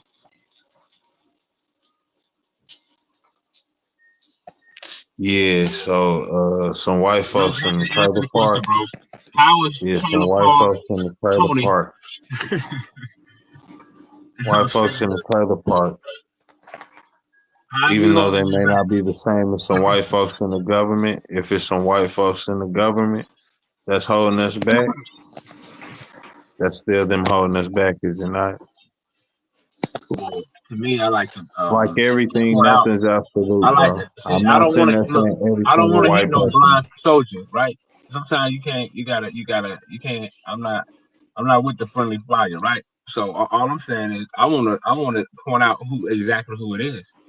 I don't want to hit no blind soldier when he ain't got shit to do with it. When he might just Yeah, support some my. white folks in the government. And that's what So I'm saying. If the white folks in the I'm government saying, is against so some black you people, gotta point yeah, them that's out. You white gotta folks. name them. Say their name, nigga. Every white person in the government. I ain't even gotta name them. I mean, it don't Yes, get no you more. do. Don't get no more. Like I don't know. Like shit, niggas in the government too. Fuck it. To be honest. Every person who works for the government. So But that's do mostly white folks. do the government include the post office? Yep. Yeah. It's federal. Oh. Mm-hmm. So according to him, the post office holding you back. You can't send your mail off and shit. You can't get overnight mail. I don't know how you can look at one thing and say that means everything. You Like, just did, because we didn't can you? name because we can name like the post office don't negate that we can name the CIA, we can name the FBI, we can name the NSA, we name plenty of shit within the government. Like what I'm supposed to say because the post office involved too. Like I'm supposed to give them love or something. The fuck? That's what I'm saying. Bro, listen, bro. You The gotta be Department more of detailed. Treasury, Fuck them all. the place where you get your Social Security check. Fuck them all. I don't get no Social Security check. I ain't never had one. Never will. Yeah, But people in your family have though. right. For sure. So you can't. So that's what I'm saying, bro. You said, man, okay. You said where he listen. It started with where you get your SSI. I was just clarifying. I ain't never had one. I ain't say people in my family ain't had it. However, I also say shit. I don't think they need it. I don't think none of us need really the government assistance. I don't think none of us need it. I think we done got comfortable to where we will get it. Bro, you gotta And stop. I understand that. Why you think they mad at Donald Trump? They think they gonna cut out. He gonna cut out their Social Security. They think that he gonna cut out their And that's Medicaid and Medicare. understandable. So you That's how why you I gonna said go that's around and tell understandable. your grandma and 18 year oh y'all don't need that. That ain't shit. Bro, they'll slap your ass I didn't to the say that. to the middle of I didn't say that, nigga. 2028. That's where listen, that's where you adding on some bullshit. I ain't say that, did I? I said me, I've never had an SSI check. I will never get one. That's what I said. For me. You don't need it. Yeah, I believe nobody. No. Personally, no. You don't think nobody deserves an SSI check? No, I'm saying need it. Listen to the words being You don't used. think nobody None of us needs it? need it. I'm not saying that I understand that how what I said also afterwards, if you listening, which I know you're not, but what I said afterwards was I understand though that we're in a system where that's what's already been given to us, so people No, I'm talking about utilize need. that. You use the word need. So I'm trying to understand. Are you saying that people with mental health issues don't need SSI? No. They don't. No. No. So what do you suggest they do? Be taken care of by their family. Maybe get assistance for maybe like what you need from your mental. Their family's dead. You know, if you can't walk or something, help with Their it. family is dead. You need an SSI check for a only family member they got is an existing aunt that lives like 5 states away. That's the only family member they have. What is that? What are you doing here? What are you doing here? On the earth? No, what are you doing here? Like, why are you in that place? Like, if we're talking about a person that's mentally, why are you in a like, place where your family's dead? You just said that they have no family there. That's what I'm saying. Right. You just said they have no family there. Right. I gave you a scenario where they don't have no family besides an aunt that lives. Right. like, So that's what I'm saying. Why are they there? What the hell? Why are they there from the jump? What the fuck? Oh, so that's your only response is like, what does that person do? I would hope that I would come get them. Or You the would other go- family you're gonna go members, get 'em? whoever they were with prior, because if I don't think you would be somewhere just by yourself, just raised yourself and was mentally challenged or something. They have but they have no family members left. I said he died. I didn't say he never had the family members. They died. They gone. Yeah, I would hope the aunt will come get them. You would hope the aunt would from 5 states away. You hope the aunt. So and the pressure be on the aunt and not no assistance, nothing. Yeah. Oh, okay. Man, you sound like that's not crazy to me, but okay. Yeah, bro. I mean, take care of your people sound crazy to you? I'm saying there's Both people of out us can here. take care of your people I'm saying sound there's crazy people- to you. How can a person with mental health issues take care of their business? They don't even understand it. They don't even No, I'm understand. talking about you. I just said I hope the aunt would come, and you was talking about how that's crazy. So you telling me telling you, or anybody who was in that situation, go get your peoples is crazy to you? Yeah. Like, ain't that what we should do with humans? You should care for the next man as just being a proper human. Okay, you didn't want to You hear telling me for your peoples, you shouldn't just go and bite the bullet sometimes? Let me know when you're done answering your own question. Because you literally just asked me a question, didn't let me answer it. Proceed. Now, again, like I said, yes, it sounds crazy if you're saying that if you tell somebody they don't deserve SSI, you should go find that aunt from 5 states away and then go live on her. But she's probably on assistance. Yeah, no, I'm saying like in terms of us being able to do for ourselves, like we should be able to take care of our peoples even without the. Because let's be honest. Do you know what Social Security is? Do you know how you build that up? Do you know where that comes from? Okay. Yeah, working overtime and yeah. So how the hell is this something given to you if you earned it? I didn't even say it's something given Bro, to yes, you. it is. Like, where did you come with this? Yeah, it should be under disability. Yeah, you might need that check, bro.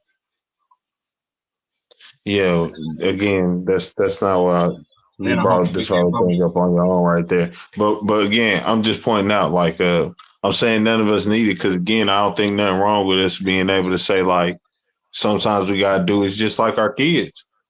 You know what I'm saying? Like once your kids are here, even your people to a certain extent, once your kids are here, the main thing is to make sure that they have all they need to see where you were and beyond. You should do the same for anyone in your family, to be honest, especially if it's something you can't provide. I'm not sitting there saying taking on another human isn't a hard thing to do, but like, yeah, you should be able to find a way if that's what's needed. That's how we succeed as people, or how it should be. That's how we should be able to make it. I don't know why that sounds crazy to you. That sounds crazy. It does. White people don't do it. So white people should get all the assistance and black people shouldn't take none of it. No, I think nobody should get assistance. You don't think nobody, white people, Nobody should get assistance. Okay, so you're a trumpet. You believe in cutting all social programs. No, I think if you don't work, you don't eat. This is talking about my personal mindset. I understand the system. I want you to quit. I want you to quit. No, stop. I want you to quit omitting that big ass sentence I put in afterwards, which is I understand that this is the system we're in, and that's what people are comfortable with. Be that way. So I'm not if we're talking about talking what it is. about I'm talking about in the way terms you of, saying it. I'm talking about the way you're saying no, it. I'm talking about outside of that I know what system. it is. I'm saying I don't think we should have that. Right, Yeah, that's what I've been saying. Outside of that system. I'm addressing what you're thinking, or you're thinking like a trumpet. So stop putting it in the system social again. programs should be cut. That's what you're thinking. No, I just said outside of the system. So you shouldn't even be confused about What it do you mean anymore. outside of the system? What social programs? Because like I just sat here and said, I'm gonna say this one last time. I had a big ass sentence. I understand the system we are in, and people are used to that system. So I understand that. due to us being in this system, and we've already been here, that this is what people will utilize. I'm not mad at that. That's why I said I understand people being mad. Why do you keep going back and saying the same thing? I'm addressing what you said. You just said you didn't hear that. That's why. You keep telling me what it is, and then you're telling me what it should be, and I'm addressing what you're saying. You're saying it should be this, and I'm addressing that. Stop telling me what the fuck it is. I know what it is. I'm not slow. I didn't say shit about what it is or should be. You're talking out of both sides. You did say what it should be, bro. You said people shouldn't. You said nobody, black, white. You literally said this. I asked you to clarify everything. You did clarify. You said nobody in this country should be getting social programs. That's what you said. Yeah, right. Yeah, I think so I'm addressing that. So stop going back to other shit. I'm addressing what you said.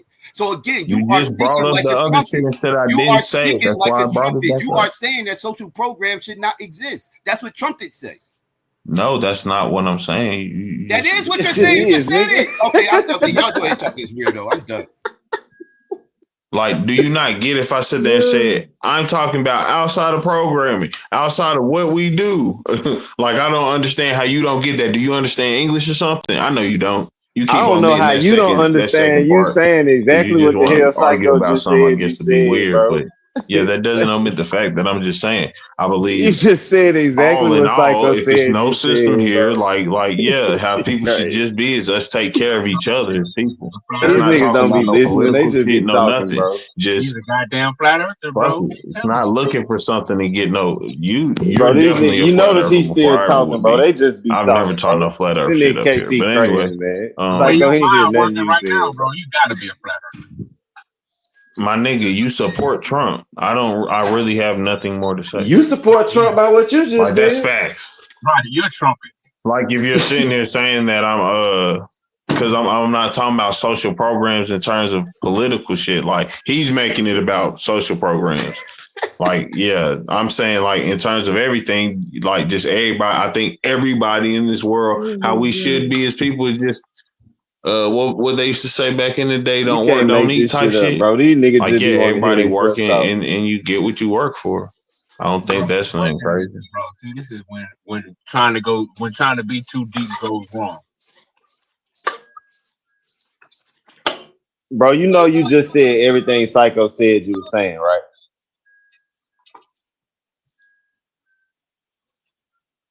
Nah, he'll get there, bro. You literally just said everything Psycho said you were saying, bro. That shit crazy. Hey, Dev, I was in the chat telling y'all wasting y'all time, though. On what? Talking to the nigga KT, man. That nigga KT don't be making no sense, man. He be talking to he ain't brand new. He been up here for a minute.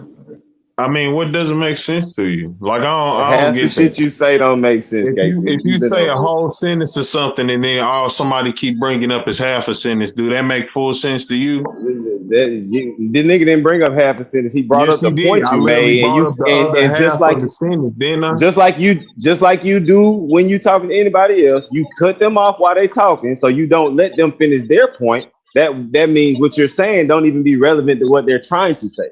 So if you was paying attention when he asked you about it, you said nobody should be getting assistance. That would mean you're talking about social programs, bro.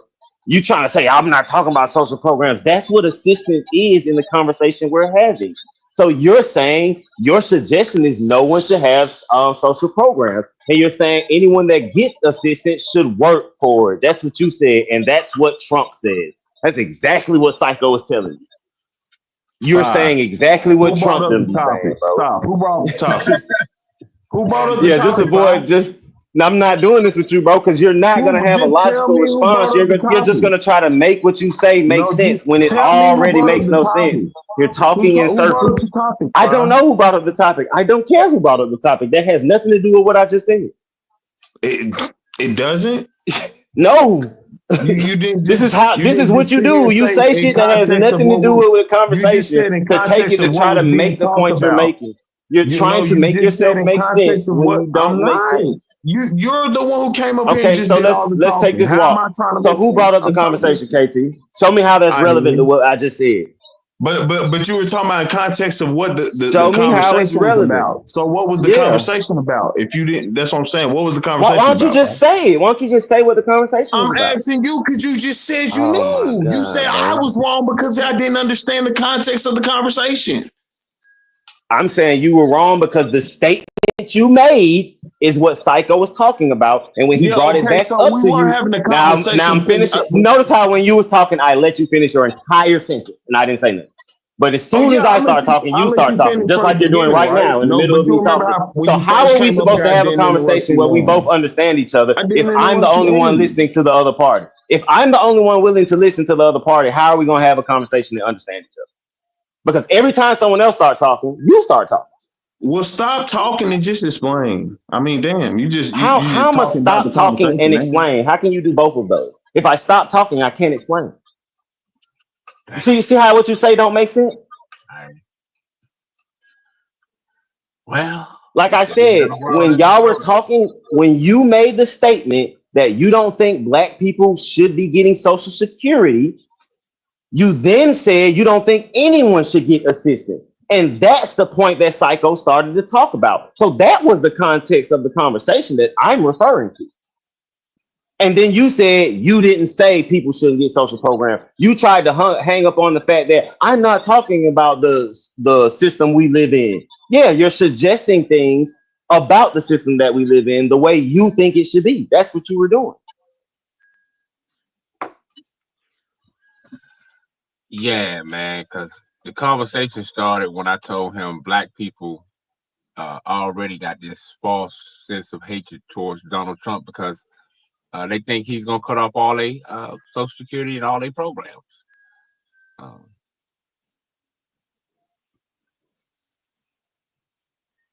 Yeah. So I never said black people shouldn't get anything. That's when you first. That's what I'm Oh my saying. God, bro! Coming up here I'm talking a like professional. I'm gonna mute out real quick. a professional liar, I guess, because you're lying. I didn't sit there and say black people shouldn't get nothing. I never said shit about because the whole thing you're talking about is a person who is mentally something. So you're lying from the beginning. That's what I'm saying. Y'all, what y'all do a lot of times is hear somebody talk and then try to apply how you understand something through what you heard from someone else because y'all be emotional about it. Y'all ain't actually listening. Like 5 times. Oh Lord, here's the emotional. This all y'all Come ever take a got. bath. Why am I emotional about y'all conversation?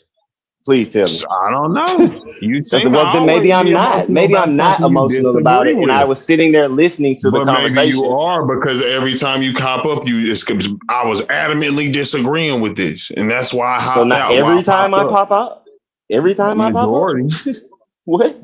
99.9. So you saying now you're talking about how you already feel about how I talk. You're not talking about this specific situation. You're compounding it with every other time I come on. I'm talking about this one too. You came up here really adamant in disagreement. Y'all always telling y'all in the chat. I came up here laughing. I came up here laughing. I wasn't adamant at all. I was laughing and telling Dev, like I told y'all in the comment section, you're wasting your breath. The same as I'm doing right now. It's a waste of breath because I went through this with you before. You're the same one that tried to explain to me spirits are electricity. We went through this. You're one of those. You, Blue, all of y'all dance. All of y'all dance in these conspiracy. All of y'all dance in these conspiracy theories and pseudo information in circles. That's what y'all do. Y'all talk about pseudo information and conspiracy theories. Y'all don't care about facts. No, now if that's what you want to have a conversation. I guess because a person like you maybe can just work singularly. You can only work one way. I guess maybe you be. Bro, you can assume whatever you want, bro. You can only work one way. No, bro, I can work many ways, my nigga. But your brain only works one way. Because when did I ever your tell you brain that's only the works fact? one way. When did I ever tell you your that was brain the only fact, works though? one way? When did I ever tell you anything about people dying and that was the facts? What? Huh? You just What sit are we here and said talking I about tried right to now? argue you about people dying in electricity, right? Where did I No, argue bro. that? This is what I'm talking about. See what I'm saying? Yo, man. How did he get? What did I say about death? I didn't mention death at all, my nigga. Spirits. He said. I You said were talking. spirits. Did you He not said just say we were talking spirits about were spirits? electricity. He said spirits were electricity. I never said anything about death and people dying. I just. I said you tried to argue that spirits were electricity. Nigga, what the fuck? And you just said that I said something about people dying. No, nigga, I said that. I said I was having the conversation with you about it, nigga. Do you not remember this? Yes, I'm telling I do you, where did remember. I say that was a fact? Because that's what you were saying. You saying I'm arguing as if I I didn't told you that say was a you fact. said I did. I'm never This is what I'm arguing saying. shit up You here. rearranged words. I said you don't speak about facts. I never said you said anything was a fact. I said you don't care about. I said you don't care about facts. I Where said did you I don't care argue you about about facts. that? Where did I I argue said you about don't that? care about facts. I didn't say you argued with me about that. What are you Yes, you talking did, about? nigga. Oh my God, bro. I said you tried to explain to me that spirits were electricity and that you and Blue do not care about facts because y'all dance around in conspiracy theories and pseudo Bro, you information. lying like That's what I hell. You said. just lying like hell, cuz. What am I Like, lying and about, bro? that's Please what tell I me. mean. So you Because saying I didn't just say you're not that? having an honest So you saying I conversation. did not just say No, that? I'm saying you're lying. What am I Like lying from about? the beginning, you all this shit. How you just hopped up here and this what you're doing and this what you do. Like you just talking bullshit because you was mad. Like I said from the beginning, you be emotional because you disagree adamantly. Please You don't want to hear explain to what a me nigga what I saying. would So be you always mad gotta about, bro. It's apologize and get stuff 1:30 from in the morning. What am I mad about, bro? Y'all niggas really I don't be don't having no know, other nigga. argument You other than tell to say, me. you emotional, bro. You emotional. You mad. What the fuck would I be mad about, bro? I'm laughing, bro. This shit is entertainment. You You niggas tell are me. hilarious. Why did you I'm hop up telling here you. so Okay, angry? hold on. Stop real quick, KT. You said you want me to tell you why I'm mad? Yes. Okay, let me tell you You right now. saying you Okay, I'm about to mad? tell you. I'm about to tell you right now. I'm not mad. Mm. All right, so can we move on from that, or you're gonna keep saying I'm mad? All right, so I'm telling you I'm not mad. I'm literally saying to you, bro, I'm not mad. I'm laughing at you.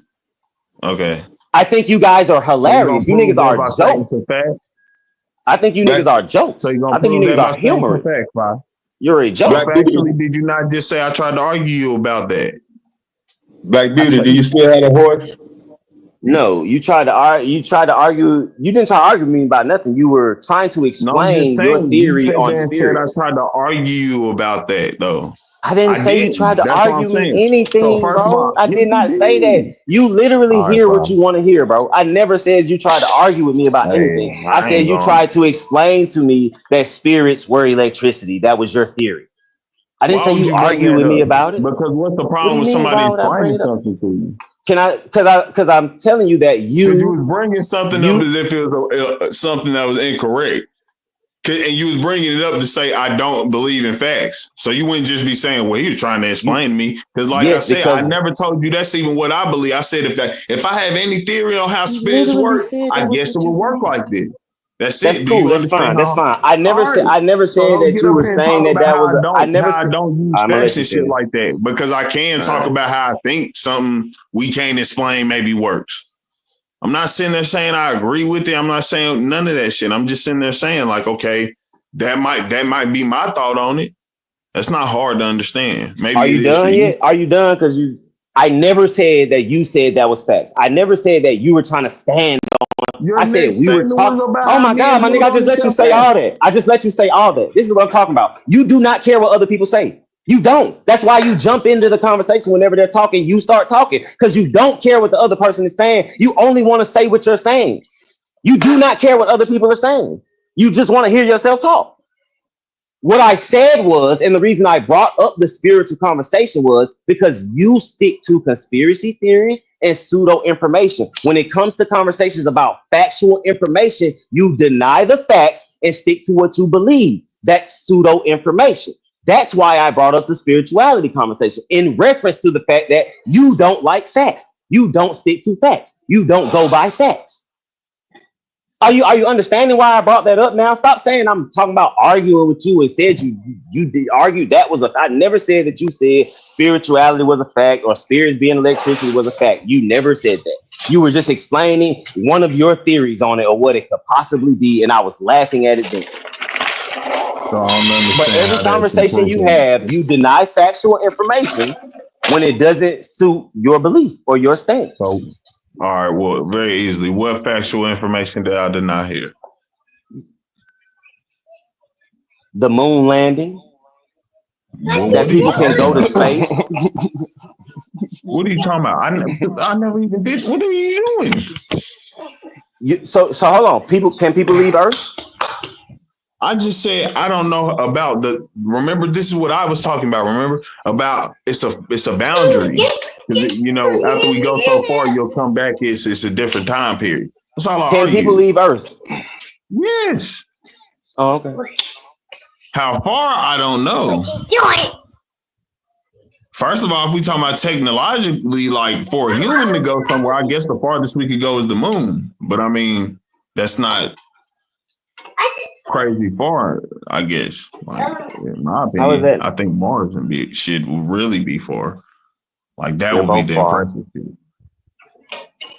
They're both I mean, I understand what you're saying. I agree. I mean, but I'm just saying,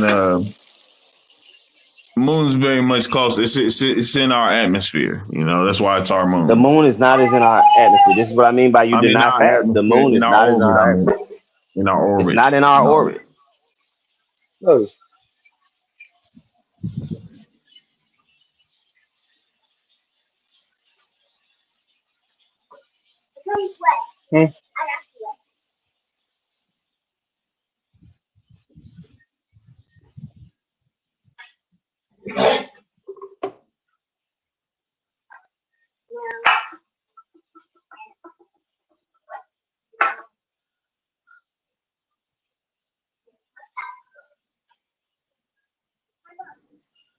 And now the weather.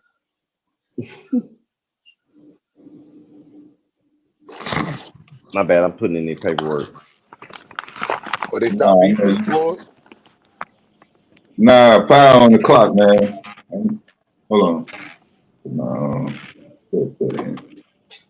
I just be sitting here listening and laughing, bro.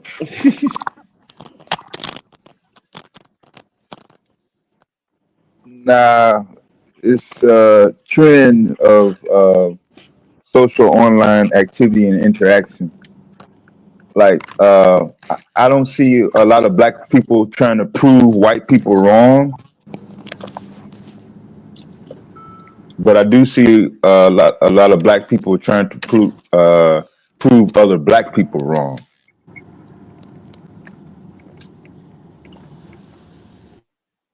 Now, if it was wrong, something to prove wrong about how to get progression or how to build either in your community or network, you know, there'll be a different topic, but that's rarely the case. I'm basically trying to push, especially on this platform, black people trying to build and network or show others how to progress, whether it's getting money, getting references, getting resources. The amount of energy we spend on trying to prove other people wrong, imagine if that energy and amount of time that we spend on that was helping other black people get resources or get money.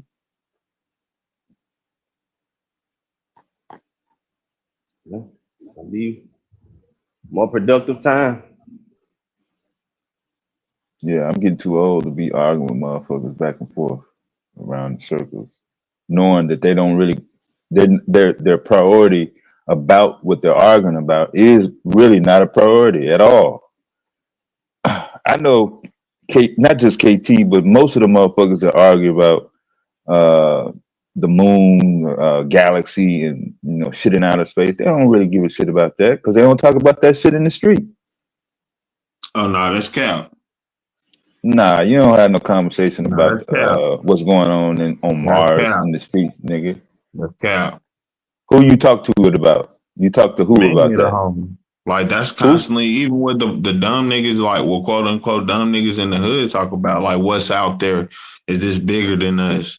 Like God is a big thing in the streets, even if niggas ain't in the religion. Like they still trying to figure out what's the answers. Like what's the that's just one of them bigger things that people get on. The stars, just shit like that.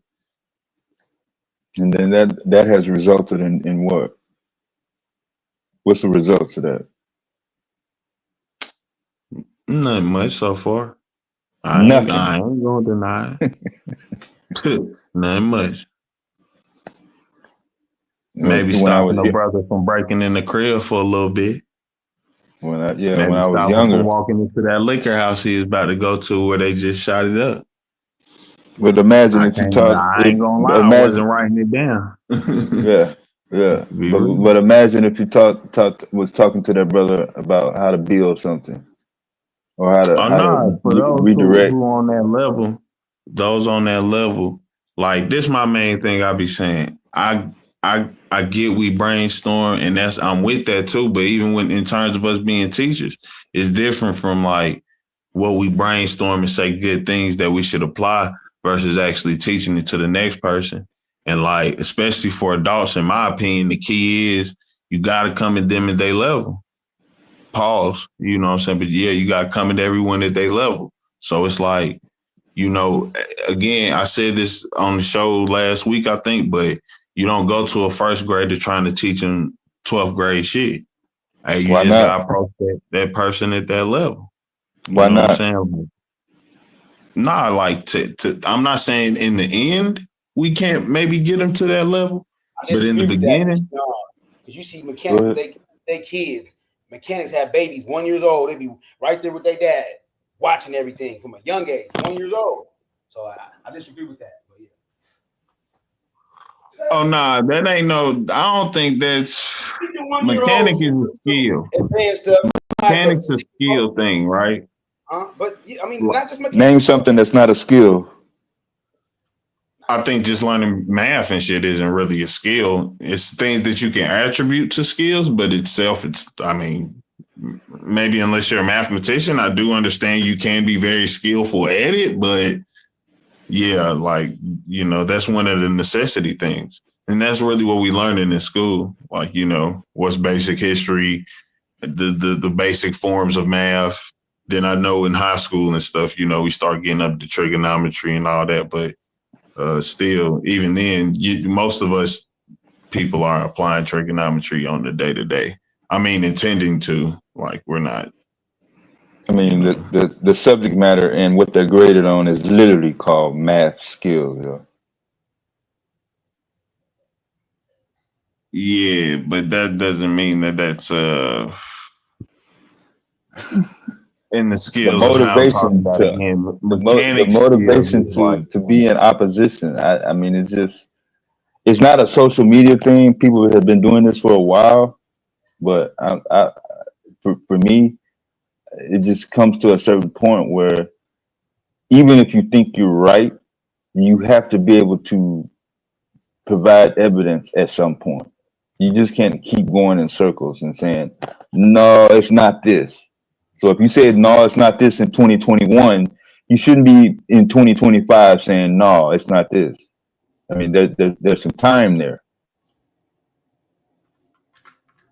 I don't get what you're saying. When I said the subject matter is literally titled math skills, and you said, no, it's not.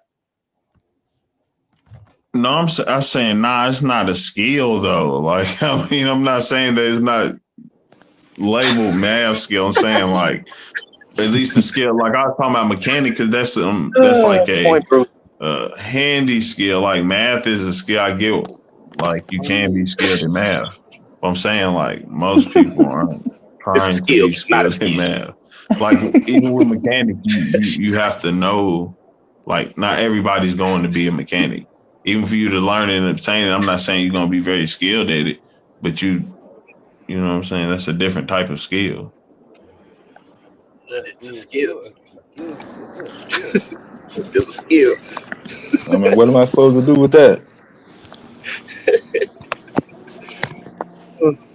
I would say that's across this whole spectrum. Plumbing, you know, like there's been a lot of people that say, "Oh man, I actually was, you know, I started out working with my dad when he was, you know." It's a lot of testimonies to that as far as, you know, starting out at a tender age. You feel me? Black Beauty, what's up with it? I was saying, do you still have the horses? They were saying that black people don't have nothing to do with horses. Like a week ago. Yeah. Now, go ahead. You said as far as like the history of black people in a relationship we have with domineering horses, basically like No, breaking horses. I was saying in modern time, like in 2025. Oh, like Yeah. Look up Xavier Leggett. My boy Nah, was all I just gotta in the do is look in the Kentucky chat. Derby. Yeah, I ain't gotta go that far. I can just look in the chat. They not on the panel now. It was another group.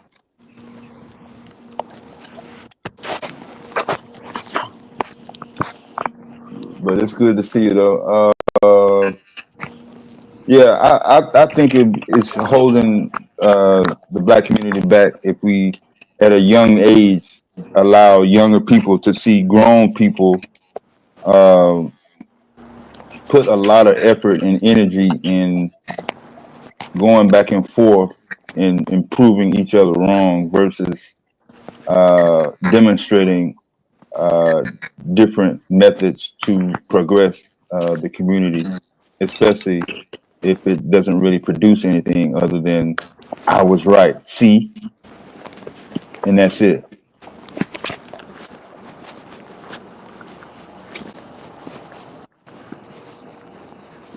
Because when a young person see that, they're gonna say, "Oh, well, that's normal," and then instead of learning, new skills, being motivated to find out how things work, how to maneuver against, the things that they come across in life, they're gonna be busy trying to prove somebody wrong.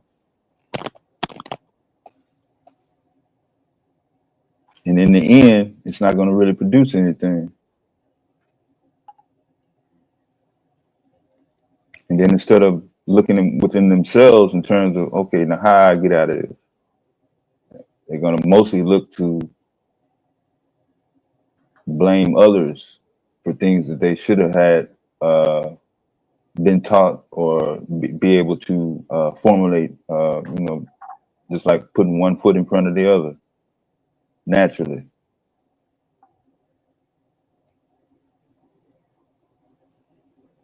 So what else am I supposed to do, Ebony? Damn. As long as you've been knowing me. Mm-hmm.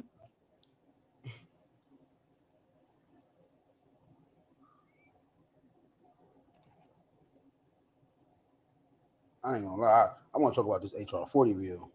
That's what I want. Go ahead. I want to talk about this HR 40 bill, the contents.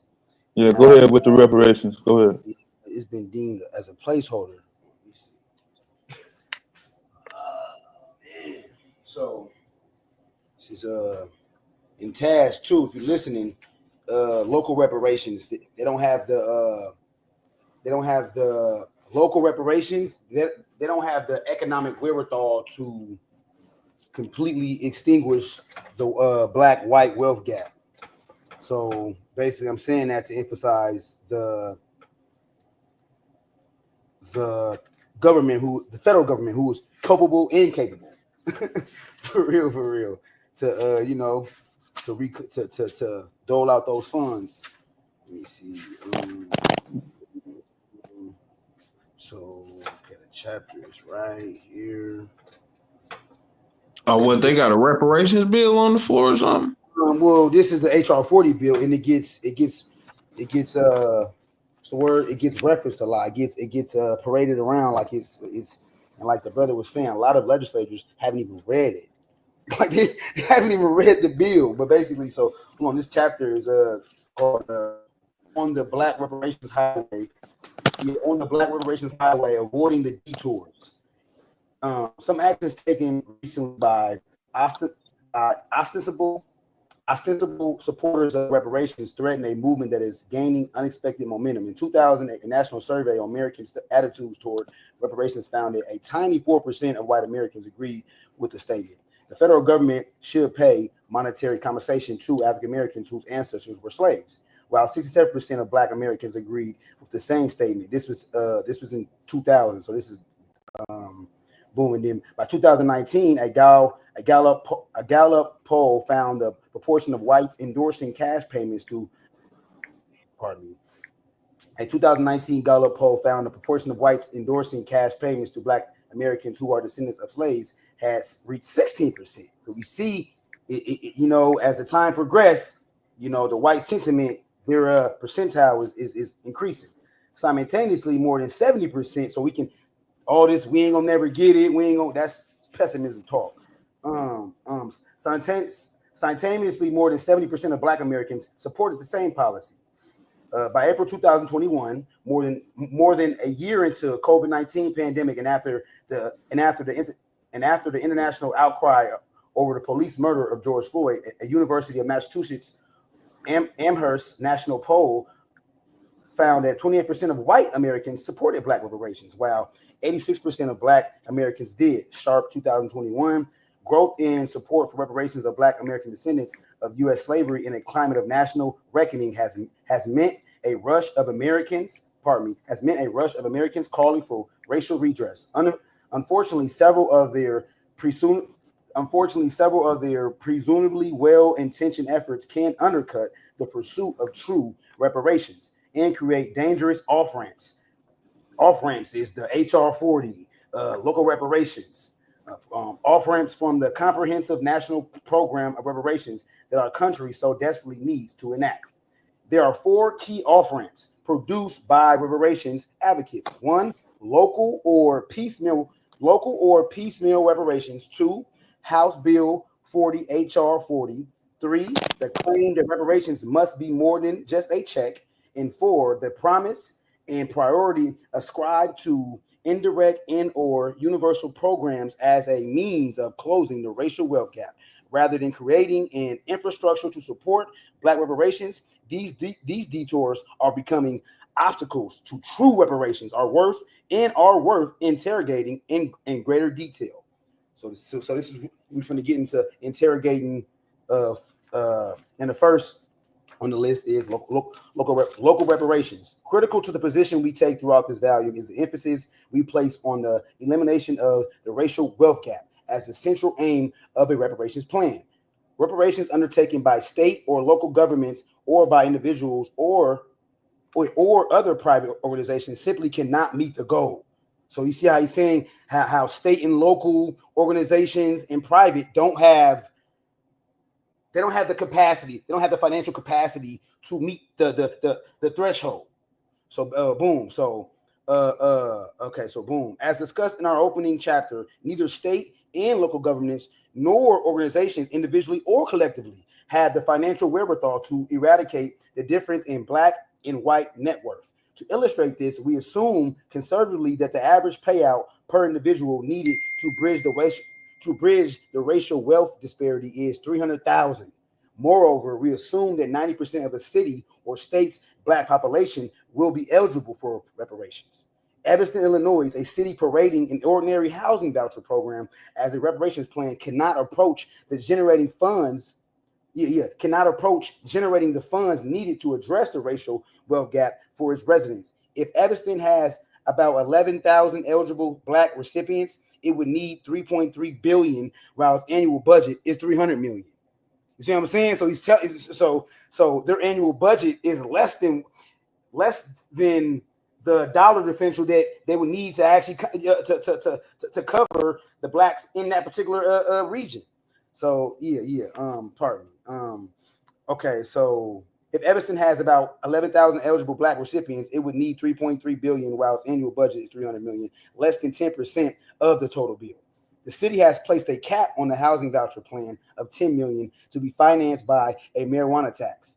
That amount, less than 0.04% of the $3.3 billion needed to eliminate the racial wealth gap for Evanston's Black residents, is woefully insufficient. Amherst, Massachusetts, making overturns to replicate Evanston's program, has a smaller eligible Black population of about 2,000 persons. That's why I say, because this brother clearly he's doing his research. He didn't just put this shit together. It's somebody who's thorough and has done a painstaking, this ain't no quack right here. But pardon me. So Amherst, Massachusetts, making overturns to replicate Evanston's program, has a smaller eligible Black population of about 2,000. Even so, it would need $600 million to erase the racial wealth gap, while having a current total budget of $85 million. St. Louis, Missouri, with a considerably larger eligible black population of approximately 120,000 persons, would have to make an impossibly large 36 billion expenditure out of 1.2 billion annual budget.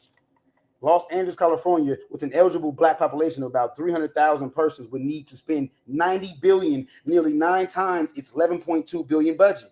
The state of California, which established a reparations task force scheduled to issue a final report to the state assembly in mid-2023, up to date, current, has an eligible black population of about 2 million. The 600 billion needed to close the racial wealth gap is more than double the state's current 270 billion budget. Durham, North Carolina, going down the list. Break it down, my brother. Break it down. Durham, North Carolina has an eligible black population numbering 100,000. The 30 billion needed to erase the wealth gap is 60 times the city's 50 million budget. Austin, Texas will require an expenditure. Austin, Texas will require an expenditure of at least 21 billion to meet the demands of a true reparations effort. Its annual budget is closer to 4.2 billion. We estimate that the state of Texas would have to make an outlay of at least 660 billion to eliminate the racial wealth gap for its black residents. The state's total budget is 250 billion.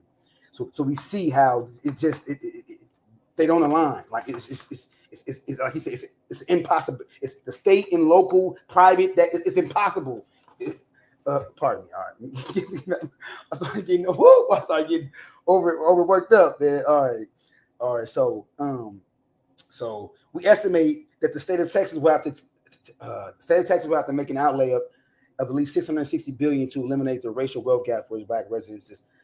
The state's total budget is 250 billion. Some cities and states where the black presence is a minuscule share of their total population constitute the exceptions that prove the rule. But they still would find it difficult to make the payments. Salt Lake City has a black resident population of about 4,500 persons who would be eligible for. I respect the fact that he's scrounging. Utah is white, predominantly white, but he still was able to, locate the minuscule amount of black people that's in that region, and still, I just respect that. I love that. Don't leave nobody out. But all right. Pardon me. So okay. Salt Lake City, Utah has a black resident population of about 4,500 persons who would be eligible for reparations. Elimination of the wealth gap for them would mean an expenditure of 1.35 billion, while the city's budget is about 2 billion. Similarly, Utah has a total eligible black population of about 33,000. A 10 billion tab still would be almost half of the state's 22 billion budget. In 2019, Telluride, Colorado had no recorded black residents. Damn. Clearly, it could pay 300,000 to its first black. That's kind of interesting. In 2019, Telluride, Colorado had no recorded black residents. Clearly, it could pay 300,000 to its first black resident without breaking its 4.5 million budgets. Nevertheless, the single 300,000 outlay would be more than 5% of the town's annual budget. Local reparations are an impossibility, a virtual oxymoron.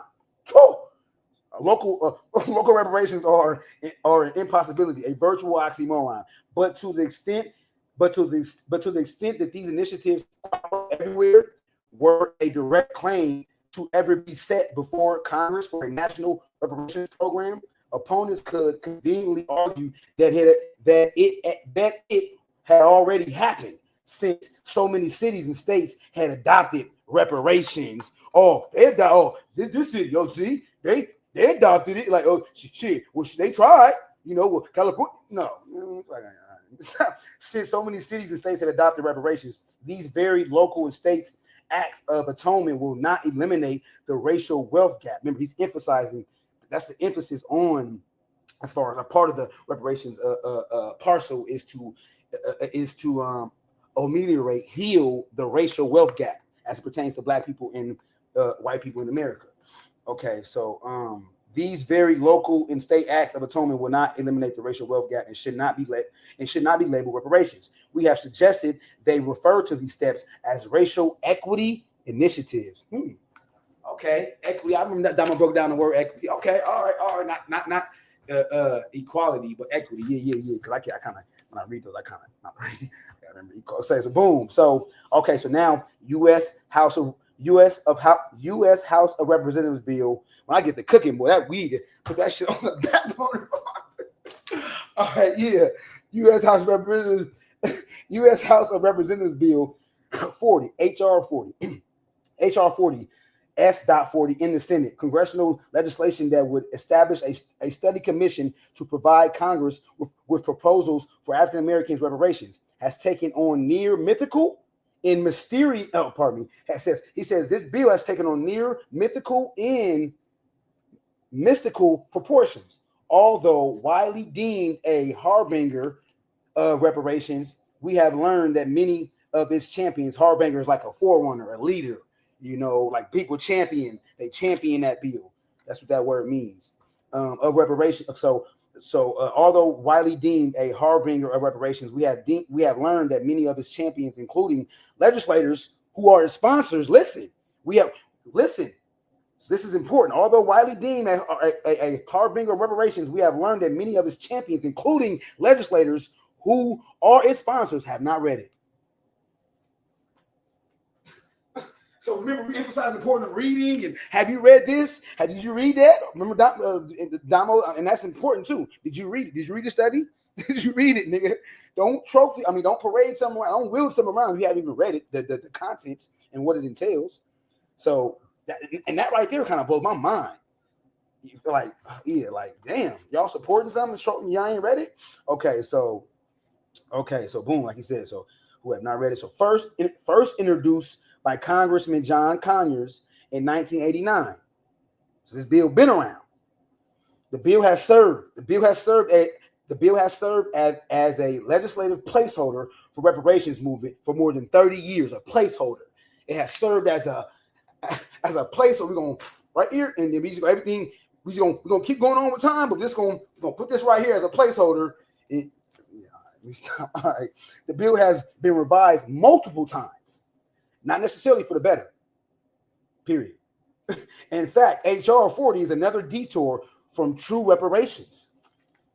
The most recent revision took place immediately before the bill finally came out of the Judiciary Committee for consideration on the floor of the House in April 2021. While the original version of HR 40 hardly was a model of perfection, the version reported out of the Judiciary Committee is deeply flawed.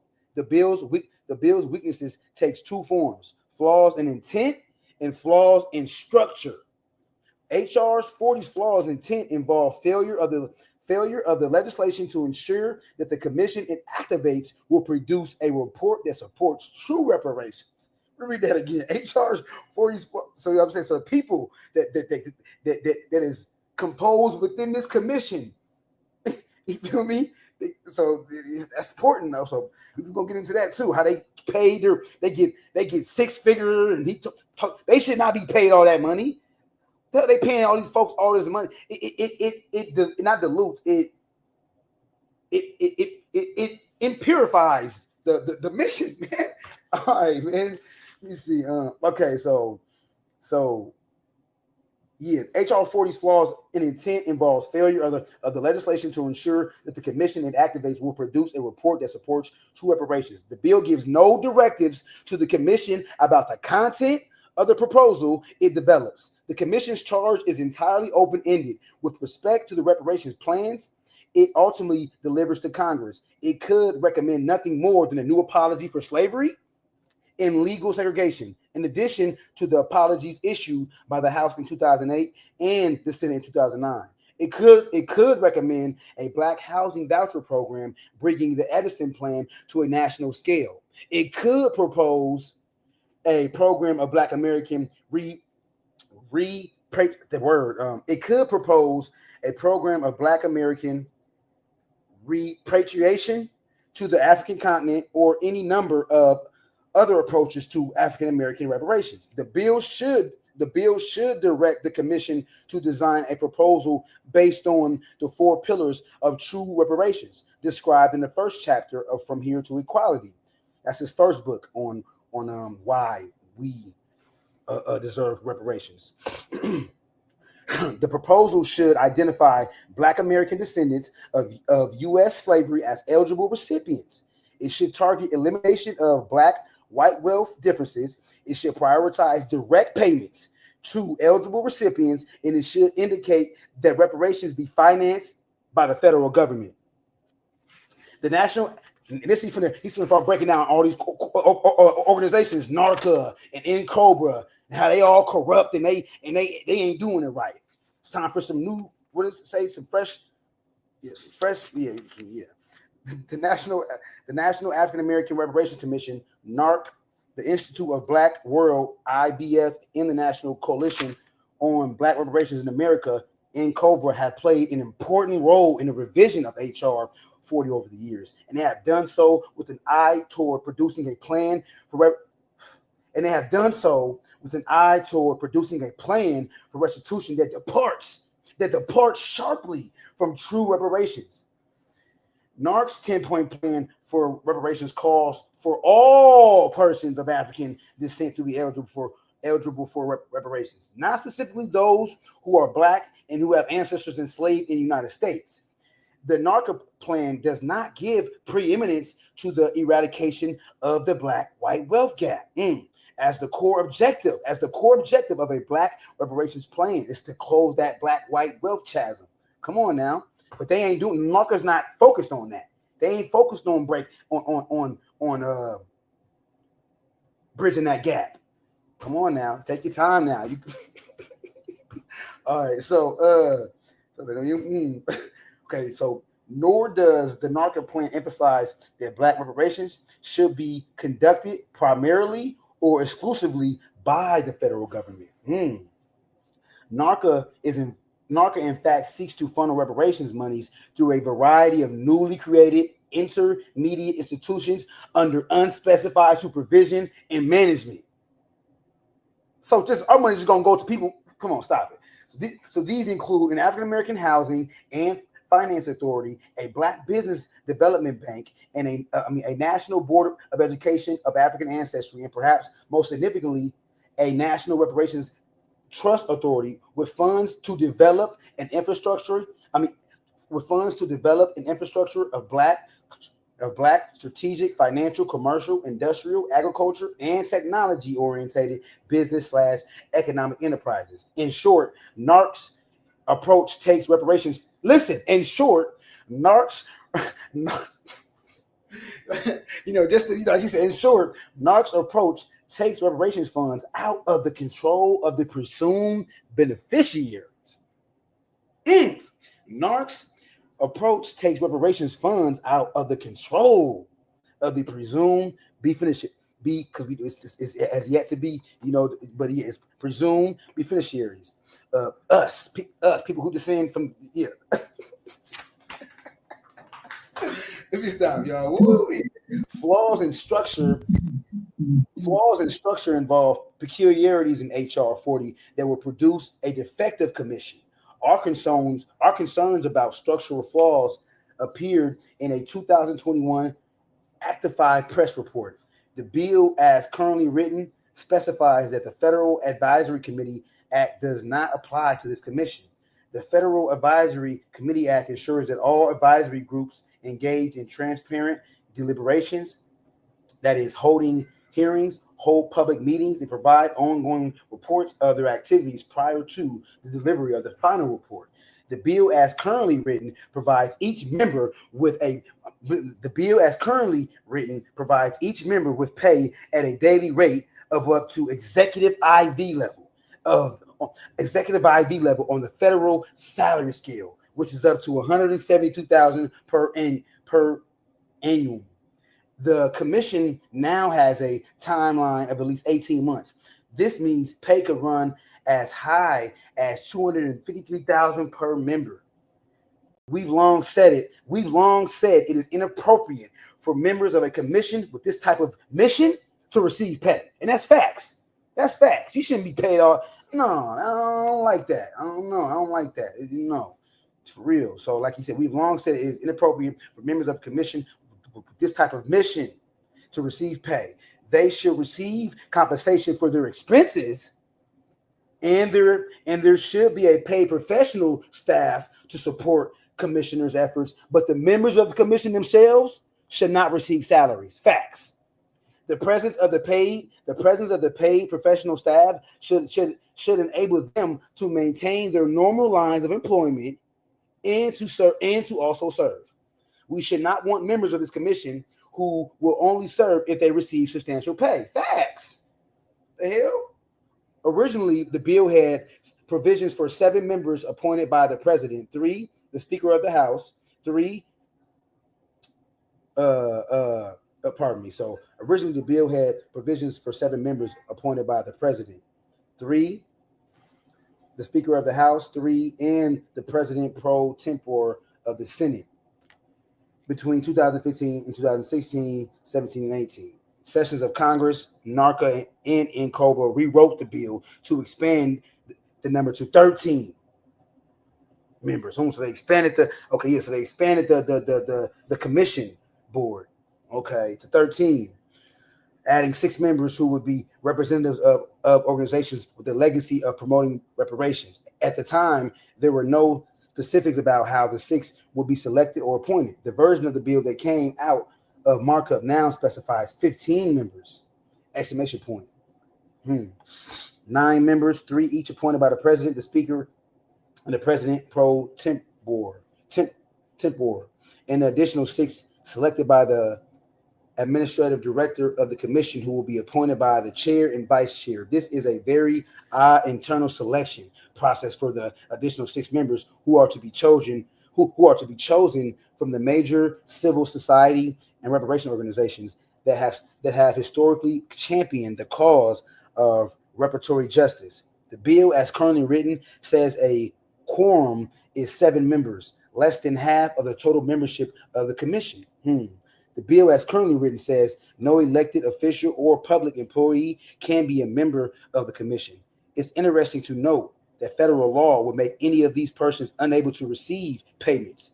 Consequently, the bill, as currently written, ensures that every member will be eligible to receive a salary. So we view the assignment of authority to the administrative director of the commission, who will not be a member, to select 6 of the commissioners and the constitution of a quorum by a minority of the members as highly unusual arrangements.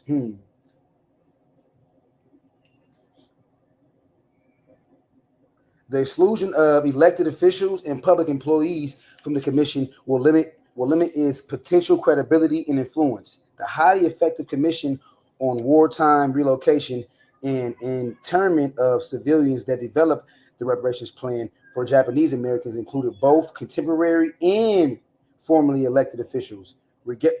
Regrettably, support for H.R. 40 will derail African American reparations.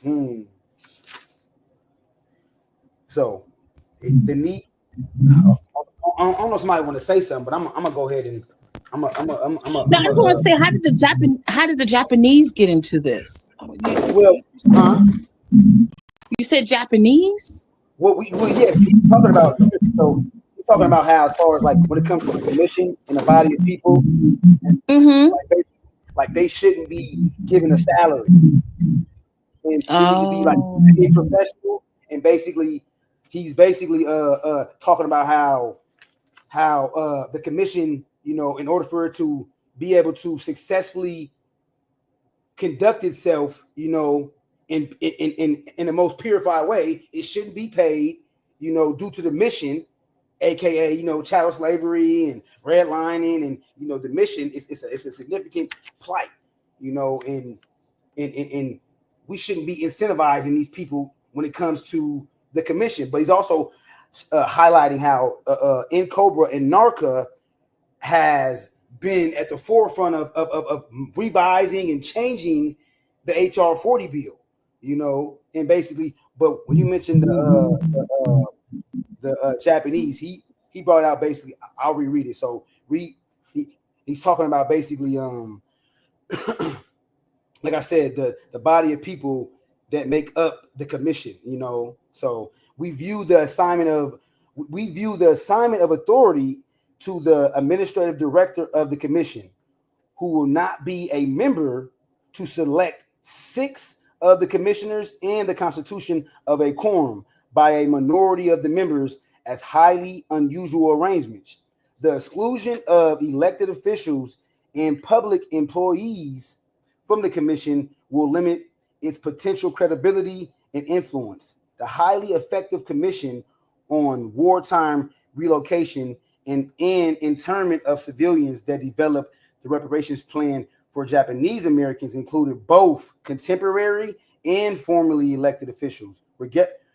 Regrettably, support for HR 40 will derail African. Regrettably, regrettably, support for HR 40 will derail African American reparations. So, what I get from what he's saying is that he threw the I ain't gonna lie. You're right. He threw that in there. Let me read it just so I make sure I got it downloaded in the. Okay, so highly effective commission.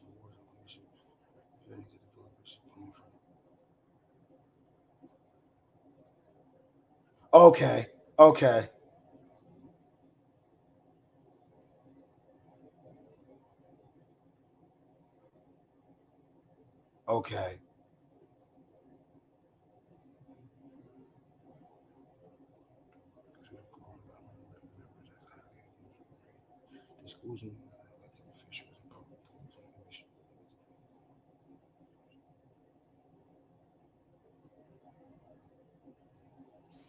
So this person don't like Nkobo?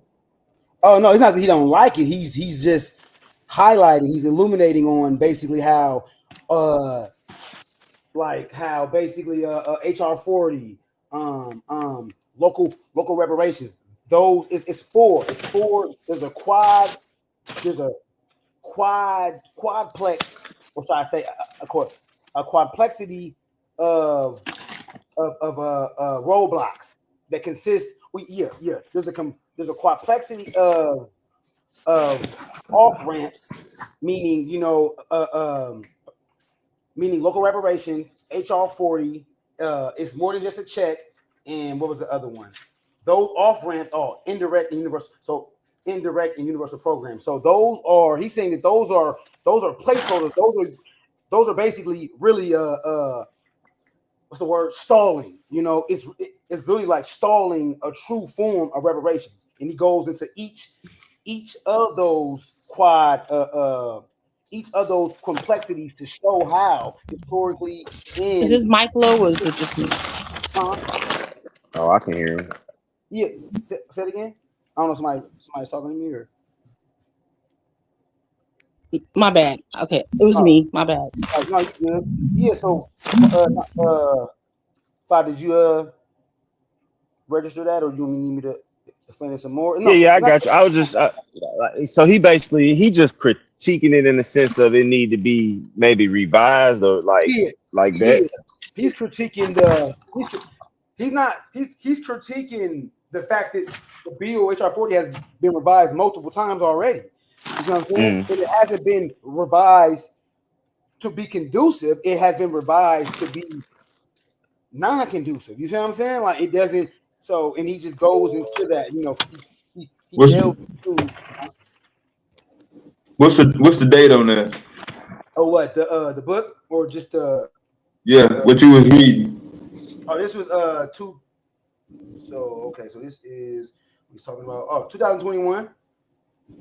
Oh, okay. Because they just reintroduced it last week. I put that in the article in the chat.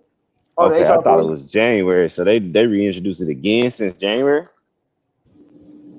Remember, the bill been around since '89. Yeah, since January. That's correct, Bob. Oh, okay. Yep. So they is trying to get it pushed in if they reintroduced it already. Yeah, the black woman from Pittsburgh area in Pennsylvania, Summer Presley? Lee. Oh, I'm thinking Yeah, of Ayanna Ayanna Pressley. Pressley. Her name is on it also. Yes. Oh, Oh, you talking about the HR40 joint, right? Yeah. Okay. yeah.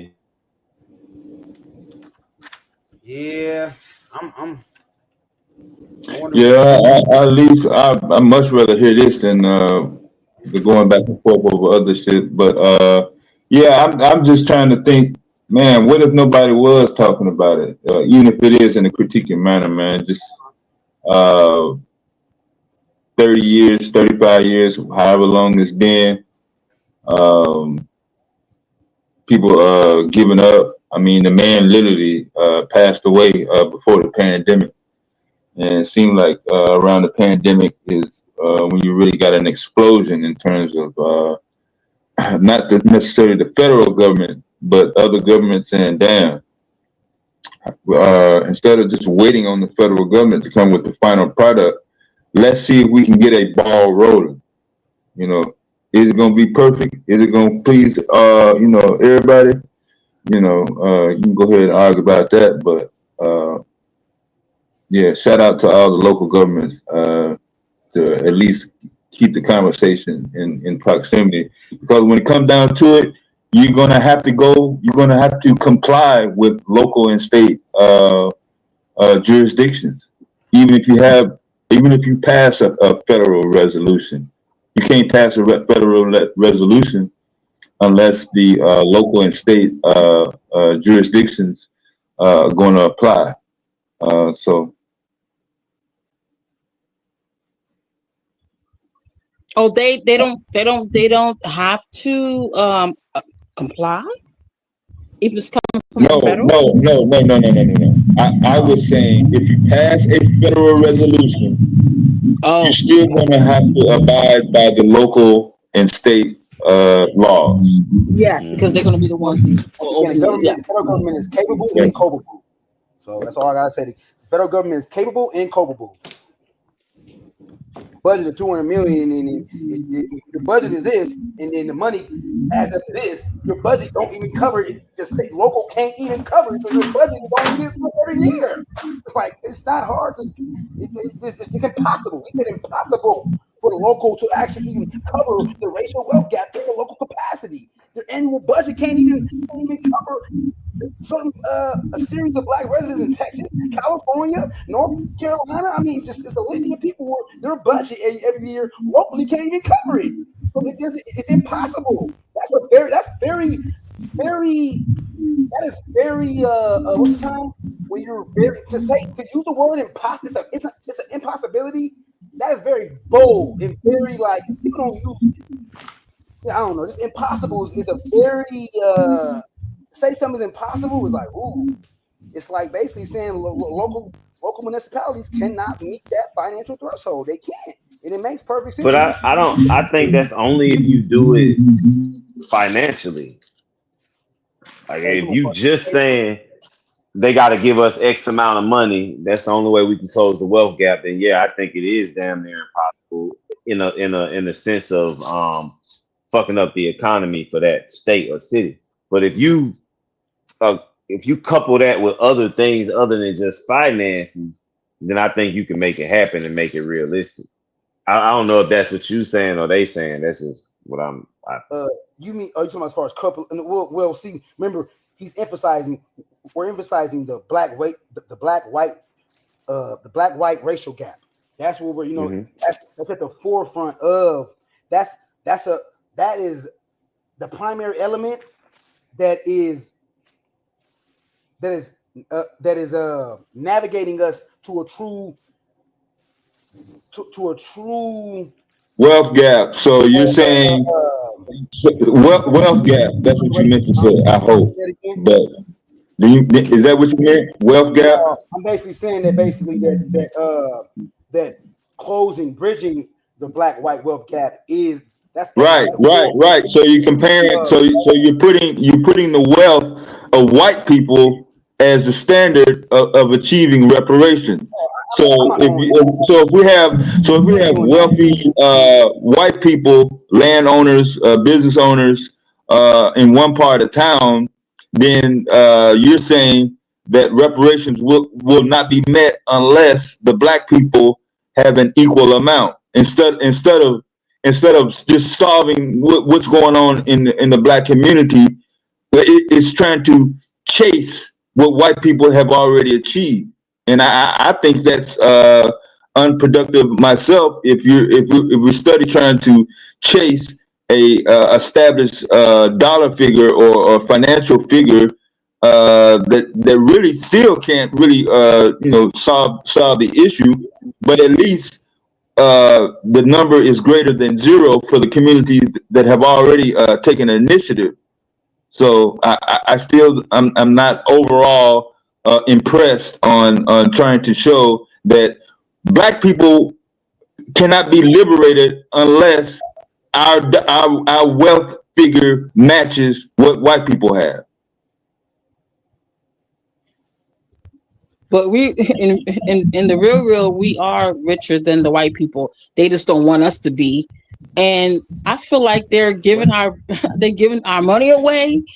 And what the white people got to do with our what do white people have to do with that though? That's what I'm trying to understand. Is he just speaking from statistically? I'm so sorry. I have a list. I'm sorry. Are you speaking from statistics or something or whatever? Well, so you don't feel like we need to be focusing on closing the black white wealth gap in this country? I just don't know what it has to do with us. We do need to focus on closing it, but yeah, I'm just not saying you. I'm saying what they. I'm saying everybody doesn't need to have a Jeff Bezos bank account or a Warren Buffett type of financial value. That doesn't that's not realistic either. So we just need to stop seeing it be so disproportionate as far as how we are able to live, the money we're able to make, the access, all of those things need to be equitable and equal. Like we don't need every black person to have the amount of money every white person has. I think eventually we will if we do like Dev saying, close the wealth gap, but also like change the system to where it's no longer holding this section down.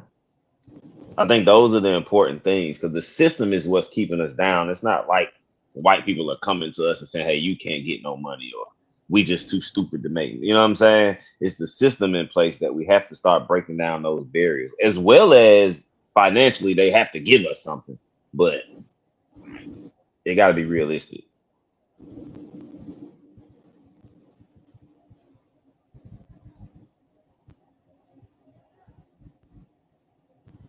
I understand what you're saying, but we're not like borderline kind of getting on that. It needs to be more than a check kind of narrative. Like we're not borderline in that, because that's actually literally like he has a breakdown of it needs to be more than a check. That whole that this often made assertion the reparation should be more than a check trivializes the life-changing effects of each black household having an additional $849,900 in resources measured in 2019 dollars, or each black individual claimant having an additional $357,000 in resources. As we have said before, reparations will not solve all problems that confront black Americans. For example, the recent national and international wave of protests against anti-black police violence triggered by the highly visible execution of an unarmed and prostrate George Floyd brings to the force a seemingly eternal problem of atrocities associated with law enforcement practices. Reparations payments alone are unlikely automatically to alter those practices. So reparations payments alone are unlikely automatically to alter those practices. However, $840,900 increase in net worth per black household could have a dramatic impact on black health outcomes, home ownership, education, economic security, and more. That's true. I totally. So I want to say that I'm not speaking. I'm not speaking against what you like, dude. I'm not speaking against him and what he's saying at all. I'm not, because he's only, just like I said, he's doing what any of us would do if we looked at a reparation bill or a bill. We're gonna critique it. and say how we feel about it. So I'm not knocking him for that. Yeah. I'm only suggesting that whoever puts forward a bill, it doesn't just need to be financially. Because let's say we do give every black family that $800,000, right? I agree that is going to do some things for people. But without financial literacy, without the barriers being broken down in these systems, without certain things being put in place and provisions being done, then we're going to end up with the wealth gap still the same because nothing changed in the country we live in. We just got some more money. It's like everybody hit the lottery, and then a few years later, all that money gone. You know what I'm saying? Not to say niggas don't know how to handle their money and shit. I'm not saying it. You know what I mean? But be realistically, if you don't break down the barriers that the system has set up against you, you're gonna fall victim to them again. That's all I'm saying. I mean, then there should be some type of class or test of something, a provision or something that you have to take or get in order to receive the money. And if that's the case. Well, I don't think you should have to take those classes in order to receive the money. But I do think those classes should be given to. I think the money should be given to us regardless. That's owed to us. But I do think they should have classes and stuff like that to teach financially. Like those should be set on, just like you set all these churches and alcohol stores and all that on our corners. Set these places up on our corners, and they should be free for us to go to. We should be able to attend classes in universities and community colleges without having to pay for them. Like all of those things should be included. Because Native Americans can go to school for free. We should be able to go to school for free. I mean, all of those things should be included. Come down on your volume a little bit on your speakers, Miss Demi. There's feedback into everybody's mic. Yeah. Maybe I should come back in.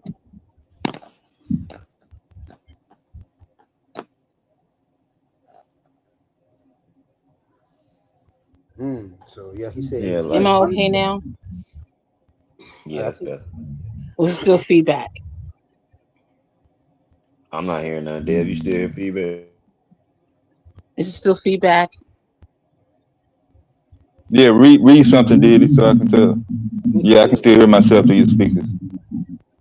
Okay. Just come down on the volume just a little bit. That's all it is. It's not a connection issue.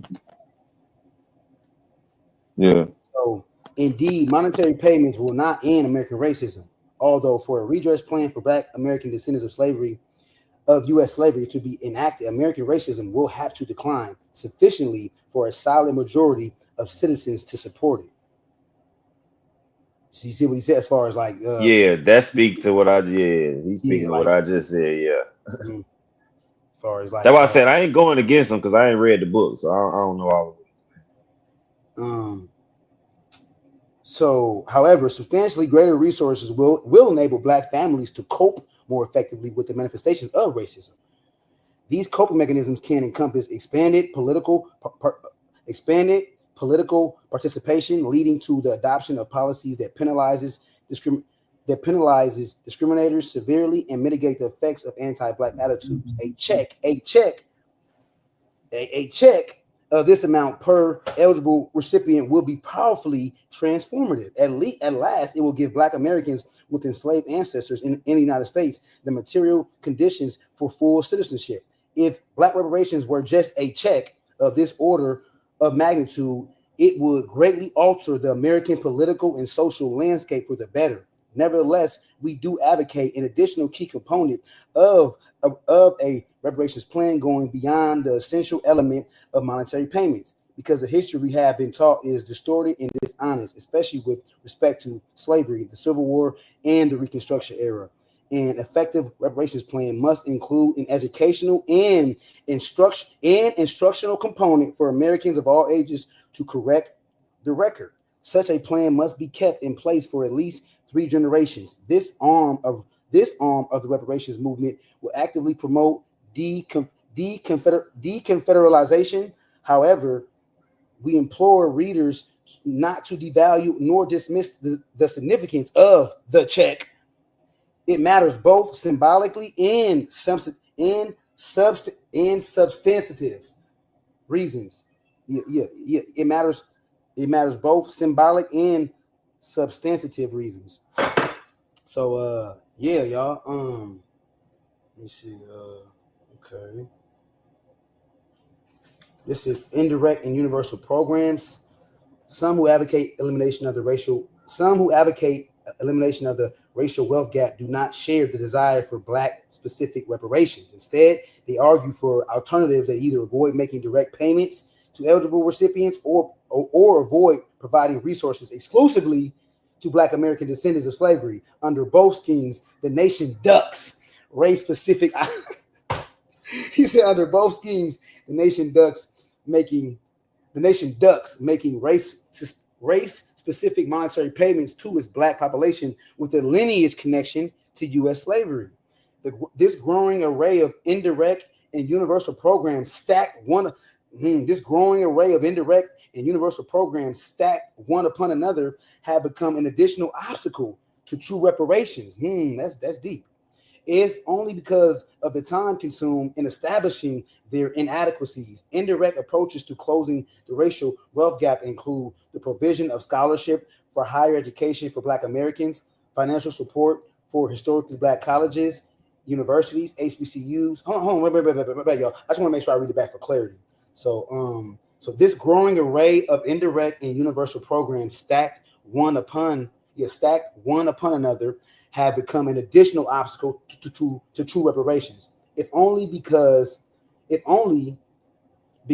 the time consumed. If only because of the time consumed in establishing their inadequacies.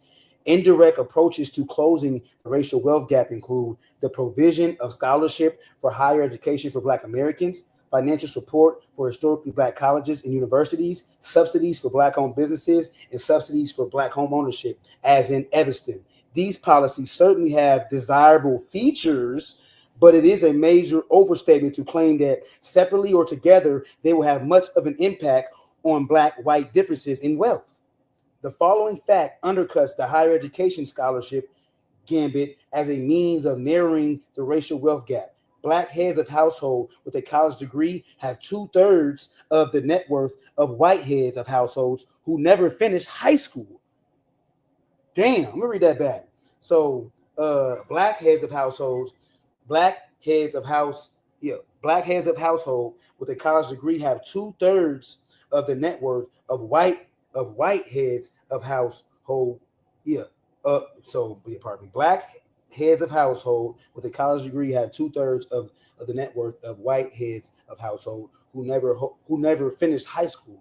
Greater Black educational attainment hardly offsets the inherited advantages in wealth transmission held by white Americans. He said greater Black educational attainment hardly offsets the inherited advantages in wealth transmission held by white Americans. To the extent that the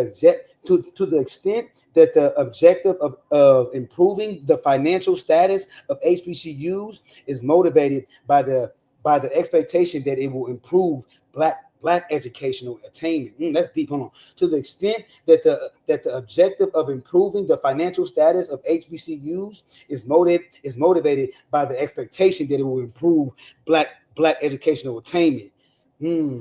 Okay, so like if that is like when we presume that helping out an HBCU is going to help the entirety, it's going to help Black folks as a whole when it comes to educational. When it comes to education, that's what I get from that partly. It's starting to sound like he's saying we just need a check. That's what it's starting to sound like. I don't know. It's like he's speaking against other stuff. How do you reconcile 14% of the population or whatever the estimate is to be on an equal wealth status for 70 to 80% or whatever that number is? And I'm just saying, even one check to each individual is not going to do that. You have to maintain cost of living and other market conditions for that. So I agree. Education, the access to housing, sustainability, other factors would come into play, but it's much easier to do that if you have most of your or a large portion of that dedicated to making sure those things are in order. Remember, y'all, this chapter is just highlighting how it's because I don't want you to think about this chapter is just highlighting how how there's four cogs in the machine that's ultimately stopping us from getting to a true representation of what reparations would be. And and then he's just going down the list of those. So he's not just he's emphasizing he's emphasizing the direct payments. Hell yeah, he's emphasizing that there should be direct payments, and but he's not saying that it only should be a check either though. So I'm saying, but I know what you're saying, Monte. But that is at the forefront of it. Hell yeah, direct cash payment. Yeah, to me that's the main element is the money, because you can't do shit if you can't take care of yourself financially in this world. But like even $800,000, that's really not a lot of money. It's almost not even life changing. Do we pay taxes on this? Do we pay taxes? Is this part of the? I would rule or declare that we shouldn't pay. I mean, it's coming from. That would kind of be stupid if we did. Oh, okay. $800,000 in New York City, and $800,000 in Dallas, Texas, and $800,000 in Evanston, Illinois. Those are not going to bridge any type of gap with white folks, nor guaranteed to address whatever objectives that would be laid out in a reparations bill. Families have different makeups. A family of 5, a family of 1, couple with no kids, disabled. I mean, the nuances in that. I mean, it's just to have a single amount for no matter what your circumstances are, and people have people in their families that they're going to be disabled, handicapped, chronic diseases, and these things are rarely going to be immediately addressed or resolved if we're putting our primary focus or putting a lot of focus on making sure that the wealth number is going to be increased, and the wealth number of the white family is going to remain the same, and all we got to do is catch up with it.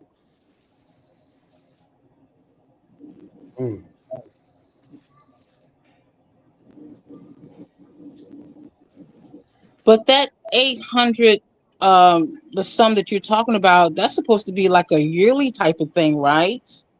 Not just a one-time payment. He doesn't specify. He doesn't expound on. I was taking it as a one-time payment. Now, if you talking about annually, that's different. Don't they get money every goddamn quarter? Don't certain groups. If you talking about some annually or quarterly payments, that's totally different. I mean, it is ours. It is ours. It's our inheritance, basically, that they're keeping and they're funding, and they're, they don't want to give it to us, basically. That's how it sounds. It sounds like if we give some niggas some money, they just gonna go ballistic. That was like an insult when he was reading that. Not you. I'm not saying you. I was just saying, as far as what you was reading, it was like, well, if you get these niggas these money, it's gonna change everything for the worse. But I would argue that we shouldn't take it as it's just true. If you give people, it's not just black people. If you give anybody who doesn't have financial literacy a load of money, they're probably gonna mess it up. Like, that's just anyone that's not financially literate. That ain't black people. So I think that's why I say it should be accompanied with other shit. Because if you give you give me 800,000, it's not no guarantee I'm gonna come up off of that. I might fuck it up. You know what I'm saying? I like to believe I can do right with it. but I don't know. Never had 800,000. You know what I'm saying? I've never managed that amount of money. So for me to just assume that I'm gonna do right with it, I might go do some endeavors and fucking run it. You know what I mean? And I'm blew my inheritance. You know, that's That's why I true. say Because like people. all of these things have to come up. Go ahead, sir. No.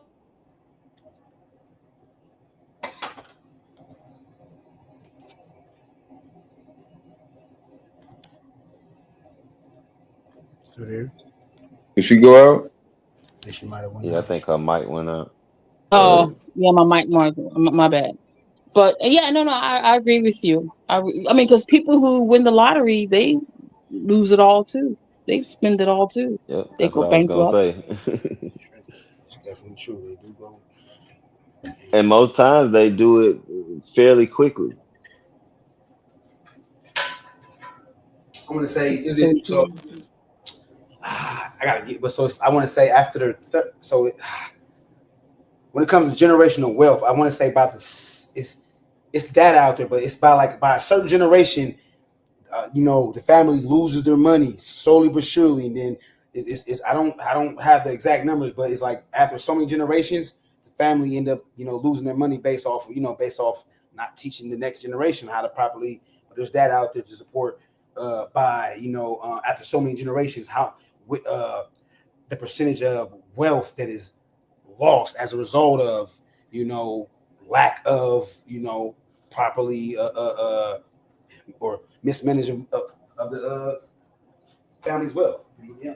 To that point, Diddy, how do they ensure not just that wealth gets paid? Like, is it just the generation that was here when the bill got passed? Is it for a certain? I don't know if anybody put this in the bill or not. Is it for a certain amount of generations? Because this been going on since the 1800s. So from then till now, people have been affected. So like, when's the cutoff point to when y'all sending this money out or doing these provisions for our people? Like, you know what I'm saying?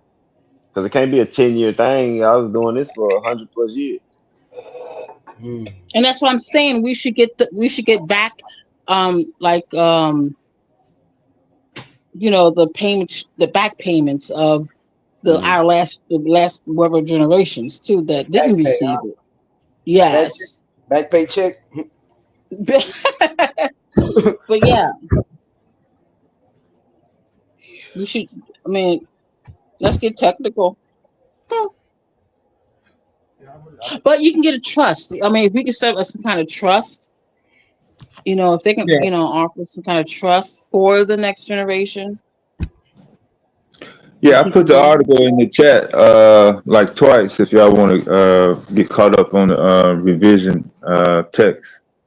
Like I said, it's dated May 15th, 2025.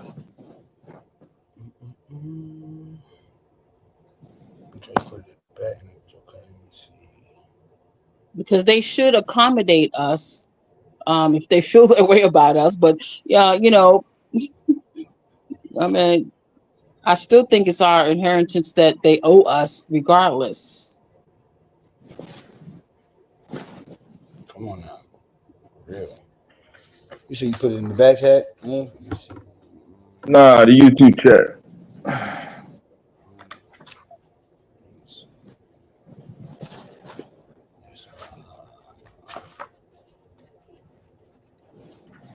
But yeah, so basically he's just pointing out the flaws. Like he's just showing out how it's just flawed. Like the HR. Drop it one more time, there. I definitely. My bad, Diddy. I got you. Yeah, I see the flaws. Yeah. Like people getting paid and people on commission is getting these large salaries. So that doesn't it's not good for the mission. Like profit activism versus non-profit activism. But yeah.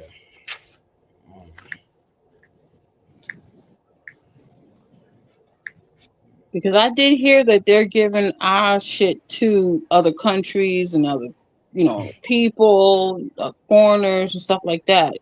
And this is totally, this got nothing to do with them, correct, guys?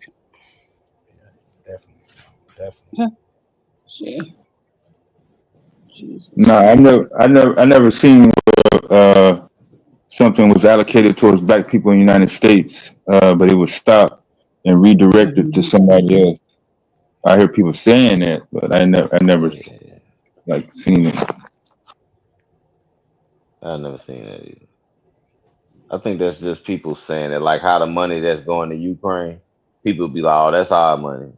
You know what I'm It could be. saying? Like, It's a possibility though, You because got you got the link. You got the link. My bad. yeah, I got it. I'm reading it now. No, it's not a possibility. okay.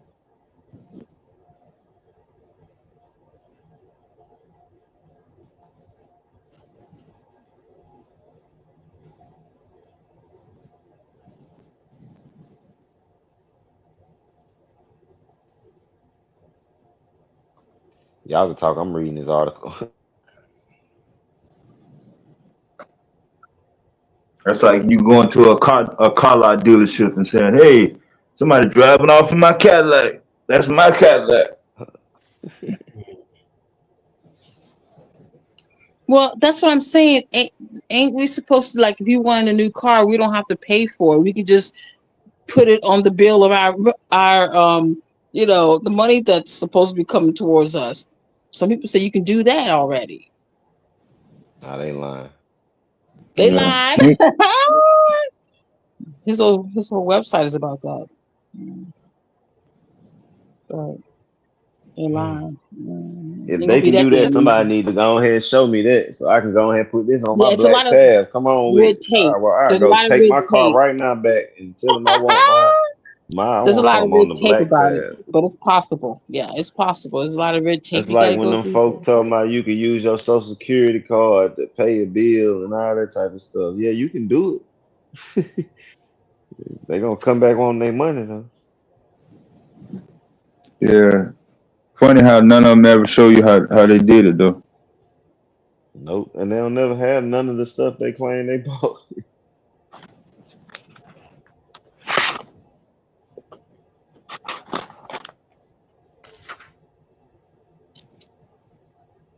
It's kind of crazy how they word some of this article there.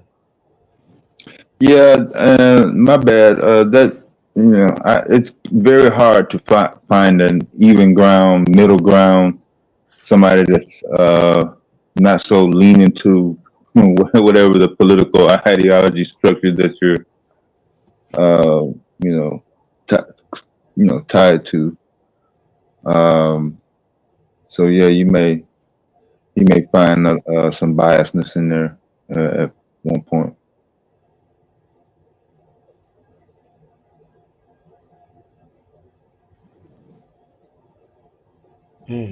So I'm gonna let me cue this off. So he basically, I'm gonna just read this part, read the last part, because he's basically outlining what he means. So each of these off ramps uniquely fails to provide the necessary acknowledgement, redress, and closure to Black American descendants of persons enslaved in the U.S.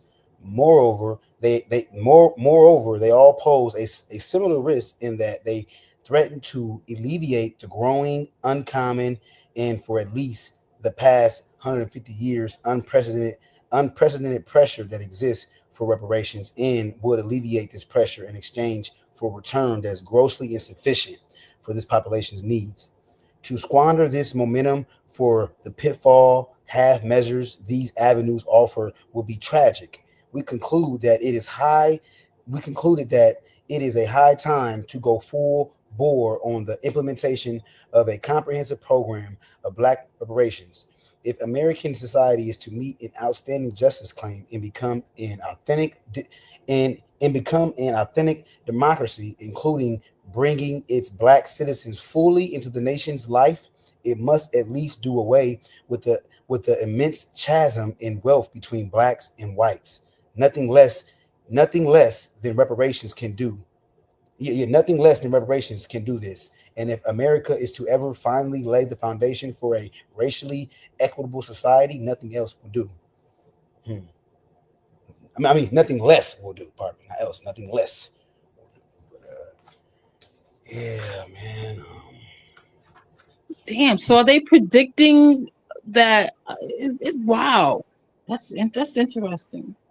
Wow. List of documented massacres. You better do this research, man. You know, list of documented massacres, instances of mob violence perpetuated against Black individuals, Civil War through 1950. Shit. But yeah, man, just a list of all the everywhere from. What's up, family? What's happening with y'all? What's up, GQ? Everything good, man. Look, you know that article you got in there, Dev, that you just posted a link. It ain't like just smoke and mirrors, man. Because I'm tripping on like why when they got Republican executive office, Republican Congress, why do Black Democrats want to introduce the reparation bill now, but they wouldn't introduce it in 2021 when they had the full Congress and a Democrat president? It's just crazy.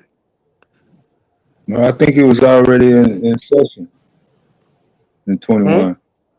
Wasn't it already in session in 21? No, they just I don't know when it fell off the. You know what I'm saying? Like. No, it wasn't in session. Go ahead.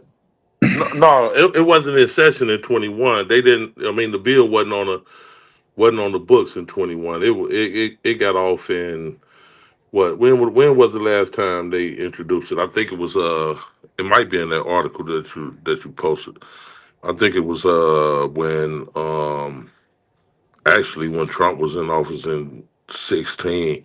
It's like every time the Republicans take office, then they want to introduce the reparations bill. Well, when you got the Democrat president, you don't want to put it before him. You know what I'm saying? And you had the whole Democratic Congress. You know what I'm saying? In 21, the Democrats had Congress, they had the House, they had Senate, and they had the president.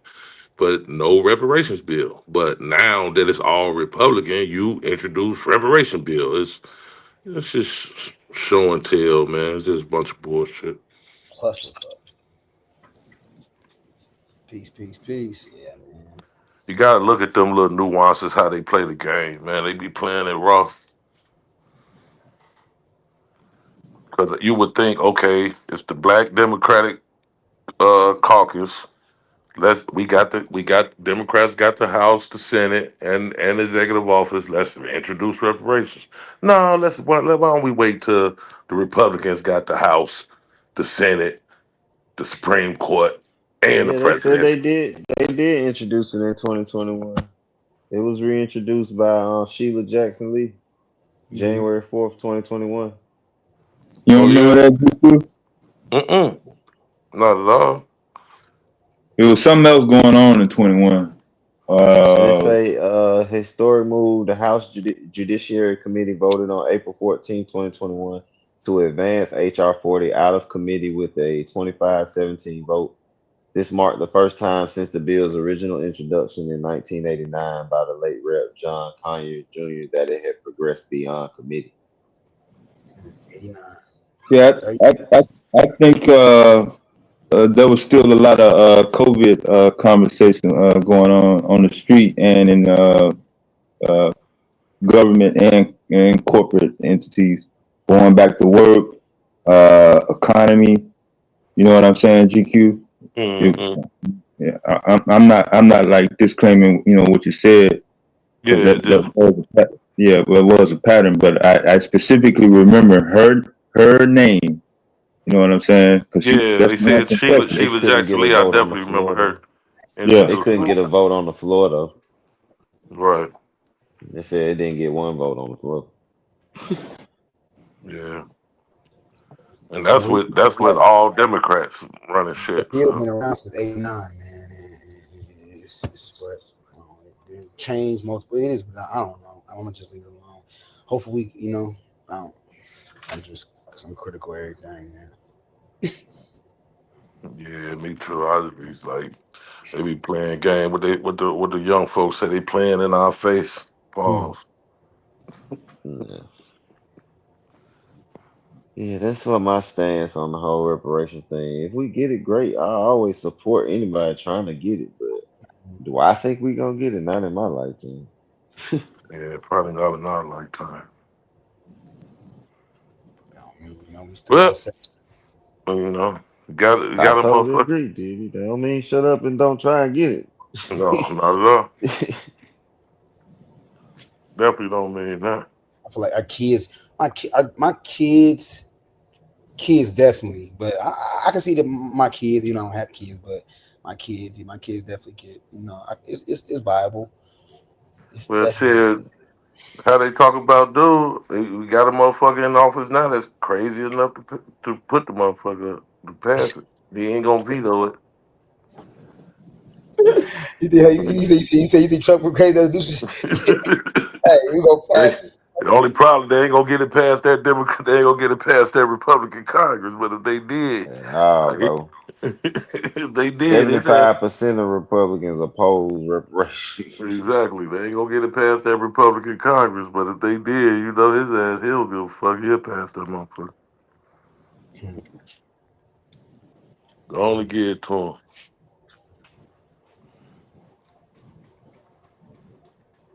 He's going to everything. September 11. He's talking about them, how they got their September 11 victim compensation fund. They got they said they set aside that he's going, he's letting you know, he's basically just, you know, going through the, you know, I'm talking gonna about tell you what we everybody. really need. Diddy, we need a nigga like you to fucking sue America, bro. Somebody need to really actually sue fucking America with a real fucking case. Like, hey, y'all niggas over. It's probably a few on the books. Americans We'll held have to by find the event with it. I'm gonna yeah. look it up. Dr. Clyde Anderson, though, we got to put some respect on Dr. Clyde Anderson. You know, he got the Harvard Institute, right? And you know, he's been in court. Like he's been in court. He's been in court for a long time. You feel me? On behalf of us. So when Taz asked about, like, you know, like as far as, you know, because, you know, this time where we'll say, hey, listen, we'll say a name, but not elaborate on, you know, on what that person, you know, we'll just throw a name out there. And he's right about that. We'll throw a name out there and just, you know, don't follow up with nothing else, or don't elaborate on what that person's format was, you know.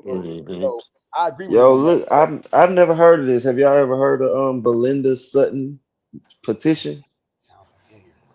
I heard of Belinda Sutton, but not nothing about the petition. It's a in 1783, a form. I was just looking up, has anybody ever sued America? Blah, blah.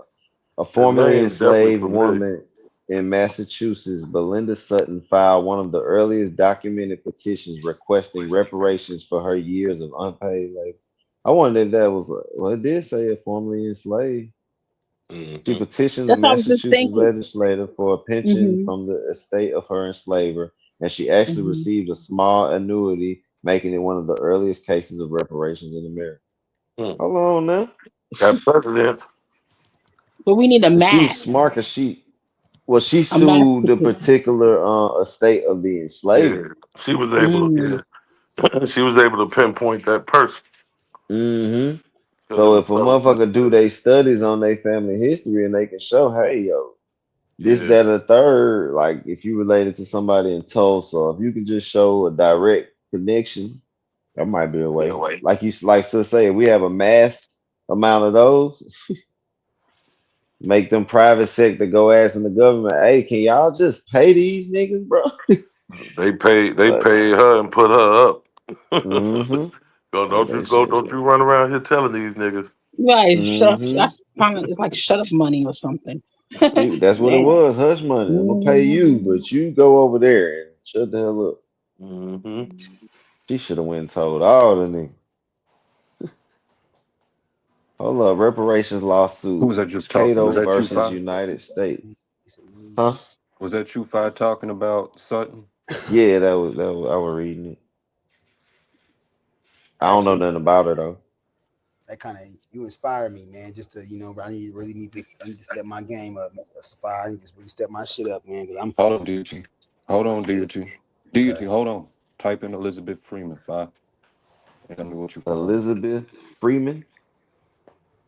Yeah, it should be a school named after her. Elizabeth, did she sue? Is she also known as Mum Bet? Yeah. Was an enslaved African American woman who in 1781 became one of the first to successfully sue for her freedom in Massachusetts. Her landmark case, Brom and Bet versus Ashley, played a pivotal role in the abolition of slavery in the state. Hey, I never heard of her.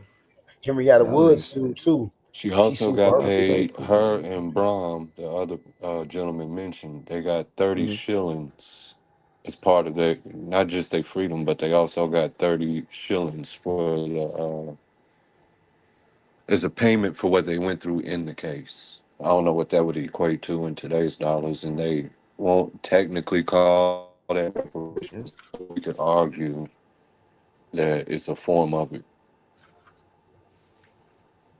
I'm saying, yeah, Just that's to give just you what you another one to said. keep in the library.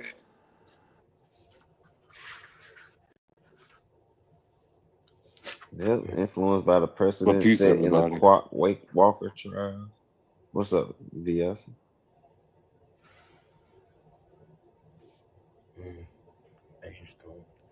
Upon gaining her freedom, Freeman chose the name Elizabeth Freeman. She declined offers to return to the Ashley household as a paid servant and instead worked for the Sedgwick family as a domestic worker.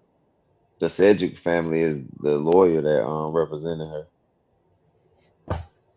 Freeman became a respected healer, midwife, and nurse in her community. After 2 decades, she purchased her own home where she lived with her children. And that was in the 1700s. So, well, the 1800s at that point.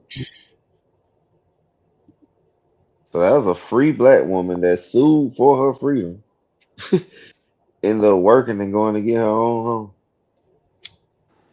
You want an ill one to go with it? Hell yeah. Gabriel Coakley, he was a slave in D.C., got his freedom, bought his family's freedom. Well, not, yeah. Bought his, this is where it kind of gets tricky, y'all.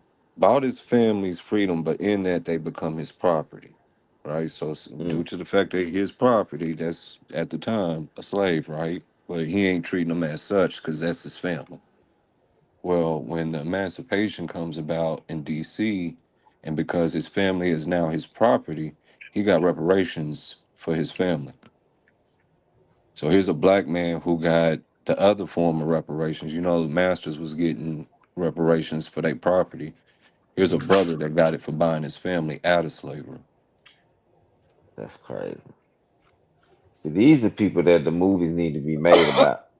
And we need some YouTubes and stuff about these folks. Because I've never heard none of these stories. So we can sue them then for not giving up what's ours then. I mean, fast Basically. forward now, it's a they hit you with the what's that? They hit you with the famous statute of limitations, and it's anything's possible. I feel it's possible, but it's just you gotta have a body of people though. Clearly, Johnny Cochran and Charles Ogletree was, they had a body of people. I ain't gonna. I don't want to say I can't, but yeah, it's gonna take more. I can't do it by myself. I need people who's I Yes, need a best. body of people. Yeah, That's one it's thing best. I'm able to do by myself. I'm not gonna say I can't because I don't like saying I can't, but I'm unable to do. It's gonna take a congregation of people, you know. Man, you got 1,489,000 Yeah, petitions. representation. Yeah, sign petitions. Yeah. Yeah, all that. Hey, Yeah, I petition. just tossed y'all.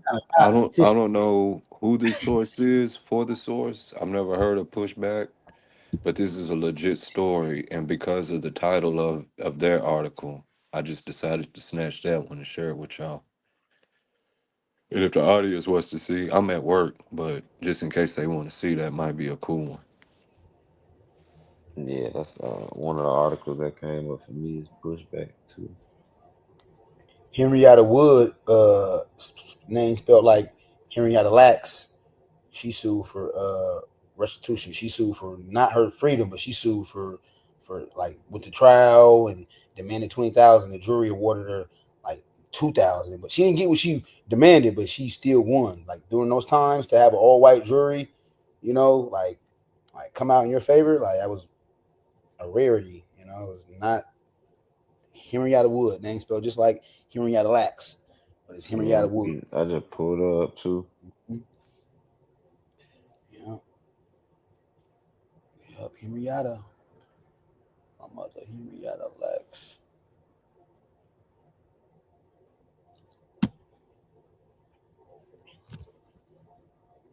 Oh, she was kidnapped and re-enslaved. Mm-hmm. Restitution. Say Wood was deceived by her employer, Rebecca Boyd, into crossing the Ohio River into Kentucky, where she was kidnapped by Zebulon Ward, a deputy sheriff. Ward sold her into slavery, and she was eventually purchased by Gerard Brandon, a prominent Mississippi plantation owner. Wood endured grueling labor and abuse on Brandon's plantation and gave birth to a son, Arthur, during this time. Even after the Civil War ended, Wood remained enslaved. Brandon moved his slaves to Texas to avoid emancipation efforts. It wasn't until 1869 that Wood finally secured her freedom and returned to Cincinnati.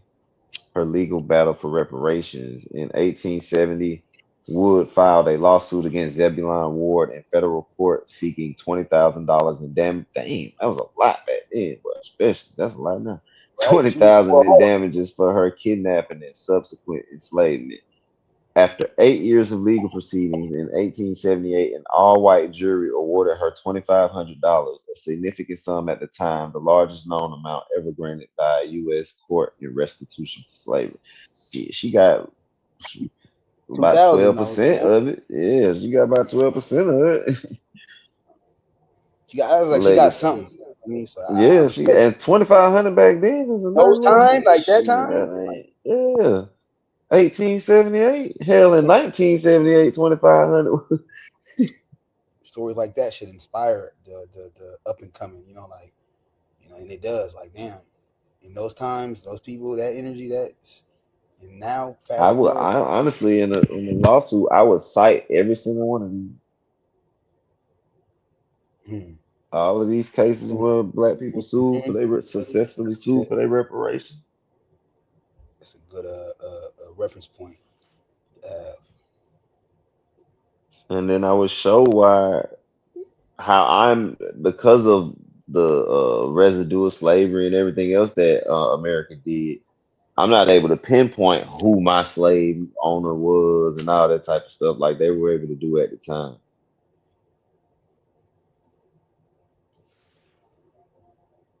But that's due to America trying to hide what it did. Or overlook it.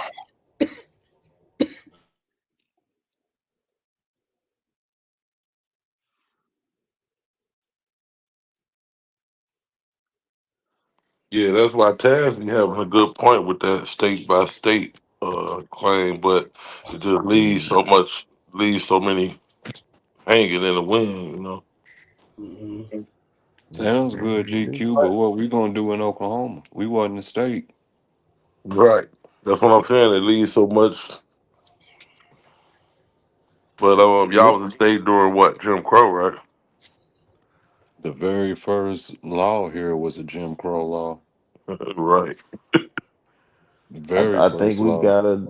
we gotta do our due diligence and go find out who these dang on slave owners was. I don't think just because they wasn't a state, I don't think that should delegitimize a person's stake in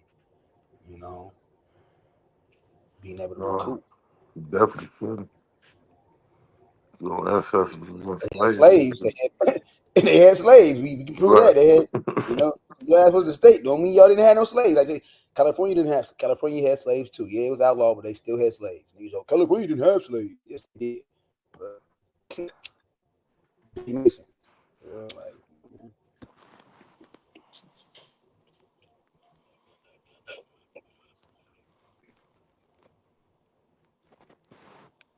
Yeah. What was Oklahoma at that time? Viasa, a territory or something? Yeah, Indian Territory. Mm-hmm. You'll see it listed as I.T on the maps.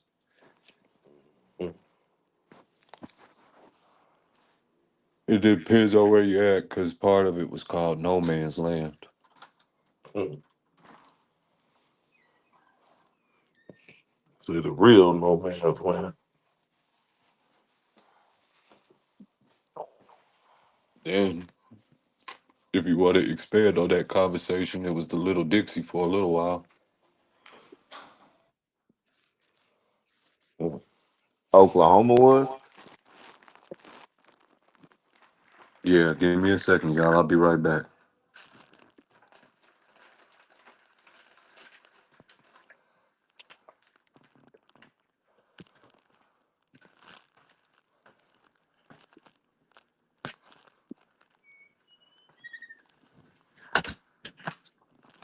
Y'all want to hear the anti-reparations arguments? The people who are, with the anti.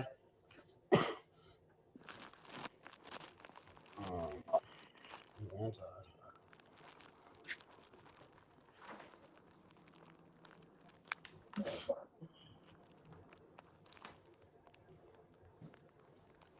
Yeah, they got a statue of Elizabeth Freeman in Sheffield, Massachusetts, and I think she's the only living descendant of her. They got a picture of her posing. Yeah,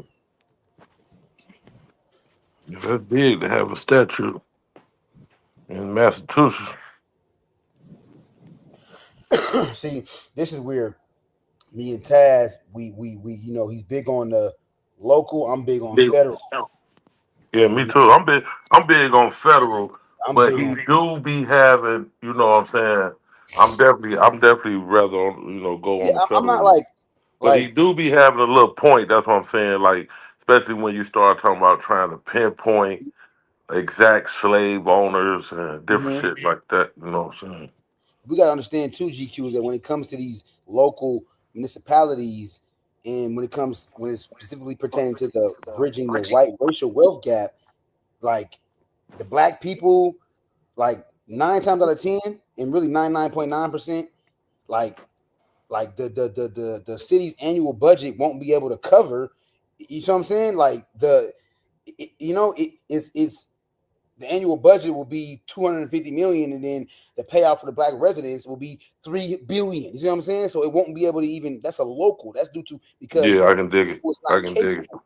It don't Yeah, I have the can dig it. financial money to eradicate the Mhm. wealth gap like the feds do.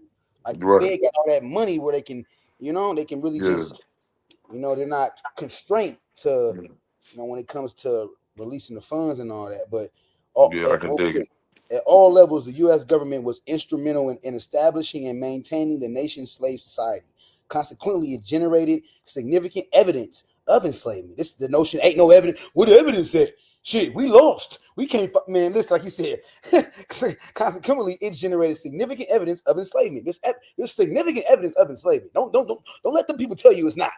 The black folk, it established the laws that created and maintained the system of slavery. The federal government created tax records, the federal census, which included slave schedules. It made federal court records involving enslaved people and maintained federal pension applications, which documented evidence of enslavement by freed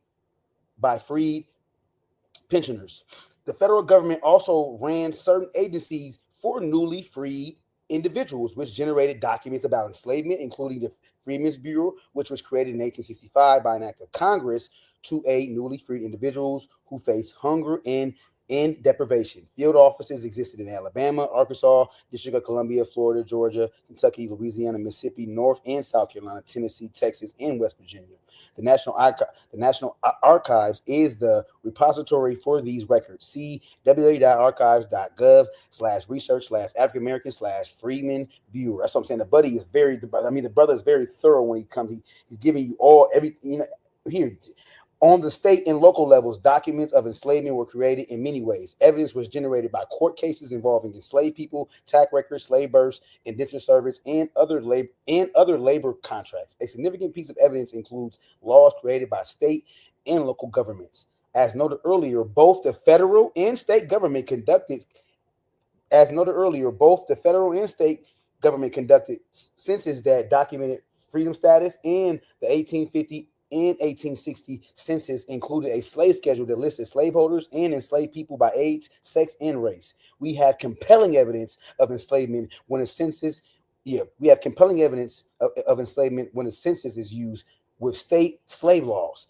Many state, I understand he's emphasizing federal, but he keeps saying state to me so many times. Many state laws were passed to maintain slavery by calling for the removal of free people of color. Consequently, any black or mulatto individual remaining by default must have been enslaved. In addition, since free people were enumerated on the census, meaning listed on the census, if individuals were on the 1870 census and cannot be located on previous censuses, despite their ages, then the logic of negative evidence tells us these individuals must have been enslaved. Another source of evidence is employment contracts registered with state or local governments. For example, newly freed enslaved individuals in certain states were required to be employed to avoid vagrancy charges.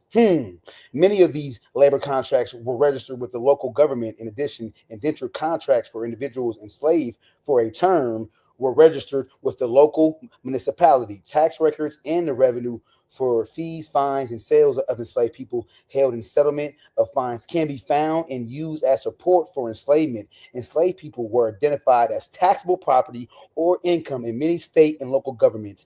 Tax tables listed the slaveholder's name and the number of enslaved people in many places. This information can be used with more direct data to bolster or corroborate other evidence, federal, state, or local court case, federal, state, or local court cases against cases brought on behalf of or by enslaved individuals or other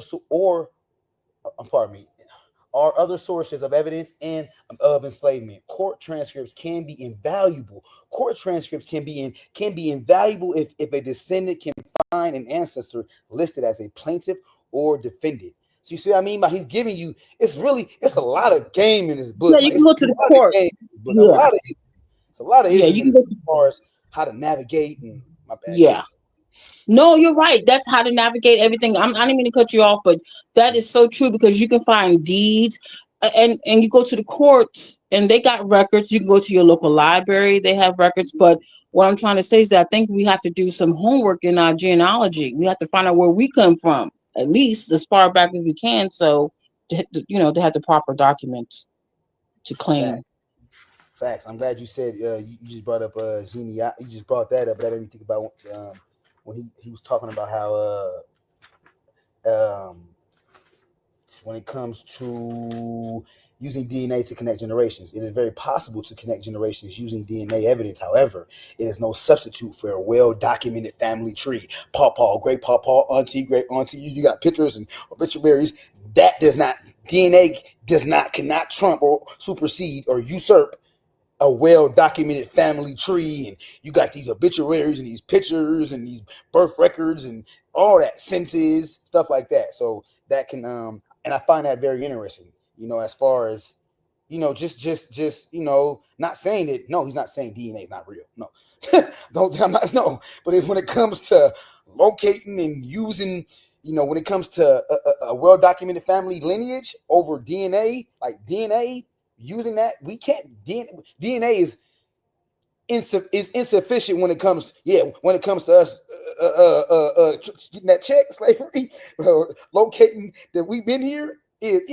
Now our ancestry outside of America, okay, we can locate that, but when it comes to America and our lineage, DNA is not really a good a sound, in sole singular method to use. And only that. So I just find that interesting. But you just brought up genealogy about DNA. It says is no substitute for a well-documented family tree. DNA can tell a potential. So what's preventing somebody else with a similar or even the same name from claiming your lineage? You said what's preventing somebody with the same surname? Mm-hmm. As well, I would say the potential conundrum with that would be that, I mean, that's like the slave the slave owners. I mean, like they would be potentially connected, but not connected in the sense of when it comes to the unpaid labor and the subjugation that we went through. They're connected as a form of descendant hierarchy and slavery. So I'm trying to, like, when you say, like, because I mean they can be connected. I said, as far as white folk, Willis. I know I'm Bruce Willis. My grandpa last name is Willis. Willis. I know for a fact that's connected to a slave owner, not slave master, but slave owner. Yeah, you have to look up the slave owners. I know for me, you got to look up. Well, not for me. You have to look up, because usually the black people's last names, the slaves' last names, was from their owners. Like my last name is Allen, so I have to look up and just say in my jurisdiction, whoever's last name is Allen, slave master whose last name is Allen, and just look up, because they have to register all their slaves. They have to, so they have their names and everything.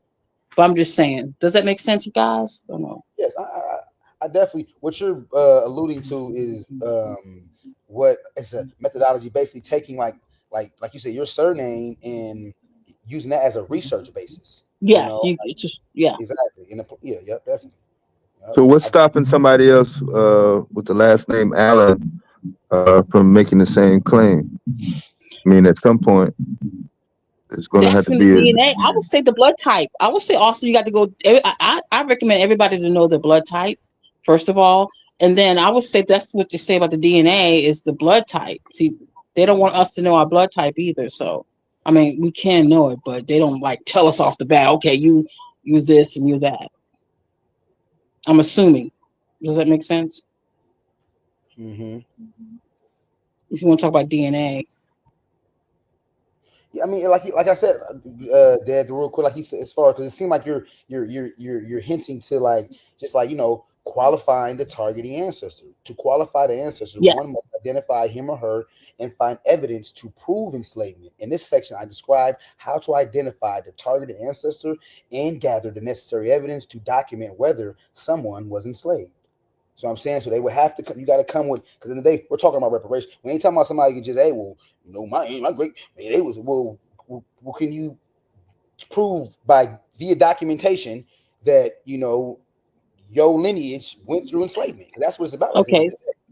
So our documents should match up. If it's someone else with the same last name as mine, I guess our documents should match up, which will make it even better.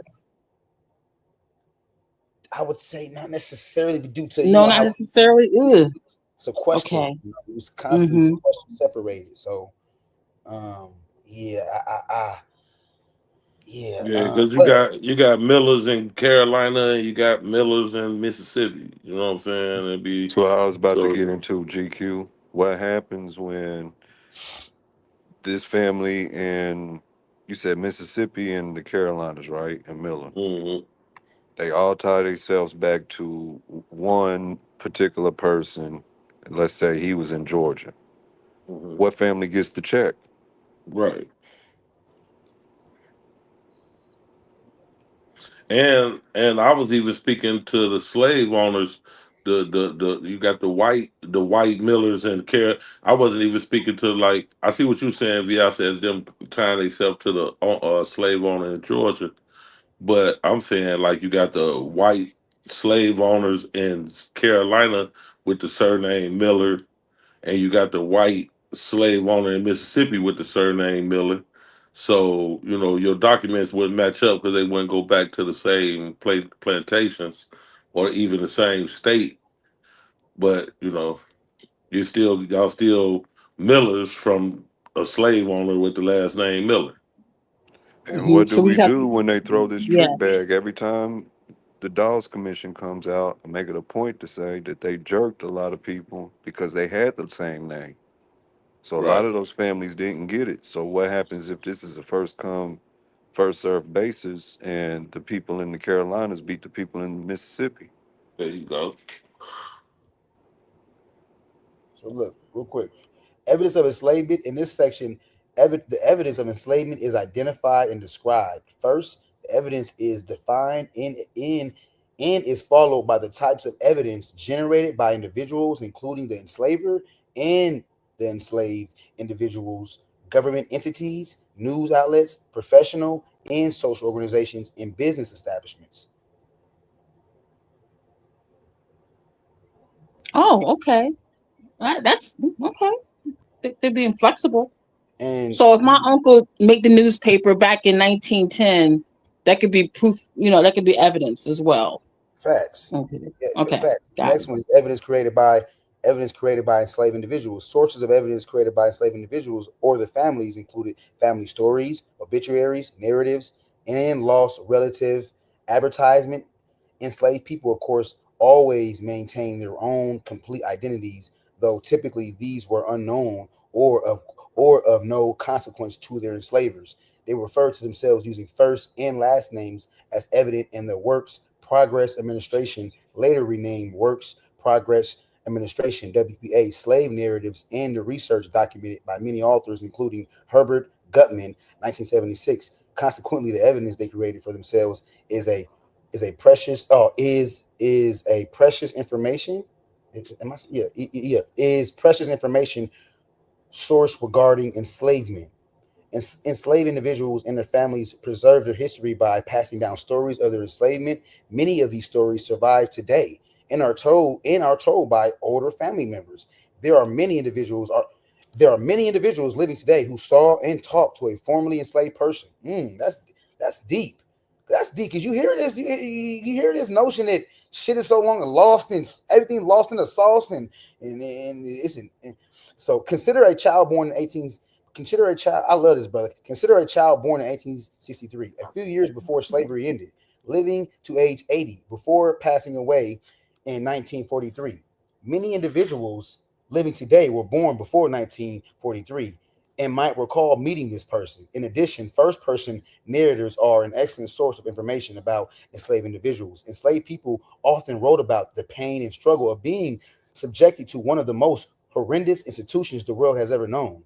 These writings make up a genre known as a slave narrative. Never heard that before. So these writings make up a genre known as a slave narrative. These are more than six Hold up, thousand. wait, deity, wait. As much as you read, you mean to tell me you've never read any of the slave Yeah, I'm narratives? tweaking.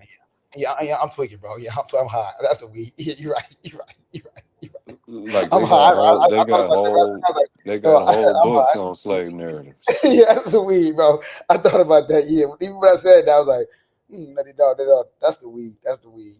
But before you go too far, because you're reading a But lot, and y'all was on surnames, hmm you mentioned, they'll identify with first or last. Does anybody want to throw their hat in the arena on what do you do when there was no last name? You simply going off of Cujo or July or Dimbo or Caesar or whatever the name of the time would have been. a pseudonym, not so kind of like not really No, pseudonym. no, not a pseudonym. These are just their names. There is no last name. It's just I'm giving you some popular slave names. Like Kunta. I don't think we're gonna find a lot of Kuntas, but I'm with you. I'm with you. Long live Bass Reeves and Kunta. Kunta. But that's a high possibility. And then as far as the surnames go, the main reason you're gonna see us keep Master's last name is solely so you can reconnect with family members. You get out of freedom, you start switching your name up, how people gonna find you?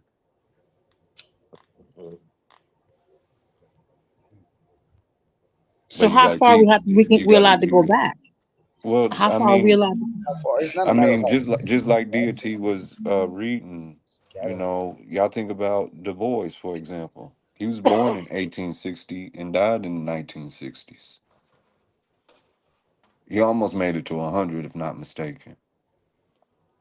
So what I'm saying by that is, no, we're not too far removed from it. At least those of us on the panel. I can't speak for everybody's age, Definitely not.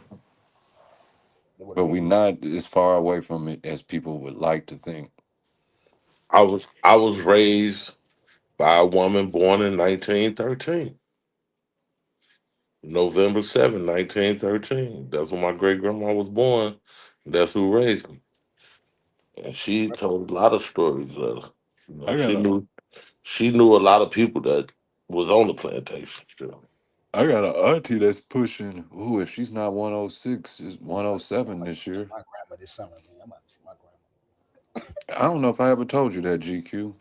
And she was one of them hidden figure type people. She worked for NASA during that time. Mm.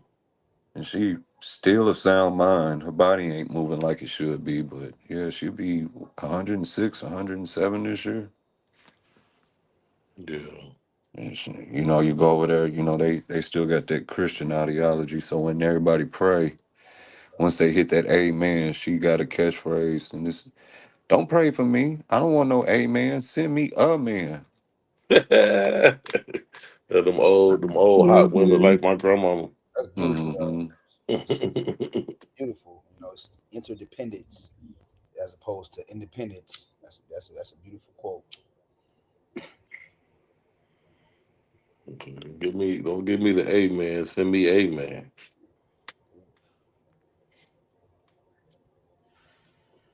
Recognizing that we all need somebody. That's like my 97-year-old grandma who will turn 98 June 5th. We having her 70s parties on we having her 70s party next month. Well, shit, actually about a week and a half from now, and she'll be turning 98. She don't see a motherfucking Latino that she don't like, that she don't flirt with.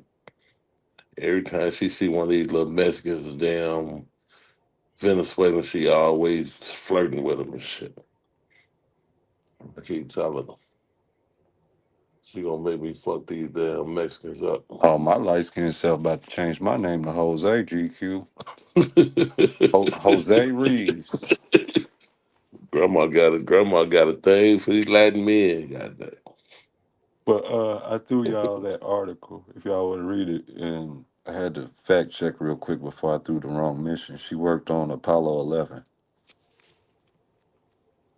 and it should be 106 this year.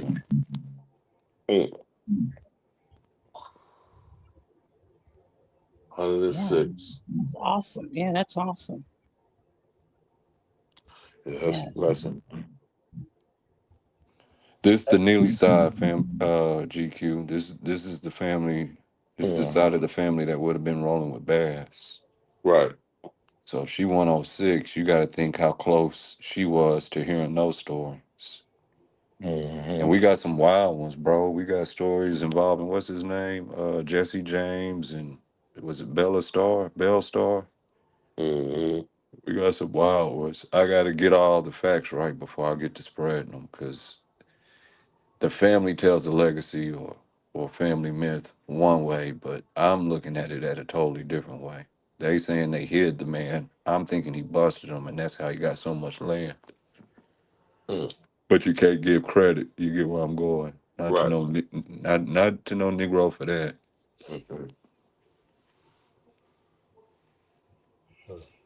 I just wish we found the damn gold that's allegedly hid. The Neely's wasn't no joke, boy. Nah, he wasn't. They some great people. He carried a lot of the same accolades as Bass, ironically. There's a distinction about him, though. They said he always liked to work alone, and he would always catch his guy.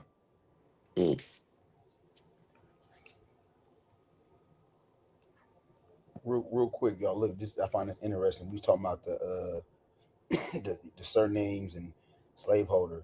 Finding the slaveholder to access the documents created by enslavers and unlock information leading to details about additional. Pardon me. To access the documents created by enslavers and unlock information leading to details about additional generations. Finding the names of enslavers is vital. Since enslaved individuals were treated as property, slaveholders and other parties, including tax-paying authorities, insurance companies, creditors, and courts, maintain documents tracking and accounting for them. These records were usually tied to the slaveholder. Consequently, by Consequently, by identifying the slaveholder, the researcher may discover data to connect enslaved individuals to their families and provide evidence and details of enslavement. An Hold important on, clue. DOT. Hold on. Where you at? Remember last night when we were speaking, and I was alluding to you have the reality of a lot of slave masters, even natives. They would hide their slaves so they wouldn't have to pay taxes on them. You know, so how they speaking about, you can look at the tax records and stuff like that. Just keep that in mind. And I'm telling you this just to, you get what I mean? That iron sharpens iron. This ain't pushback. It's just nuances to keep in mind. Okay, understood. Appreciate it. Lastly, an important clue in discovering the slaveholder is the last name carried by the freed ancestors. An important clue in discovering the slaveholder is the last name carried by the freed ancestors. A common assumption is that most free people took the surnames of the most recent slaveholders. However, the surname may have belonged to an earlier slaveholder. That's interesting. As far as because the common assumption is that most free people took the surnames of the most recent slaveholders. Remember what However, I told you? Let's say you yeah, get yeah, married at Jones, property, but you get shipped over to Miller's property with GQ. If your wife is still a Jones and you can fight for it, even if it's not legal, you're gonna keep that Jones because you're trying to get back to your wife, or vice versa. You're trying to get to your husband and your children. So if you see a case like that, I'm willing to put my money on that's the reason why. Get back to them babies.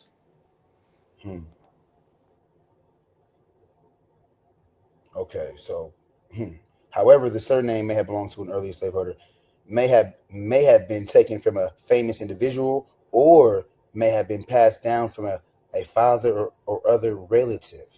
Gutman 1976, Smith Chrome 2008.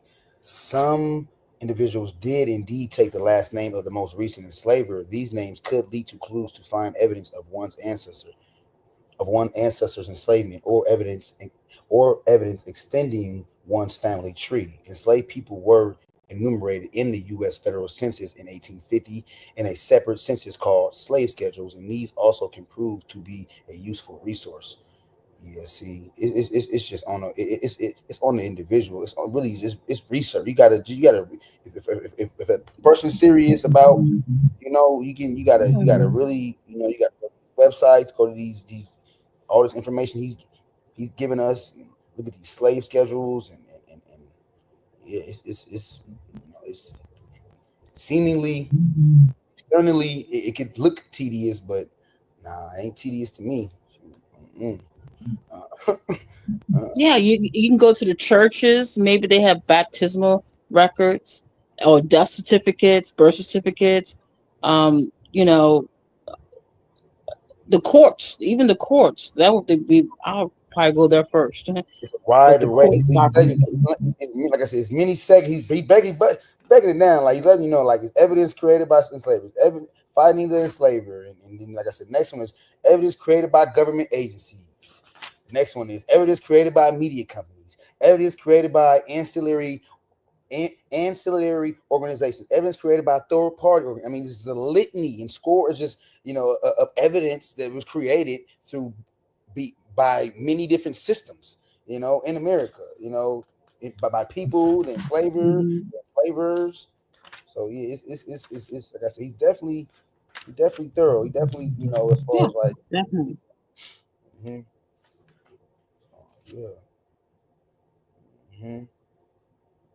So look, researchers should search near the area where the newly freed ancestors lived to find enslavers. For ancestors born in a slaveholding state, one can identify the individuals living near them on the 1870 census, especially wealthy white landowners with the same surname. In addition, one can review land tax records, plat books, or county deed records to find landowners near the family in the 1870 census.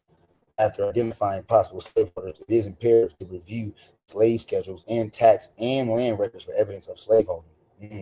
Land records, deeds, and property records can include transfer titles and mortgage collateral containing information of enslaved people. In addition, creating the family tree of possible Slaveholders were helped identify documents generated to purchase, hold, and sell their human property. That's deep. Definitely, because I know in Virginia, the slave owners gave property to the slaves in some cases. So that's vital. Definitely. Real for real. Yeah, it's media companies, newspapers, early magazine articles contain substantial evidence of enslavement. News articles were written about slaveholders, and it's just letting you know, like don't let them try to dupe you into thinking that everything is just dissolved and not attainable. You can't acquire it or procure it.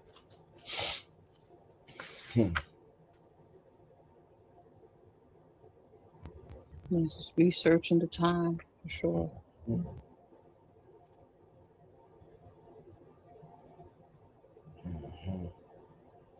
I think there is an abundance of evidence indicating whether a person was enslaved. Unfortunately, much of the evidence was created in a system that identified enslaved African Americans as subhuman property without full names, the ability to purchase property, or in many cases, the ability to keep informed families. However, researchers are attempting to match this information to people living as fully human. The data are inconsistent with the two realities. Consequently, much evidence cannot be used to directly answer the straightforward research question, was my ancestor enslaved? To evaluate the usefulness of certain evidence of enslavement, I propose the framework of 3 levels detailed below. See Table 9.1. Such an evaluation is necessary because time is finite. Man, that hit me hard. That hit me like a ton of bricks. Whoa, the scholar said time is finite. Yeah. He said time is finite, man. And that is so true, man. Like time is finite. Yeah, hit you with some what's the physicist's name? He always say that. The brother. Yeah, the brother Tyson. Yeah, Neil Tyson. Yeah. He always say time is finite. And then he pull it up on he got the graphs and the chart showing you why it's finite. Question. So y'all talking the slave aspect. What about the individuals or companies that had black oil in Oklahoma and Texas, but because they had to have those white guardians manage their affairs and got exploited or just flat out robbed? Should those families that can connect themselves to that story, which would probably be easier, should they seek reparations for that?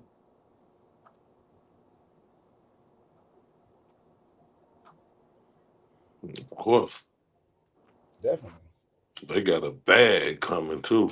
They can prove their case. Oil? That oil money? Shit.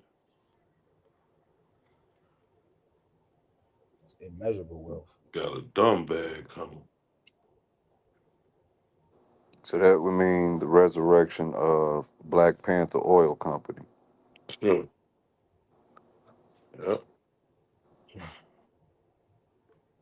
Or just let who got it keep it. Just pay me my money, give me my residuals, and pay me every give me my money every quarter when everybody else get paid.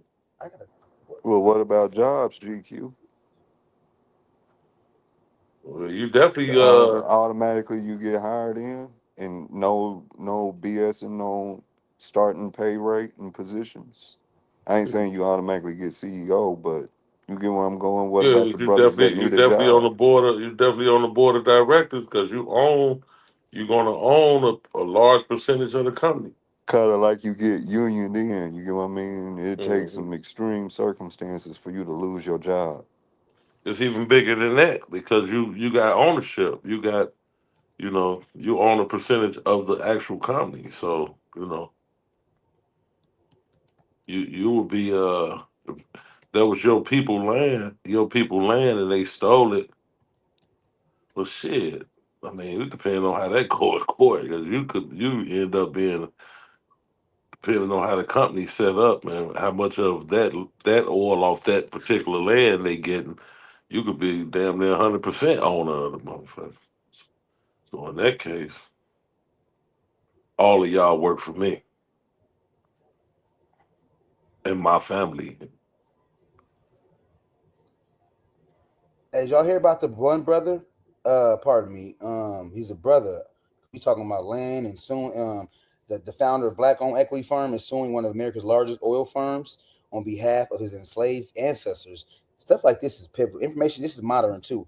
That this brother is like I said, founder of Black-owned equity firm is suing one of America's largest oil firms on behalf of his enslaved ancestors. My Daily Mail reported Keelan Youngblood, co-founder of Pharos Capital Group, has filed a lawsuit against ConocoPhillips for $900 million for allegedly keeping money from him and his family for the property, a 14.77 acre tract of land in Texas that he claimed was bought by his free enslaved ancestors. The land in question is 60 miles southeast of San Antonio and could be worth millions. The lawsuit is on behalf of Youngblood's great grandfather's descendants for royalty payouts. I know that's right, brother. That's exactly what Viasa was talking about. Exactly. That's exactly what he was talking Yeah, about. my mind work though, y'all. Yeah, but I kind of want to highlight. But y'all see how my mind work? How you hit it dead on the head. Yeah, it just shoots to it. That's how my mind be racing, bro. It just it be so much be going through. Yeah, bro. Yeah, That's point and exact. I mean, shit. You know, they gangstered it. It was his great grandfather land, and they gangstered it from him. They've been making millions for how many years off of it? You know what I'm saying? Over 100 years, y'all been getting money off of our land. So it says, pardon me, according to the suit, the oil giant ignored the young. I love his last name, and that last name interesting, Youngblood. And you know the Youngbloods, the rappers, just history information. Just think when you think about just certain, it's just his Youngblood. It sounds native. It actually sounds like a native name. That's his actual name. It makes me think about to tell me to shut up, but that sounds like a native name. That Youngblood. Youngbloods is on my mama's side. That's what I'm saying. I know that's a native name. But that rap group Youngbloods, it made me think about their name. Like, is there any like my mama's mom died as a Youngblood? Helen Elaine Youngblood. I know that's a native name. That Youngblood, that's definitely native. But she was Crippin' GQ. Don't let the name fool you. She was Crippin'. So let me finish this real quick. So according to the suit, the oil company ignored the Youngblood claim of the land and decided to side with another family. I wonder if they white, listed as the Corse. Guarantee you that last name. I'm gonna see if they white, but I guarantee you, I put my money on it. That family might be white. I want to put my money on the fact that they ignored Youngblood and they sided with this white family, listed as the Corse. The firm signed with the Court family in order to streamline oil. So the firm signed with the Court family in order to streamline oil royalty payments and allegedly cut Youngblood completely out of the equation. I believe it too. I believe it. Yeah. Now both sides are fighting for the legacy on the land as Core family descendants claim he bought her children's shares as well. Yeah. So now both sides are fighting for the legacy on the land as Core family descendants claim. You don't have to appeal that. Well, first paid $735.50 for the land. What the hell? Land in 1939 after Eliza's children claimed the land after her death, essentially passing control of the tract to the Corse. As of 2023, the family runs a cattle operation on the ranch. 200 Eckford descendants, including Youngblood, have never profited from the land. 200 Eckford descendants, including Youngblood, have never profited from the land. Okay. Decades later, in 2008, ConocoPhillips approached the Corse to begin drilling for crude oil. The company then acquired leases with the family and signed leases with some of the Eckford heirs. Since 2011, when Youngblood's family first heard about the plot of land, the former emergency room doctor has been formally trying to establish his family's shared ownership rights.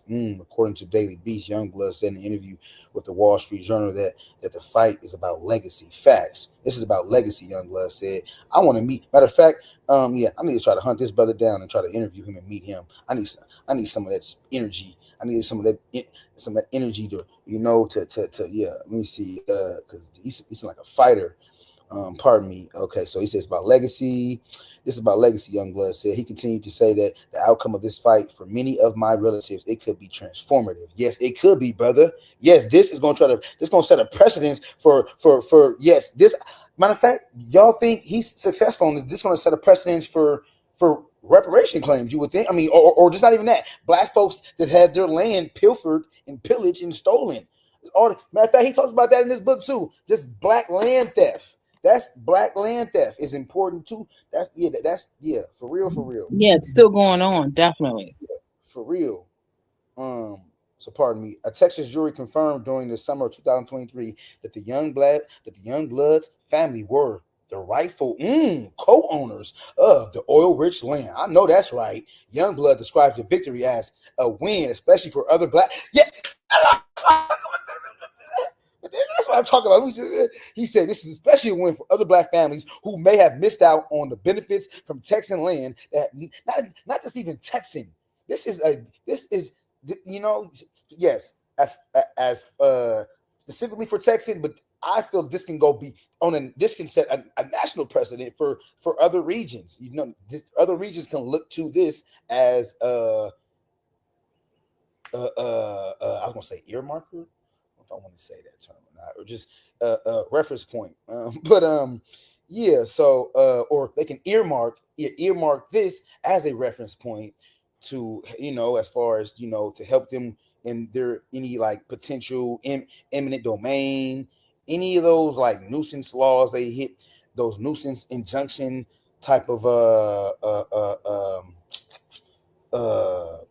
not initiative, just those eminent domains one, but those nuisance injunctions, they apply those to black businesses to rid them out of the communities. Like if somebody does something like a gang, if some type of criminal activity happens by a prominent or just by a black business, they'll try to hit it with a nuisance injunction laws. And California's heavy for doing that when it comes to the very limited black businesses that they do have. I was looking at some information. My bad, y'all. I be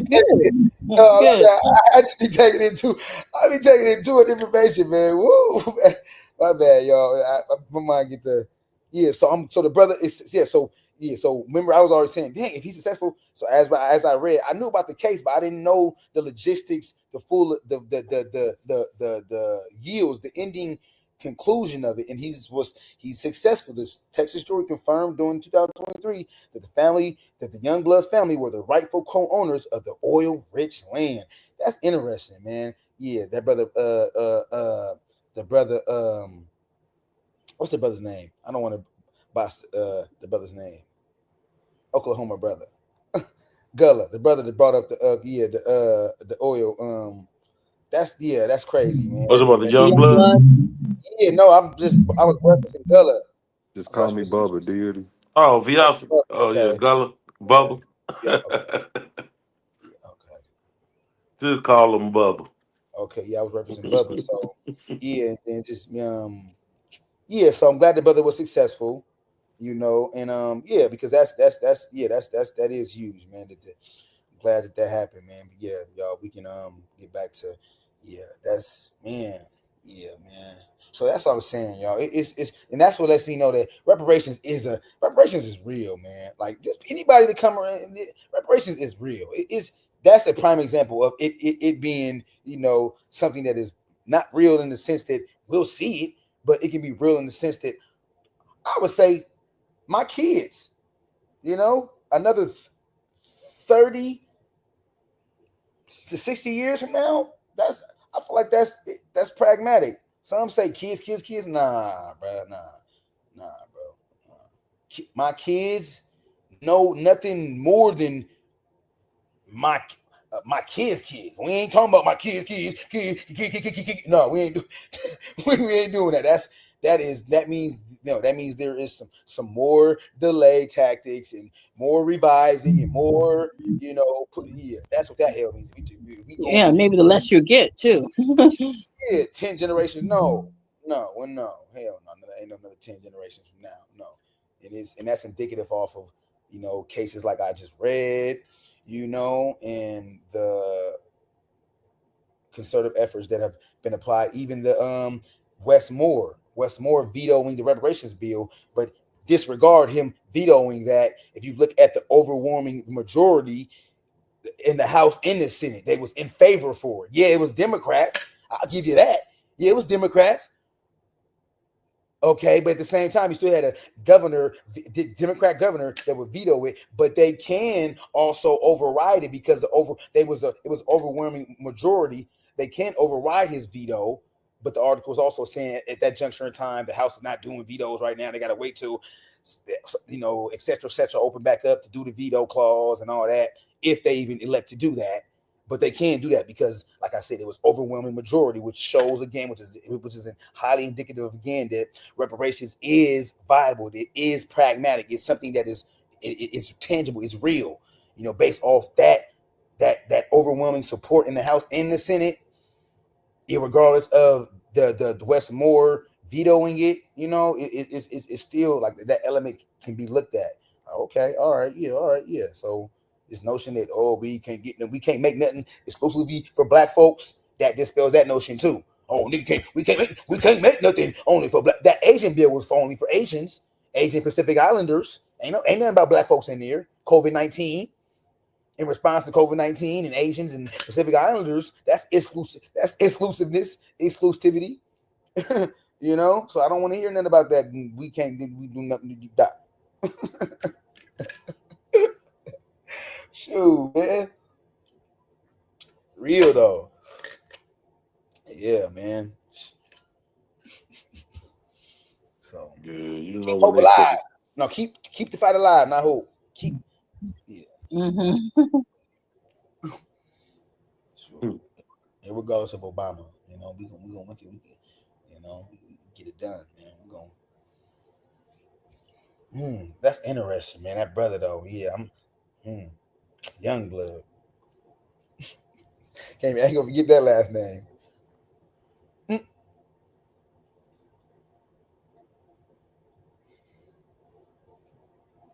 Young blood.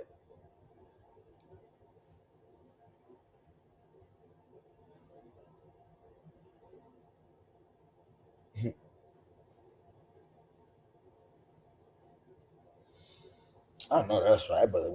Come on, man. What oil-rich land? You think that's the only? That's not the only. Come on, we'd be naive to think that's the only black family that's been bamboozled. Yeah, you'd be surprised how many lands people own and it has oil on it. Somebody just found gold on their land. Mm-hmm. Yeah, I seen something about the government stepped in. I don't know if that person was black per se, but but I did see what I say a caption, about that. I didn't really delve into it though, because I didn't really delve into it. But yeah, but I know it's this black family though too. What's they? I want to say they got it. It's just railroad company. They trying to run a railroad company through this black family's land. It's all type of stories you can pull up, and that's what I want to see. Yeah. And matter of fact, think about it. I don't think that's necessarily like can be deemed as discouraging. I don't think having a black media or a hub that highlights what's going on with when it comes to the black plight. Like, I don't think that's necessarily a bad thing. Like, I ain't saying. I'm just thinking about like black media. I feel like outside of what outside of I'm talking about like outside of the social media, because those are not really our platforms. That's what it is. Those are not our platforms. They can Right. they can shut us down quick. So and yeah, like there's not a informed black media. No, not at all. That's propaganda machines, Main Street media, propaganda machine. Yeah, and I know me, I love information. That's why we got the narrative they pushing now of us celebrating criminality. All of a sudden, it's a big narrative now that Larry coming home. But what you think, young guy? Do you think if Joe Biden would have pardoned Larry, that we would have been getting the same rhetoric, or would it just been business as usual? Because he did when Biden left office, he did a large pardon of a lot of murderers. And it wasn't much said about it. But now that Donald Trump has pardoned Larry Hoover, it's a big issue that now, black people are celebrating criminality and, should he be coming home? Is it a good thing? Because everything Donald Trump do is bad and wrong. You know what I'm saying? So, I just think, it's too much politics involved. People got they political sides they want to pick. So now they think it's a bad thing that a black man is able to, halfway come home after being in prison 51 years. No rehabilitation for that man. I actually agree with because there wasn't a lot of there wasn't a lot of hoopla. There wasn't a lot of there wasn't a lot of noise behind him pardoning his in my take. There wasn't a lot of noise or like pushback about him pardoning his family. His family, that judge. Yeah. There's and the list goes on as far as Yeah, the judge that was sending all the black kids straight to jail. Yeah, give him the side eye look, like so you. But I mean, we can't really compare that, but we can compare all the murderers that because it's a long list of murderers that he pardoned. Remember the school to pipeline? That right there. The school to prison pipeline. Yeah. Stop right there. Just that you had the audacity to whatever you want to. He didn't pardon him. He commuted. Listen. He did that. So he commuted his sentence just like Trump commuted Larry's sentence. Exactly. So, and that still speaks like so you letting us know, like you at one hand you thank us, you thank black people for you thank black people specifically for getting you elected into office. I'm gonna thank y'all. I got y'all back. You had my back. Ooh. I give you niggas, you Negroes, the holiday, which was already celebrating Juneteenth and some other little kibbles and bits and bits. I give you niggas Katanji. Yeah, exactly. And I give you niggas Kamala. Yeah, she don't know who a woman is though. So that's a side eye. She's a person who stuttering, and about what a woman is. So ask Fannie Lou. And rest in peace, Fannie Lou Hamer, who what a woman is. I guarantee you she'll be able to articulate, and yeah, for real. But and demonstrate for real in more ways than one. You feel me when it comes to stomping down. But yeah, bro. So I'm basically saying that they're the what's the word I can use? This fake outrage. Fake outrage is, Trump is already on a, he's everything, everything little thing he do, people always Trump, so he's already under a microscope. So, well, you know that the reason he went to war with the media in 2016 when he, when he labeled them fake news, so he went to war with the media, and it's been a propaganda war since between him and mainstream media, so that's one thing you got to be aware of. Everything, they're not gonna have too much good to say about a motherfucker who called them fake. You know what I'm saying? It's like me calling you fake. You ain't gonna have no good, you know what I'm saying? You ain't had no good shit to say about me. You know what I'm saying? Before y'all get too far away from media, GQ, you feel like reading? For sure. I dropped you a link in the YouTube. Oh, you know what? I'm on the phone, Viasa, because I'm still in here touching up some paint and shit. Young guy to read it. I got you. I'm gonna put it in the back chat. I got it. So, okay, Jesse B. Blayton. Yes, sir.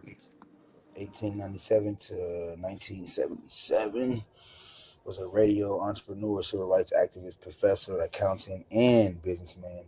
Blayton founded Word AM in Atlanta, Georgia, which was the first radio station owned and programmed by African Americans in 1995.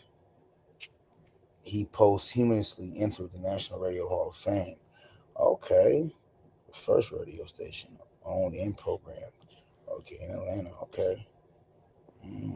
Brother was a civil rights activist, professor, accountant.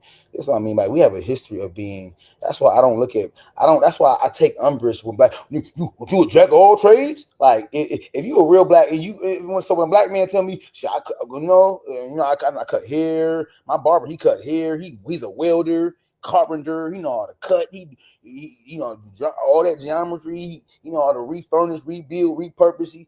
He got every But that's what our ancestors did, young that's what we guy. did, That's bro. what granddaddy and great granddaddy them did. They was Renaissance men. They knew how to do everything. They built the whole house. They didn't hire a plumber and a roofer and an electrician. They did all the shit. You know what I'm saying? They did every goddamn thing. Yeah. So I'm saying, like, now if I hear a brother when a brother just say he does like 2 or 3 things, you get like some, or it's They just say hard. jack of all trades, master of none. It's not though. History, like I'm sure I do my own oil change. I know I do my brakes. I'm changing coil packs. I'm trying to limit as much as outside. Yeah. Self-sufficiency. Possible. Like, Yeah. I ain't trying to be Being self-sufficient. That's what it is. Over the last 3 days, I done put new cabinets in this motherfucker, countertops, painted this motherfucker. I done turned to a plumber. I broke some pipes for putting the sink in. Had to figure out how to. I had old ass galvanized steel pipes. I had to put the PVC in here. Shit, I've been at it. Gotta know how to. You have to do your own shit, man. You gotta hire nobody. It's hard to get good help any goddamn way. Right? I mean, trusting people. Yeah, you're right about that. We ain't gonna go into the trusting people to fix your. That we ain't gonna go. That's a whole. I want to read a whole nother gambit. Yeah, that's a whole nother realm of talk. Okay, so Jesse B. Blayton Sr. was born in Falls,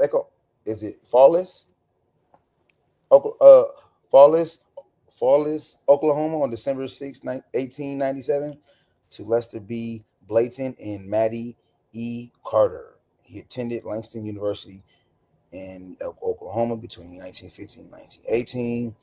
Career from 1925 to 1930, Blayton was employed at Morehouse College, a historically black college in Atlanta, Georgia, as a professor in accounting. There, he became a popular mentor for young African Americans studying the subject. He was founding president of Georgia's Mutual Federal Savings and Loan Association between 1925 and 1971. In 1928, Blayton successfully passed the Georgia accounting examination. This marked Blayton as the first African American in the state of Georgia to be a certified public accountant. Okay, and the fourth black CPA in the history of the United States. Okay. From 1930 till 1970, Blayton was professor of accounting at the University of Atlanta, where he became organized as a dean of Negro accountants. For his encouragement, that's right, dean of Negro accountants, for his encouragement of young African Americans to pursue the profession. It was for African Americans to become CPAs, as the occupation remains largely closed to them into the 20th century. Interesting. Yeah, see. 1932, Blayton graduated with a bachelor's degree in business education from the Walton School of Commerce in Chicago. Okay. So he graduated with a bachelor's degree in business education from the Walton School of Commerce in Chicago. He then attended graduate school at the University of Chicago for Business Administration and graduated with his MBA in 1935. Blayton became co-owner and co-author of Atlanta's first black nightclub. Okay, Top Hat. In 1937, despite this, Saturday nights were still reserved for whites only. He was also part. So 1937, despite this, Saturday nights were still reserved for whites only. Co-owner. Okay, well, he was also part owner of Brown Boy Bottling Company. Okay. Blayton purchased Word in 1949 for $50,000, making it the first radio station to be both owned. I know I can be I can start reading. I can start reading through stuff. So I'm gonna make sure I'm playing.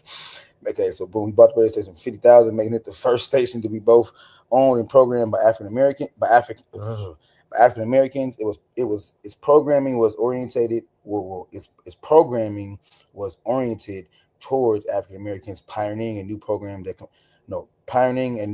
format composed mostly rhythm and blues music. Words. Other programming included jazz and gospel music, as well as public service programs, educational shows, church service, radio plays, and community news. Jesse Blayton Jr. served as Word's program director and hired black employees such as the popular disc jockey and radio personality Jockey Jack Gibson. He felt that by hiring black employees and reaching a more African American audience, Word would keep. He felt that hiring black employees and reaching a more African American audience, Word would keep money circulating within the community. This is a Dr. Cloud Anderson paradigm, literally, like group economics. So I'm saying like we got to be, we have to be mindful when we sometimes we can be a little what's to say, I want to say our critique can be, like it can be abrasive, it can be harsh when it comes to the Dr. Clyde Andersons and like, because this is literally what he as far as group economics, the primary focal point, hiring black people, circulating the money within ourselves. That's the cohesive element. But yeah, but I guess we shouldn't do that though, right? But everybody does that when it comes to our dollar though. So Blayton and his radio station publicized the civil rights movement by acting as an outlet for information about the movement and for speeches by prominent civil rights leaders. This included MLK Jr., whose Southern Christian Leadership Conference shared the same building as Word. Dr. King often visited the studio to announce the activities of his organization. Blayton's approach to the civil rights movement was through the use of politics and his conservative approach, which led to criticism and praise. In 1950, Word was considered a milestone for civil rights in America. Word was so successful that in mid-1954, the Blaytons purchased an AM station, KREL, in Baytown, Texas. They sold it 4 years later. Blayton retired and sold Word. I was just going to say, so he sold Word, but they sold that one too. I was wondering why they sold that one, but okay, so Blayton retired and sold Word in 1968, but remained an active community leader until his death. I know that's right. On September 7, 1977, 777. I don't know if y'all do numerology, but he died on the street coming from a barbershop in Atlanta, Georgia. He was buried in Southview Cemetery in Atlanta. He was posthumously inducted to the National Radio Hall of Fame in 1995 for making radio history and providing a platform for civil rights. Okay. All right. Respect. Brother was the gateway, the airwaves to broadcasting civil rights plight, civil rights plight. Among many other feats and accomplishments. Yeah, that was a good article though. So there's so many, man. That's what I'm saying. The Black Pantheon, man. There's so many greats. It's real. So many greats. So many greats. Real.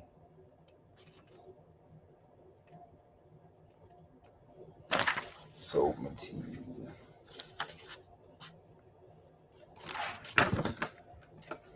What was Friday night?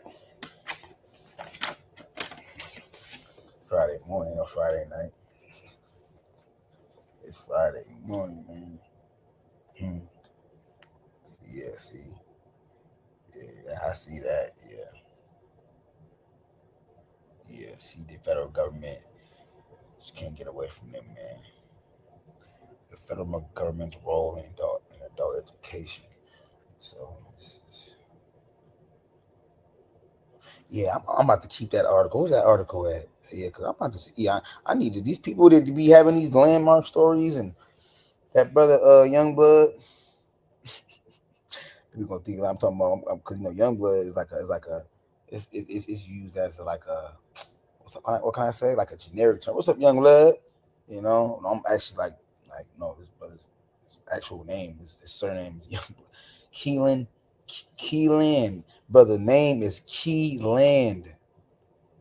His name is Keyland. Like K. It's K. N. I'm tripping. Is it KNEE or is it KEE? It's K. But what I'm trying to say, this brother name has land in it. First name, like his first name is spelled like me land. So KNEE, Neeland Youngblood. Having to fight for his family's land. That is a crazy metaphor. I don't know if it was double entendre. I don't know what you call it, but yeah. And and this is what I'm saying. This is content. That's one thing too. It's so much. It's content on when it comes to black people in America, man. It's Sound like that's what he was born to do. Right, for real. That was his mission when he came here. They already had put that lick on him. Like, look, you gonna be the one that had to get this shit. And I'm sure his family had already been on the case a little bit, That's powerful, man. They put it on. They put it in his hands. Like, yeah, we. Did you say he was an attorney or what was this? The brother's he's equity. He's similar. He kind of reminds me of tech, but the black billionaires are in tech. Yeah, equity. Man. He's in that equity that fight. Finance. That's equity firm co-owner. So the brother. You start researching him. Young God, ain't no telling what you might run into, man. His family probably some, they somebody out here. I bet you. Facts. You're right about that. Yeah, man. I was thinking about the content and how, there's fortunately, but unfortunately, there's always something to cover, and that's what I mean. It don't have to be like, because that's what I got caught up in. Like, damn, well, I don't want to create nothing that is like damn. Every time I go in here, she's giving me stories where I just nothing of triumph. It's all just beat you over the head with Black Death. No, I don't want my platform, or my a website to be predicated on that, just only showing, oh, this black person got killed by police, kill, just murder. No, it's gonna show. That's a good example, showcasing a black man that went to literally went to war against a mega oil company, ConocoPhillips, and I want to say they got I think they changed their name because a lot of them Exxon, they changed their name. They got connections to chattel slavery, but they changed their name to Exxon. Exxon is not the historical, or should I say the original name of Exxon Mobil. Yeah, and I'm reading the book Reparations Pay.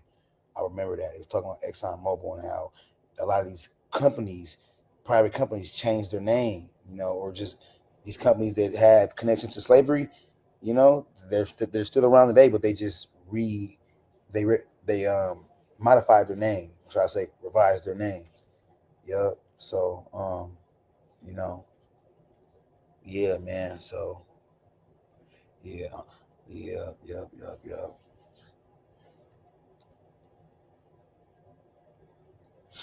Yeah, man. So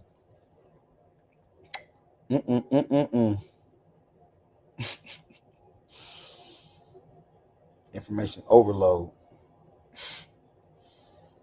Information overload.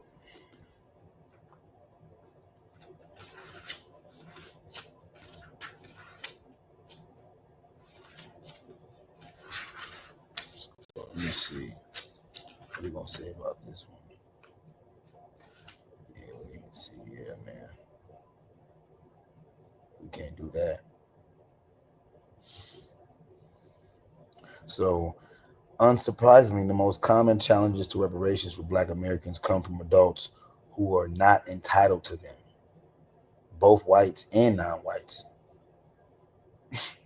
Listen, is it unsurprisingly the most common challenges to reparations for Black Americans come from adults and time is finite. I want to interview him. That brother who I was just talking about, people like that, I would love to interview. I need to, because I need to. It's going to help me with, man. So it's time to really, I'm not trying to vocalize nothing, but just know when I say it's time, it's time to, it's really time to shake off these impediments, man, of life, man, because it's really some work to be done, man, for real. So what I'm trying to say is, boom, unsurprisingly, the most common challenges to reparations for Black Americans come from adults who are not entitled to them, both whites and non-whites. Some view reparations project as moot because no persons who were themselves enslaved are still alive. Others have argued that race-conscious opportunities that they have begrudgingly supported in the past have already supplied the necessary framework for racial equality and generational restitution. Some even claim offensively that the debt has already been paid via the election of Barack Obama, your president. That's that Willie D. Some claim, basically through Barack Obama to the U.S. presidency in 2008. Still others believe that the contemporary Black and white wealth chasm speaks more to the unindustrious. He said these people, these crackers, these people that's not white and non-white, part of their, I want to make sure I'm specific, but right here when he's talking about, he said right here, still others believe that the contemporary Black and white wealth chasm speaks, more to the unindustrious nature of Blacks. He's saying that them people on that side think that that's the Black and white wealth chasm speaks to the unindustrious, saying we ain't industrious, we unindustrious. That's why these Negroes is messed up in the streets. So boom. Which is crazy though. So so it says it speaks more to the unindustrious nature of Blacks than to the failure of government. They may embrace an ideology that American opportunity is based upon a system of meritocracy and that if one applies oneself through self-invention and diligence, the American dream is achievable. Such an ideology fails to consider the long-term detrimental impact of intergenerational barriers and often amounts to memes suggesting that the poor should pull themselves up by the bootstraps. Relatedly, some argue that reparations constitute a government handout.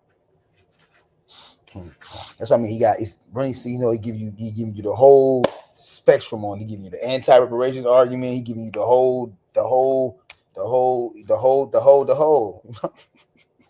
Not to have. In their book From Here to Equality, Darity and Mullen have challenged some simplistic notions by tracing the history of the federal governments. See, this would mean we back to the federal government now. See, that's what I mean. So in their book From Here to Equality, Darity and Mullen have challenged such simplistic notions by tracing the history of the federal government's direct culpability for inequality. Their scholarship emphasizes the past and contemporary injustices against blacks who are the descendants of formerly enslaved blacks in America. I know some people don't like it, but I love how he just reinforces. He says, what do he say? The scholarship emphasizes the past and contemporary injustices against blacks who are the descendants of the formerly enslaved blacks in America. I know some people, I love y'all. I love my brothers. Hey, I love y'all. But I just want to, I want y'all to get yours. Carrie Khan, hey, y'all, but Carrie Khan, y'all better make sure I go over there. Hey, I'm stomping down. Hey, y'all better give them theirs. You feel me? I'm not a part of that, but I want them to get theirs. Best believe that. You feel me? Haiti, I want y'all to get yours. All the embargoes embargoes been placed on Haiti, and the we know about that. We know about that. You feel me? But yeah. So we just talk about some exclusive. Everybody get exclusive. So okay. So pardon me. All right. So okay. Highlighting how not only slavery, but also subsequent denial of the promised. Taz, not even listening to that. See, I know he's still right. It was a promise. It still was a promise. But also the subsequent denial of the promised 40-acre land grants to black families, atrocities targeting black Americans, and continued and systematic thwarting of wealth building opportunities for blacks have all contributed to ABL Ethics' ongoing position at the bottom of the economic ladder. Notably, Winship Reeves and Guyot, that's a citation, 2018, found that black American males born into poverty black American males born into poverty have the lowest income earnings mobility when compared to whites. Black women, you can't talk about black men without talking about black women, of course, duh. Black women were at the highest risk of remaining in Black women were at the highest risk of remaining in poverty as adults, 62%, and they remain in the bottom quintile of individual earnings and family income when compared to black men, white men, and white women. That's deep. The latter two groups had the economic bolstering effect of higher marriages. So the latter two is white women and white men. The latter two groups had the economic bolstering effect of higher marriages, which served to increase their families' social economic mobility and wealth when compared to black Americans. Therefore, it is unwarranted to dismiss the importance of discriminatory economic disenfranchisement of ABL ethics as a mediating factor to lost familia hereditary wealth. A restitution project would insist that contemporary adults who are the descendants of slaves victimized by structural poverty that has been created and reinforced by the U.S. government's actions and failures to act So yeah, because that's big in lawsuit. Not only do they hate you for the for the actions, but they hate you for the failure to act. That's called punitive damages. They gonna hit you for the what is it compensatory for the compensatory damages or economic damages. You have economic damages. You have non-economic damages when it comes to lawsuits. So I was saying that basically in reference to you hitting them for the failures to act.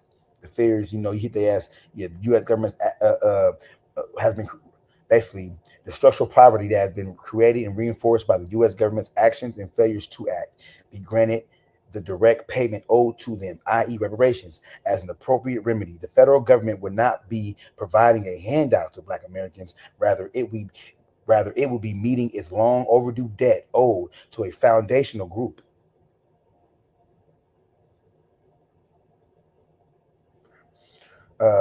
It will be meeting its long overdue debt owed to a foundational group of people that has witnessed the progression and surpassing of ABL citizens by not only whites but also aspiring immigrant groups, as they collectively remain the largest non-white class of citizens in America, perpetually tethered to the economic bottom. Yeah, man, that's that is very interesting.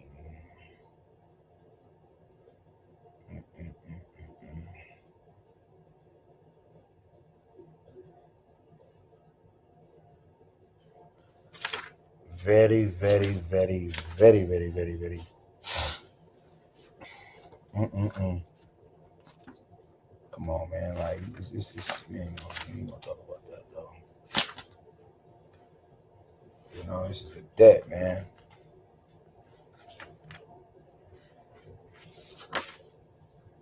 That was in 2001. What the hell? They know it's a debt that's old. So the racial wealth gap is the best economic indicator that captures the aggregate negative effects on Black wealth today of this full array of federal policies. Eliminating the gap will require a national expenditure of no less than $14 trillion in 2019 dollars. So still we emphasize that closing the racial wealth gap sets the minimum size of the monetary account for repertory. So you see what I'm saying? So now that puts it in context. But y'all see, I got it highlighted though. It's highlighted. So I read it before. So that puts it in context as far as like he ain't saying that only that little $300,000 check or $800,000 for households. You feel me? No. Still we emphasize that closing the racial wealth gap sets the minimum size of the monetary account for reparative justice. As the essays in this volume indicate, there are many adverse effects of the nation's racial atrocities not consolidated in the Black-white disparity in net worth. These include multi-generational harms to family well-being, individual health and longevity, educational opportunity, personal safety, and political participation. Third, reparations for Black American descendants of U.S. slavery must consist predominantly of direct payments. And other instances where communities subjected to collective harm have received reparations, direct payments went to eligible recipients. Primary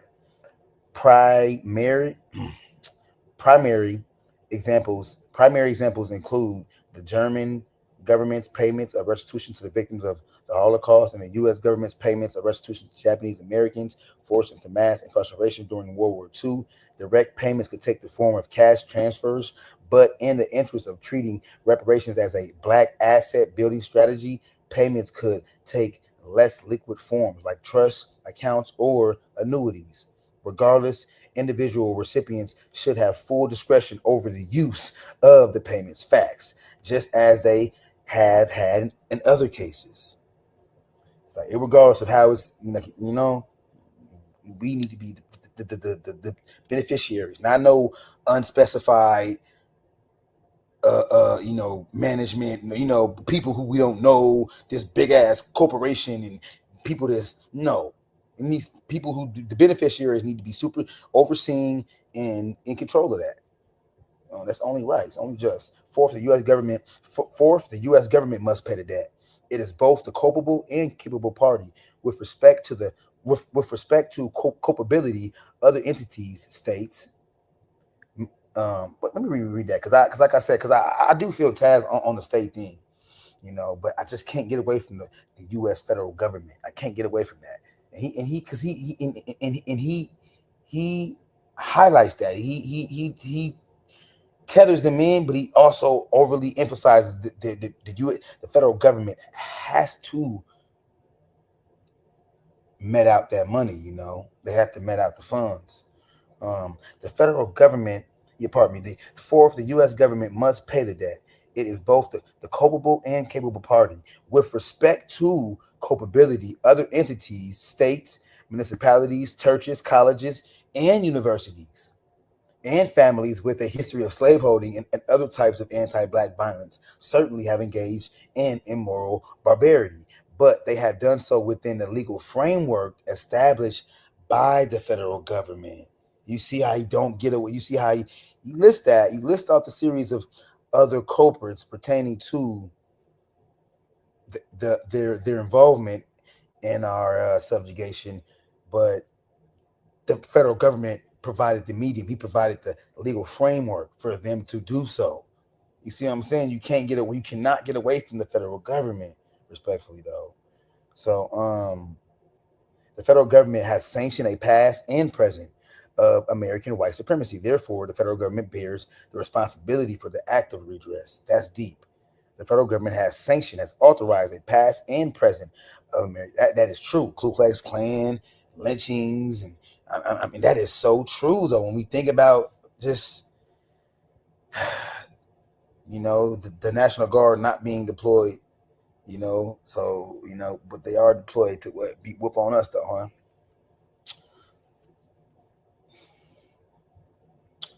Who? The U.S. government must pay. Yeah, I already read that. So let me see. All right, let me see. So, but they have done so with them. Boom. The federal government. Okay, so therefore, the federal government bears the responsibility for the act of redress. Moreover, with respect to capability, the combined budget of all state and municipal governments in the United States amounts to less than $5 trillion. It is infeasible for them to meet the reparations debt. You see what he's saying now? You see what he's saying? So, like, moreover, with respect to capability, so that's a note. I note that that's a bar. The federal government is culpable and capable, but their capability stems wholly from their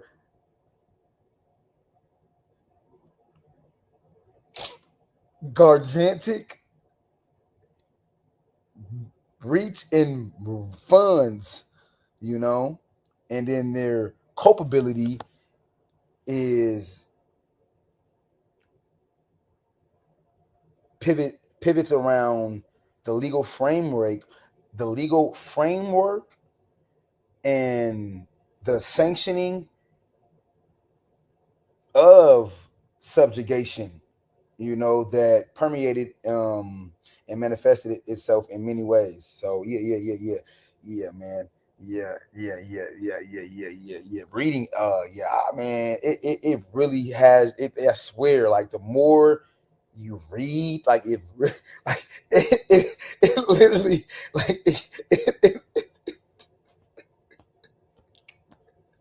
the more you read it, I swear, man, that percolation get to happen, and it solidifies you, like, in an argument. So that's why, like, okay, when if I need to go to, like, okay, I know about, sometimes I may need to go to one of my reference points and then read get reacclimated to it. Okay, then it can like, like I'm rebooting the brain. Okay, then I can have the articulation to, okay, now this is what I want to think. Because other than that, my mind be, as opposed to trying to, depending on just certain things, but basically like just reading in and of itself, just the power of constantly reading and how it can just like cement you in verbal combat, in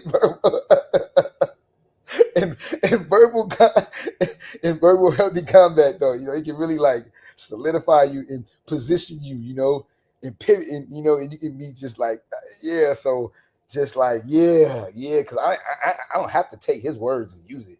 I can just read what he's okay, and then I can gather and garner my own thoughts. I don't got to take what he say and regurgitate it. You feel me? But just, yeah. So it's it's solidifying my stance on the federal government. Yeah, from a financial means, from a financial culpability aspect, and also the capability aspect, but the culpability, as far as, like I said, they're culpable due to their direct involvement and indirect involvement. And indirect is turning a blind eye, not coming to the beck and call of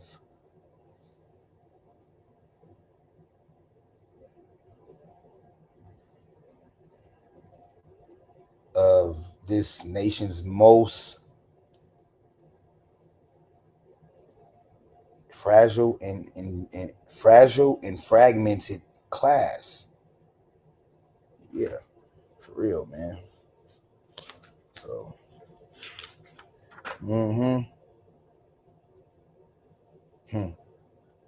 So,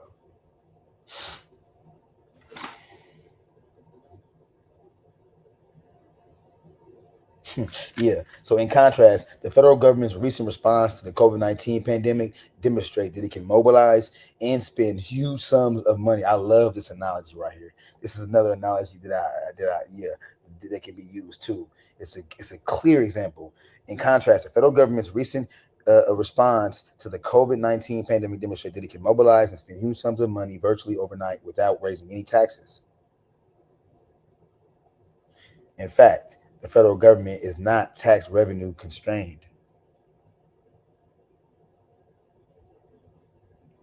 In fact, the tax. Let me see something real fast. This is gonna make me love.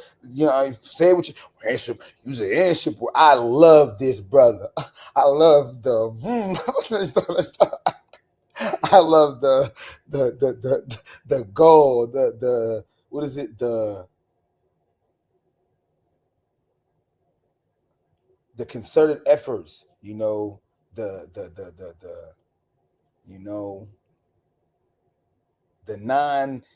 said non, he ain't tiptoeing, the non-tiptoeing, he ain't doing no tiptoeing. So he said, in fact, the federal government is not tax revenue constrained. So me, little old me, just want to see, the federal government.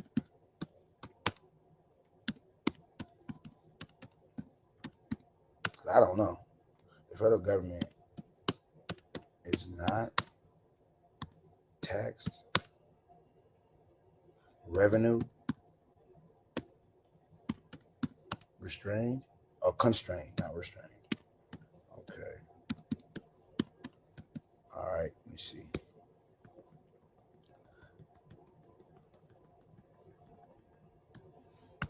I ain't read. I know somebody probably put it in the chat, but I just, what I mean.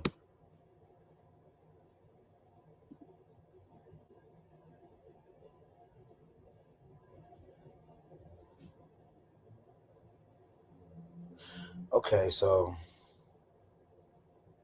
The statement the federal government is not tax revenue constrained is not entirely accurate, but it has some merit depending on the perspective and the specific theory being considered. Okay. While the federal government does not face a strict resource constraint, while the federal government does not face a strict resource constraint like a household or business, it still operates under budget constraints and must balance spending with revenue. And tax revenues are only one source of income for the federal government. They are a sovereign issuer of currency. Modern monetary theory holds that federal government spending is not constrained by tax revenues because tax revenues are unpredictable and thus will limit government action. Okay. So, there's a theory, and there's a mixed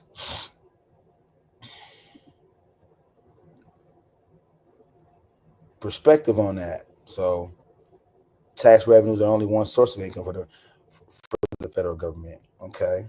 So, yeah, and like I said, they are a sovereign issuer. That's pivotal. They are a sovereign issuer of currency. What that would kind of speak to their, seemingly unlimited funds of money, like taxes not being raised in COVID, as opposed to the little old state trying to dip into a big bag and give, so they are a sovereign issuer of currency. Modern monetary theory. So it's a theory. I'm going to click. Modern monetary theory holds that federal government spending is not constrained by tax revenues because tax revenues are unpredictable and thus would limit government action. Okay. That's interesting still, though. So, like I said, he didn't, The only barrier, so in fact, the federal government is not tax revenue constrained. The only barrier to additional federal spending is the risk of inflation. And as we propose in the final chapter of From Here to Equality, Reparations for Black Americans in the 21st Century, in the 21st century, a reparations plan can be designed to inhibit triggering significant inflation. You see what I mean? So he's already giving you we're giving you, we're going to give you, we've designed a mechanism to where we ain't got to even trigger significant inflation. The same issue is raised by Trayvon Logan in Chapter 7 of this volume. Still, even if the federal government chooses to finance its reparations plan by borrowing, there are a variety of ways to do this. There are comparatively painless methods examined in the final chapter of From Here to Equality. Thus, these are the 4 pillars of true reparations. Eligible recipients must be Black Americans who have ancestors who were enslaved in the United States. The reparations plan must be designed to eliminate the Black-white chasm in wealth. The vast majority of reparations should take the form of direct payments to eligible recipients. The federal government must finance the reparations project. The chapters that follow expand upon the foundation these pillars provide, describing the thoroughgoing nature of injustices perpetuated against Black Americans in this country, and unequivocally stating that any true reparations plan must be just as thoroughgoing. I love that word, thoroughgoing. Thoroughgoing. That shit ain't thoroughgoing. So, yeah, man. Yeah, man. So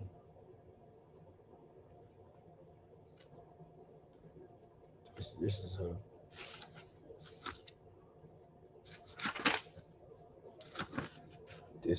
the way.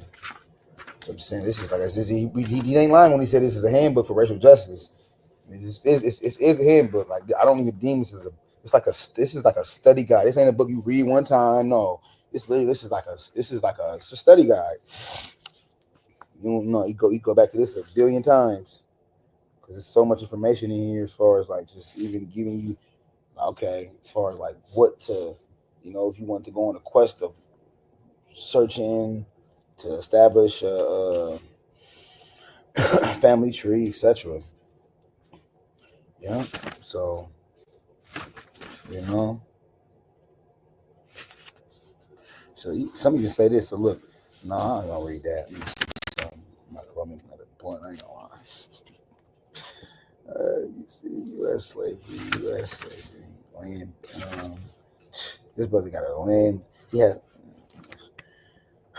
land-based estimation. He got wage-based estimation. Like, this is very in depth. Like just.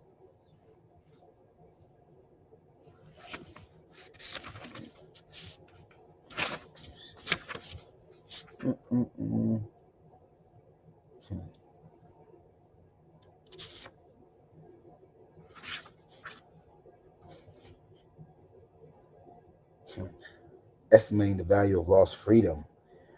So far, we have focused only on various methods to estimate the value of land expropriated. Another component we consider is the value of lost freedom. If we compare it with reparations for Japanese World War II intermittent, the Civil Liberties Act of 1988 provided each surviving ex-internee $20,000 per person and an apology letter from the U.S. president for the enormous damages due to evacuation, relocation, and internment.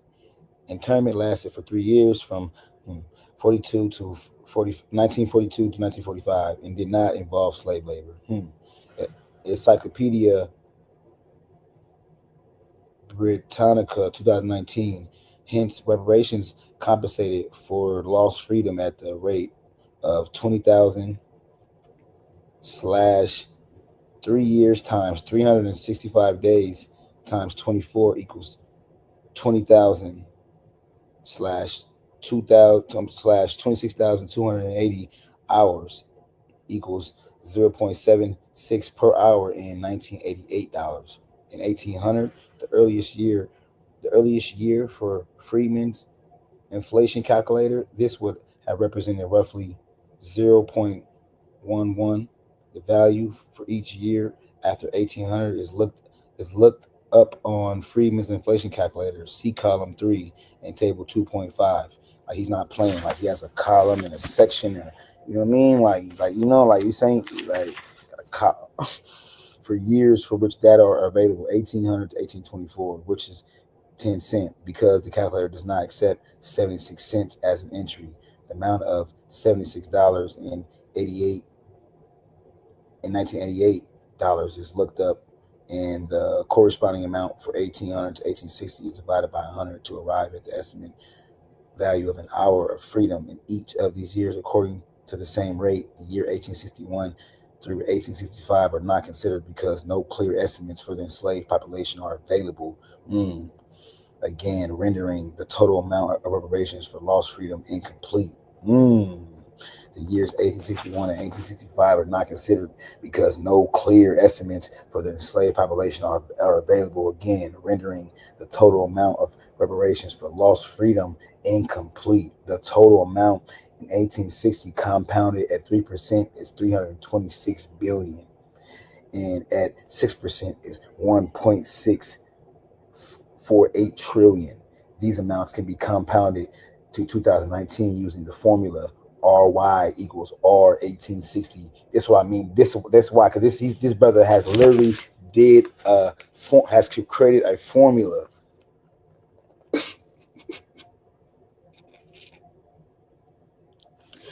You feel me? This brother has created this. We talking STEM. We talking history all in one right now. Created a formula, a mathematical computation, as it pertains to computing. As it pertains to our aggrievement. Estimating the value loss of freedom. The value loss of freedom. Is that too black? Is that too severe? You think he kind of? I'm just saying. I admire it though. Like I interview him, brother.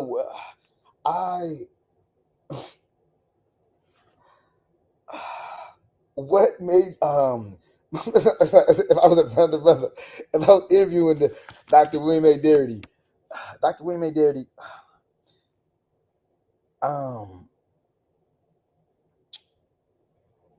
I have this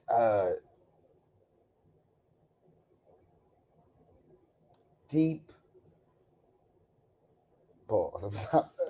this deep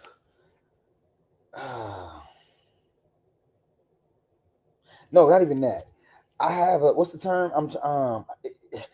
It's evading me. I have this evading this concept is evading me of like what compelled you to compose or to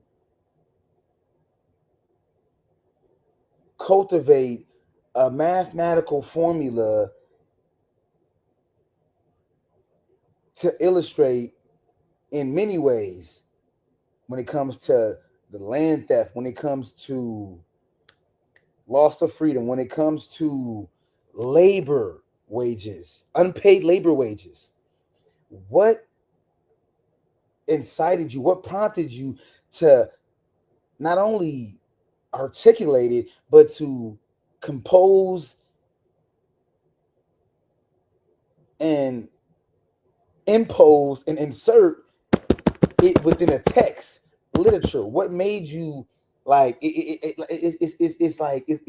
it's one thing to say black people are owed this money, we are owed $13 trillion, but it's one thing to literally have dollars, cents, and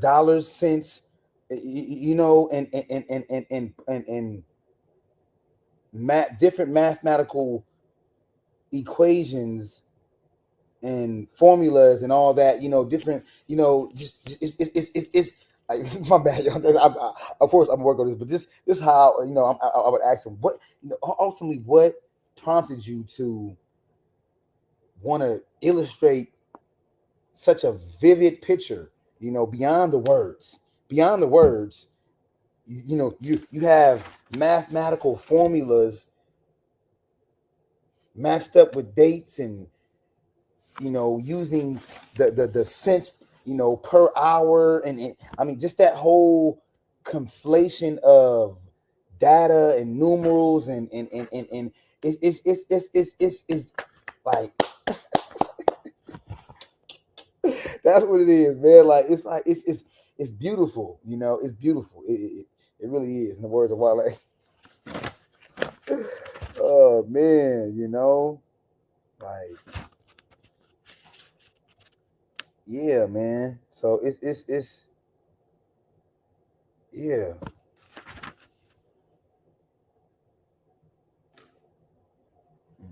Everything, man. Redlining, he's everything. He's not nothing he hasn't touched on here though.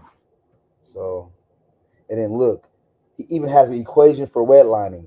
To quantify the wealth effect of redlining, we would need to know the average black mortgage interest rate. Okay, so that's IB. Okay, so IB is interest. Okay, so I is interest, and then it has. Okay, so he has I, and then there's a B at the bottom. So I'm assuming that I is for interest and that B is black. Okay, so y'all probably wondering, man, because it's like this brother has a formula for to quantify redlining, the wealth effect of redlining. To quantify the effect of redlining, we would need to know the average black mortgage interest rate, IB, in the New Deal era.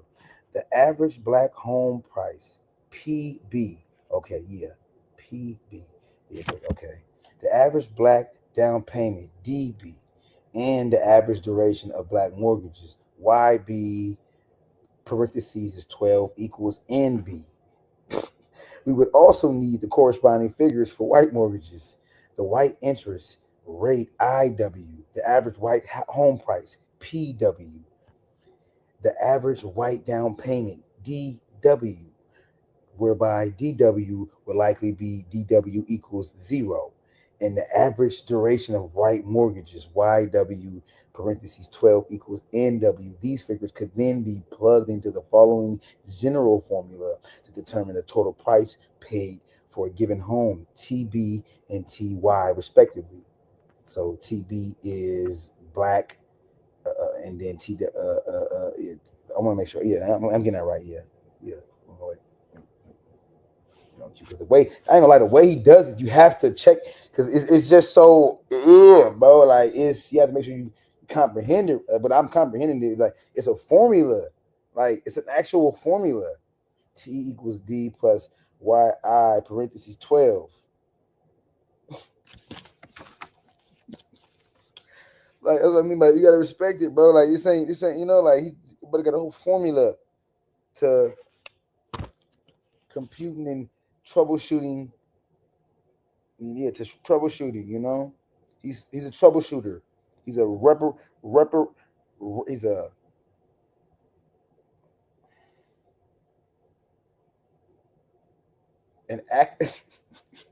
a black scholar, a black academic scholar that has provided a literary social justice handbook and attempts to troubleshooting and outlining. Ooh, y'all.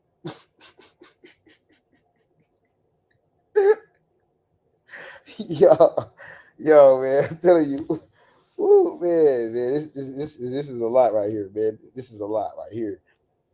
This is a lot, y'all. Pardon me, I ain't mean to stop on y'all when it comes to articulate that full sentence, but it's just, this is definitely, like I said, it's a handbook for racial justice, For real though. Racial justice. Race is real.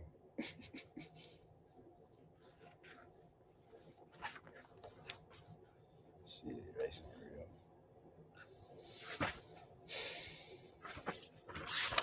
Devils, man.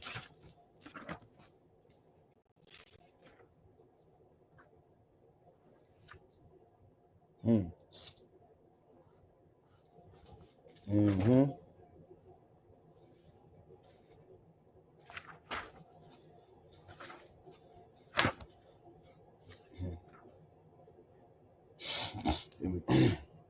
See, this is another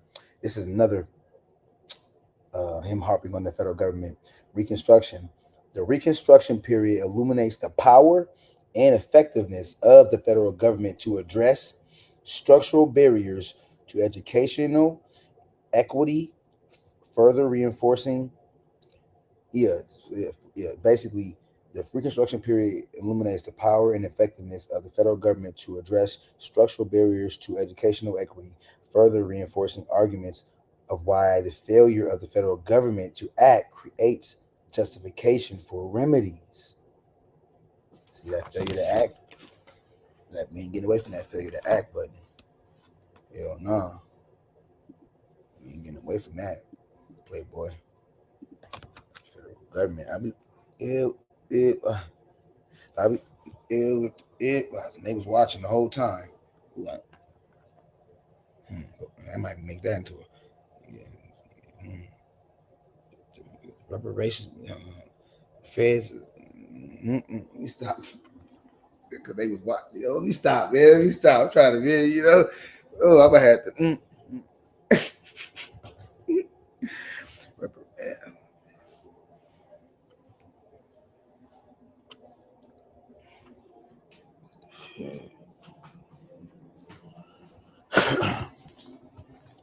Hey, yo, ain't nothing else to it but to pay that bread, pay that Gouda, roll up that Duda.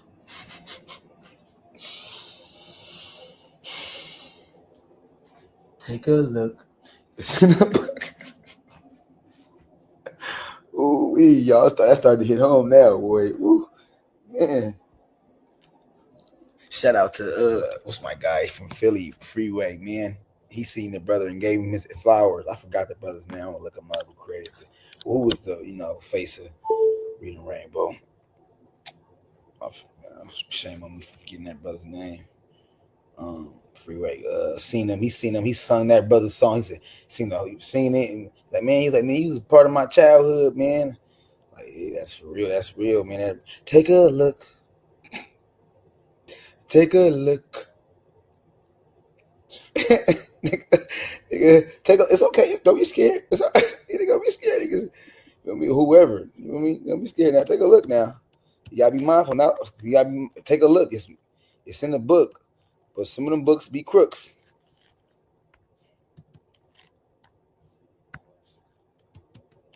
Yeah, I'm putting niggas in Google. My mind is what's that brother's name?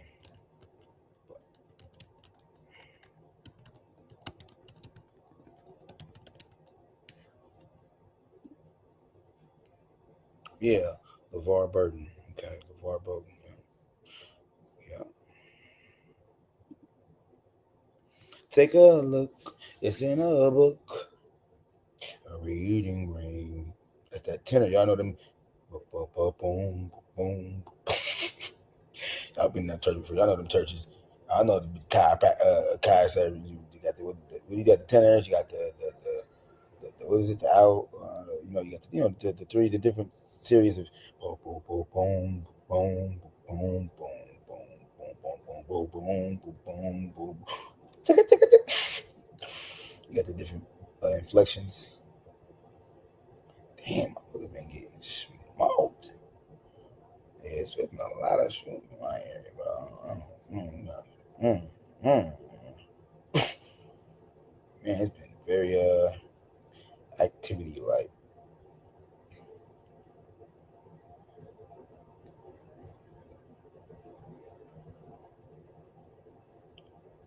So it's Friday. Ibrahim Toure. I would love to meet that brother too. I would love to go to Africa. I ain't gonna lie, if I go to Africa, I'm gonna meet him. I'm gonna Ibrahim Toure. I'm trying to, I just want to be, like they say, if you be the, yeah. So all that. So is it spookism that why they say if you gonna be the last person? What they say, you hang around 10 broke niggas, you gonna be the broke one. You hang around people who's not productive, you gonna be you gonna end up being not. That's true. Like birds of feathers flock together, and yeah, I mean, like if you constantly hang out with people who's not doing nothing with their life, I ain't talking about some people you go around, what's up, bro? You kick every blue moon. I'm talking about you constantly hanging out with people every day who's not doing nothing. That's gonna definitely, that's gonna rub off on you. So why did I brought that up for a reason? Why did I bring that up? Oh yeah. Ibrahim Toure, yeah, just being around that power, that greatness, being around, being around,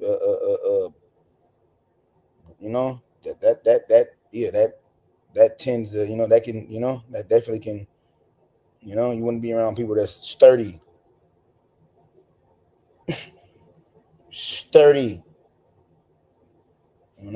nice and robust, firm, steadfast, huh?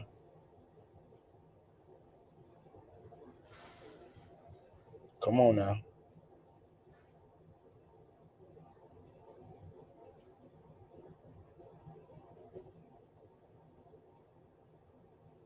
So, I had a good workout today. Well, yesterday. Today was yesterday. It's awesome. Today, shit. Man. Roll up some of this little,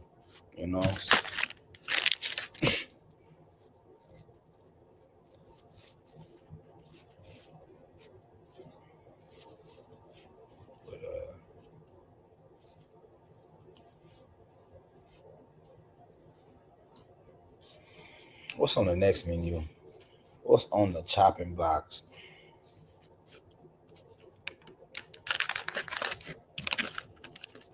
What's on the chopping block?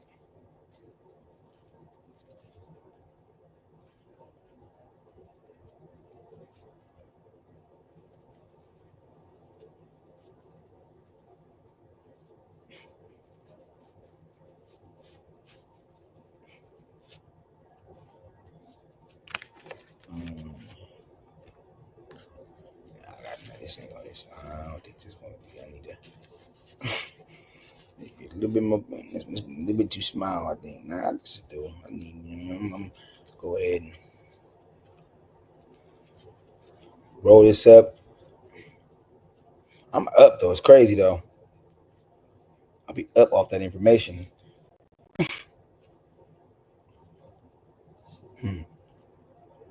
Real.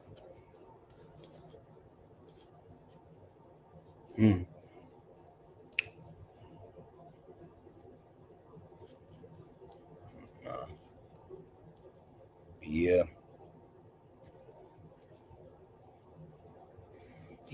But a late low.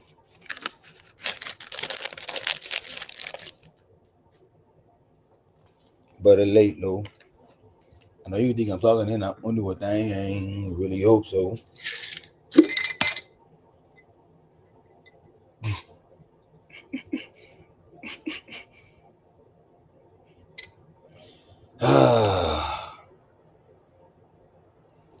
This is a mighty mission right here, though. Mighty mission. You know, caring about black folks is I see why you got the Jason Whitlocks and the other groups and Candace Owens and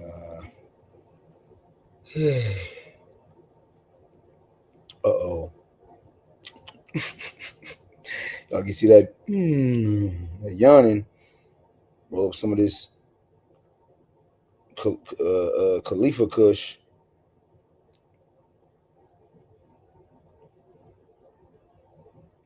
God dang rapper Reed might put me down out for the count. Okay, you feel me? They tapped in. It's about 70 people in the Chizad. Y'all lady, y'all jump.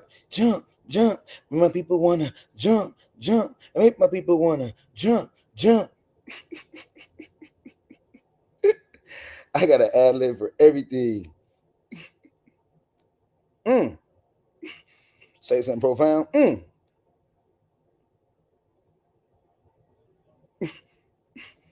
You know, that this could be like, you know, read something deep.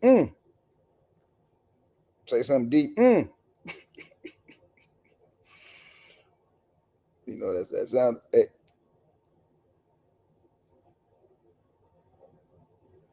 So yeah.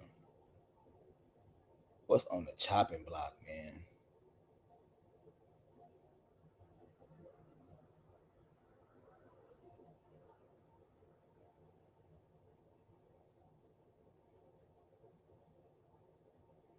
Is it?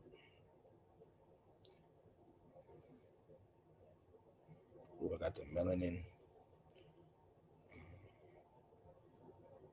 Is melanin worth more than gold? About that book. Let me see.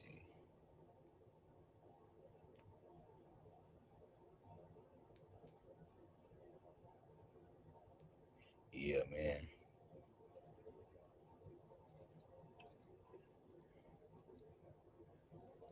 Yeah. But like I said, it's time now. Rise up.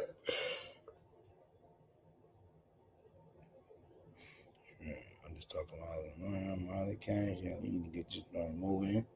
You know, they need you to just come over. I really mess around and be a bigger bag, so I ain't tripping. Sure, if I can get another 150, yeah, that'd be cool.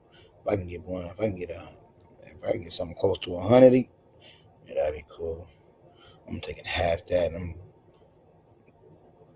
property, land,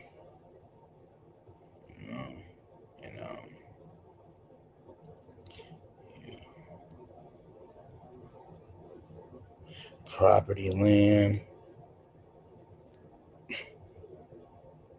Damn devils. Goddamn devils and she devils.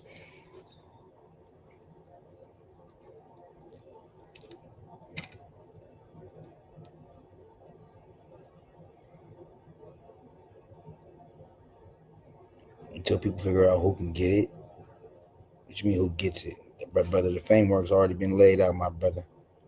It ain't hard to get no. It ain't, you know, even though narc and the Cobra, they want, they got this, everybody, no, and not hiding or not focusing on the exclusivity Black Americans enslaved in, Black descendants of America enslaved in America. You feel me? Like I said, ain't nothing wrong with that, but that's not divisive. Like every CARICOM, it's divisive when you try to when you try to speak, when you try to the opposite is divisive.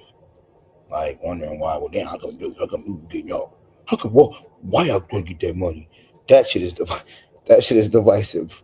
Maybe more so than like saying it. No, there's an exclusive class of people that deserve this due to historical bills and initiatives that has been aimed or thought to be aimed, or it's under the guise of being aimed to Black Americans. They tend to be, hijacked by language, hijacked by hijack. I'll just keep it hijacked by language, and so yeah. Fuck that. We need some exclusivity around this. Ain't nothing wrong with, recognizing your exclusivity around this motherfucker, man. Around that motherfucker, man. Around this motherfucker, man. Yeah, for real. Yeah.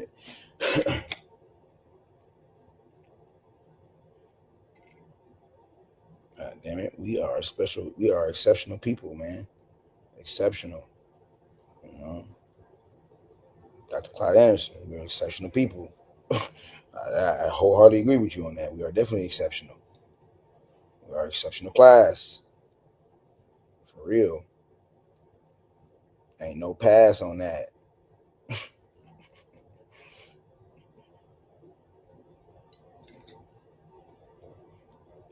So, yeah, make my people wanna jump. Come on now.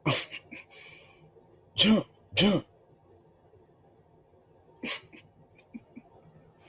Somebody probably screen recording the guy right now. Jump.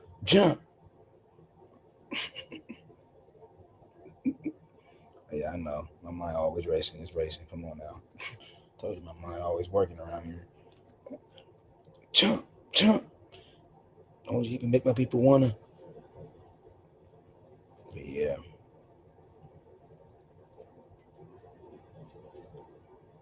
I don't like her either. What's her name?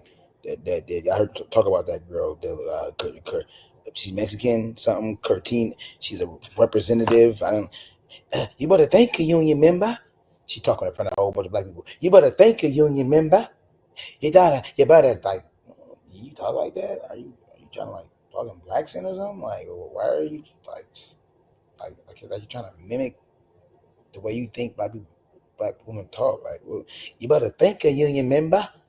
Pull that video up. Her ass swears she's on some cosplaying or some weird, I don't know what it is. Cortez, what y'all trying to say? Representative something Cortez or whatever.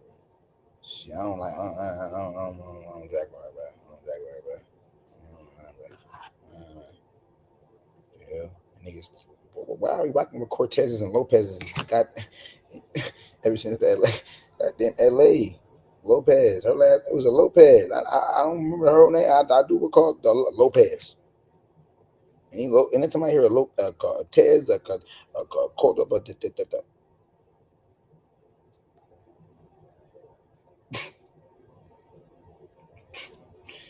man, it's raw and uncut content, huh? Teach. That Styles P said, what'd he say? Man, that man, I heard that freestyle Styles P.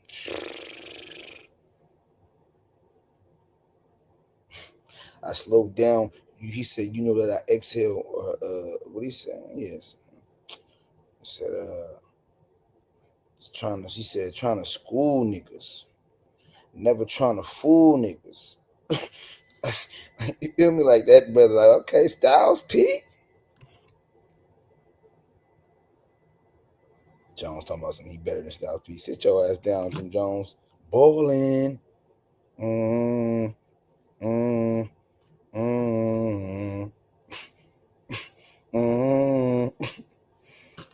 ain't spitting heavy bars.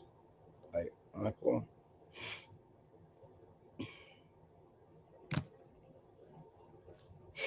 Yeah.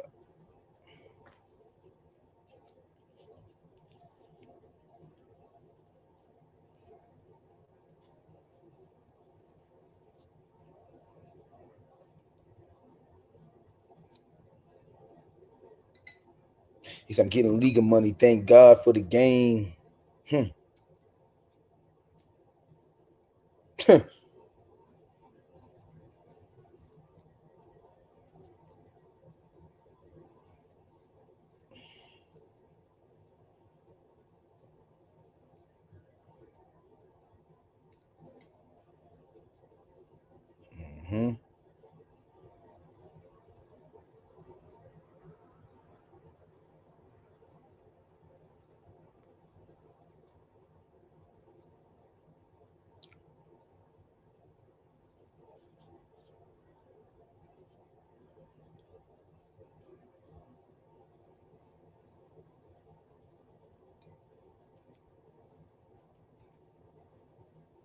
Damn.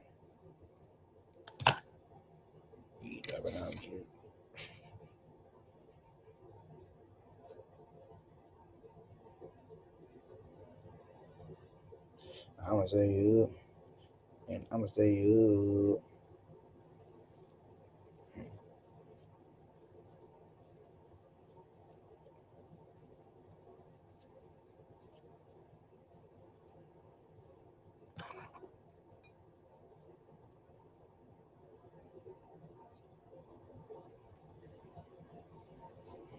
Black reparations, man. Yeah. Goddamn everybody reparations program. Yeah. And that's yes. Yes. Reducing the power to black self-advocacy, man. That is essential, man. We have to get back on like self-advocacy, man. Like that's just missing now. I ain't gonna say it's on a national scale it is, but you point to some local initiatives and local works, but I'm talking about like black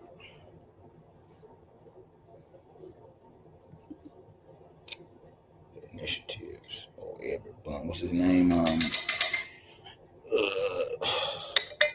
That's a premise that needs to be attacked because I don't see why if anybody need any type of exclusiveness and need to be catered to. You know, I mean, we are in extreme conditions, so we must be extreme. Words of Malcolm X. So all that you can't have. What? Why? Like what the hell? We can show from education to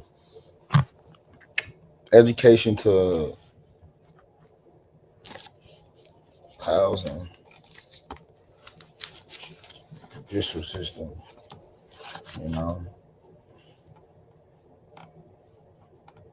every facet of life, every social index, man. Y'all, cut the check, man. Yeah, for real. But I'm my quest is to get a hold of this brother though. That's like I said, I'm definitely that's in the works. So yep. It's in the works. Let me go ahead and make him a whole professor. I don't know why they playing. They need to give him his tenure, man. For real. Shit. I'm surprised he at Duke though. I ain't gonna lie. The Duke don't seem like this would be, Duke don't seem like he'd be a product of Duke though. Let me see. Yeah.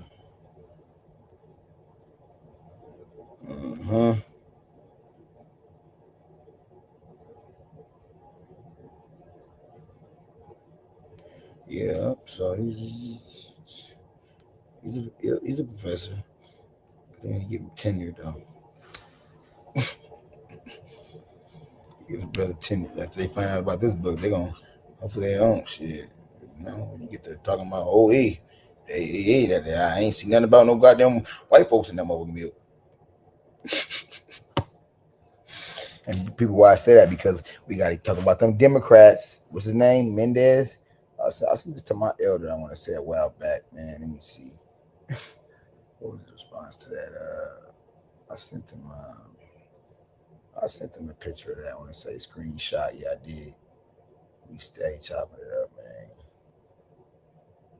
From St. Louis. Let me see.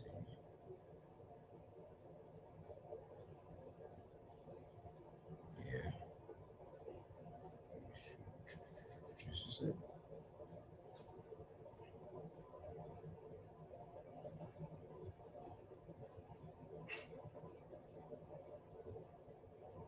I'm up cooking crack right now, man. A late night tip.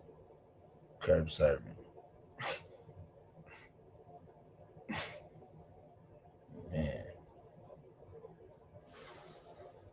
I'm not even gonna get into all the particulars. I don't want to have to say pause.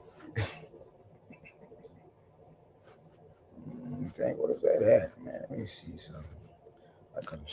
I sent him a picture of. Let me see. I forgot what I was supposed to be getting a picture of again. Damn. That's the weed. I ain't gonna lie.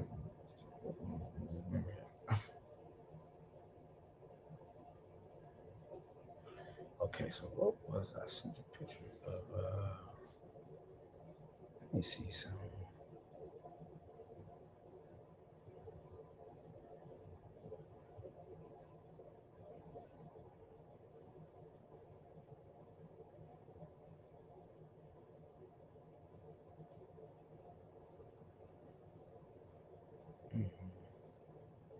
Yeah, I don't know.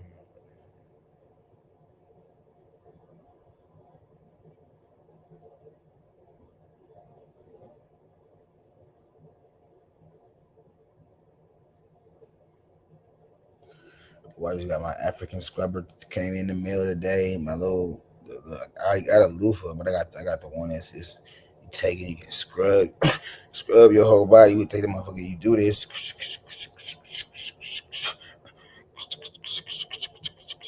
Take it, get all that back, exfoliate that skin, exfoliate that face, get all of it in there, get that dirt.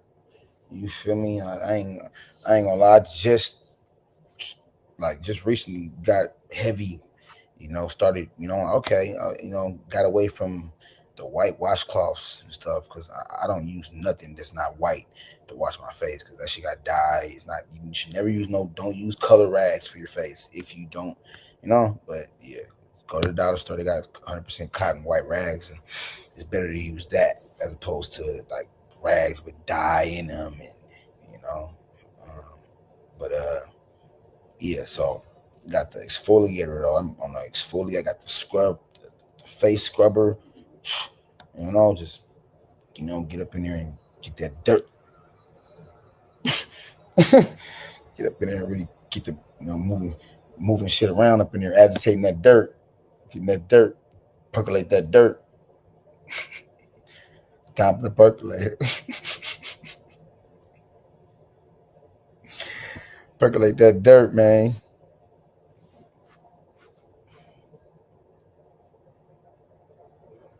Percolate that dirt. But trying to see what information was I reading?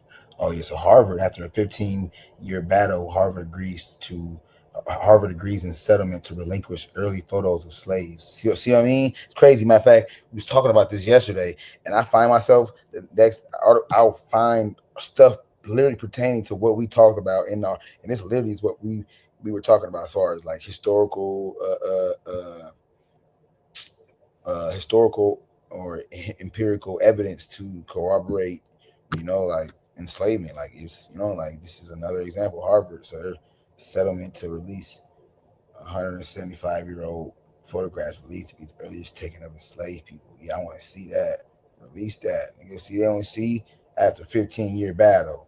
You see that though? A 15-year battle, y'all. They didn't want to 15-year, y'all. A 15-year battle. But what you back? Because see what I mean? See, think about the layers, and as you peel back these layers, and they battle this, and man, reparations is gonna come, bro. You have to, because they trying to battle with they're trying to battle the disclosure of any historical black memorabilia just tied to black American enslavement. You feel me? So yeah, man, this is crazy though. 15 years, y'all. Some lawsuits do go. Some lawsuits take forever. Shit, real. Some of them take forever. Shit. Yeah, man. Harvard University will link his 175-year-old photographs believed to be the earliest taken of enslaved people to a South Carolina museum devoted to African American history as part of a settlement with one of the subjects' descendants.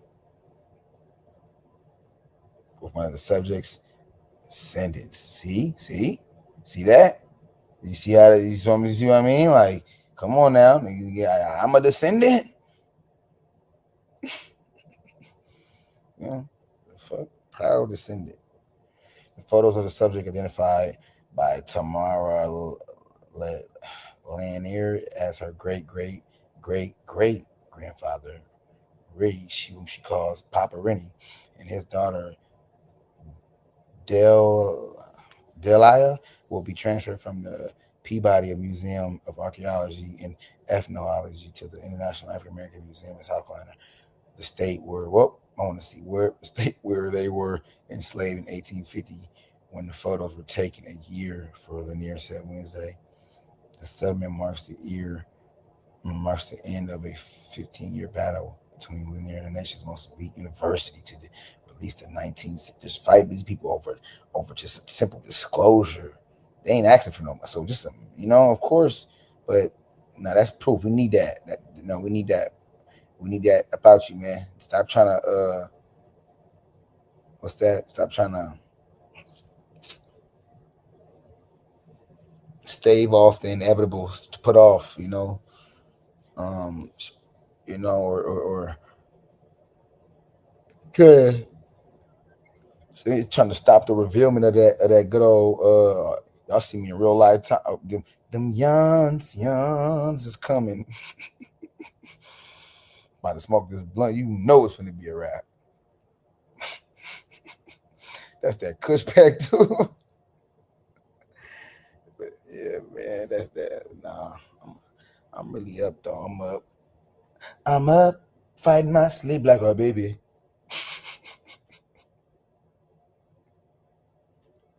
Yeah, baby, like.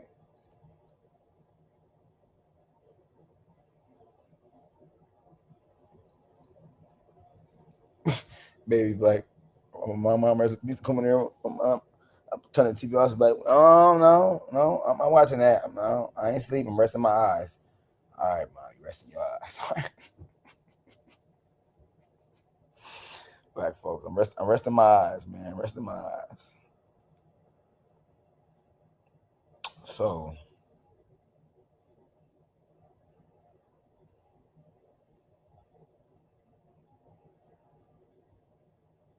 What the hell? I ain't never seen that word before. The girl type. I seen stereotype. I ain't never seen this word. A photograph taken by an early photographic process employing an iodine sensitized silver plate and mercury vapor. Okay. The Goro type. Okay, a precursor to modern day photo. Okay, for photographs.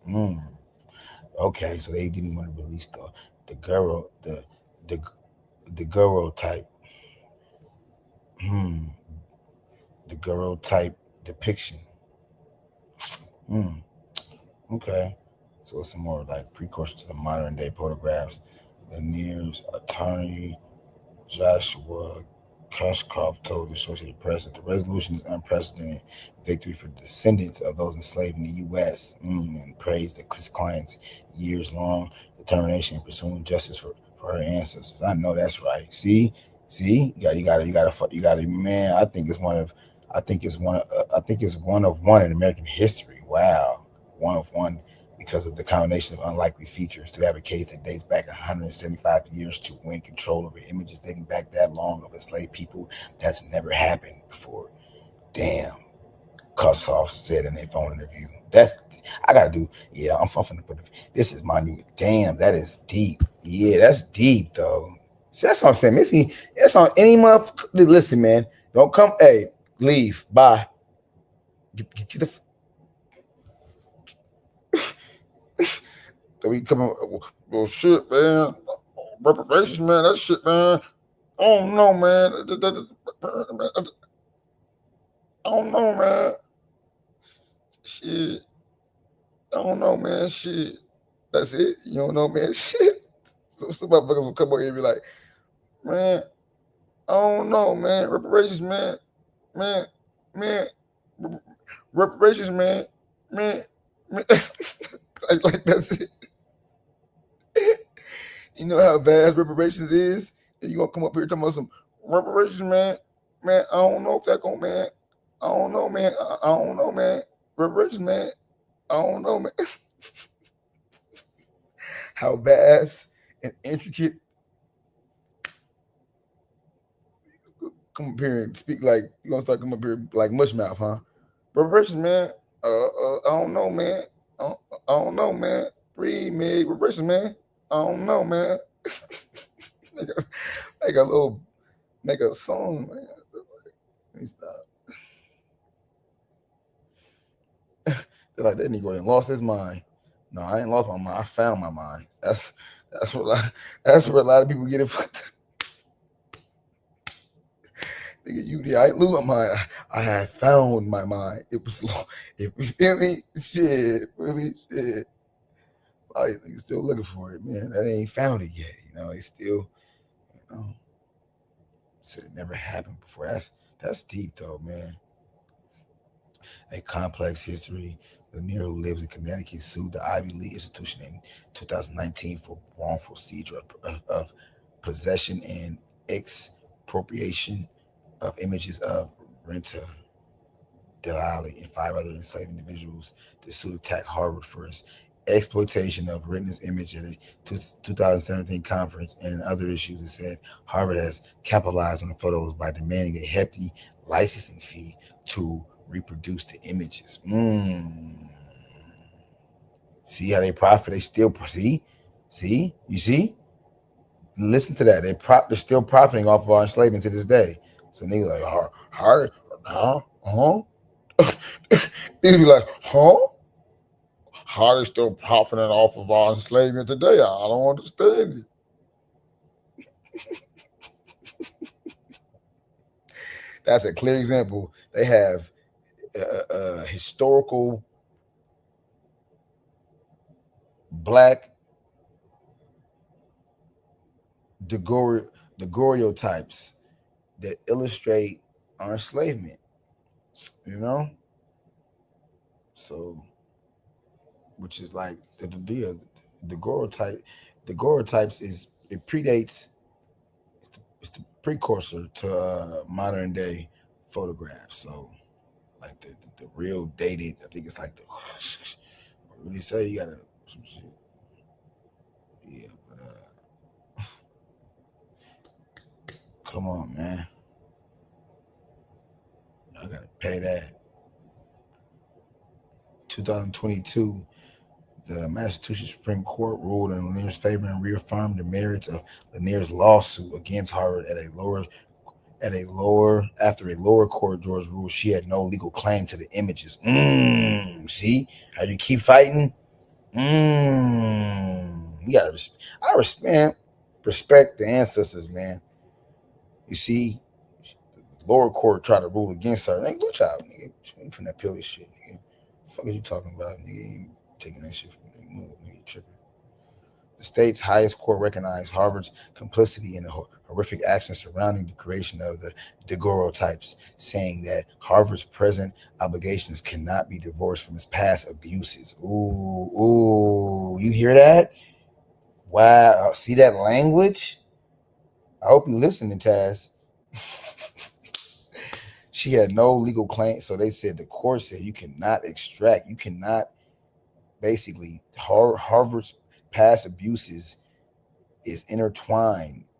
You feel me? I mean, Harvard and its past abuses are interwoven into each other. You can't extract those two. Like I said, you cannot divorce, or more so, like I said, you can't divorce Harvard's present obligations cannot be divorced from its past abuses. The U.S. government's present obligations cannot be divorced from its past neglect of enacting a protective barrier for the subjects, i.e. black. Let me stop. Let me shut up, because that's a bar, though. Saying that's a bar. Me just reading that makes me think I can apply that. I'm applying that to black people as a whole. Harvard's present obligations cannot be divorced from its past abuses. The U.S. government's past behavior cannot be no. The U.S. government's action and inaction as it pertains to the subjugation of America's foundational people, i.e., Black Americans, African Americans, descendants of chattel enslavement. I'm not playing, so I'm saying, just give me, give me a sentence, man. I can reconfigure that joint, man. Harvard, that's deep though. That's interesting. The court said that though. On a bigger level, how can the federal government pass obligations, be divorced from its past abuses that manifested itself by the means of inaction, action,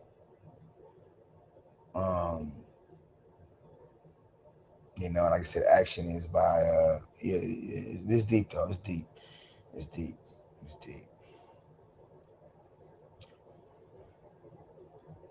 To a statement, and this is deep though.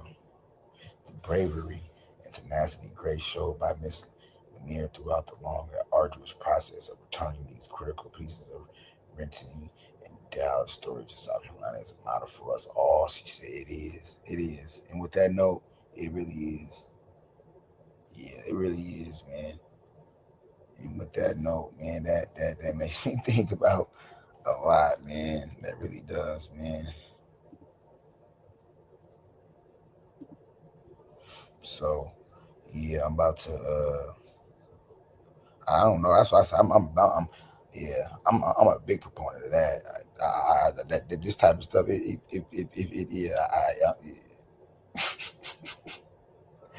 I extract from it. It forms this information. Inner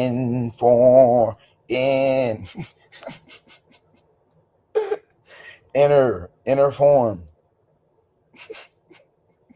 This information is supposed to,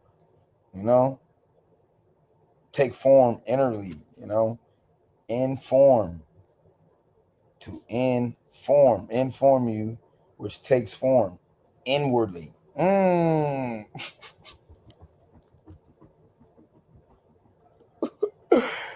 If you ain't taking the right information, man, you ain't, it's not informing, it's not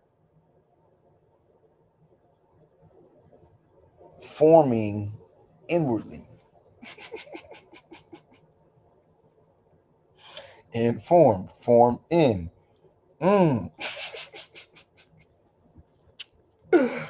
Oh man, come on now, man. Everybody has the right to tell the story of their own families.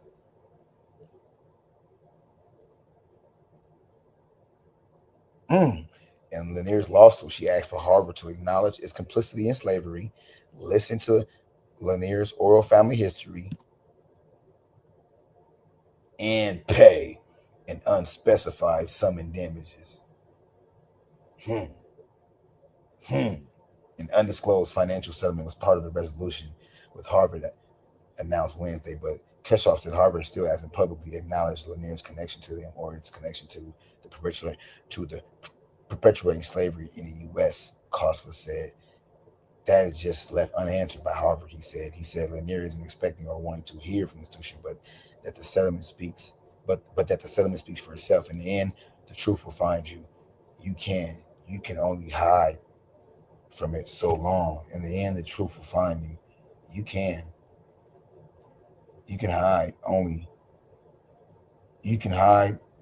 only hide from it for so long, he said. Yes, history is written by the winners, but over time, those winners look like losers sometimes.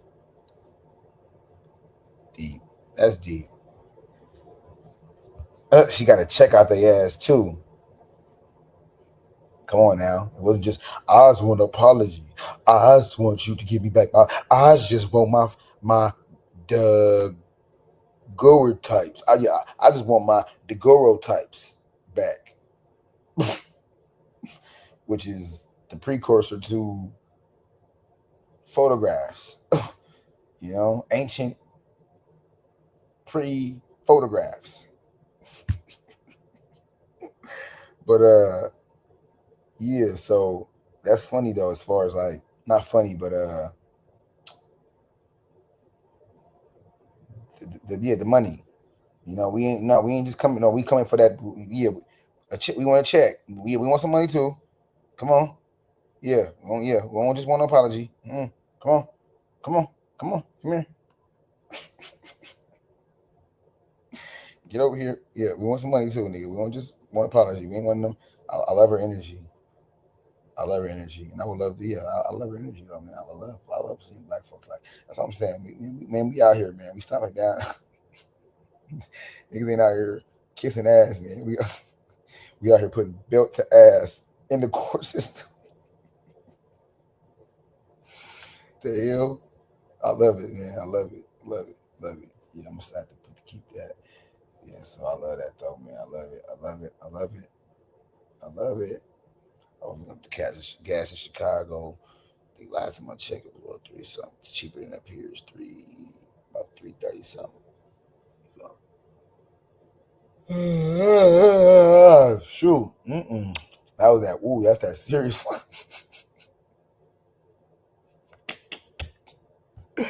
That's that. Well, I was gonna say that's that. Yeah, man. So this is funny right here, though. 1 in 4 Americans are functionally unemployed.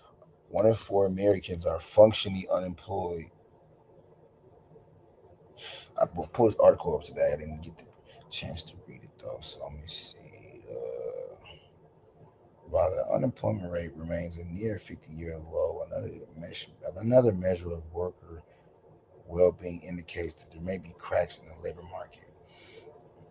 Okay, so the low employment rate, which stood at 4.2% in April, has signaled to economists and investors alike that the U.S. economy remains relatively healthy.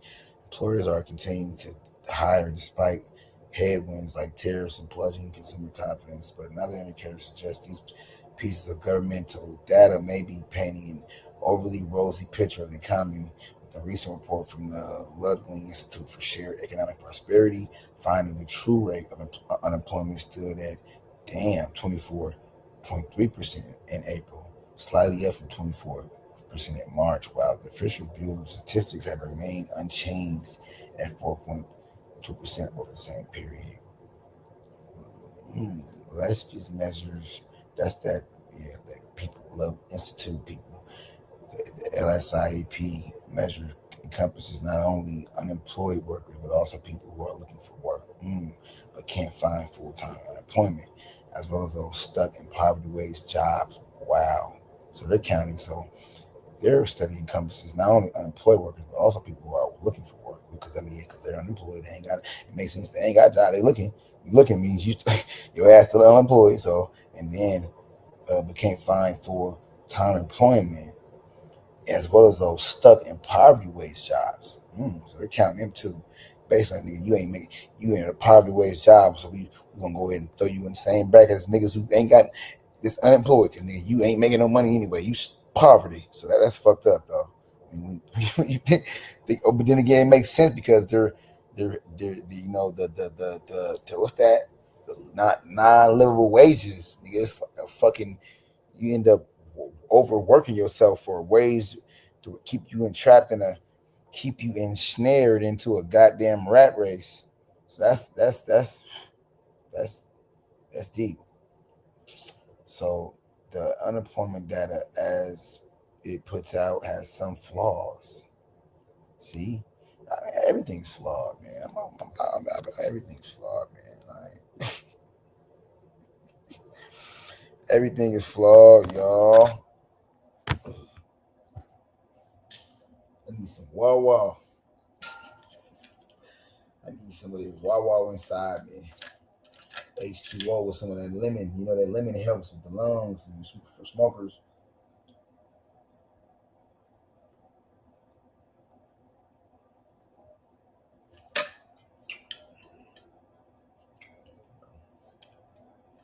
I gotta clean my thing out. You know they need stainless steel, but yeah, you don't collect particles. Yeah, you know, for real. You gotta wake up.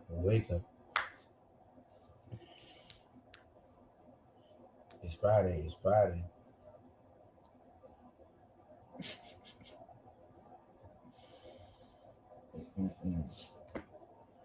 Oh Lord.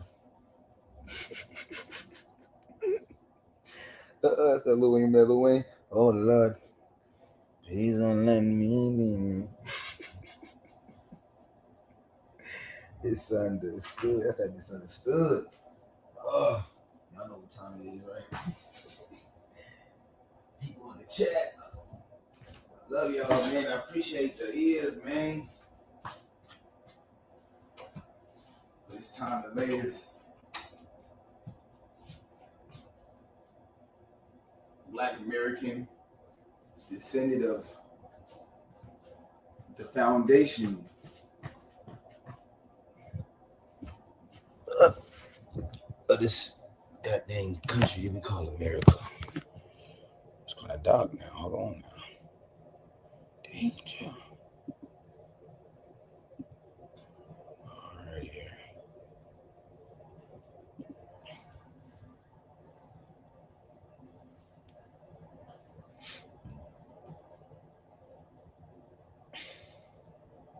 No, she ain't let Harvard off the hook. No, she got a bag out, unspecified cash. Remember, settlement is always unspecified. It's a settlement. It's not meant for the public to know what the exact dollar amount was. So it's always going to say unspecified, undisclosed, you know, or just simply, you know, it's a settlement. So which means it's you know, it's not that those particulars are not made publicized to the public. But I was gonna say no, she didn't let them off the hook. No, she didn't let them nowhere near off the hook. She kept their ass on the hook.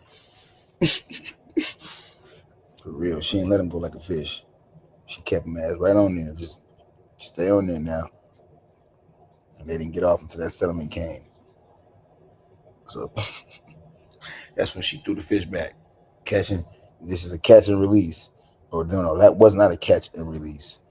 They only was released when they coughed up that bag.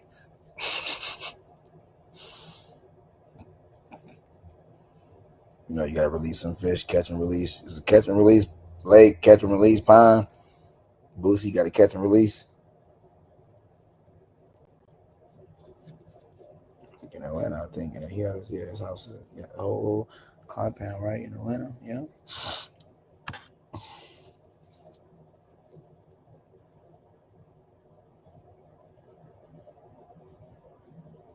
But yeah, but their image is unturned. Their image, I mean, they can recoup that money.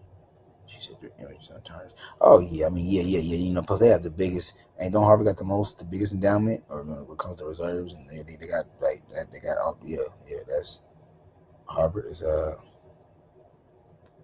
That's a drop in the bucket for them. They need to cup up some. Yeah, they need. Yeah, George. Yeah. Shit, man. Like, yeah. I don't know.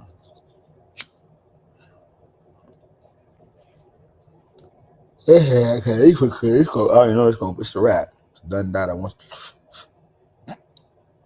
I'm letting y'all know. I'm about to. I appreciate that.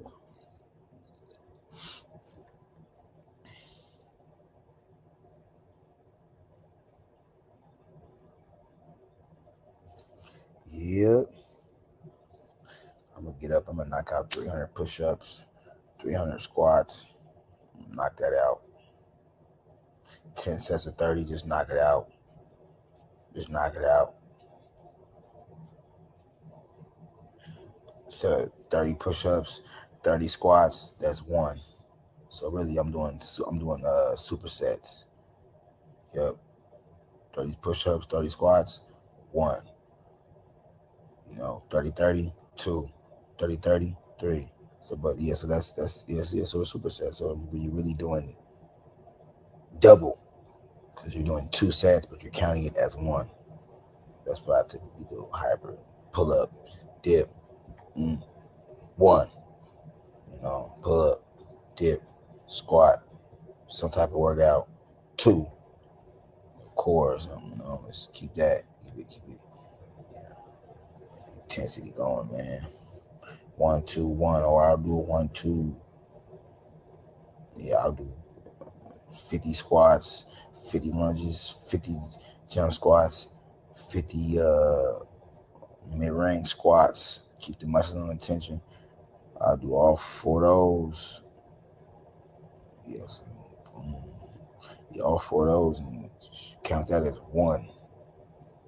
But 50 though, so 50 each, 50 for legs, and then that's one set. So that's that. That 10 times. It's been a while since I did the Mike Tyson squats. The whole deck of cards. That's that penitentiary. 23 hours in one. You got all the time in the world to read all the books and get all the words and write these crackers up. What they say? They say you blow trial them crackers in the mountains, do you dirty, Shit, man. For real. That's right. That's what that, yeah. Oh, okay. No, I ain't. That's where it started. Well, no, I didn't start there. Shit, before I went there, I was already in, been taking these crackers to court for a while, man. Been successful for the most part.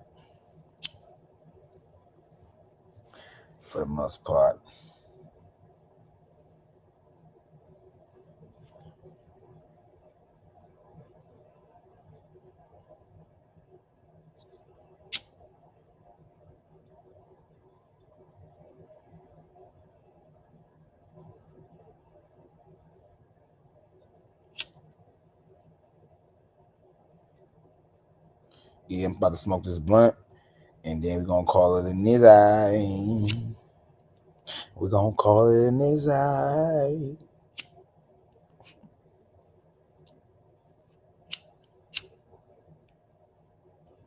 What's this about? So boom. Let's see what's that. So 6, so 7, 8, 9.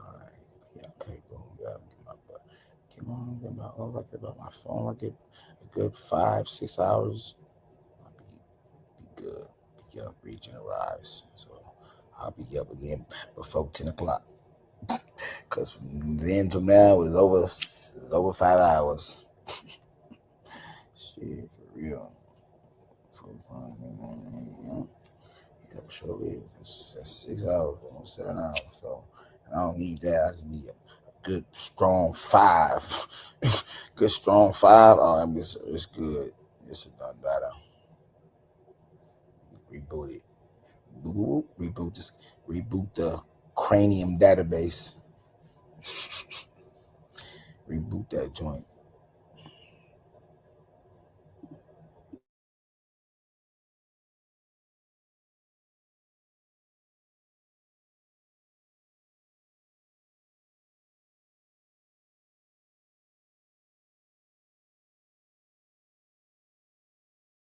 That jumping set the record.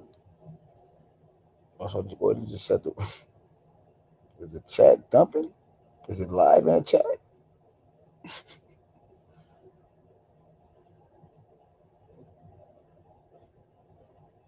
Okay, we still holding on 50 strong. I mean not 50, 60 strong. You know, okay. Remember too, if it says 60 people in the chat, I told y'all. Remember, I'm gonna remind the chat. If it says 58 people in the chat, I'm gonna go in 60, but it's really technically still over 100 people in the chat. Why you say that? Because technically, if you think it's one person watching us, no, it's not. Then you could probably say, you probably might be able to get away with that with time wise, but I still would be that. If you think it's only 58 single faces watching us, and typically somebody around, like, you know, there's a mom, there's a sister, there's somebody typically around when somebody's on watching a music video. It's not usually one person watching a prominent video, a music video. No, it's typically people all huddling around, jamming out. So, but those views, of course, that doesn't get counted onto it. But those numbers, we have to think about those numbers though too. Those numbers that's,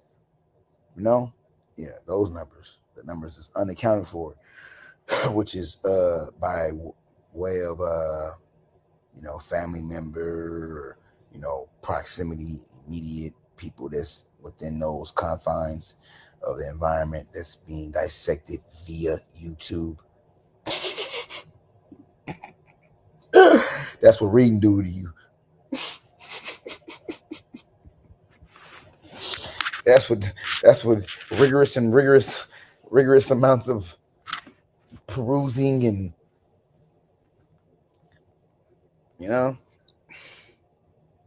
it equips it one's elocution skills are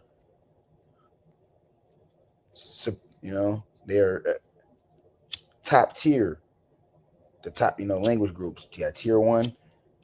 Shout out to Q, put me on that. You got different tiers in language group. Tier 1, you got let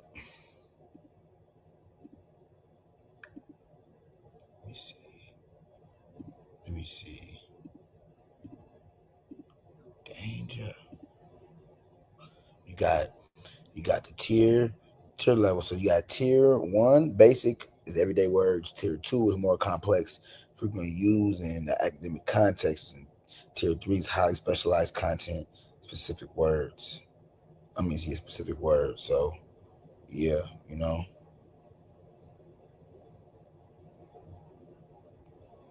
3 tiers: basic vocabulary. Tier 2 is high frequency, multiple meanings, and tier 3 is subject related. So mechanical jargon, electrical jargon, is number 3. Subject related. That's what I get from it. Yeah.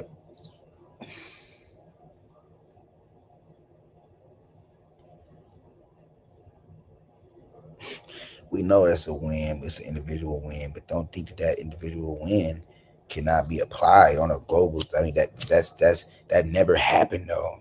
What she has been able to recoup and successfully topple via the court system as it pertains to black ancestral lineage memorabilia being connected to her family, and that never being like her challenging the behemoth known as Harvard institution that was constructed and cultivated and formulated by black free labor. See, we can't miss the monumentalness. At times we tend to miss the monumentalness of the ever at hand. And the fact that, like I said, that's never been done prior to her. So that's unprecedented, which is that in and of itself being an unprecedented act makes it revolutionary, makes it, so makes it so.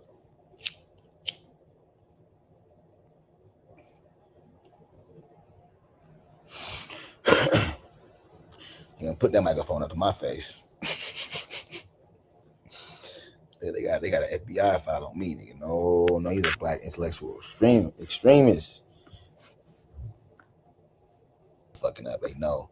They study us. They know our weaknesses, man, and our strengths too, man. They know.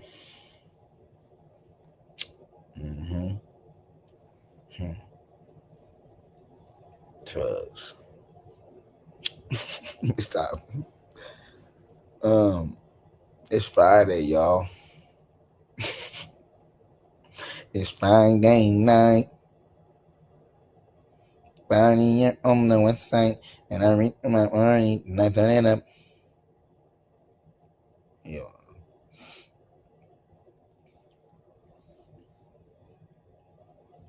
I'm real quiet in the chat. What's going on?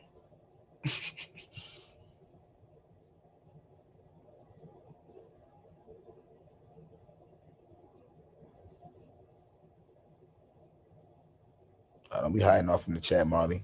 Bring your ass up here. Marley in the crevices, in the shadows, man. Big brother was chopping up last night, but I was out last night, bro. I tried to fight it, man. Damn, that's that.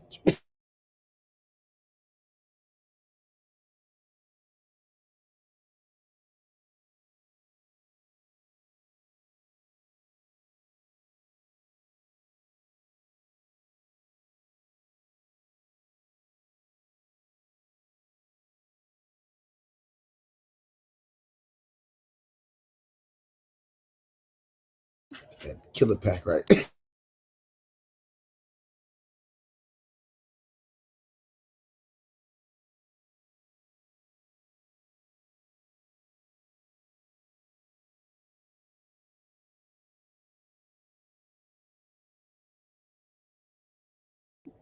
It's that killer nigga pack right here.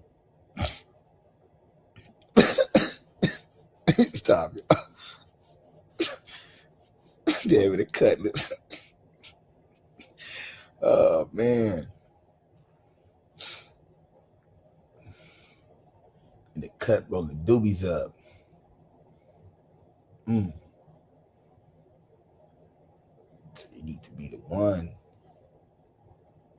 Go take a nation of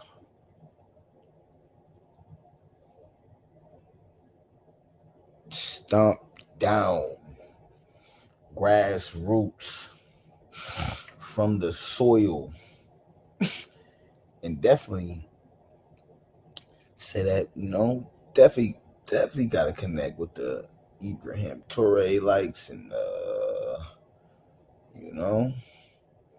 anybody that's within that diaspora that's a rider, man, pop out.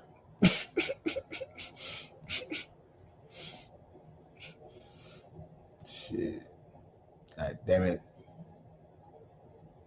Tell yourself to me, I tell myself to riders, god damn it. I tell her, you damn right. I tell them eyes are telling myself, I said eyes are telling myself to riders, god damn it. You heard it. Stamp shop that, whatever it's called. Stamp clock, stamp, time stamp. So yeah, this is the one. This is gonna be the one that put the nail in the coffin. So it's that Khalifa Kush. Just strain by Khalifa. That shit just, you gotta stay reading. Trying to block a nigga's mental brain, man.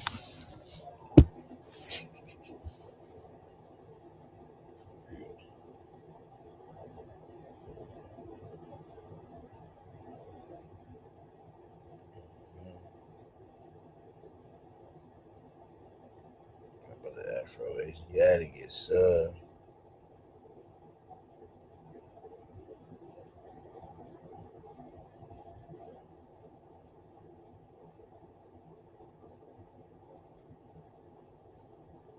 Oh, Mystical locked up for rape. Keep his ass in there. And that nigga did it. So I don't think every black person, that nigga, he got a pattern. Even I will say this, they say the first one was a fluke, but nigga, he got a second one. And then now he got fast forward, he got another one. So it's like, I don't know, man. I don't know. I don't know. Ain't no. Yeah, I know. Yeah, I don't know. Yeah, I know. You know. I just myself. You definitely read slave story narrative. Dale. That was that tree though. Tree spoke for me, man. I had to check. The brother had to check me. But I was literally thinking that when I said that, I was thought about what I said. Like, hold on, did I say that? Did I just say that?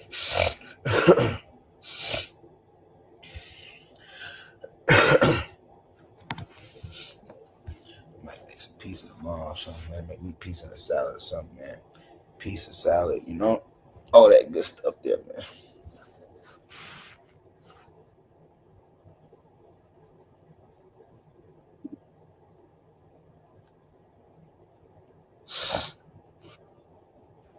That real music, though.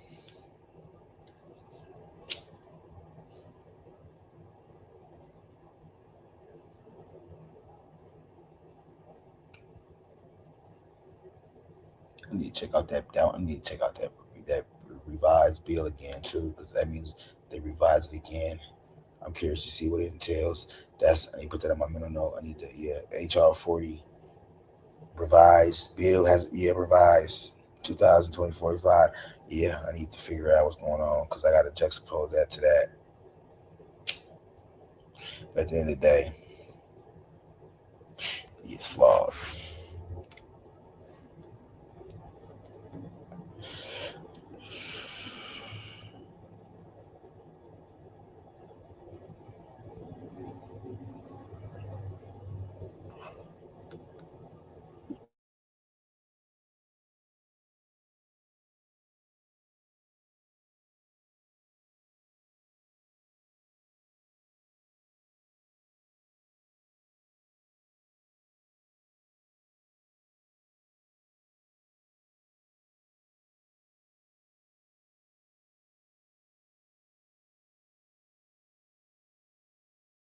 Serious. Trying to have a nigga choke. Young brother, young guy choke. Pause, huh? We ain't doing no choking. We ain't doing that. We don't even subscribe to that. Yes, it's true. Melanin is currently worth over $350 a gram more than gold. The process of melanogenesis produces a chemical melanin found in bird feathers, animal fur, reptile scales, microorganisms,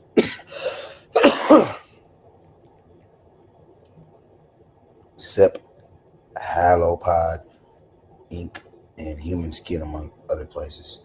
This book completely obliterates the false narrative of melanin, which information manipulators are perpetuating. In doing so, it takes the melanin challenge, inferiority complex, aka racism, white supremacy, along for the ride by examining everything we think we know from a melanin-centered perspective. It expands in our perception of the world and our history in it. Come on, man. Melanin is worth more than gold. Documents events leading up to the insight melanin has a dollar value greater than gold. It examines the influence of melanin as quantifiable empirical phenomena by reviewing ideas relating to perceptions of people of African ancestry worldwide, by charting shifting power relations due to changing ideas of not only melanin but the inability of scholars to remain objective in an environment rife with ideas indicating melanin bias. We reveal new possibilities for human relations. The result is an expansion of human experiences human experience beyond the paradigm imposed through the context of Western worldview by examining the world from a view of outside the experience of feudalism. Feudalism. Okay, to feudalism. We can do more. Yeah, that's why I love word. You get to this when you know words, you can break. Okay, you can parse it. Okay, like what? Okay, feud. Okay, lism. All right, yeah, bet, got it. Take a look. All right, yeah, man, it's just what it is, though, man.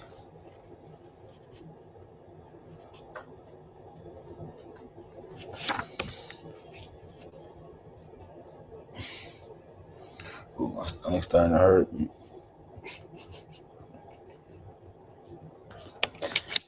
That's one thing will make your stomach hurt.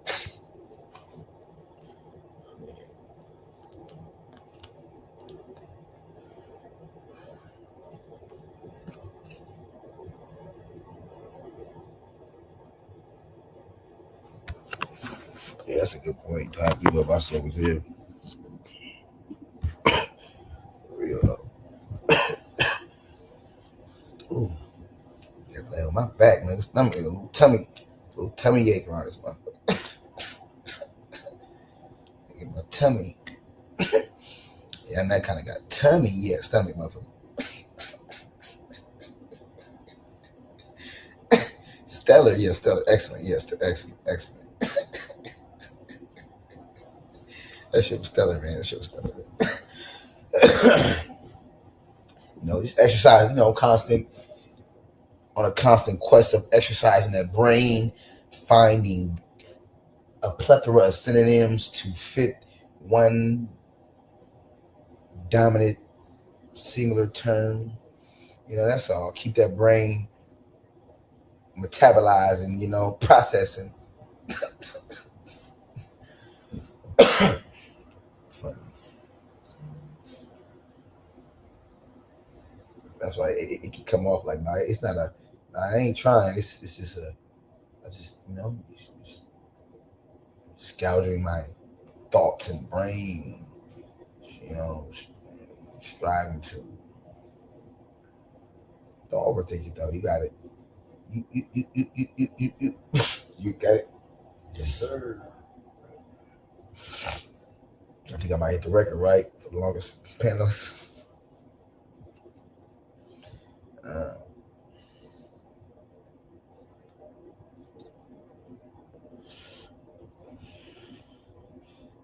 Let's go put this. Let's go Muhammad Ali right here. Get the Muhammad Ali uppercut with the Mike Tyson overhand right. After this one. Pardon me, I know people got on. Call for them.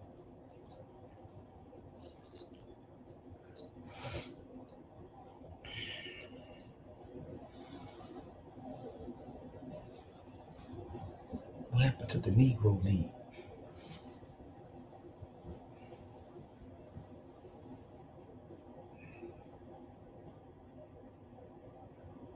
In other words, black ownership, but what's the say? North Carolina, South Carolina. What's the say in South Carolina? Yeah.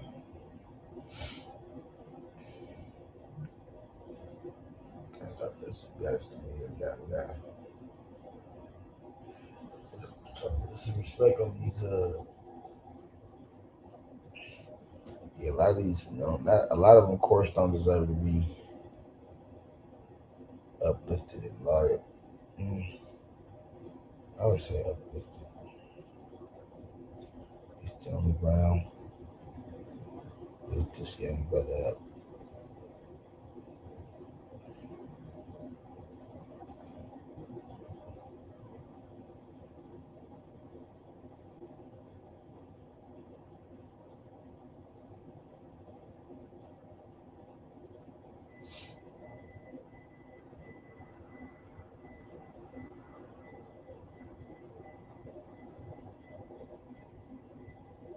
my shit.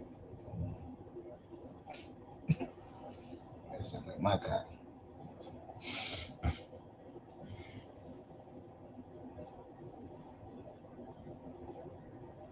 Yeah.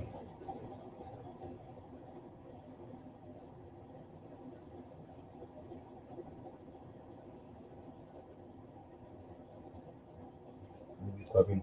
Everybody likes. We be clubbing.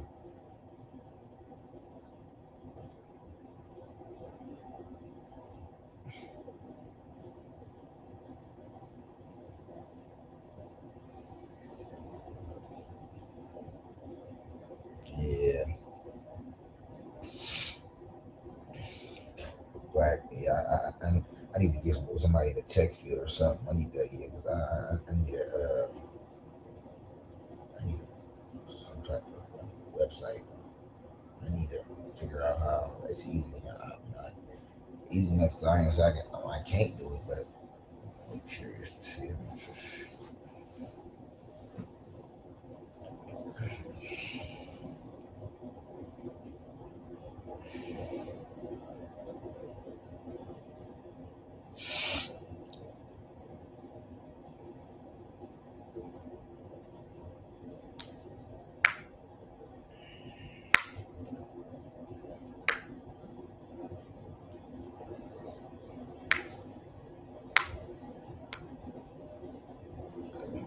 Be cracking knuckles, y'all. That's a cracking knuckles. That's all.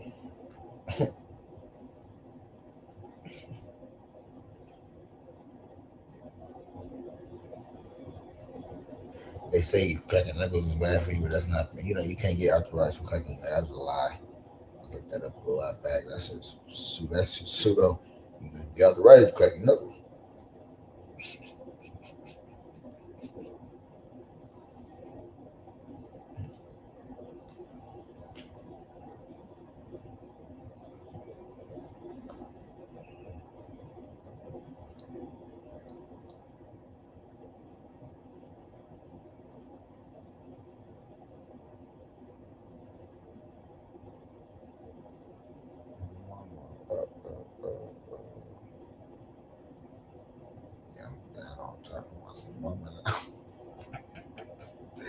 That's when you know the guy body's you see him and he said, Mama, I was like, Mama. That's that Migo. You gotta say like the Migo, Mama. What you mean? That's the mama ad lib.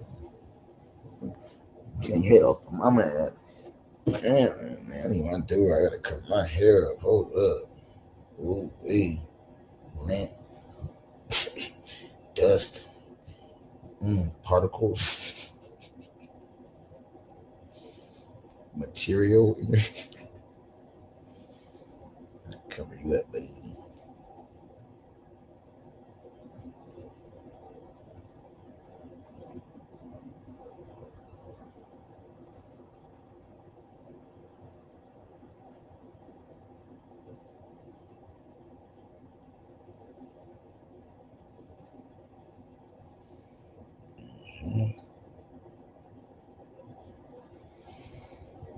How you get 5 of them day off?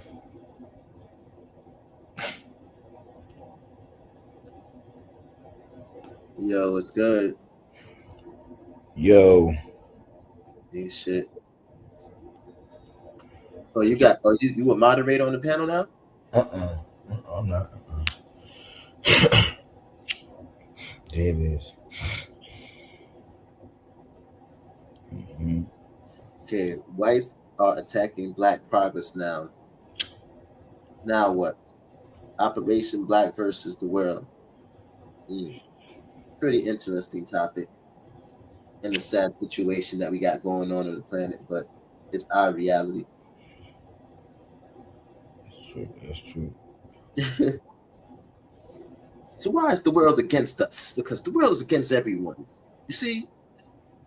And being that the world is against everyone, is every man for themselves. I should have bought a Honda. Huh? I should have bought a Honda. No, I want I'm on some fake church shit. You know that they speak in church. You know they church. They be speaking in tongues. I said I shit about 100. I'm just. Oh, you speaking in tongues? Oh, I see. I got you. Shit about 100. Yeah, that should be crazy. That speaking in tongues shit, right? Mm-hmm. Hell yeah. I be seeing possessed demon shit. You believe in demons? Like do you believe in spirits? Do you think like spirits are like do you think it's like not like on some ghost shit? Yeah, I know you're talking about. I believe in spirits, not in that sense, like on some spooky shit though. I believe in spirits in the sense of invoking negative and positive thoughts and shit like that. Like, invoking, evil spirits or, making somebody feel a certain way. Like, you know what I'm saying? Yeah. I think when people start speaking about spirits and all that other shit, they start to spook it out. And then for other people who might not believe in God or people who may be atheists, they may hear that and think that you're talking about like an actual spirit, like you know what I'm saying? Yeah.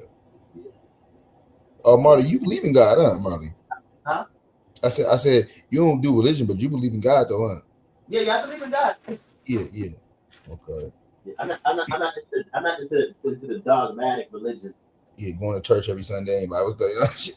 Yeah, shit like that. Believe in all of that shit. Revivals and all that. I'm gonna just say I don't know. The church revival. Huh? No, church revivals be lasting all day. You ever know about church revivals?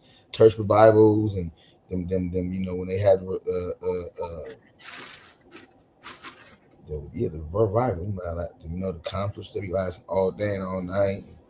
Yeah, still been in serious work. Choir, I grew up in all that church. Well, black person didn't grow up in the church. I don't know some black people who didn't grow up in the church. I know. I don't know too many who hasn't. There's some out there, but I don't know too many. Jesus, the Lord, the Spirit. What's going on, Afro? Yeah, but I definitely do believe in not spirits or some spooky shit, but yeah. Also like energetic, self affirming type of like affirmations and to like you said when it comes to output and input of energy.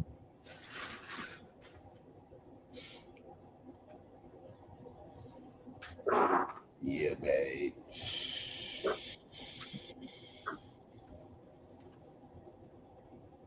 I made that kush, man. You got work at the AM?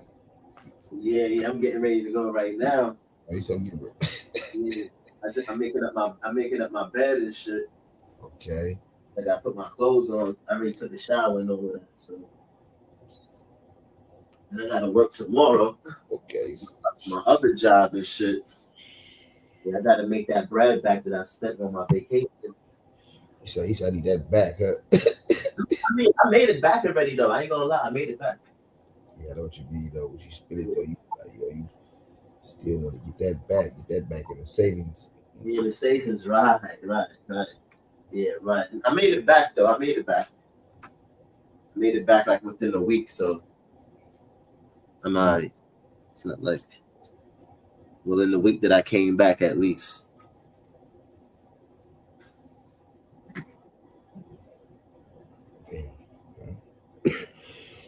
Okay.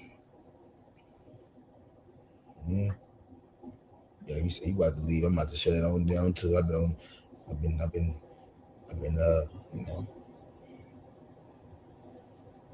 been enjoying it, but I'm about to go ahead and get this 5 hours strong, get this strong power nap in, getting nice, I'm gonna get about 5 hours and I'll be nice and rebooted and I'm actually they got this these vegan plant-based jackfruit. It's made out of jackfruit, but they're burrito tacos. I'm about to go grab some of those today. They got this pop-up pop-up vegan spot is popping up in Seattle. I'm about to go slide down there, and they open up at 11. It's 12 or something. I'm about to go slide down there and yeah. Fuck that shit up, right? Yeah, I'm about to, yeah.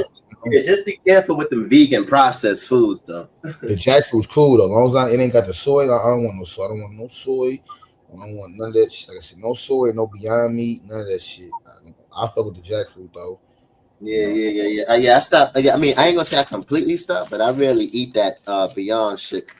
I don't eat that shit no more like that. That shit is too commercialized for me. Not only that shit got a lot of thought.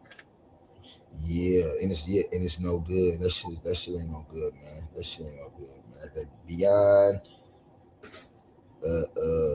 none of that shit, man. If you got soy in it, no, that shit got soy in it. That shit, the soy is bad for you. Can't fuck with that soy. That shit. Yeah, do a little workout before I go, man. Nice quick workout. And yeah, man, hit that here little pop-up up. For real. Yeah, I've been a vegetarian for 2018, 19, 20, 21, 22, 23, 24, 25. For 7 years, I've been a vegetarian. That's about the same time me. That's when I went when I got start doing my Fitbit. That's what got me on my journey of vegetarianism. You know, that was 2016. Yep.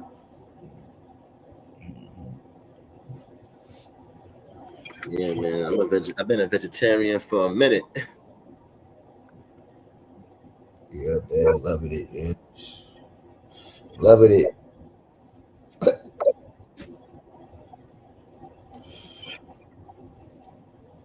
Give me some oatmeal too, man. On Saturday, I start eating my oatmeal every day, man. Oatmeal with the granola, peanut butter, banana, and that joint, with the honey.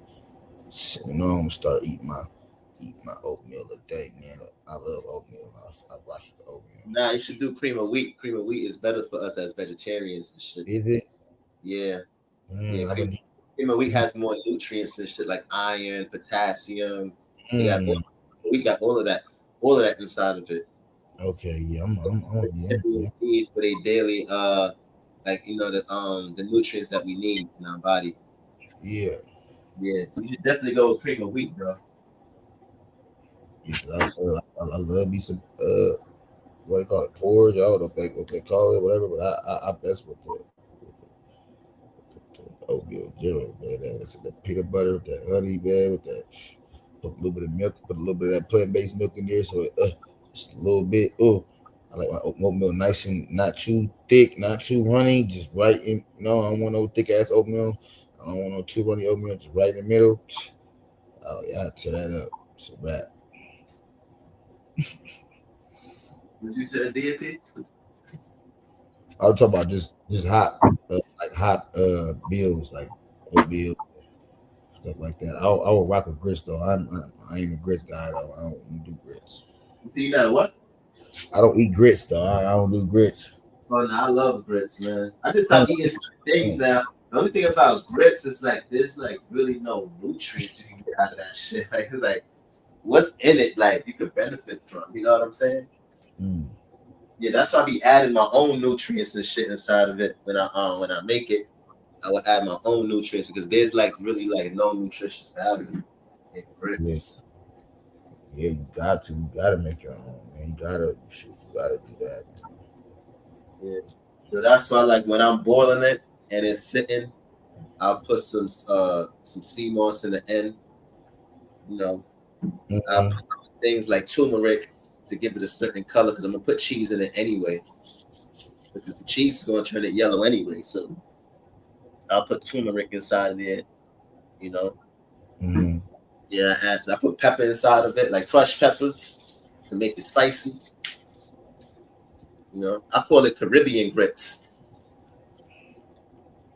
I got my own grits. I call it Caribbean grits. Caribbean grits. I be using the 3 pepper jack cheese. You know what I'm saying? You put sugar in your grits or no? You don't put no sugar. Nah, hell no. I don't do that sugar shit, bro. I don't do that sugar shit. When I was growing up, and when I was a kid, there used to be this lady. She was from North Carolina and shit like that. and I used to always eat at her crib.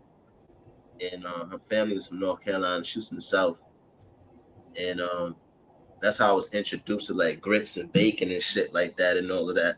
You know, when I used to eat pork as a kid, like when I was like 8 years old, like around that time. I had stopped eating pork like around like 10, 11 years old. So I used to eat like bacon, grits, eggs, saying every day, bro. Every day. That's how I was interested. And then too, like my step pops too, because he FBA. So I used to eat grits. He used to be making grits inside of the crib too. So I grew up on grits and eggs and cheese and all that shit. I grew up with Caribbean shit too.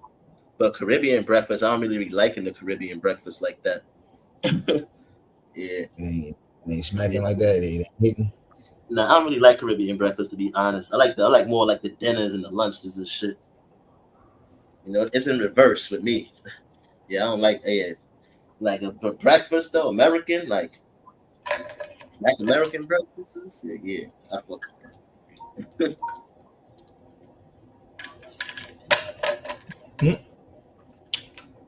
Like American breakfast. Yeah, I fuck with that. Yeah, I fuck with that a lot. But a lot of that shit, but I ain't gonna front though. Like one of the things that I like I don't really like it like that, but it's healthy for you. It's collard greens. Oh, I love collard. I ain't gonna lie, but I love some collard. I mean, I'm not gonna say like I don't like it, but I'm not a big fan of it. It has more of a nutritional value than like spinach and some other plants and shit. I love that. I'll just season real good. Oh, what? Yeah.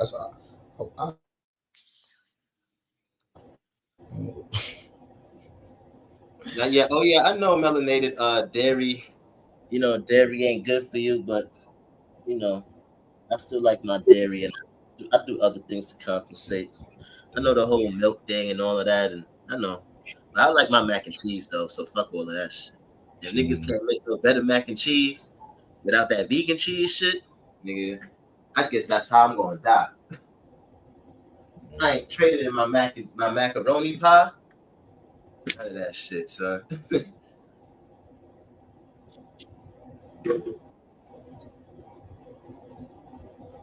Oh yeah, I didn't say cornmeal porridge was not good. I'm saying it is good. I'm just saying it doesn't have like a lot of nutritional values. Cornmeal, yeah, cornmeal porridge is good, especially like when the Jamaicans make it. Yeah, Jamaicans is real good at making porridges. I ain't gonna front, son. They good at that shit.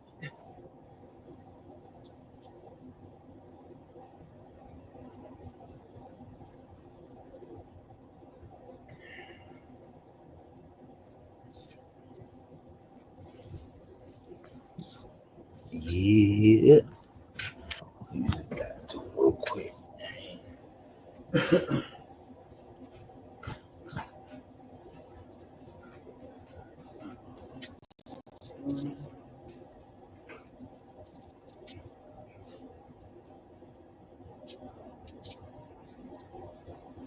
Yeah, most definitely, man. Like,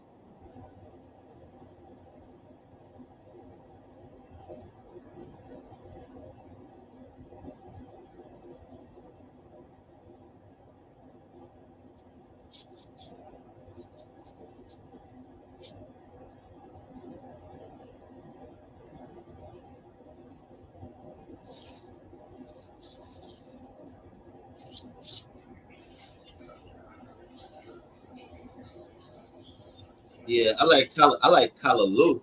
Yeah, I like the Trinidadian callaloo though. I don't really like the Jamaican. I don't like the Jamaican callaloo. They make it different. Jamaican callaloo, they make it with like spinach. Like, that's like spinach. Like, Trinidadian callaloo is more like with okra, mixed with some creamy spinach, put some coconut milk. You know what I'm saying? Facts.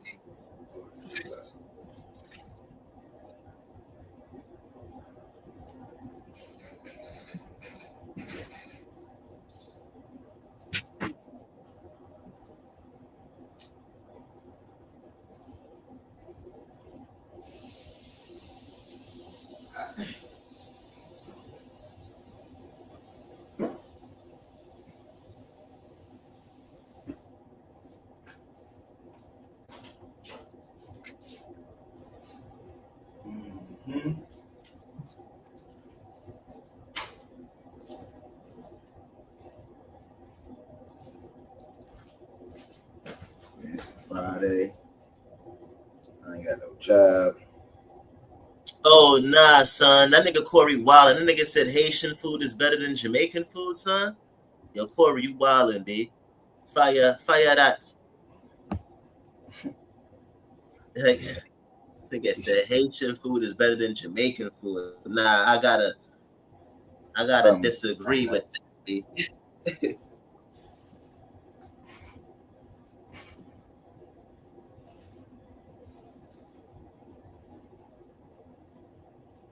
Bombay Clyde.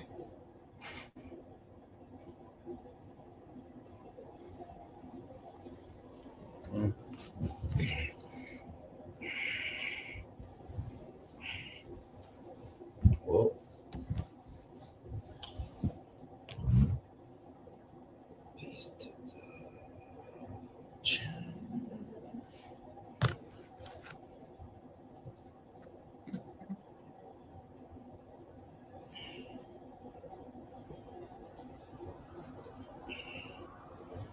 yeah, we got it, Marley. The floor is all yours, my brother. Go ahead and. Yeah, I'm over here getting ready though. So I can still talk. I gotta go. I should go pick that meal up. Matter of fact, man, let me see something. Yeah, but I gotta go. I got some mail. Damn, I gotta go pick this meal up. So it's Friday. Yeah, let me go because I'm gonna get up in like 3 hours. Shit, about well, I get up about 6. Yeah, 6:30 would be 3. So I get up about 7. Get about 7. Corey, you may be right, Corey, because you know why you might be right, Corey? You might have a good point. Because I used to always discriminate on Haitian foods and shit like that. So you might be right, son. You might be right, Corey. You might have a good point, son. You know what I'm saying? You might have a good point. Now you're right though. All Jamaicans got over Haitian food is the beef patties and oxtails. And the jerk chicken. The jerk chicken, porridges. You know what I'm saying? Like Jamaicans know how to cook certain things that I like. Like when they make it, I'd be like, nah, this is they shit. But anything else, nah, B.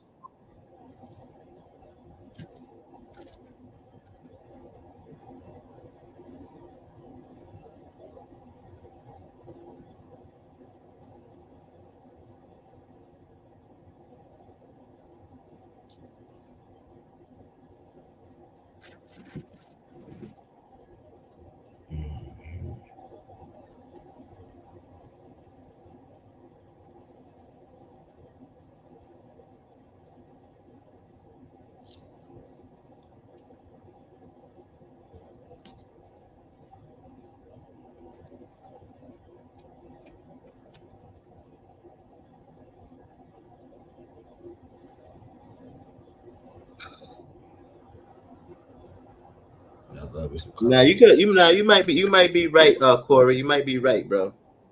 You might be right. You might be. Now, come on, don't do that, Melanated. Don't do that. Don't do that. I'm just trying to be honest, Melanated. I'm just trying to be honest. Oh God. I'm just trying to be honest.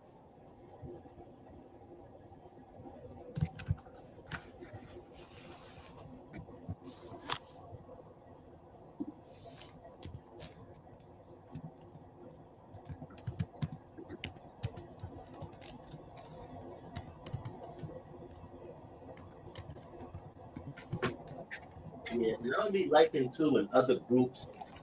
I mean, it's sometimes when it comes to certain things, I don't like when other groups be trying to make other shit. Like, I don't want to eat eggs and cheese and all of that shit from other groups of people. Like, you know what I'm saying?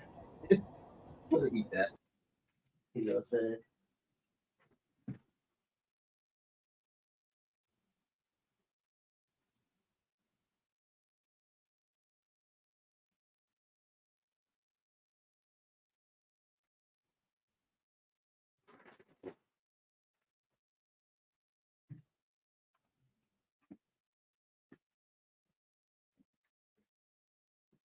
Yo, so nobody want to come up on the panel with me and nothing like that? That's crazy. Niggas just left me by myself. That's crazy. Niggas left me for dead by myself on the panel. Nah, soul food. Nah, you said, wait, hold on. Is soul food better than Jamaican food? Let me see. That's a tough one. That's a tough one. That's a tough one.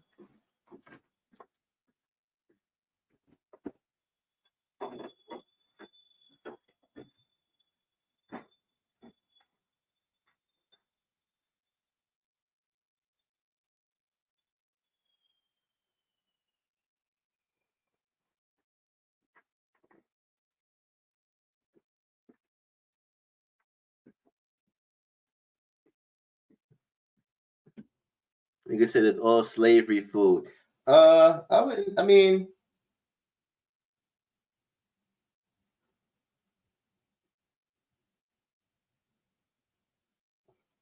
I mean, yeah, I could say that to a degree, melanated. Yeah, you got a point on that. Especially, it was different things that the black people use in the different places that they were.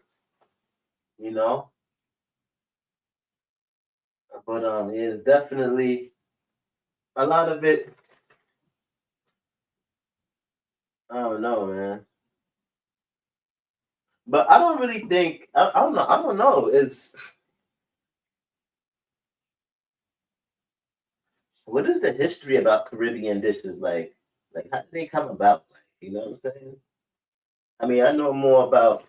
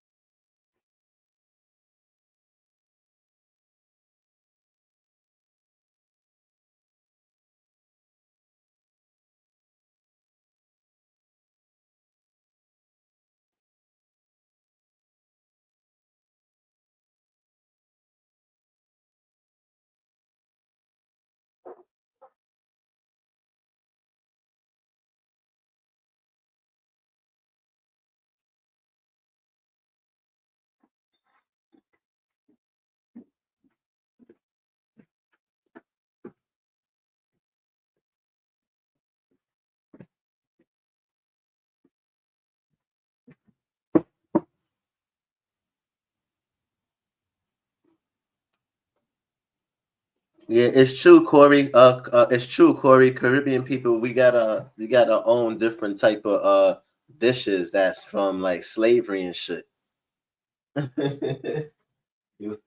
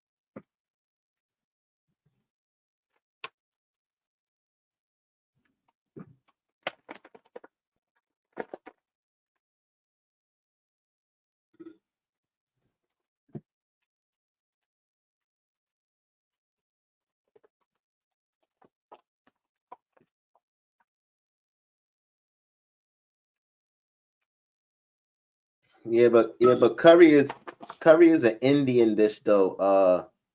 Afro. It's not really like African. It's really an Indian dish. But I feel it's part of the Caribbean culture now, but it's an Indian dish. You know, it's an Indian dish. Indians brought that over when the niggas came over.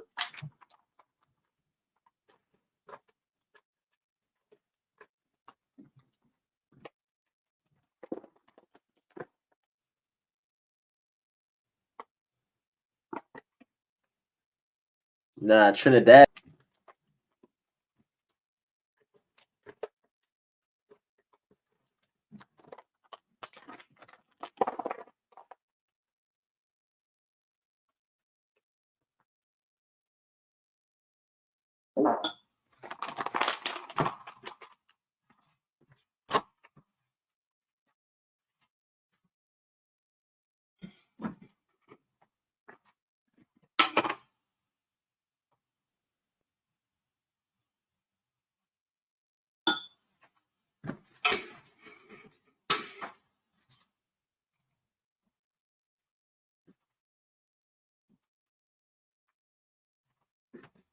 Indian curry versus Jamaican curry.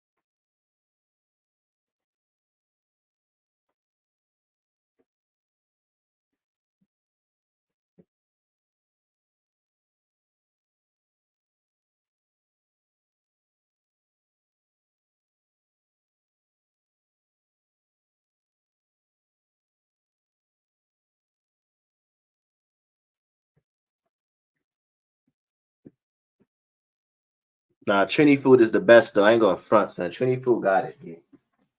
Trini food got it. Yeah, ain't nobody fucking with when it comes to the dinners and shit, son. Yeah, Trini food got it, bro.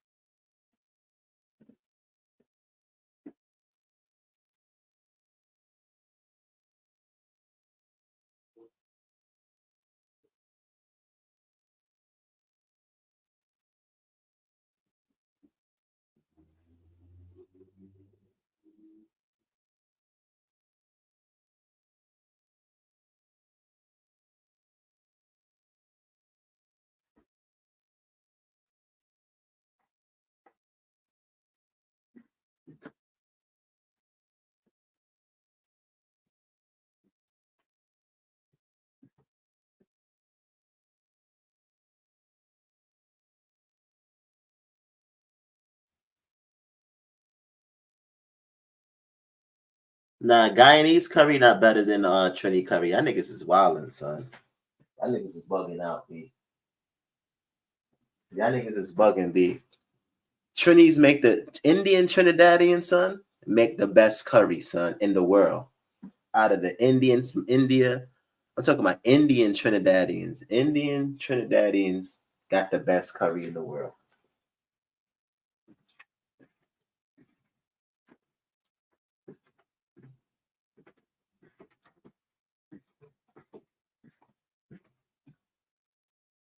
Oh, my bad. It is less. My bad. My bad. I was thinking about Corey symbols. Yeah, nah. Trini curry is the best, though. Trini curry is the best, though.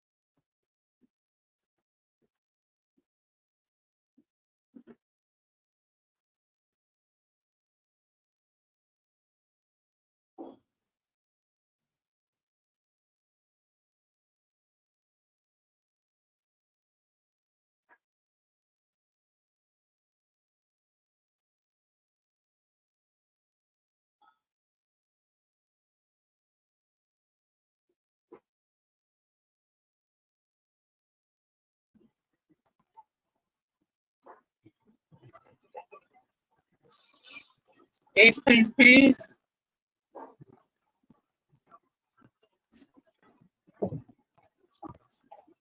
Peace, Marley. You good? Go ahead. You probably stepped in the back. Oh, okay. Deb, you up? Yeah, I've been up. Rising to you. You been up? I put in the chat. I said, Deb, sleep. Wake up, Deb. I saw it. That's what woke me up. Oh, well, what you call it? He was getting sleepy. Diddy.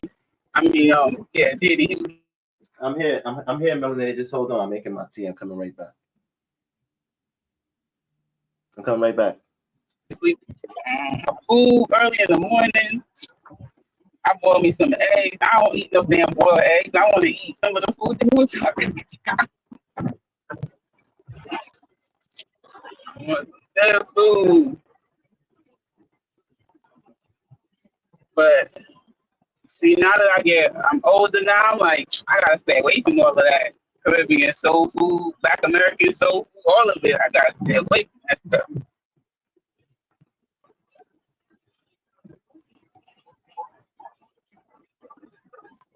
I have my own chickens. I don't have my own. I don't go fishing to catch my own fish. I got this. Got to make some changes. No, but the Trini curry is the best curry though, Melanated. It is. That's what I put. You just looked at the thing and I said Indian curry to me is like at Corey's the bottom. symbol. I'm thinking about when Corey put his symbol. That's why. Yeah, the Caribbean people took the Indian stuff and made it better. And I wouldn't say only like the Indian Trinis, because the Indians and the Black Trinis have been around each other. Like if I went into a restaurant and for so long, if I went to a restaurant and there's Black Trinidadian people there, I'm not gonna think the food gonna taste bad because they Black. Oh no, of course not. Hell no, of course not. Nah, definitely not. But I would prefer to get roti from an Indian, Trinidadian, and a Black. Nah, them Black people know how to make them roti now. Are you kidding me? Matter of fact, you could be right, because I used to go to a place over there by K&M Park.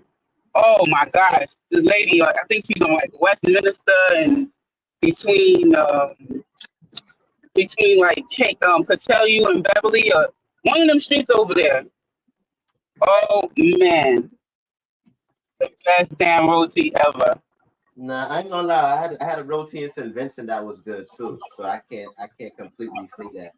And it was made by. And I used to get a roti from Hollis, Queens. Now Hollis, Queens is all Indian people over there. The Indian Guyanese and it's just a heavy Guyanese community over there. Man, they definitely gave the Trinity some competition. I will say that. Guyanese folks know how to make some damn roti too. Nah, I ain't going front, son. I ain't gonna lie, man. They curry is better than the one over in India, the Middle East, all of that. For real. Yeah, like no, if you had a preference, like, oh, I'm gonna take you to a nice Indian restaurant, I'm gonna take you to a nice Trinidadian restaurant. But like, I feel like I'm gonna get Indian food that tastes better than Indian food.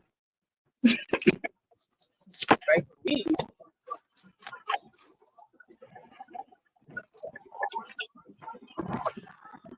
Trini people was the first people I seen that strain their rice after they cook it. You for real? Yeah, my mother never strained the rice after they cook it. Now that you say that, I think Trinidadian people is the only people that I've seen doing that. Yeah, they cook the rice and put it in the strainer and strain it. Yeah, because that's how I cook my rice too. I'm like, it's already cooked. I didn't really understand it, but nah, because some people they do it like that because they don't want the water to boil down, right? So if it's in the pot longer, if it's already cooked, they get to strain it and then put it in the pot as opposed to letting it boil down. You know, you don't like to do it like that. It's just a different way of cooking. Yeah. Because my mother always teach me rice is cooked with steam, not boiling. So you don't you cook it and then you turn the pot that off or down all the way and you let it steam. That's how rice cooks. So Yeah. I think it's cooked better that way than when you strain it. Did you just run off the road? no, I had something in my blind spot. Oh, That's on my own. Like if I'm changing lanes, but I'm not all the way clear, my car will make a little beeping sound.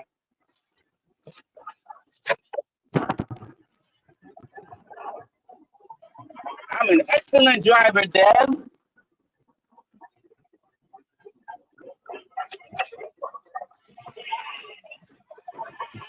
yeah. That's why you don't need machines to tell you that something about to come in the mirror. I don't need it, but it came with the feature. You know what I'm saying? What you want me to do? Turn it off? Why? No, believe me, I'm not the one that was complaining about the noise. It just did one little beep. Man, who got the supersonic headset in their ear? That's what it is. I don't. That's They what got my the ear. supersonic headset. No, I ain't got no headsets on now, but my ears is trained. We were Yeah, I going was over trying some. not to change lanes with nobody in my next to me. Yeah, we were going over some Black History stuff, and I was trying to get some more information about the museum. Did you say you saw Colin Kaepernick or no?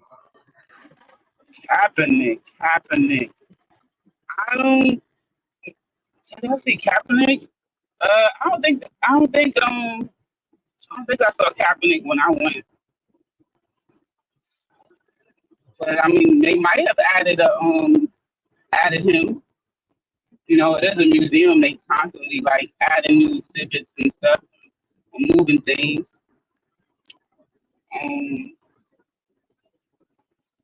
It's been so long since I went. Though, like I went 3 times, but the last time I went was probably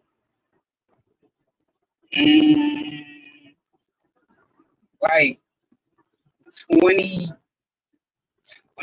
maybe 2020, 2019. Matter of fact, I think last time I went was like 2018. Oh, okay. So yeah, I think I went with the high school.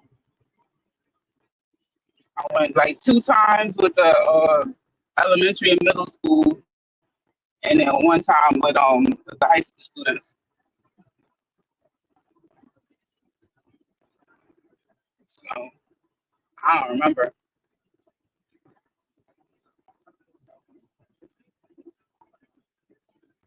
Yeah, they was talking about reparations last night, and they kind of overlooked Elizabeth Freeman, who sued the federal government and got paid. Sued the federal government for what? Slavery. So 1 person got reparations? That's crazy. Yeah, she was a slave while she did it. Oh, okay, my bad. I'm thinking this is something that just happened. Okay, so she sued the government, the federal government, and she won. Yeah, there's a statue of her in Sheffield, Massachusetts. And say her name again? Elizabeth Freeman. Freeman. Yeah, Freeman. Okay, Elizabeth Freeman. I'm assuming she probably changed her last name to Freeman when she was freed. Probably.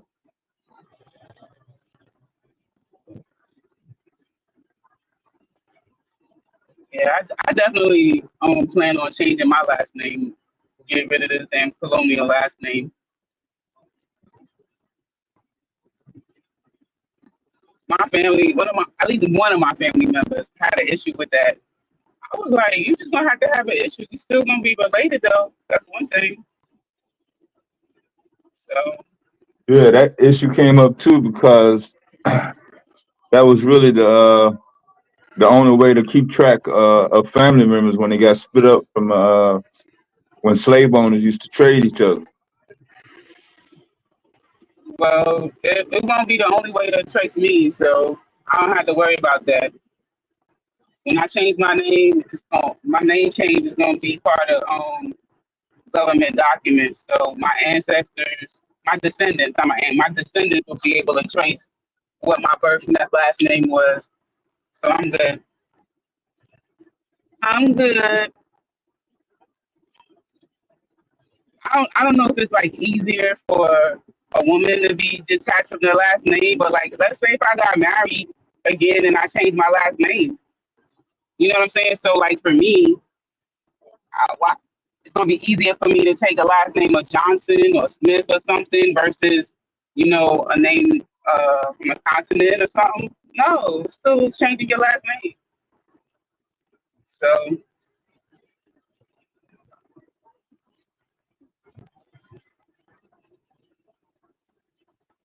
but I hear a lot of men saying like, oh, I'm a come from a long line of Johnsons, come from a long line of Smiths or something. Granddaddy had this name. Okay.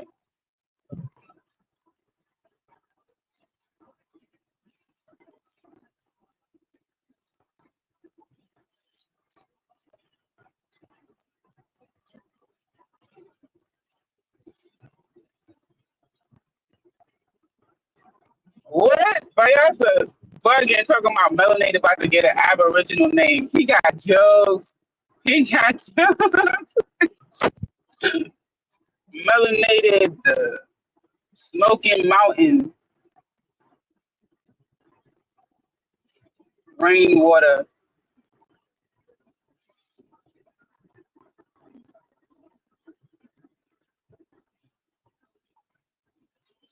I was looking up a last name. I think it was a Igbo last name.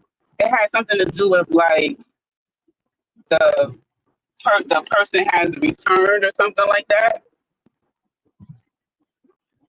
But I didn't. I don't know. Still up in the air if I'm gonna select that name. But of course, the name has to have some kind of meaning. You know.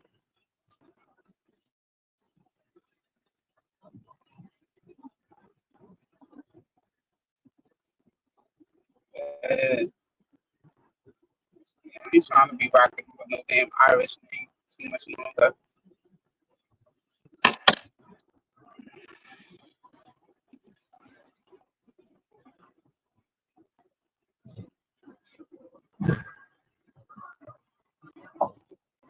My last name is Irish.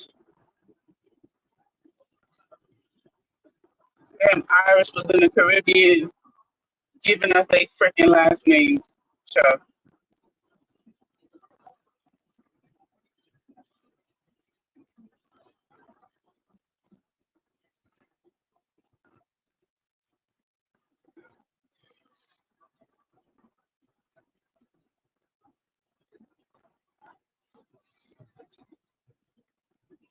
Melanated moon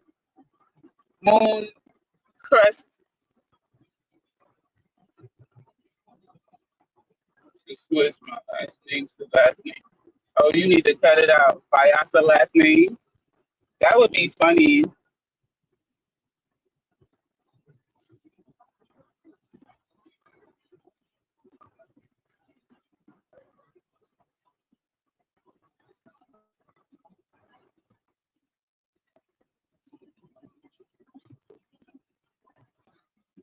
Where Oh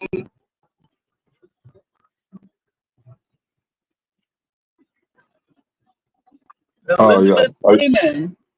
Huh? yeah, yeah. I thought y'all done with subjective hour.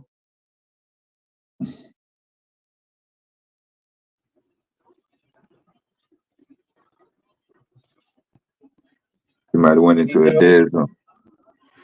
Yeah, y'all done with subjective hour? Oh, you talking about? Are you talking about how? Are you talking about the foods, the different foods, and what tastes better and shit? Yeah. Yeah, I guess so. Yeah, that was a good subjective thing we was talking about. Having it for fun. Yeah, subjective conversation. Yeah, I just like certain foods from certain groups of people. Like, you know what I'm saying? Like that's it. If it comes from that particular place or area, like I prefer to have it from those groups of people that made it. Like, you know what I'm saying? That's me. That's my preference personally. You know?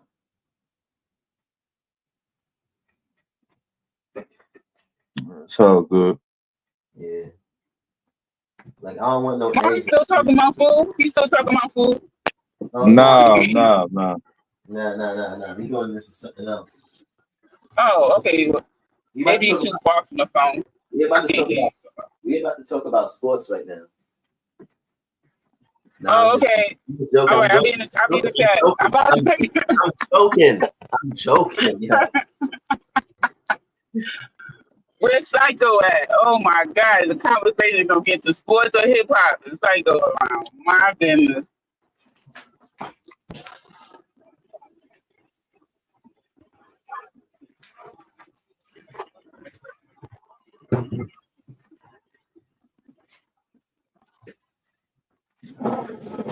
Sports or hip hop.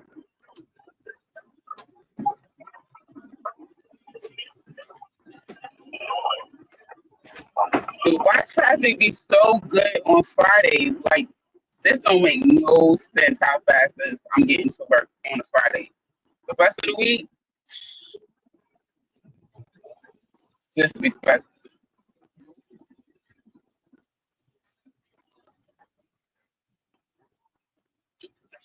Yeah, everybody's trying to hurry up and get there so they can get off early, like you.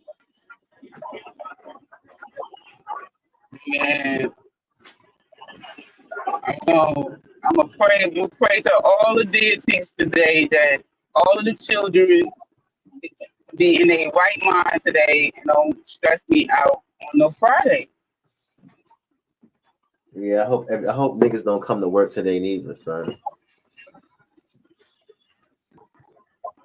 Yesterday I had a 3-year-old try to swing on me. I was like, little boy, a little 3-year-old trying to swing on me. I swear I wanted to pop him so bad. Oh my God.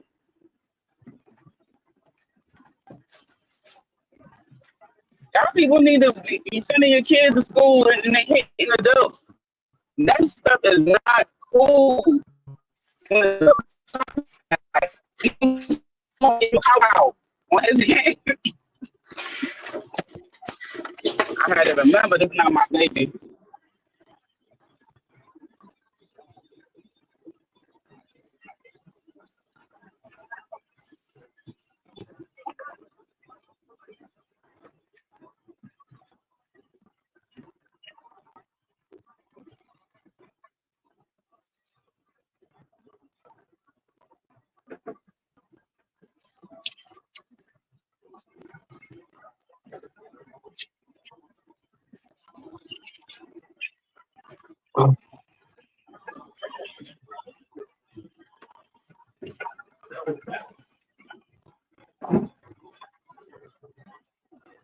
Yeah, it was a short week, so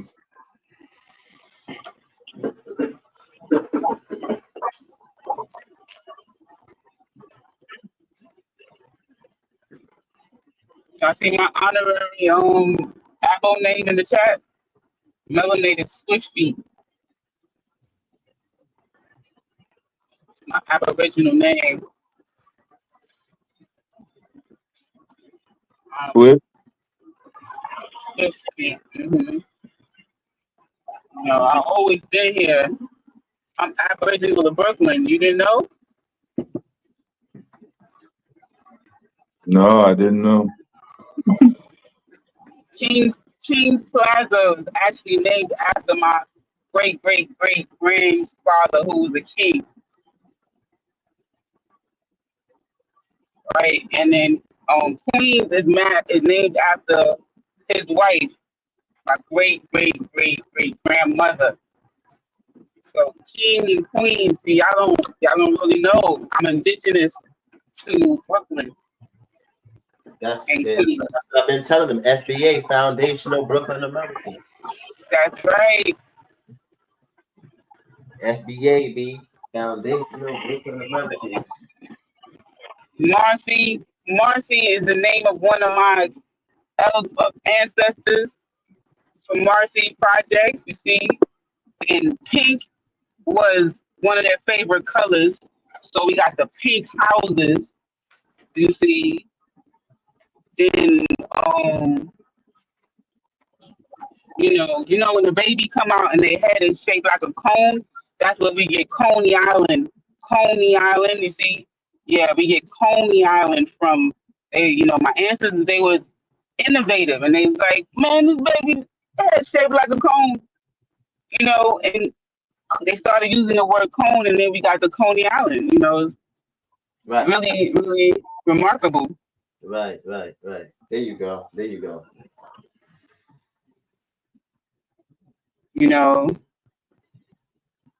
Bed-Stuy really means bed stay.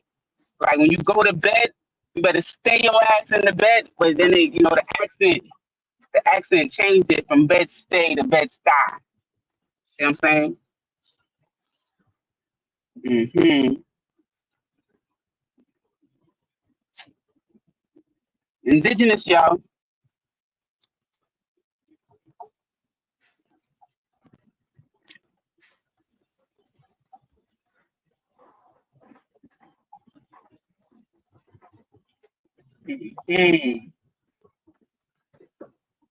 What y'all know about going to Coney Island on Easter Sunday? What? Your latest and greatest trip.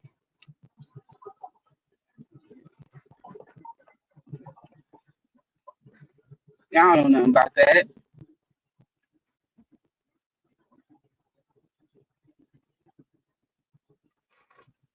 I don't know nothing about that. You need some French fries from Nathan's with the cheese sauce on it.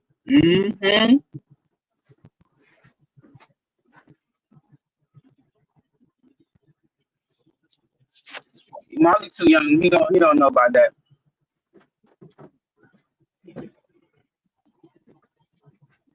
Marley's a young whippersnapper. You said I'm a young whippersnapper? I think we the same age. Oh, okay. Well, you're still a young whippersnapper then. I'm a young whippersnapper. Shoot. At least I feel like I am. Yeah. I take care of myself, so.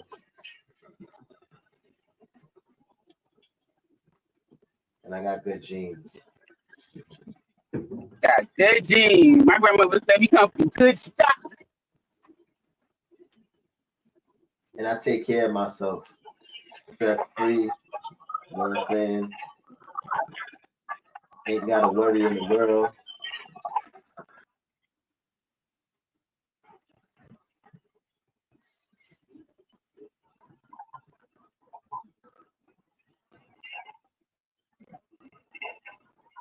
Yeah, I'm about to go back to school again. I mean, I'm in school now. I know you told me you're in your herbal, your master's for herbal remedies and shit. I'm taking a research course. I ain't gonna lie, I be thinking so much about some of the stuff, conversations on these panels around sources and citing your sources and what's a good source, what's a bad source, and the methodology within the that's how they did the study. Right. And people be like, oh, it's an article written about this. That means it's valid. And we like, no, absolutely not. No. It depends on the article. It depends on the article and who the author is, and their credentials and background, and No, not even. No, Marley. I'm talking about not even that. So, for instance, my homework assignment, right? It's like a multi-assignment project, right? That we have to do. So I am researching my research question, or what I'm wanting to explore is if the infrared saunas, the impact that it has on chronic fatigue syndrome. So I did my research, I did my searches, and I found an article that did a study.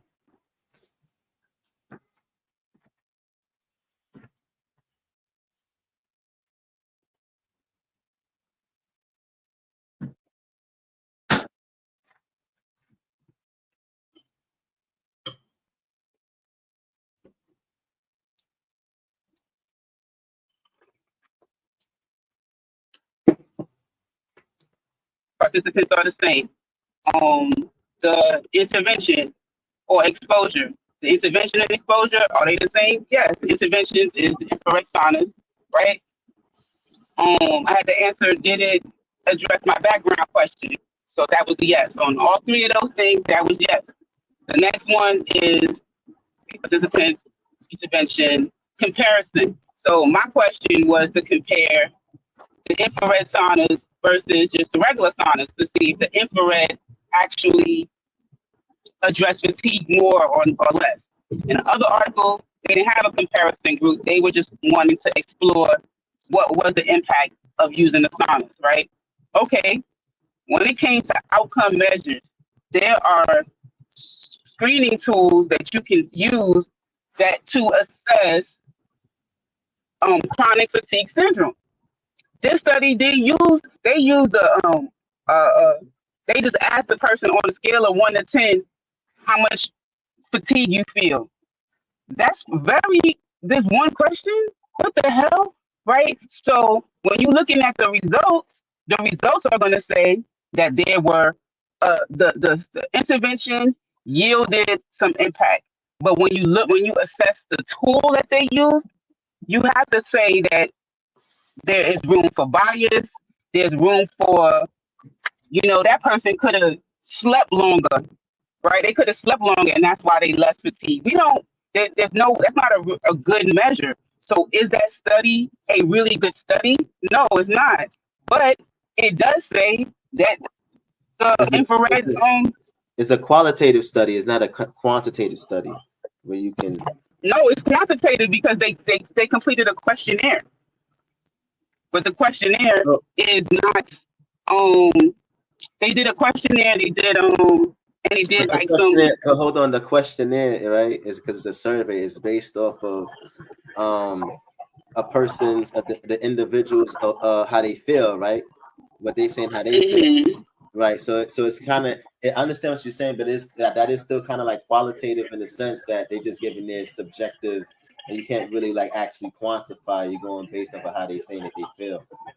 That's so right, because if they would have did like a sleep study, or they would have measured their cortisol levels, or they would have measured something like that. So what I'm saying is that when people are finding research, but they're not looking into the method of how they did the study, they're not looking into, they just go to the conclusions and like, oh, it was found, da, da, da, da. You don't even know if the study is good. Like this is what I'm learning when I'm, through taking this class. I'm like, oh, okay.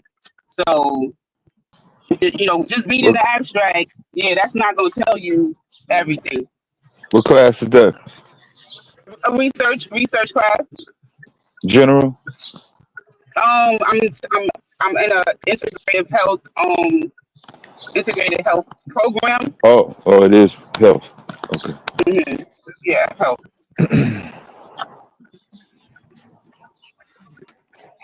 But it's just helping me to kind of hear some of these arguments that we see on these panels, and people who are coming with their sources, but it's more than just saying, oh, this person got a PhD. There's loads of PhD people. There's PhD people who wrote that article where they outcome measures weren't really good ones. Doesn't mean it's a good study, but it's published. But I understand what you're saying though, Melanin. What you're saying, that shit is true though. It's There are studies like that that's not, you know. And that's what I said. That's what I always say. Like quantitative studies is much more accurate than the actual what you would call it qualitative, because it's more subjective, you know. Well, I think the best studies have a combination of both, Yeah, both, because a combination of both. participant. Right. I think I agree. Oh, Where you can get the subjective, and then because you can get the nuance area with the subjective part, wait, right? I'll be right back, y'all. Oh yeah, go ahead.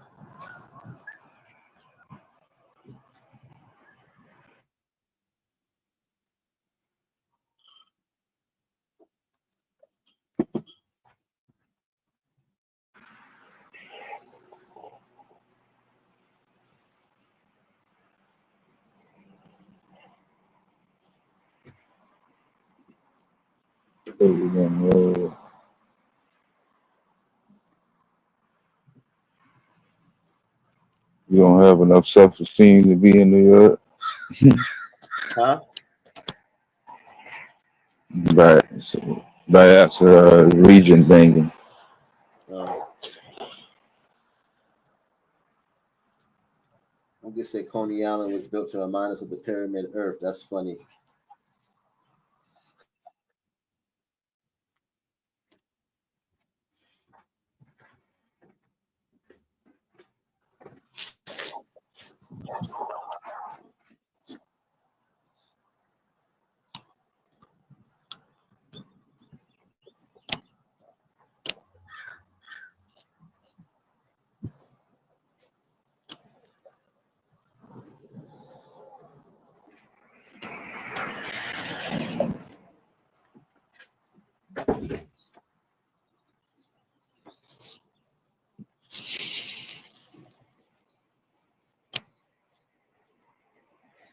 I hope she didn't get pulled over.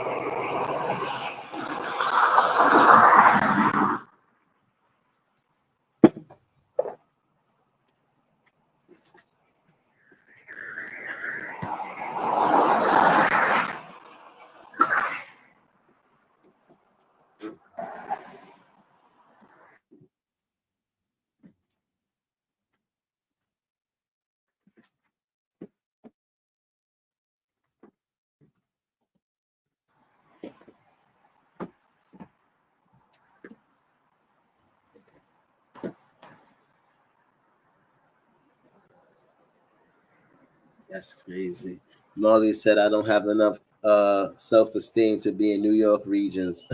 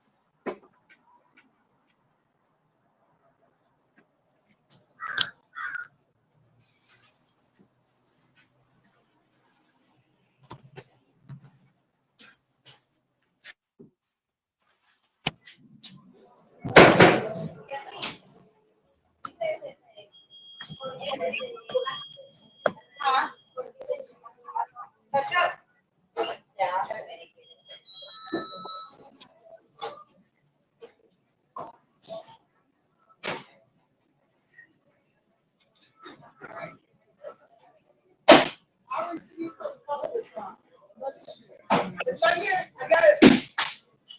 Some people let me shoot.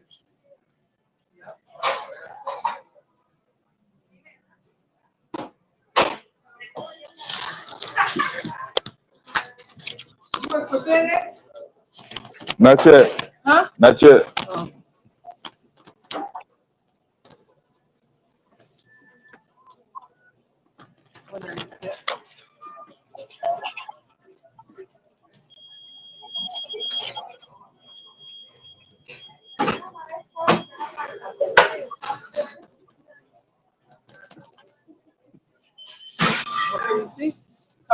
All right. Thanks a lot. You saw me? Yeah. All right.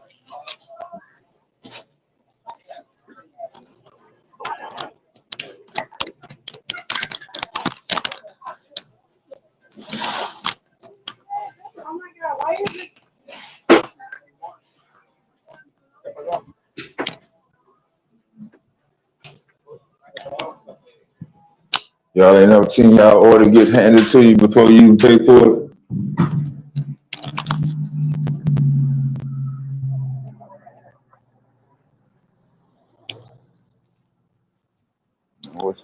I wish I could go to every place like that.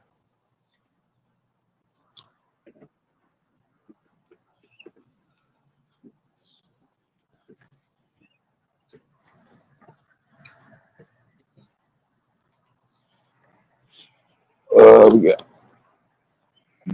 one more cool night. And we're gonna be straight summertime weather, just in time for the calendar.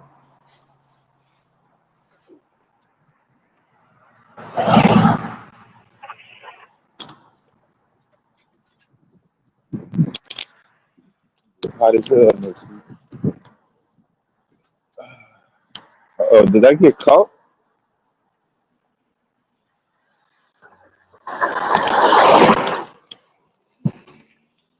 Almost. Whatever that was, late.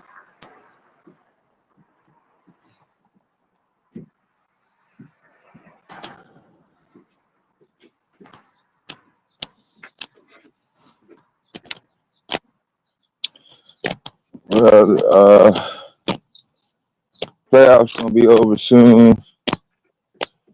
I don't know. I'm tired of talking about people court date.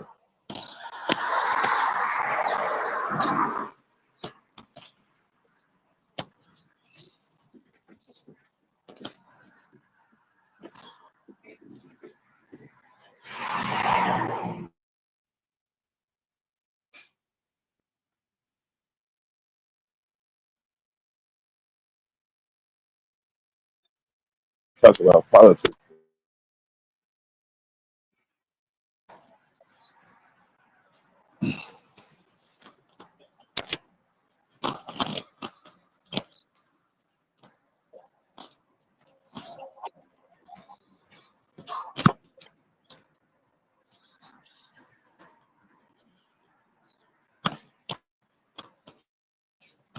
But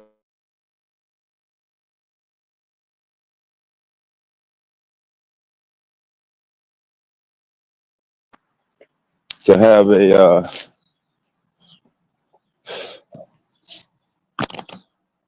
progressive discussion without feeling offended and wanting to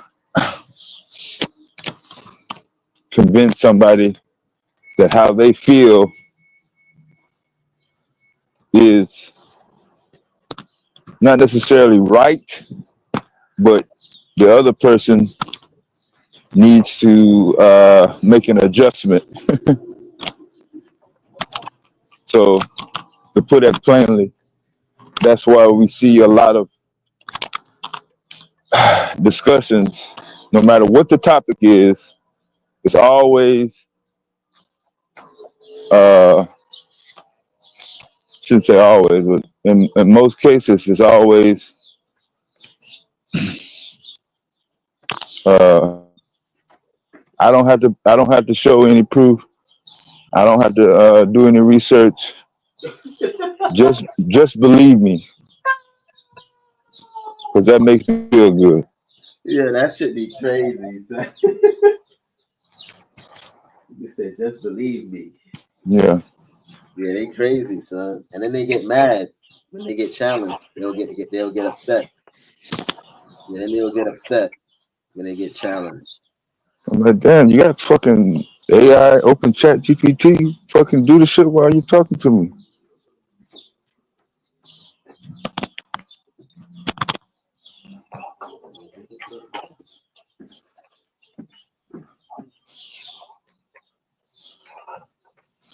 It's getting harder to make money off of shit now. You used to be able to tell any motherfucker anything, and they'll give you money.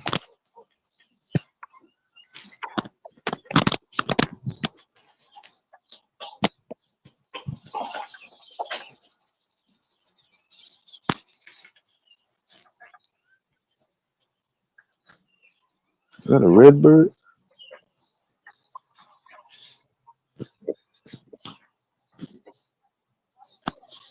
Can't tell. What's up with it?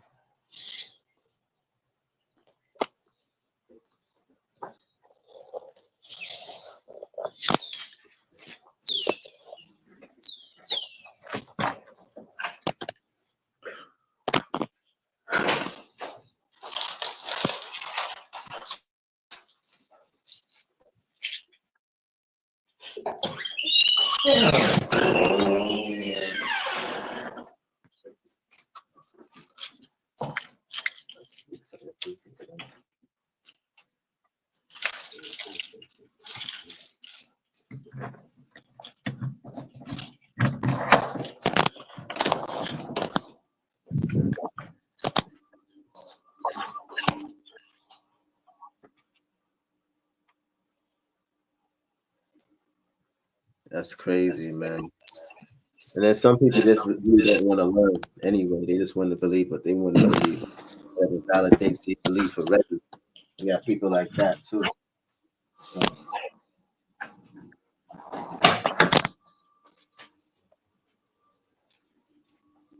you gotta remember about those types of people that's out here. Yeah, it's a form of manipulation.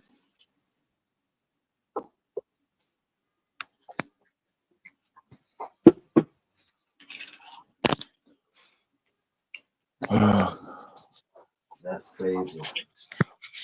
If I can convince you to agree with me, then I have power that gives me power, and I am able to manipulate you and others.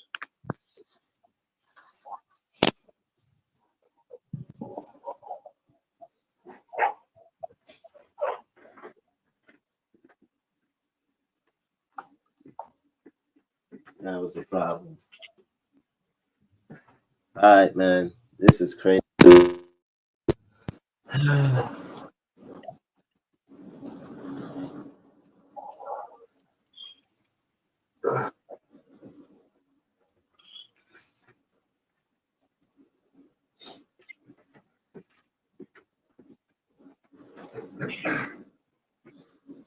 Oh.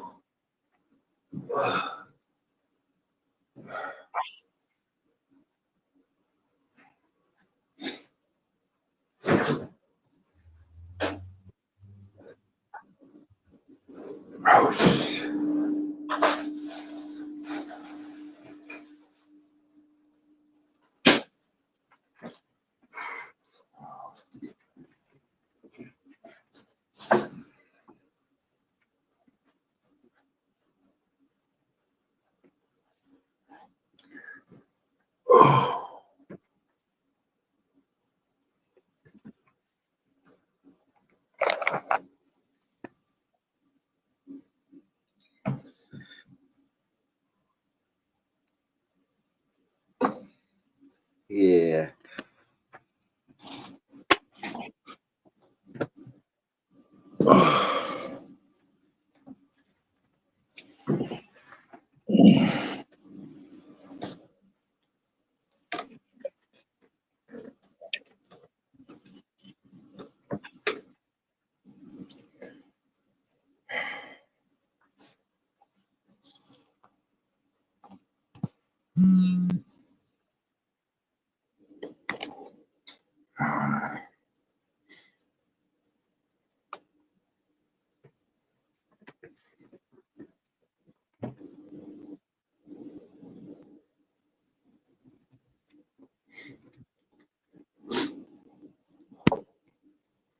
So hard, dude.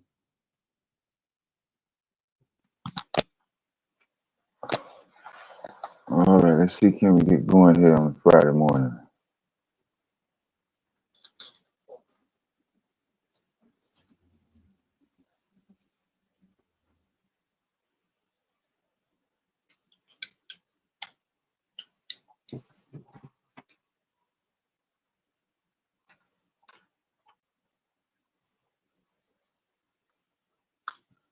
Getting ready for Juneteenth.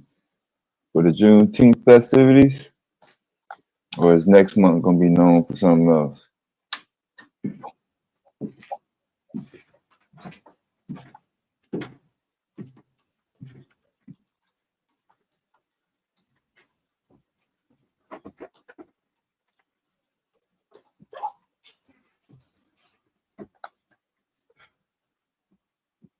Oh, I think I put too much in.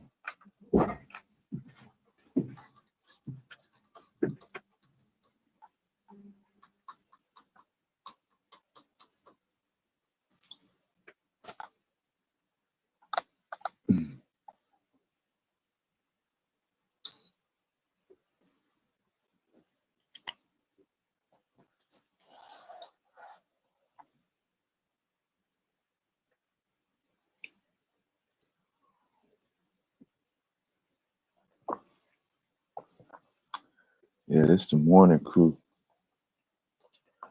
Only person I see from last night is Vyasa.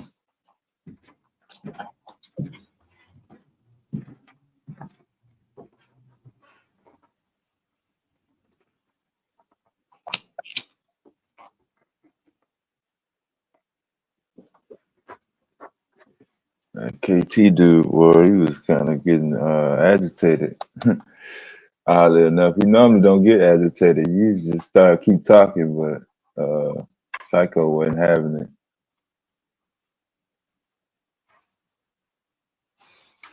He basically said nobody in America should lay up and get social services. Yeah, I'm about to be out, man. All right, Marley.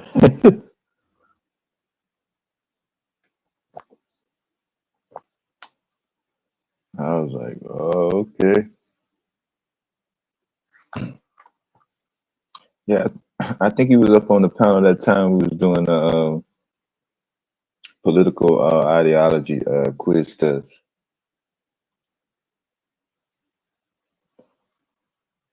He wasn't responding to every question, but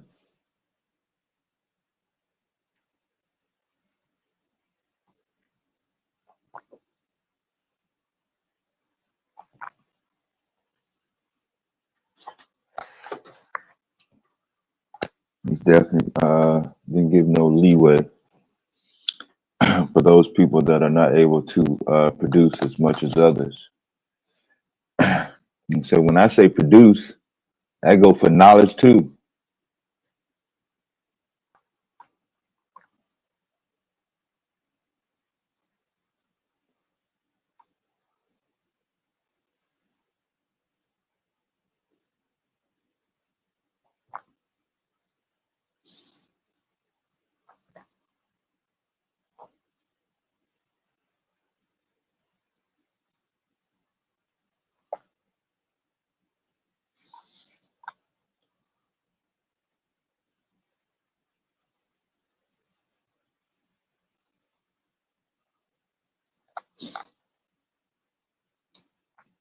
So if you got a navigator and you're trying to sail over bodies of water, such as a river, sea, or ocean, and you don't have any navigation skills, and you have to bring somebody else that's knowledgeable, are they providing you with physical labor?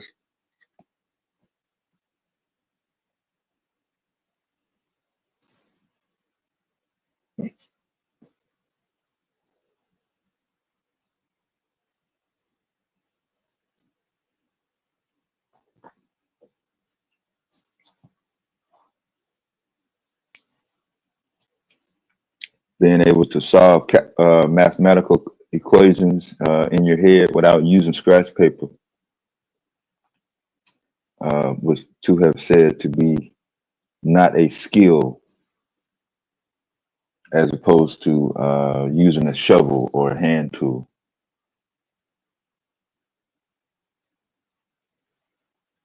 I was told that math skills are not really skills.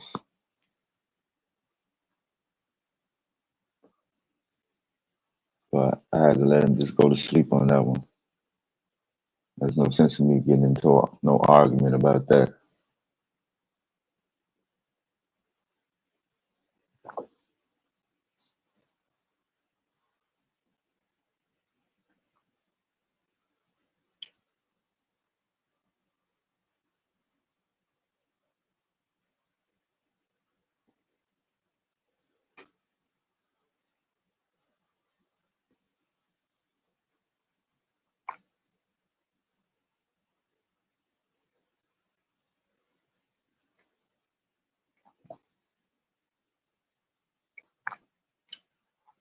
I guess we can do some news. What's the big news of the week? Elon Musk stepping down from Doge. That ain't the biggest story of the week.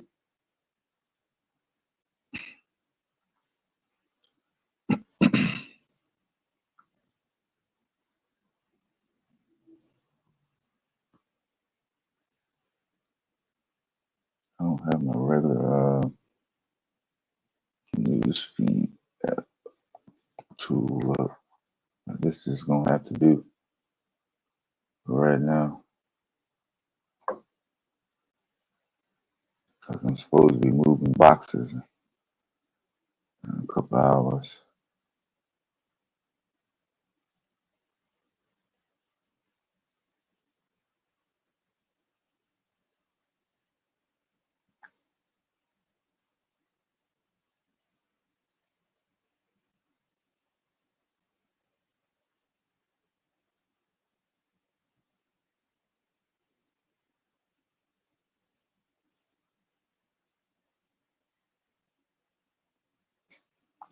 The school board in Bellsville, Ohio, has decided to suspend an entire high school 5-0.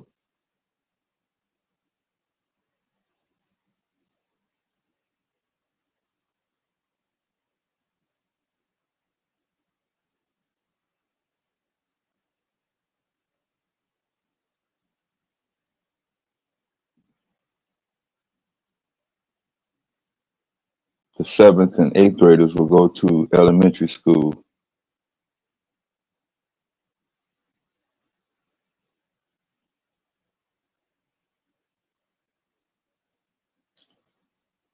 And the 9th, 10th, 11th, and 12th graders will be sent to River High School, which is 12 miles west of Bellsville, Ohio.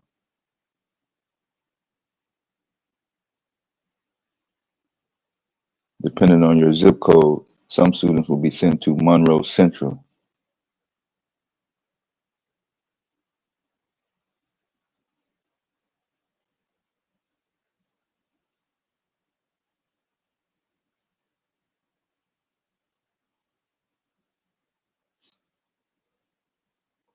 Declining student what?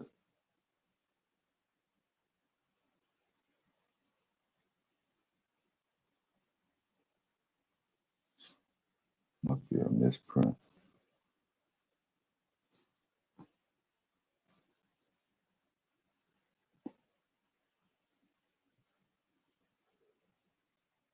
I ain't never seen that before.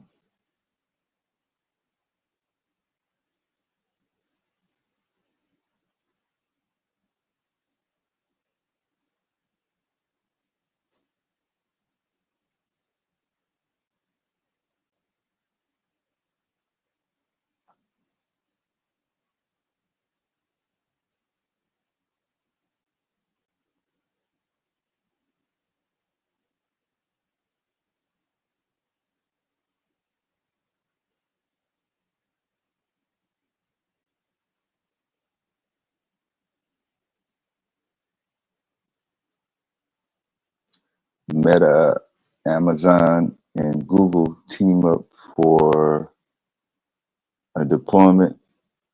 Let's see, 1 second.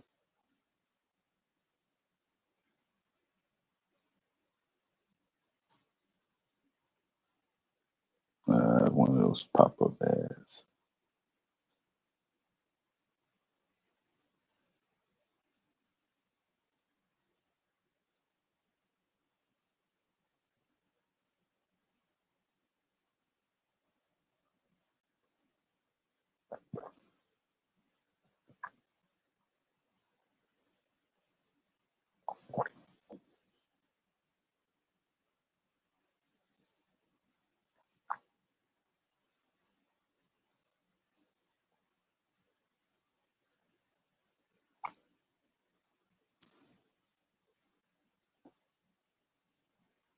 Student banned from graduation after coming out of the closet online.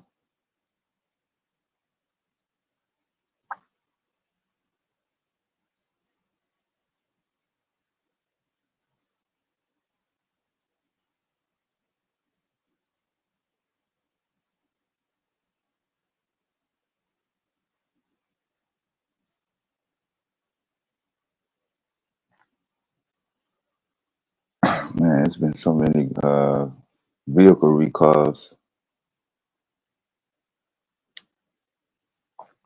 I know y'all ain't coming up. I know y'all didn't know about the cucumber recall.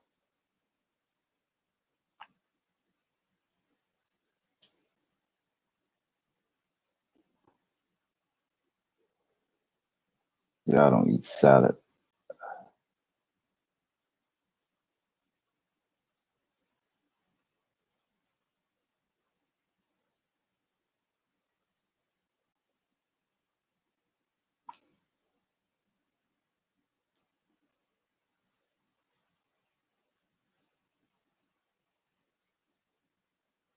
President Trump will hold a press conference sometime later today at the White House to announce the departure from Doge of Elon Musk. I don't need no press conference. Just get your ass out. The event will take place at 1:30 p.m. Washington, D.C. time. Yeah, I want to make plans for that.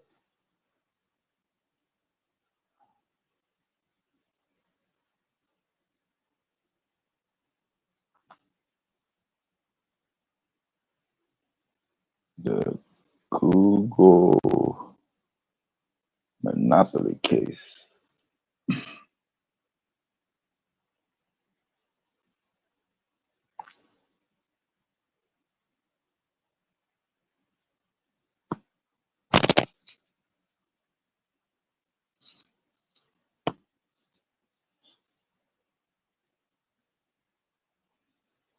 9 months ago, a federal judge ruled that Google has an illegal monopoly in the search engine market.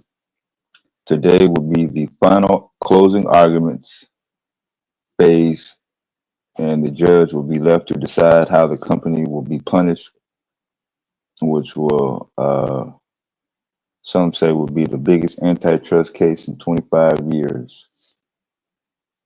Last time we seen this, Microsoft was up.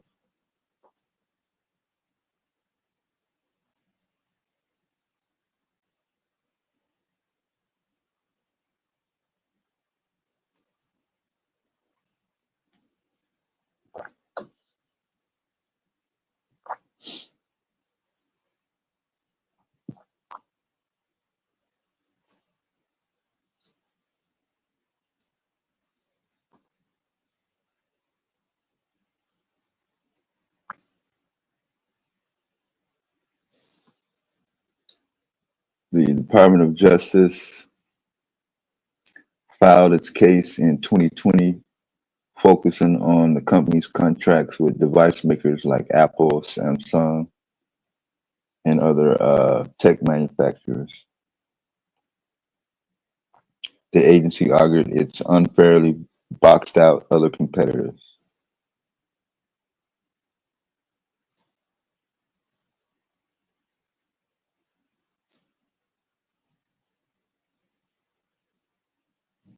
So I'll wait on the judgment on that.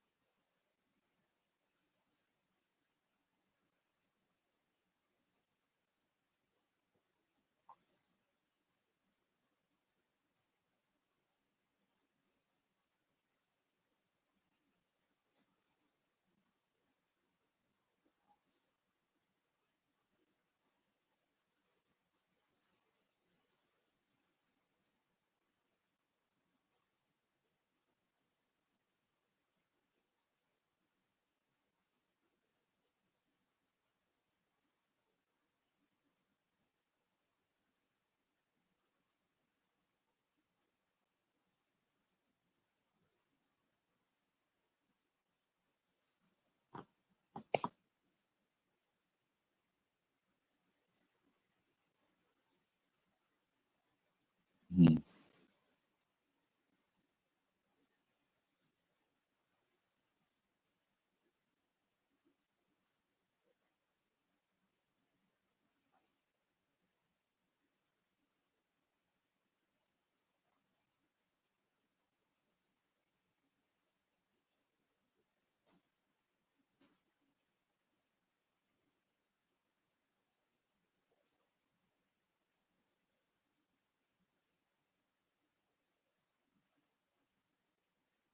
U.S. Coast Guard releases video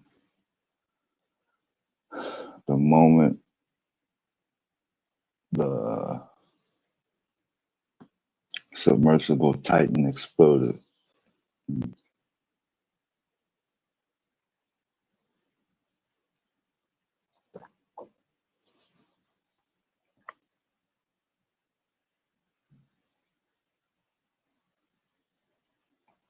CBS will be closing 270 stores nationwide.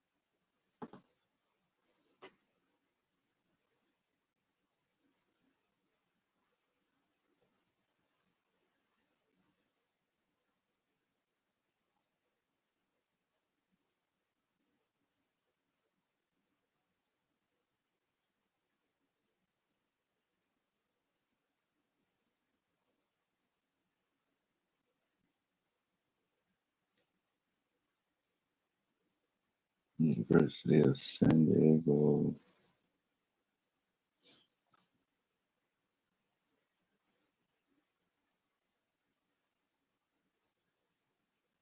Okay.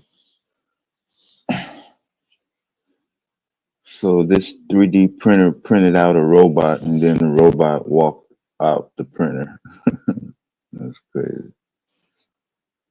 The robot was powered by compressed air, which moves the legs forward.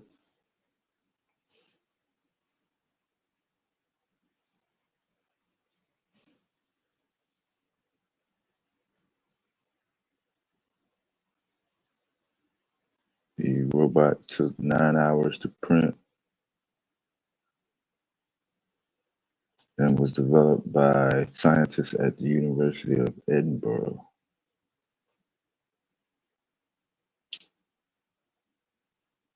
On an open source platform called Flex Printer, which is constructed off of shelf components.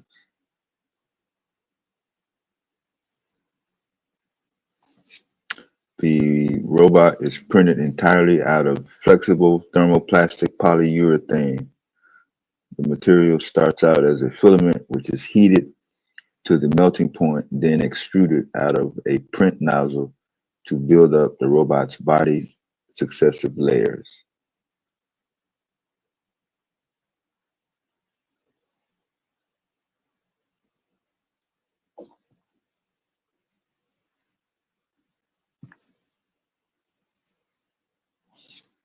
Before the robot cools back to a firmer, it is still an elastic material which has the consistency, the force of gravity causes it to droop. This is particularly problematic when the printing horizontally is suspended. Bridge-like structures are drooping, which actually may keep the layers from connecting with one another and fusing together. That problem was solved mainly by switching to a wider diameter and thus a sturdier filament, 2.85 millimeter as opposed to 1.75 millimeter. Doing so made the extruded material 7 times more difficult to buckle when it was attempted. The drooping problem was addressed by actually turning the 3D printing process upside down. So instead of drooping down into a print bed, the flex printer nozzle pushes it up onto one, which the material sticks until unintentionally released. In this way, gravity actually helps the layers fuse together as each sticky new layer is pressed onto a hanging layer that came before it. Once the printing process is complete, the print bed is flipped over so the robot is right side up. The bot is then hooked up to a device known as a pneumatic ring oscillator, which delivers 32.6 psi air current into the channels within the robot's body. The air pressure sequentially triggers 2 ligament actuators in each leg, which move the limb laterally along with 1 foot actuator that lifts the limb off the ground.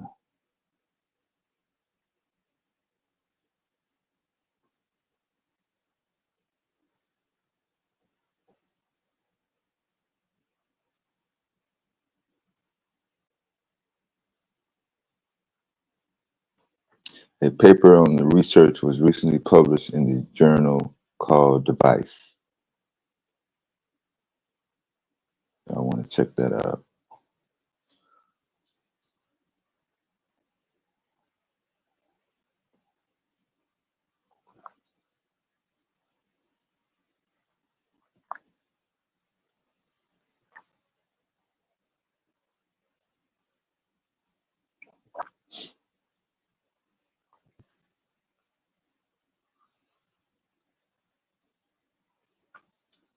Oh, I see we almost getting 12 hours.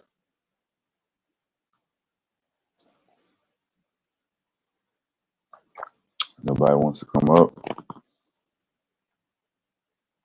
I'm going to pull the plug on this one.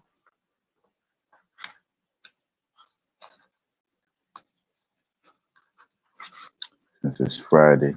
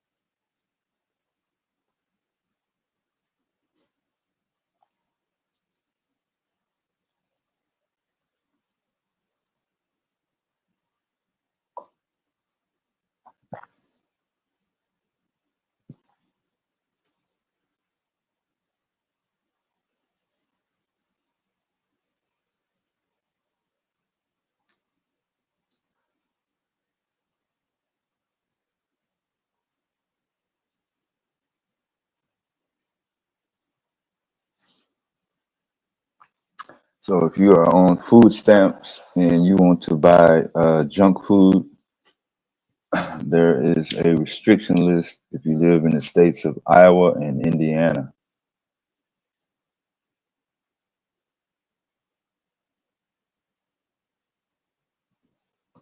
According to the Secretary of Agriculture, Brooke Rollins. The waivers will take effect 2026.